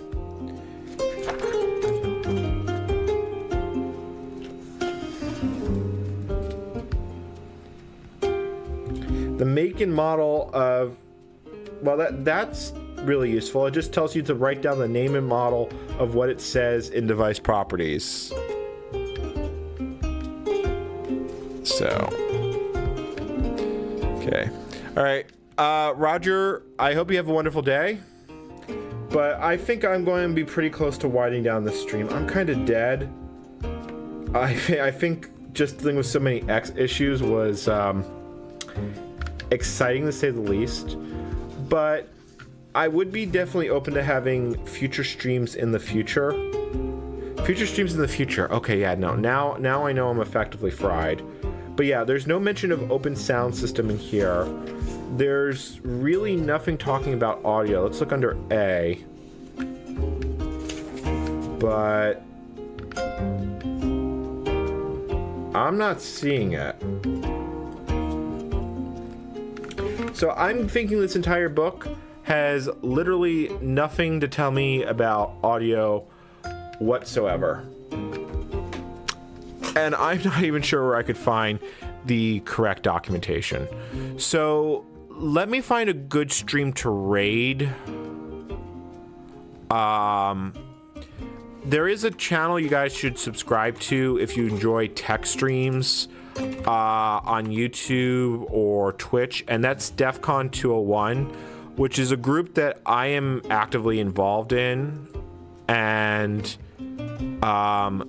they have a meeting tonight at 6 p.m. I don't think I can set the raid to them, but this is a channel you should subscribe to. So, yeah. Okay. Oh, no, okay. You know, I can look at that. We can look at this sound. You know, before we shut it down, let's take a look at the sound how-to from the Linux documentation project. Let's see here. Wait, $50 well spent? Sound how-to Linux documentation project. How old is this document?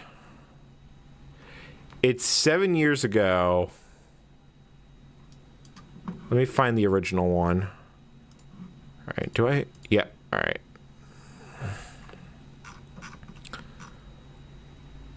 Oh, this is looking horrifying. Okay, so here's the list. So this is a lot newer because this is for kernel 244.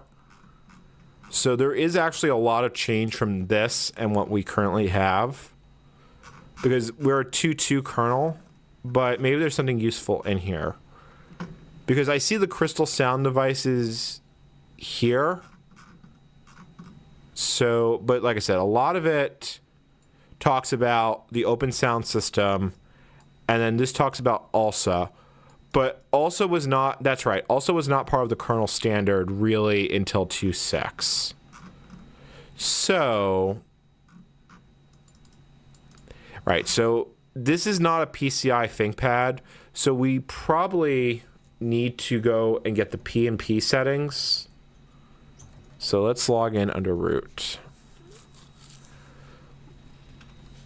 And there's a pretty good chance that I am just going to have to go and configure us. Let's see here. All right. Okay, let me see here. Let's see if we can actually get some sound out of this thing. So let's put the droid cam back on. I've been inspired to go a little bit longer with this. So if we go to xterm, and let me make sure this is, let me make sure I've got the voice chat up. So, okay.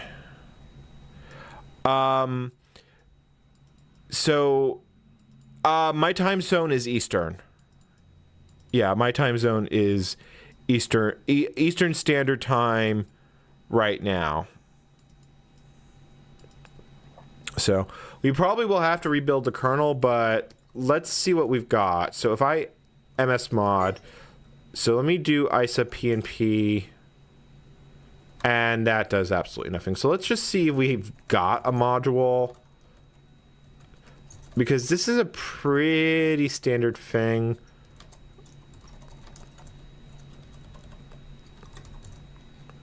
So it would be CS something. Right, I need a terminal that doesn't completely suck. Let's see here. You know, there's this very good chance that Debian did not ship with sound drivers. I just realized that is like completely something that would be the case here. So kernel 2.2, because back in these days, it was generally recommended that you recompile your own kernel after getting the system installed. So kernel source 2.2.1. And this should come with a basic config file that we can take a look at. I may not have the disk space to compile this. So let's see if we can free up some disk space, because we are probably going to need it. So first, let's just get rid of everything Emacs. Right, I can't actually do that while we're downloading because locky. Yeah, so we probably have to rebuild the kernel. We probably have to see if there's a Crystal Audio device in this version. My guess is there isn't, but if there isn't, then it's not going to work. But definitely can check it with later ones. Yeah, I remember pretty clearly offhand now that the standard Linux of this era, it was you install and then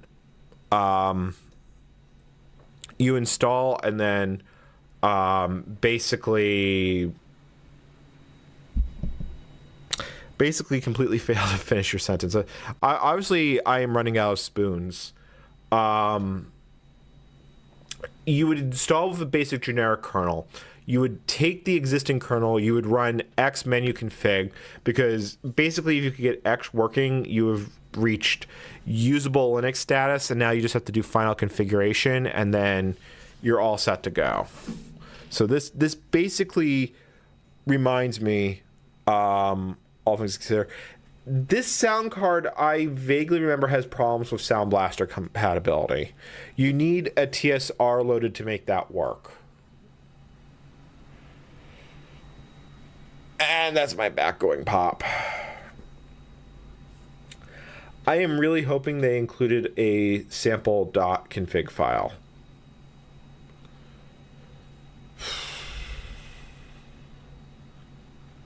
Like, I'm really hoping they did.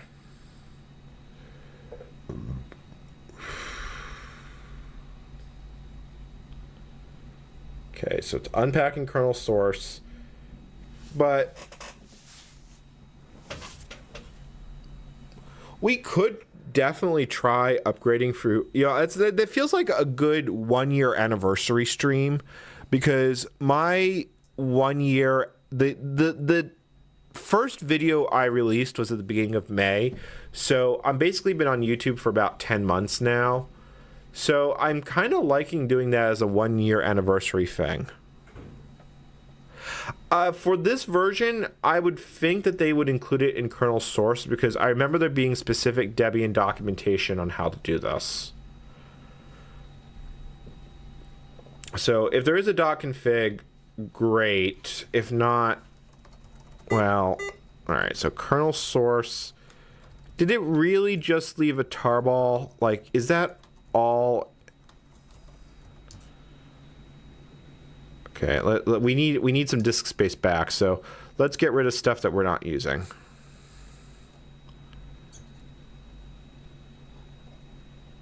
And I almost feel like the rotary hard drive in here is going, oh my god, kill me.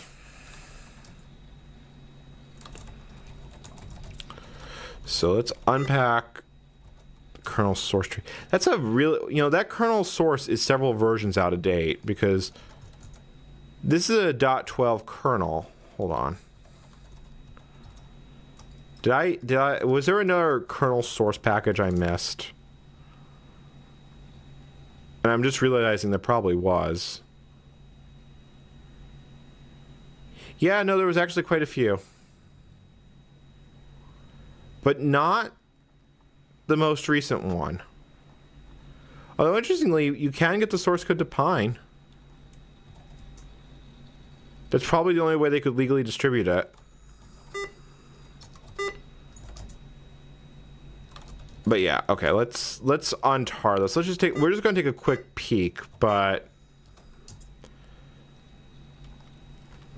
I'm pretty sure I would have to download the Linux kernel from kernel.org and then go forward. Yeah. I remember pretty clearly I had to go to kernel.org to get the kernel source. It wasn't kept up to date in the Debian archive. There's also known that some of the early Debian archive stuff have missing packages or corruption. So, taking that all into account, I am really not optimistic about this. Like, we'll look in the sound driver and see if we even have the right one. So at this point, at a later point, yes, Linux Debian was much better about this. But these were the early days of Debian. The build infrastructure was pretty much brand spanking new. A lot of the kernels and binaries were hand rolled, so there's that.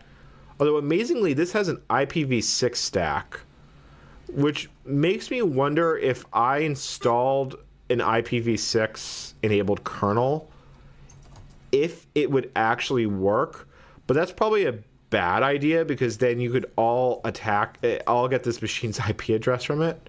So, okay, if we take a look here, I see a Crystal audio file. So it's a CS 4232. And what did I say was in this machine? What's in this machine is a CS 4236. So something close, but not quite.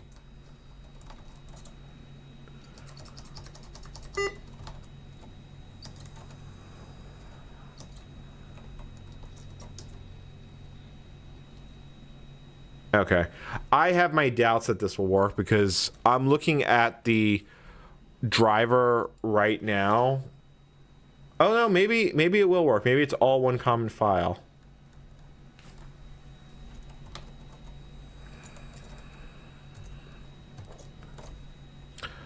For 4236.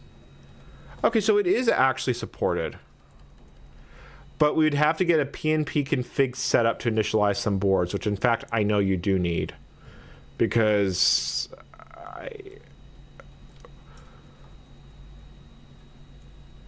let me see here. Was this built as a module? No.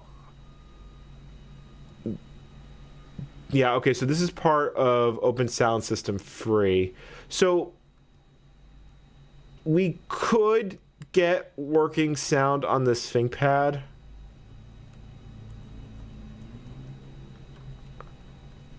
And this version of the driver, I'm already seeing kludges here. Yeah, you'd have to set up ISA PNP. I don't think I can go down this road. No, because IPv6 you'd have public IPs.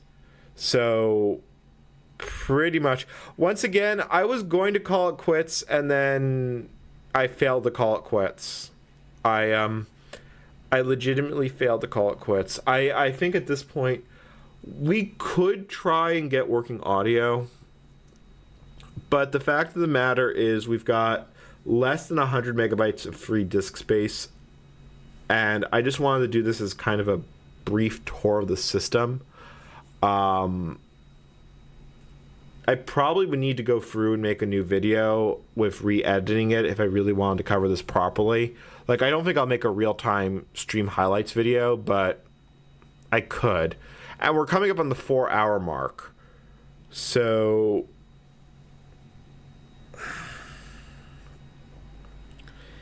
yeah.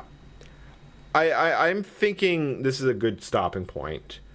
Before I shut it down, though, what other topics would people like to see me cover in the future? Because let's turn the camera towards me, because I'm going to talk with you guys for now.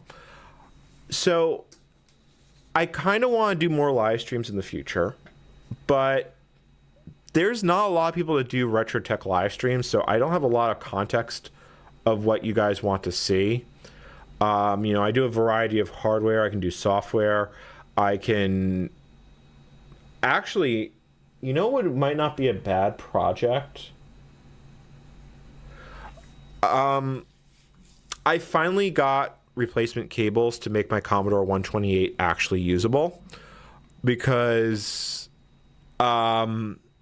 and I have to solder a Pi 1541 board for it at some point. I'm not very good at soldering. I recently had to do a capacitor replace, so you guys are going to get a little bit of a sneak preview of an upcoming video.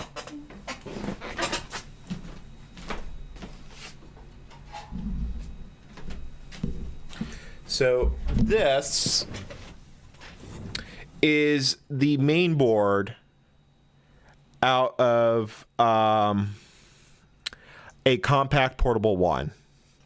And when I got this board and the rest of the portable, I know at least one capacitor was failed. Hopefully you can see this on camera. But C81 here was a dead short to ground, and it's directly connected to the negative 5 volt pin, negative 12 volt pin that's on this board.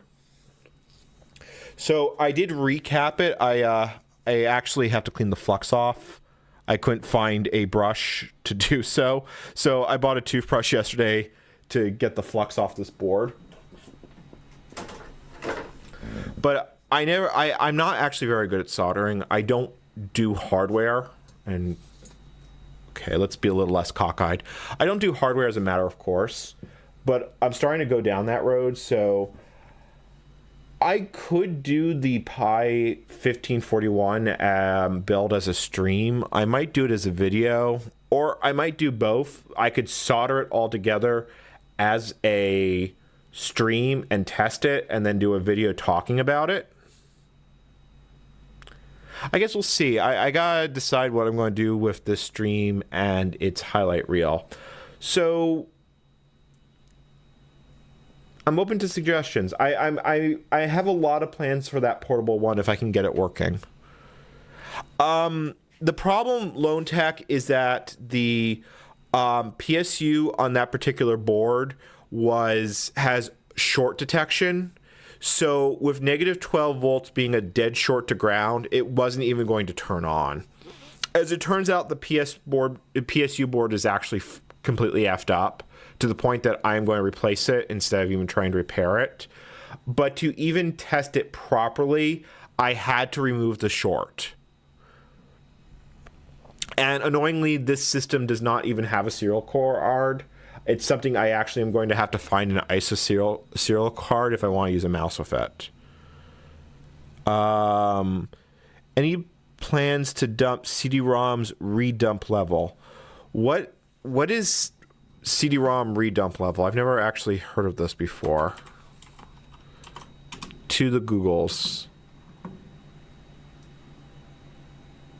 So when I search CD-ROM redump, I get a whole bunch of Mega CD stuff.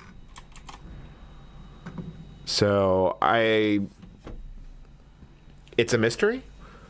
I don't know. There's quite a few other things I'd love to cover in the future, and I'm really not sure how I will. But I think we're at the point that I'm going to shut the stream down for the day. I am pretty much dead on my feet. So, Lone Tech, if someone wants to send me a bus mouse, I'll be glad to use it. I have a serial mouse, and a serial port is more useful than a bus mouse port, especially when you only have 5 expansion cards. But I'm going to pull the plug. I don't have anyone for us to raid. I would love to have someone for us to raid, but I don't. So I guess Levinsky Levovo. Wow, holy cow. I know I butchered that. I apologize. It's been a lot of fun, guys. If you want another channel to check out, I recommend checking out DEFCON 201. I'll drop their link back in the channel in a moment. And I do occasionally stream on their channel in addition. So I guess this is Ed Commander signing off, wishing you all a pleasant day. Bye-bye.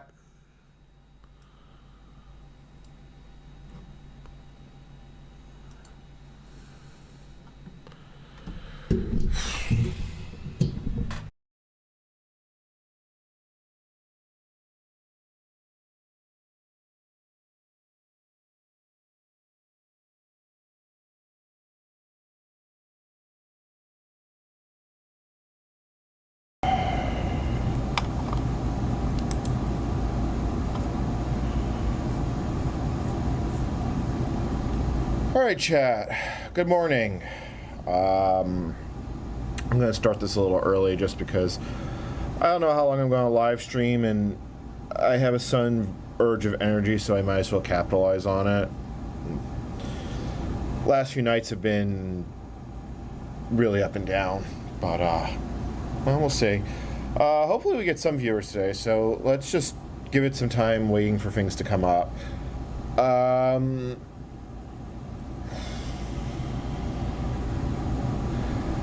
I kind of worry the problem with these streams is that unless you catch the beginning of them, you're like not going to know what's going on. So a lot of what I'm doing right now is I want to attach a radio beacon to my car,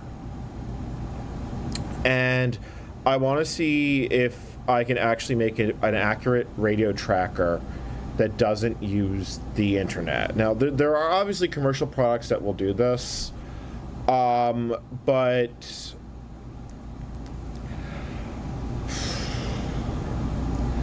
I don't know. This is like a project I've wanted to do for a while because I want to be able to actually track the data coming out of it.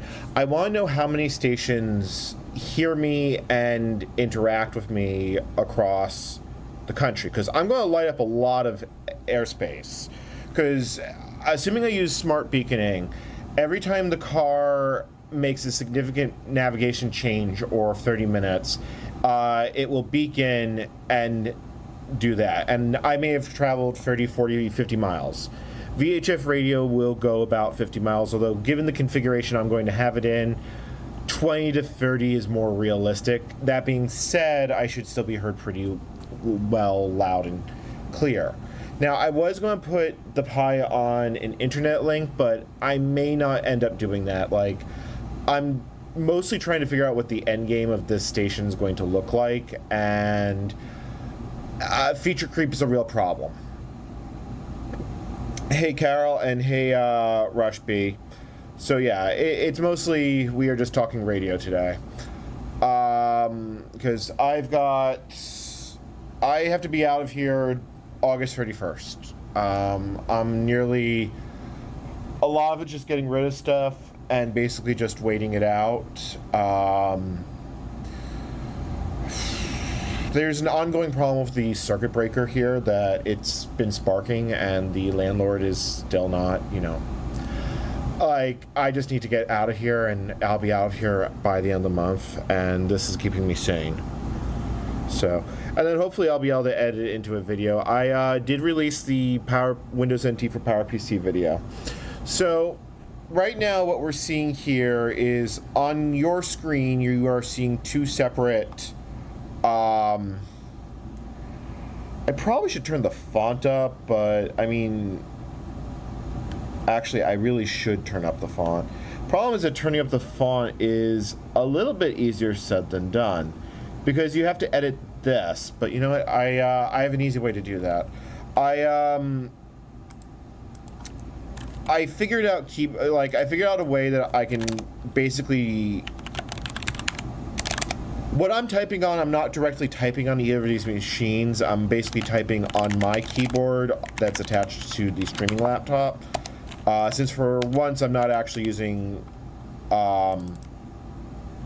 RTMP, I'm not streaming off the Pi itself, because I'm probably going to be changing a lot of config data while I do this, and I may need to change it on both sides. So okay, Control X there.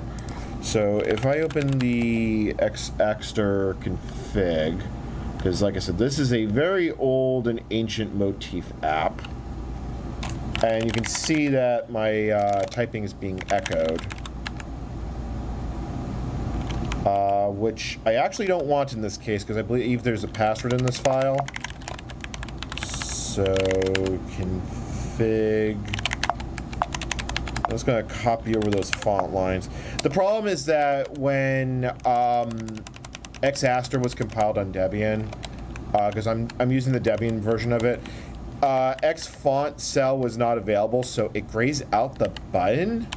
It's like, okay, so a patch should be submitted about it somewhere. I have issue working up the energy. All right, do we have bigger fonts now? No, not even in the slightest. Why do we not have bigger fonts?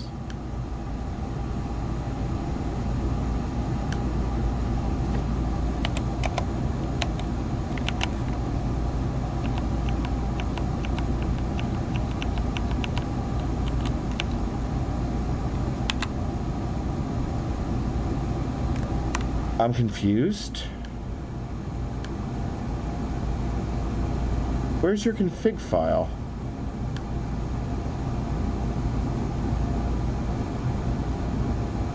Like, yeah, I probably should have fixed this before the stream. It just really occurred to me how small that actually is.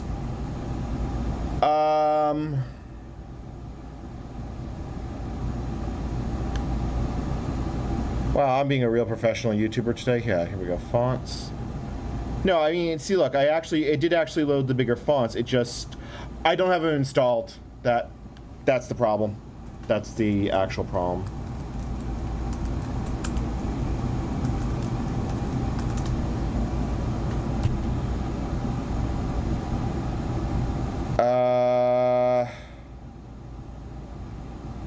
Do I really need all these fonts? No, I probably don't need...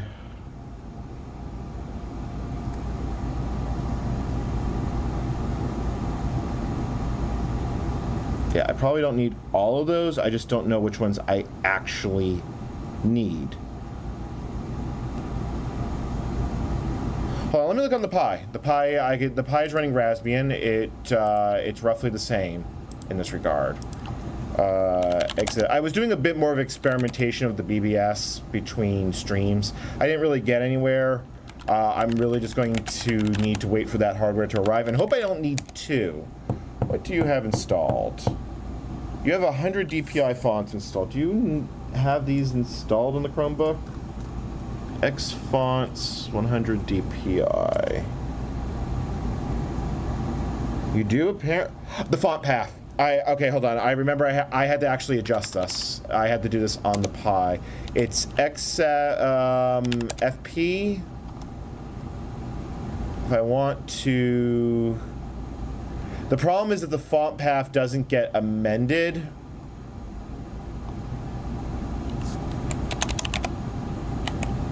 Yeah, that's the problem. I remember this now. Yeah, and if I look here, if I do xset q,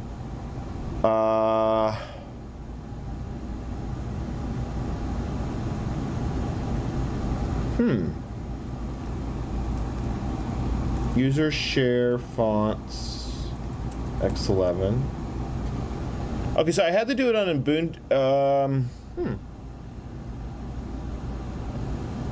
I do know for a fact I had to do this. Alright, we're just gonna kind of live with it. I could just switch which station I'm doing this with, just so it's easier to see on stream. Yeah, font is tiny.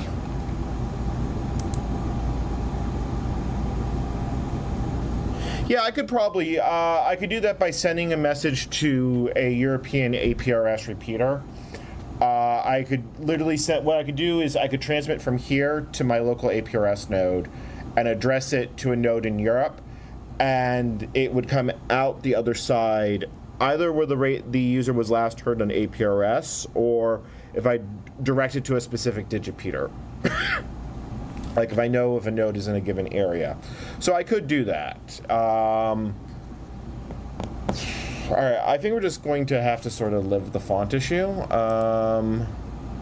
Actually, here, let me switch the views, because if I switch the views, this will be a little bit easier. You have good days, you have good streams, and you have bad streams. I think I like this better at with RTMP. Let me turn.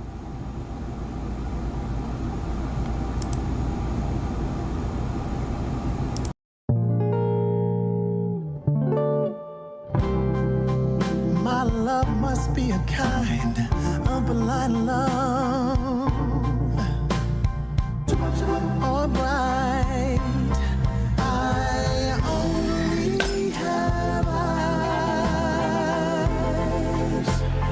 for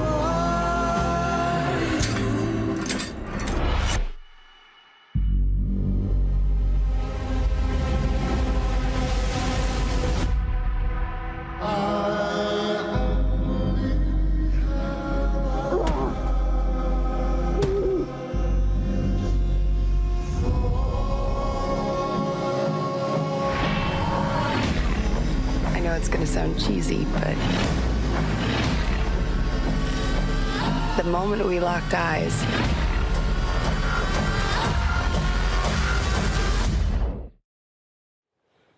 there was just a spark.